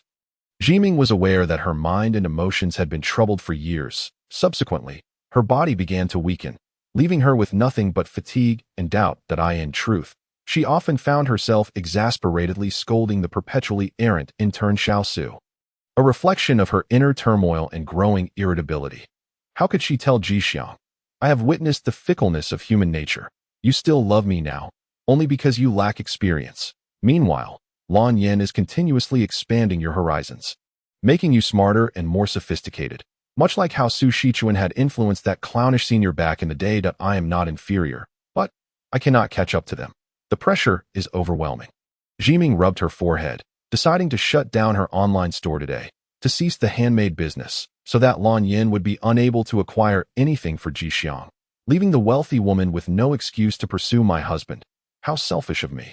She discreetly observed Jixiang's reaction. He gazed at her silently, saying nothing. He tidied up the elegant puzzle boxes, stacking them at the door before heading to the kitchen to prepare dinner. Zhiming followed him.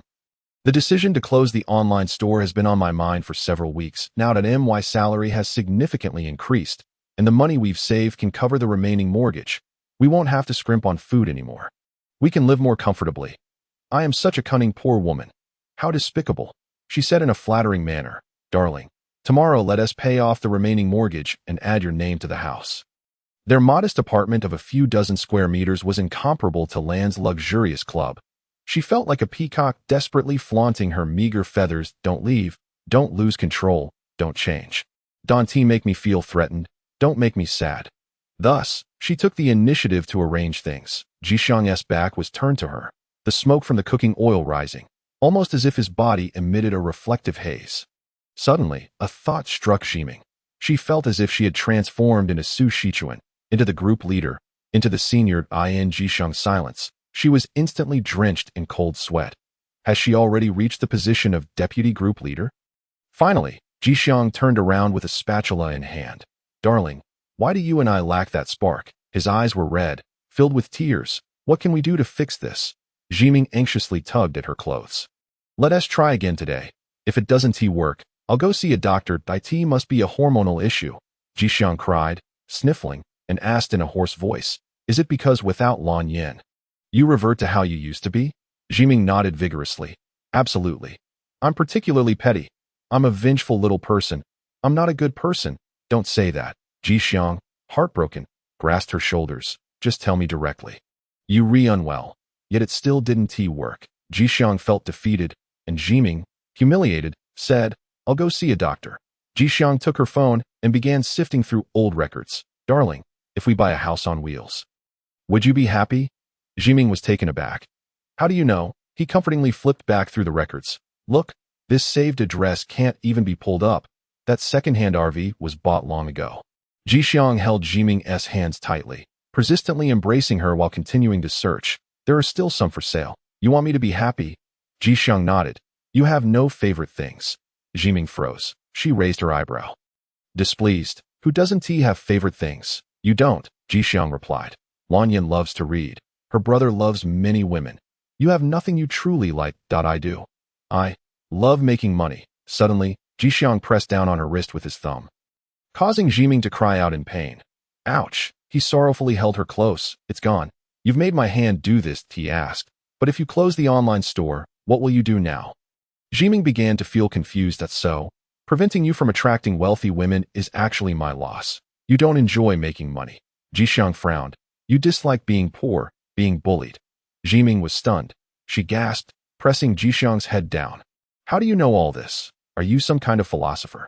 He said, you've been cursing people because of these very things. Zhiming was momentarily speechless. Jixiang took her hand, guiding her to continue searching for second-hand RVs. Earnestly saying, darling, let us look. You said we have money. Silly, we should pay off the mortgage first. Jixiang's eyes turned red. Darling, you're already beyond repaired. It's fine if it's a woman. I just don't like pretending. If not, I'll just pretend in the future. Jixiang frowned in rejection. If you keep pretending, you might end up not liking me. I just dislike pretending because it gets exhausting. That seemed quite reasonable. Zhiming suddenly realized, I do have something I like. I like you. Jixiang felt wronged. Then why can't you? What a nonsensical loop. Zhiming, puzzled, rubbed her head. Then I'll heed your wise words. She was convinced to browse the listings for second-hand RVs. While Jixiang rested his head on her shoulder, his breath brushing against her hair, watching the RV listings together with unwavering attention, to her astonishment. A C-type RV was listed for $70,000 in the city. Zhiming let out a delighted shriek. What a bargain! She excitedly kicked her legs in the air for a while, and we decided to drive to the mountain by the sea, to camp and barbecue. Spending the night stargazing, stopping wherever we fancied, living in utter freedom. Jixiang covered her ears and nodded. Zhiming, however, was uncertain. We can pay the mortgage in full tomorrow. Let's hold off for now, shall we? The RV was pushed back. Before Jixiang could respond, Zhiming, in a fluster, exclaimed, 3 people want to buy it. No way. I have to seize it since I'm the closest. This brand of C-class RV is priced too attractively. She quickly sat up and made a phone call. Adopting a business-like tone to inquire, Zhiming's eyes sparkled with excitement. Darling, I've set up a viewing with the agent. With a heart full of anticipation, she returned to work. Ever since Zheng Yingtai had reminded her that in turn Lu Xiaoxiu was a privileged connection. Zhiming refrained from mentioning any mistakes he made or making requests, knowing that someone like Xiaoxiu would undoubtedly be employed. In contrast, she treated another hard-working yet quiet intern girl with much more normalcy. Adhering to work requirements, as she understood that a girl from an ordinary family was merely there to accompany the run, she would subtly remind her in other aspects. She massaged her temples and asked Zheng Yingtai. Although this department is only hiring one, has the headquarters notified us about recruitment? Can we get in there normally? Zheng Yingtai chuckled. What do you mean by normally? Just a few connected folks have been prioritized. Do you think it's dark here? Zhiming retorted sarcastically. That's a matter of perspective. You should transfer to the branch to settle old scores with the former team leader, rather than grumbling to me here. Zheng Yingtai frowned. Zhiming, you didn't treat me this way before. The abandonment by Princess Lan had given her a renewed perspective on him. She shook her head, her rose-tinted lens shattered, her pedestal toppled. Zheng Yingtai, feeling the sting, shot back, stop poking where it hurts. When it came time to announce the interns who had passed, they were notified one by one in a private meeting room. The first was Lu Xiaoxiu. Since he was a predetermined candidate, Zhiming observed with a cold gaze as Zheng Yingtai kindly informed the interns of their favorable results. Xiaoxiu, realizing he had passed, began to cry, taking off his round glasses to rub his eyes. Zhiming stared in disbelief. What is this? Your sister is off doing great things at the headquarters abroad, and you are merely passing as an ordinary employee. Why the tears? Zheng Yingtai, flustered, patted him on the shoulder. Xiaoxiu, what's troubling you? Lu Xiaoxiu's face was filled with grievance. Sister Huang always said I was doing it wrong. Now she only speaks of others. Zhiming, who had quietly followed the procedure, understood all too well. How could I, a mere worker, afford to confront someone with connections, Xiaoshu cried. Does Sister Huang dislike me now? Jimin shot back. When have I ever liked you? Zhang Yingtai leaned back, crossing his arms, his back trembling slightly. It was truly a struggle to suppress laughter. Chapter 51. 3 weeks into 6 years and 2 months of marriage. Well, both the team leader and I think highly of you. You're actually quite good. Jimin was forced to perform, awkwardly comforting the emotionally fragile and tearful Lu Xiaoshu. Just continue following the work requirements, Zhang Yingtai observed impassively. Sipping water, Xiaoshu, looking pained, asked, Is Sister Huang ignoring me? Jimin thought to herself, suppressing her urge to say, What nonsense are you talking about? That's what you call being ignored. What I endured was real cold violence, stifling opportunities for growth, facing direct attacks and disdain, being pushed into the pit to take the blame. Laboring in isolation while being scolded, as if I didn't exist in the office at all. Never mind, someone from a privileged background will never experience the harsh realities of workplace cold violence. Their world is bright and beautiful, filled with concern, attention, and meticulous care, with others paving the way for their success, showering them with opportunities and resources to help them rise, ultimately leading them to become the elite. Familiar with one another, connected in a tapestry of shared wealth and glory. Meanwhile, one of these privileged individuals occasionally spews out the nonsense. Your poverty is due to your laziness. How can you sleep at night? Jimin thought of another diligent girl who performed better than this lad, feeling discontent. Yet she had to hold her tongue, telling the sensitive intern a comforting lie. I didn't mention it, because you've improved quickly. Seeing the unspoken hurt on Xiaoshu's face, she didn't provide the solid comfort he needed. Jimin handed him 2 tissues, her conscience pricking as she overcompensated and urged him to leave. You really did well during your internship. Keep it up. Now go out and have logistics prepare all the equipment and computers for you. Xiaoshu, clutching the tissues, softly asked, Sister Huang, can you continue to guide me? Jimin was horrified. You're a full-time employee now. There's no guiding involved, Xiaoshu murmured. When Sister Huang scolded me, I made significant progress. Jimin shot back. When you made me curse, I certainly remembered every stupid pitfall you led me into. It's your own effort that counts. He grasped it quickly. Jimin began to sell herself out. Don't overthink it. Just get back to your station and prepare. Zhang Yingtai found her meager attempt at consolation amusing, and she couldn't hold it together anymore. Glancing at the time, urging, Lu Xiaoshu, it's time for the next person. We have other matters to attend to. Zhang Yingtai had just begun to speak a few words when he managed to coax the lad out. The next intern girl entered, only to learn she hadn't passed her internship. She said nothing. Jimin felt a pang of guilt, pressing her file. Shooting, the slots here are full, but the headquarters is short-staffed. If you're interested, try applying there. The girl stood quietly. Thank you, deputy team leader. Zhang Yingtai left. Jimin suggested, your resume has some issues. Elaborate more on your internship experience here. The good news is that the projects we worked on during the internship are quite new. So applying to the headquarters now gives you an advantage. I've outlined your strengths that the headquarters might need. What sort of place is the headquarters? Countless Zioxis, Lin Zhang Yingtai, former team leaders? Former deputy team leaders? The girl looked up. Sister Huang, can you be my internal referral? Jimin was taken aback. Me recommend you. What am I? She felt uncertain. Sure, but ask team leader Zhang first. Then she encouraged the girl named Shooting to explore other opportunities as well. Jimin returned to her work and discovered that Lu Xiaoshu had been assigned to Zhang Yingtai's prestigious project. Indeed, they were being groomed for ascendancy. Jimin sighed, while another girl who had been pushed out would need to plead for a recommendation elsewhere. During the lunch break, she went to the warehouse to take a nap. Although she was no longer required to do menial tasks there, she had grown accustomed to the tranquility of the warehouse. Halfway through her slumber, someone entered, and Jimin rubbed her eyes, sitting up to see a round-glassed boy staring at her in surprise from between the shelves. She tidied up the open beverage bottles and lunchbox. What are you doing here? The team leader assigned me to debug the B-zone machine room. Lu Xiaoshu replied. I came to find the manual. Xiaoshu apologized. Sorry, Sister Huang. I didn't know you were napping here. Since she was the only one present, she could relax comfortably. Jimin pulled out the manual for him and yawned as she stepped outside. Suddenly, Xiaoshu caught up with her. Sister Huang, I actually don't quite understand how to adjust that machine. Could you show me? Jimin was taken aback. Aren't you studying abroad? Can't you understand the English manual? Xiaoshu frowned. I've tried operating it, but at 1 tea start. I've tried for half an hour. The boy obediently took her lunch trash to throw away. Jimin, about to refuse, felt uneasy and agreed. The moment she agreed, her eyelids began to twitch in a way. Right? It should be fine, right? Jimin headed to the machine room to flip through the manual. Despite following the startup procedure, there was indeed no response. She checked the external connections and found that the previous project team had disconnected and stored the lines after use. Reconnecting them would suffice. Xiaoxu's eyes widened behind his round glasses. Sister Huang, there are dozens of connectors. Jimin picked up a wire, instructing him to crouch down and observe the labels on top, which had numbers. The connectors were matched to the large group by alphabetical order.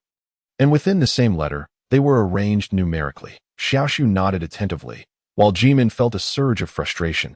This lad would undoubtedly make many mistakes during his internship without realizing it.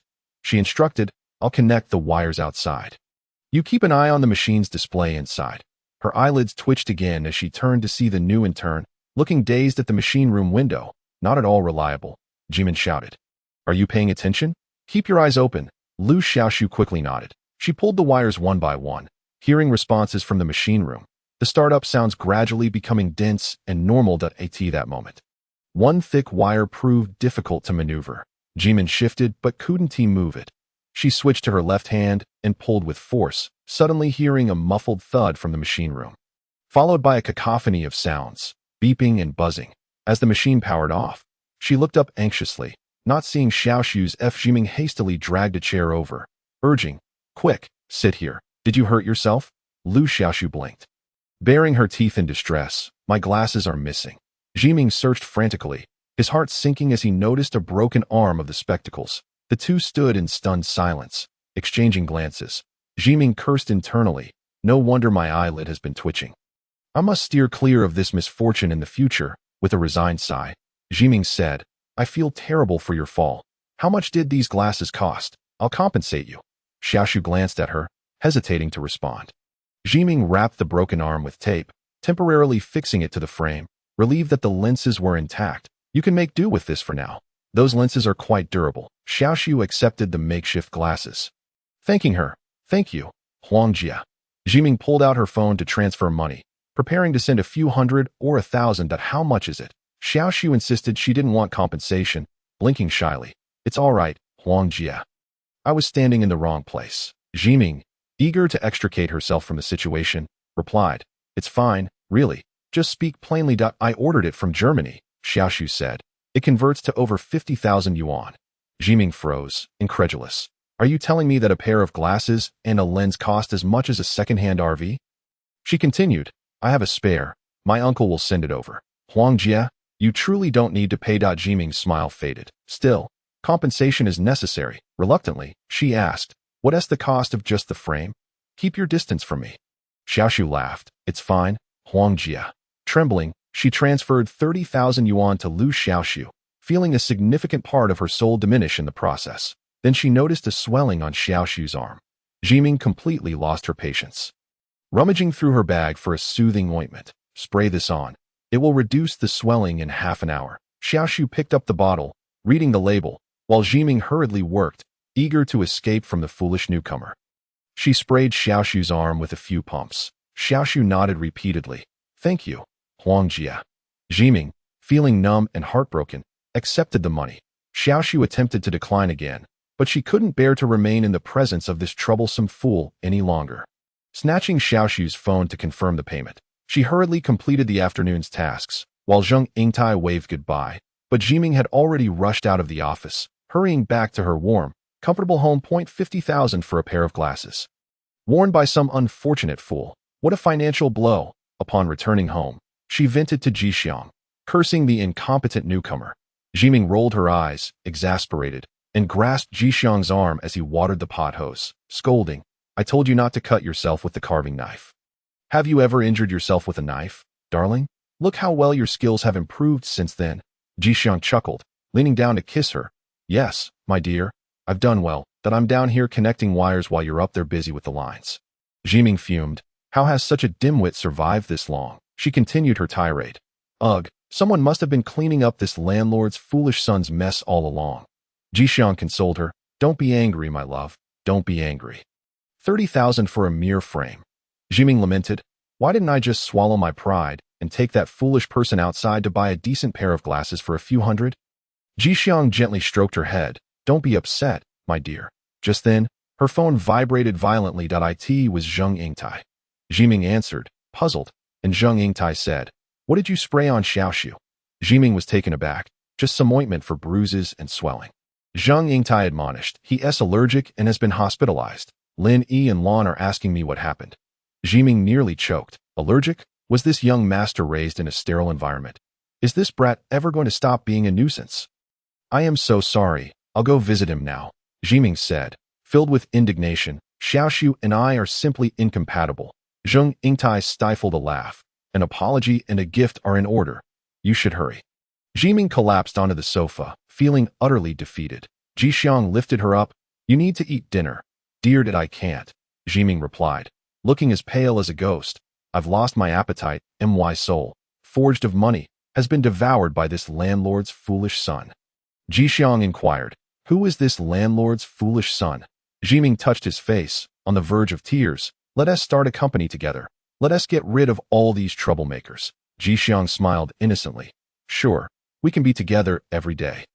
Zhiming perked up. She spent 600 on the most expensive fruit basket and drove to the city center hospital. She asked where this fragile young master was located, and Xiaoxi replied, thank you, Huang Jia, but there is no need for you to visit. That I'm fine after some 4 fluids. Cut the nonsense, Huang Zhiming. I'm at the hospital. Xiaoxi responded, Huang Jia, my whole body is swollen like a sausage. And I'm socially anxious. Zhiming scolded, isn't this just making me feel more guilty and fearful? Huang Zhiming, I'm truly sorry. Which room are you in? Hurry up and tell me. After visiting, I'll go home and continue cursing you to my husband.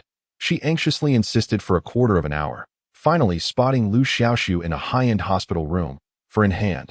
The door was ajar, and a shadow slipped out, with a voice calling, Sir. A golden retriever bounded towards Huang Zhiming, causing her to stumble. In and inside called the dog back, but the golden retriever continued wagging its tail joyfully. Zhiming recalled how she returned home covered in dog hair after riding with Xiaoxiu, and it clicked. This was his dog.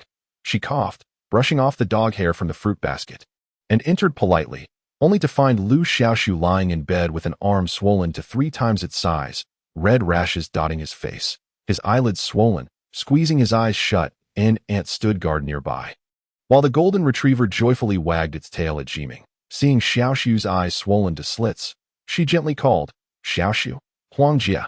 She presented the fruit basket, which the ant took. Thank you, Huang Jia. Zhiming was horrified. Don't thank me. I am so sorry. The golden retriever slipped past the ant, sniffing around Zhiming. Xiaoxiu looked at the fruit basket and said, thank you for the gift, Huang Jia. She waved her hands dismissively. No need for thanks. I am here to apologize. Lu Xiaoxiu picked out the mangoes from the basket and tossed them into the trash. Zhiming stared in disbelief. Xiaoxiu chuckled awkwardly. I'm allergic to mangoes too. Zhiming was stunned. Are you some kind of glass person raised in a sterile environment? After the ant washed the fruits, Xiaoxiu picked up a strawberry and tossed it into a bowl on the floor. Zhiming raised her hand to stop him, numbly asking, no need to explain. Are you allergic to strawberries too? If this keeps up, it might become a bit pitiful. Xiaoxiu, feeling bashful, said, the strawberries are for the sir. The golden retriever eagerly inhaled the offerings, while Zhiming watched expressionlessly as the landlord's foolish son fed the dog all the exquisite strawberries worth hundreds in a small box. Once the dog finished, Xiaoxiu asked, Huang Jia, could you keep me company for a bit? I'm feeling a bit lonely. Zhiming was reluctant.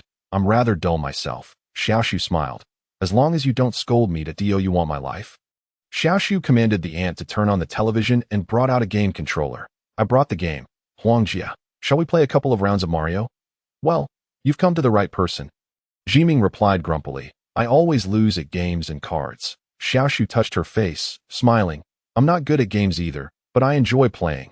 As long as it's fun, that's what matters. Zhiming inwardly scoffed. How carefree, how oblivious. Is that why your brain is so lacking when it comes to work? Despite her complaints, she found the game surprisingly enjoyable. Lu Xiaoxiu truly had poor skills. They ended up in a tie, each winning a round. Zhiming marveled at the vibrant graphics, thinking how advanced video games had become. Xiaoxiu sipped the juice the ant made, saying, This game is quite ordinary. Zhiming gazed at the colorful, lively visuals. Sigh. I've been so busy working and earning money that I haven't paid attention to these things. But it's genuinely relaxing and quite novel. Remembering her purpose, she began to plead. Xiaoxiu, please tell your sister that I am truly sorry that I didn't know you were allergic when I sprayed the ointment. Xiaoxiu nodded quickly. I understand. Huang Jia, you were right to scold me. Zhiming sighed in relief and pulled out her phone to call Jixiang at home. Asking, Xiaoxiu, how late do you want to play? Lu Xiaoxiu's eyes sparkled with excitement. Chapter 52. 6 years and 2 months in a marriage. Week 4 Xiaoxiu's allergy subsided, and she returned to work normally, which relieved Zhiming. Though her wallet still ached, Zhiming renewed her expired driver's license and hired a mechanic online to inspect the vehicle. Hand in hand with Jixiang, they set off to meet the agent to view a caravan as scheduled. It was a white vehicle with red and black stripes, with less than 10,000 kilometers on the odometer. The agent explained that the previous owner purchased it for leisure trips and was now looking to upgrade. Hence the reasonable price. The caravan was equipped with a sofa, chairs, a small kitchen, air conditioning, and a refrigerator. Zhiming inquired about the battery and water tank, testing the pull-out kitchen with Jixiang. The mechanic privately advised them that the caravan was in excellent condition and recommended seizing this opportunity to purchase it. Zhiming curiously asked Jixiang, what do you think? Jixiang nodded. It's good, my dear. Zhiming promptly made the payment to purchase the vehicle. When the intermediary collected the money and issued the invoice, they mentioned the necessity of notifying the original owner, taking photographs to send to them. After some time, the intermediary returned to inquire about Zhiming's occupation. Amused, Zhiming assured the intermediary that her job was quite respectable, putting the owner at ease. The intermediary then made a call, returning shortly to relay the owner's proposal. They would replace the inverter with a new one, and for the air conditioning, since the original power supply duration was insufficient, they would upgrade to a larger capacity battery. Can you accept this? Zhiming was taken aback, inquiring about the capacity. A sense of unease washed over her, wondering how much extra this would cost. Perhaps several thousand, even 10,000? She and her husband were adept at conserving resources. Fearing they might be ensnared in an unnecessary expenditure, the intermediary chuckled, reassuring her that there would be no additional charge. The original owner simply wanted to offload the vehicle and believed the upgrades justified the sale. You are indeed fortunate. I have never encountered such a generous owner. Zhiming began to harbor doubts. They were already selling it to her, and now a sudden change of power source. She worried it might mean swapping a reputable brand for an inferior one, leading to more issues down the line. The intermediary sent over the brands of the inverter and battery, suggesting they consult the mechanic who had inspected the vehicle. The mechanic, upon reviewing the brand and specifications, seemed impressed, suggesting that the owner was either charitable or simply not in need of money, encouraging them to proceed with the purchase before he considered taking it himself. Zhiming contemplated for a while, her mind in a whirl, before proceeding to pay and receive the receipt. She muttered to herself about having lost over 30,000 recently, pondering if today's fortune would compensate for her previous losses. After securing an underground parking spot outside her community, she gleefully took possession of the RV and familiarized herself with the processes of charging, refueling, and water disposal. That evening, she and Jixiang cleaned and disinfected the RV. And as Zhiming laid down on the freshly made bed, she joyfully rolled around. Darling, tomorrow we shall venture into the countryside. Jixiang, intrigued, explored the retractable furniture within the vehicle. He was pulled onto the bed by Zhiming, who excitedly asked, how is the sleep? Is it firmer than our bed at home? Zhiming laughed heartily and kissed him. Jixiang embraced her, smoothing down the strands of hair that had fallen over her forehead. The couple made several trips to stock the RV with necessities, relishing the sensation of transforming this mobile space into their home. Zhiming, arms akimbo, proudly declared, your wife has procured a charming little getaway. Isn't that impressive? Jixiang nodded in agreement. Absolutely the best. Zhiming, feeling a swell of pride, suggested that they should embark on a long holiday this year and travel south. What shall we do there? It's bound to be much better than here. Zhiming expressed her thoughts, stating that cities were largely the same, with supermarkets and shopping malls offering little distinction, primarily a matter of spending, her focal point. Having grown weary of artificiality, she longed for a change. The following day, fortune smiled upon them with splendid weather. The couple rose early, and Zhiming confidently drove the RV out of the city. The bustling streets gradually gave way to sparser traffic. With greenery and farmland increasingly filling their view, the whitewashed tree shadows gliding past the window. Beneath the azure sky, verdant hills emerged, and in the distance, the tracks of a train could be discerned. As the window was rolled down, fresh air and warm sunlight rushed in, accompanied by the fluttering of green leaves from the poplar trees. Upon reaching the outskirts of a scenic area, Zhiming followed the navigation to a lake, where she spotted a few fishermen in hats scattered along the water's edge. They spread a modest picnic blanket, while Jixiang retrieved fruits and snacks from the RV. Zhiming, already lounging under the sun, remarked on the delightful weather.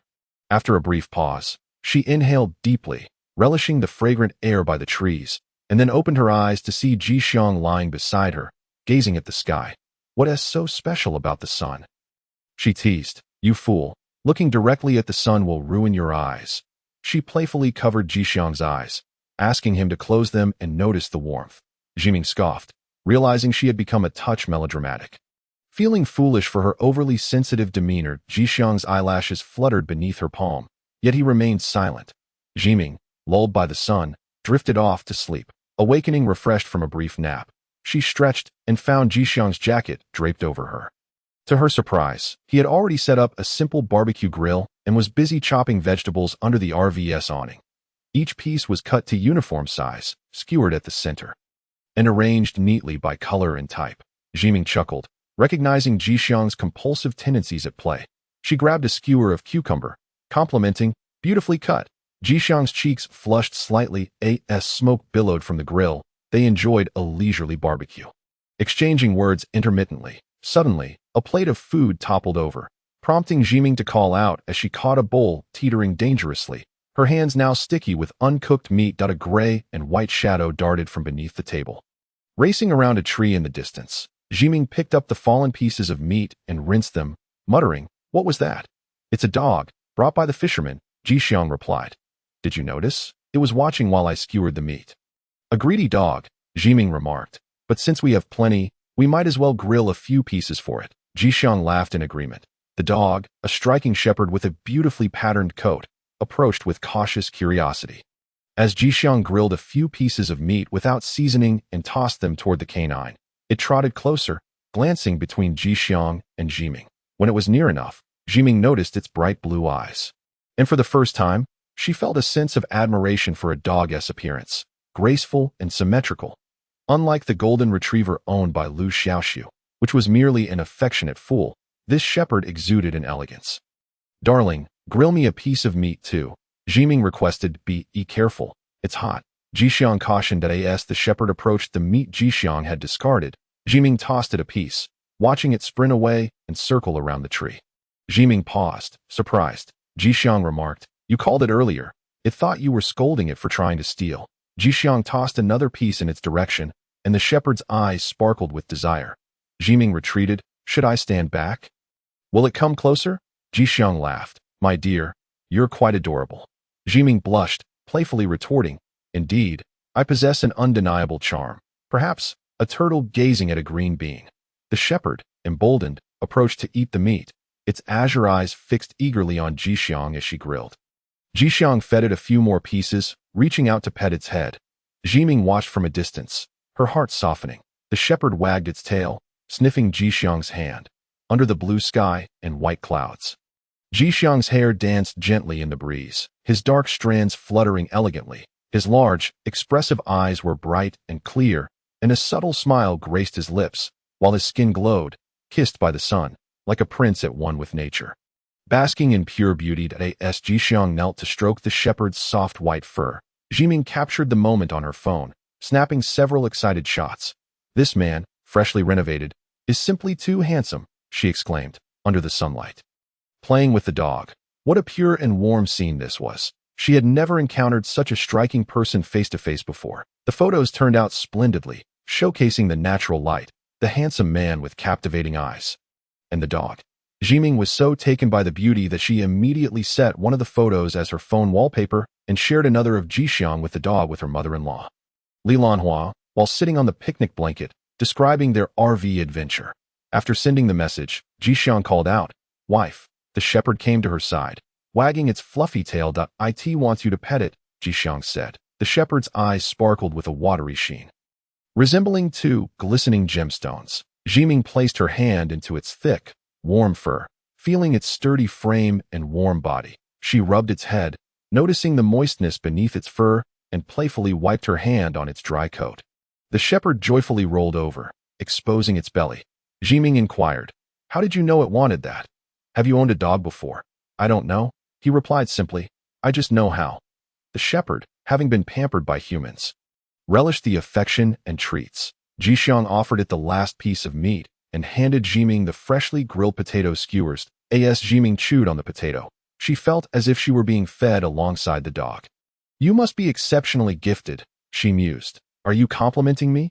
Jixiang beamed in the sunlight, which felt particularly warm that day. Suddenly, Zhiming's cheeks flushed, warmth radiating from her toes to the crown of her head. The dog startled and jumped away. "I feel something," she exclaimed, pulling Jixiang urgently. "Let us get in the RV." "Now," Jixiang, bewildered, asked, "What feeling?" Chapter 53. Week 1, Day 1 of 6 years and 3 months of marriage. Zhiming hastily devoured the potatoes, gulping down a large mouthful of water, her heart racing as she slammed the car door shut. Drawing the curtains, she enveloped Jixiang in a warm embrace, inhaling the sun-kissed scent of him mingled with the aroma of barbecue. Kissing him until her whole body trembled, the two leaned against the wall, playfully biting and tugging at each other, their bodies collapsing onto the sofa in the car, oblivious to whose hand had swept the phone and charger off the table. As their passion ignited, a dog barked. "Woof, woof, woof." Outside, a man shouted, "Whose food are you eating?" The anglers began to scold the dog loudly. The couple was abruptly interrupted by the sudden voices. Jixiang sitting up, wrapping her arms around Zhiming's legs, their eyes locking. Jixiang tightened her embrace, caressing the softness of Zhiming's chest as Zhiming's face flushed with embarrassment. In the confined space, she could hear her own breath as well as Jixiang's, their lips and noses brushing against her ear and hair, the warm breath stirring her hair, tickling her cheeks, a delightful sensation that warmed her heart. Unable to bear it any longer, Zhiming turned and fervently kissed Jixiang again. Craving more breaths and affection, they continued their playful nibbles in the car when a knock sounded at the door. Such a bother! Zhiming nearly shouted in frustration. In an instant, she shot a fierce glare. Letting out a huff, Jixiang, seeing her reaction, chuckled softly in the shadows, pressing her palm against Zhiming's soft belly, giving it a gentle squeeze. Zhiming could only ruffle her disheveled hair, straightening her top. As Jixiang moved to open the door, Zhiming caught her and shot her a warning look, fastening the row of buttons on Jixiang's collar. Then, on tiptoes, she pecked Jixiang on the lips. Zhiming hid behind the unseen back of the car, draping a blanket over her modesty. The car door swung open, and a voice from outside said, "I'm sorry, my dog stole your barbecue meat." Jixiang replied, "It didn't steal it. We gave it to him." The dog's owner laughed heartily. "Haha, then thank you. These 2 fish are what I caught. You can take them." Jixiang accepted the fish, while the dog peered curiously at the car door, being shooed away by its owner as they departed. Jixiang placed the fish in the refrigerator and began to tidy up their belongings outside the car. Zhiming curled up in the back, watching Jixiang extinguish the charcoal through the window when her phone chimed with a message from her mother-in-law. "Li Lanhua. My daughter-in-law and Jixiang are enjoying a happy trip, and Mama and Uncle Wang are also having a great time. Li Lanhua." When Jixiang was in school, she didn't speak much, but she would play with the little dogs in the street, laughing and chatting. Li Lanhua sent an old photograph. A strikingly handsome, slender boy with snow-white skin, a young Li Jixiang in oversized school uniform crouching down, her round face adorned with beautiful, focused eyes as she petted a fluffy little dog. Simple yet youthful, utterly adorable. Zhiming's heart was struck with a pang of affection for the old photograph, and she promptly set it as her phone's wallpaper. As she drove home, Zhiming hummed a tune, glancing at the charming little Jixiang on her phone, her fingers unlocking it to reveal today's dashing, sunlit Jixiang, her heart soaring with joy. The 2 photos switched back and forth dramatically on her phone, as if witnessing Jixiang grow up before her eyes. Jixiang blushed, twisting a pair of long hands in the passenger seat. "Wife, what are you doing?" Zhiming also felt her cheeks flush with pride. "What do you mean?" "Just looking at it while at work." Jixiang fell silent, blinking a few times. Zhiming, feeling triumphant, teased, "Is that a problem?" "Of course not," Jixiang responded. "Wife, I want to use your picture too. She became nervous, suddenly stepping on the gas. I'm not photogenic. Don't use it. The RV sped down the highway back into the city, the leaves of the poplar trees fluttering in the sunset. You can't have it. I'm not photogenic. That's unfair. Unfair, my foot? I'm using it whether you like it or not. I didn't ask for your opinion. Click. Zhiming roared. What are you taking pictures for? I'm driving. Those photos will turn out ugly. You don't even know how to take photos.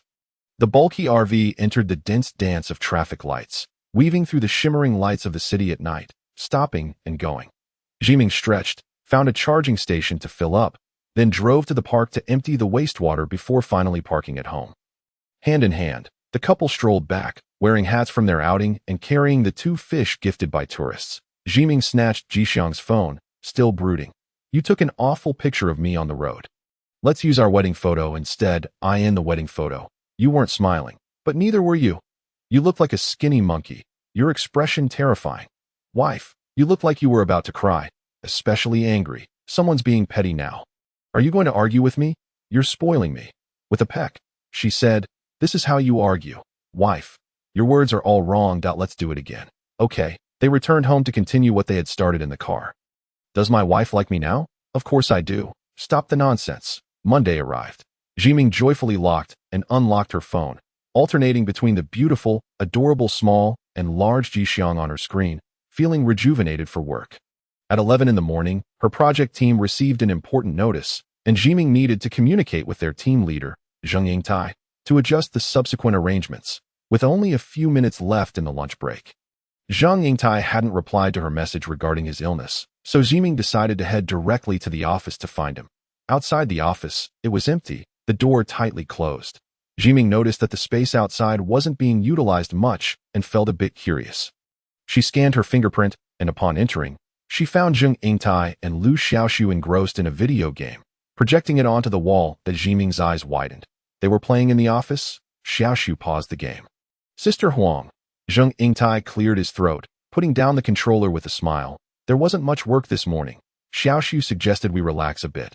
Zhiming inwardly scoffed. Xiaoxiu, you troublemaker. This is your idea of relaxation? Xiaoxiu opened a bottle of drink for her. Sister Huang, want to try a round? Zhiming raised an eyebrow at the game on the wall, sensing an odd atmosphere in the workplace. She looked at Xiaoxiu. How did you end up in this situation since joining work? Zhang Yingtai looked at her in surprise. Have you played together? Xiaoxiu laughed. Sister Huang and I played until night at the hospital. We completed Mario. Zhiming coughed a couple of times, showing Zhang Yingtai the computer. Team leader, here's the new notice. We need to adjust a few places. Zhang Yingtai nodded after reviewing it, crossing out one item and sharing his thoughts. Finalizing the project team's next steps, Xiaoxiu asked, Sister Huang, where did you go during the holiday?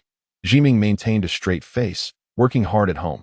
Just went to the suburban scenic area for a day of eating, drinking, and sunbathing. Xiaoxiu laughed. Haha.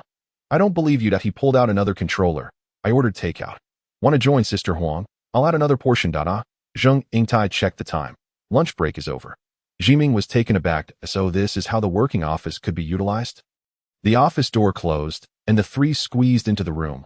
Operating the game controllers. One of the cooking games required precision and skill, and Xiaoxiu switched to multiplayer kitchen mode. The trio collaborated like clumsy fools.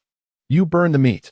I cut the vegetables and threw them in the trash. You spilled all the sauce outside the pot. Their incompetence was comical as they hindered each other's progress. At the end of the game, players were shown photos of their distorted expressions matched with the chaotic scenes of the game, and Zhiming laughed until tears streamed down her face. Who would have thought that the once arduous workplace would have such light-hearted moments? Ding! Xiaoxiu sent her the group photo from the game. Zhiming picked up her phone, unlocking it to reveal the charming little Jixiang, then swapped it for the beautiful adult Jixiang. Suddenly, an idea sparked in her mind. Igniting a wave of creativity, she wanted to create a game. She could develop a game with Jixiang. Chapter 54. 6 years and 5 months of marriage. Zhiming flipped through the photos of little Jixiang and big Jixiang, immediately inspired with new ideas. After finishing her work, she began researching game development, her mind exploding with vibrant thoughts as she eagerly recorded a multitude of ideas. She laid out her preliminary plans and burst through the door upon returning home, calling out, Husband, let's partner up to make a game. Jixiang looked puzzled. Zhiming, brimming with energy, her eyes shining brightly, exclaimed, "I bought a new computer." She hurriedly set up the computer on the workbench where she used to sculpt clay, urging Jixiang to sit down. "Let us upgrade our equipment and create something with this." As she spoke, she opened the software, and Jixiang beheld a little angel with black hair and big eyes that Zhiming had created.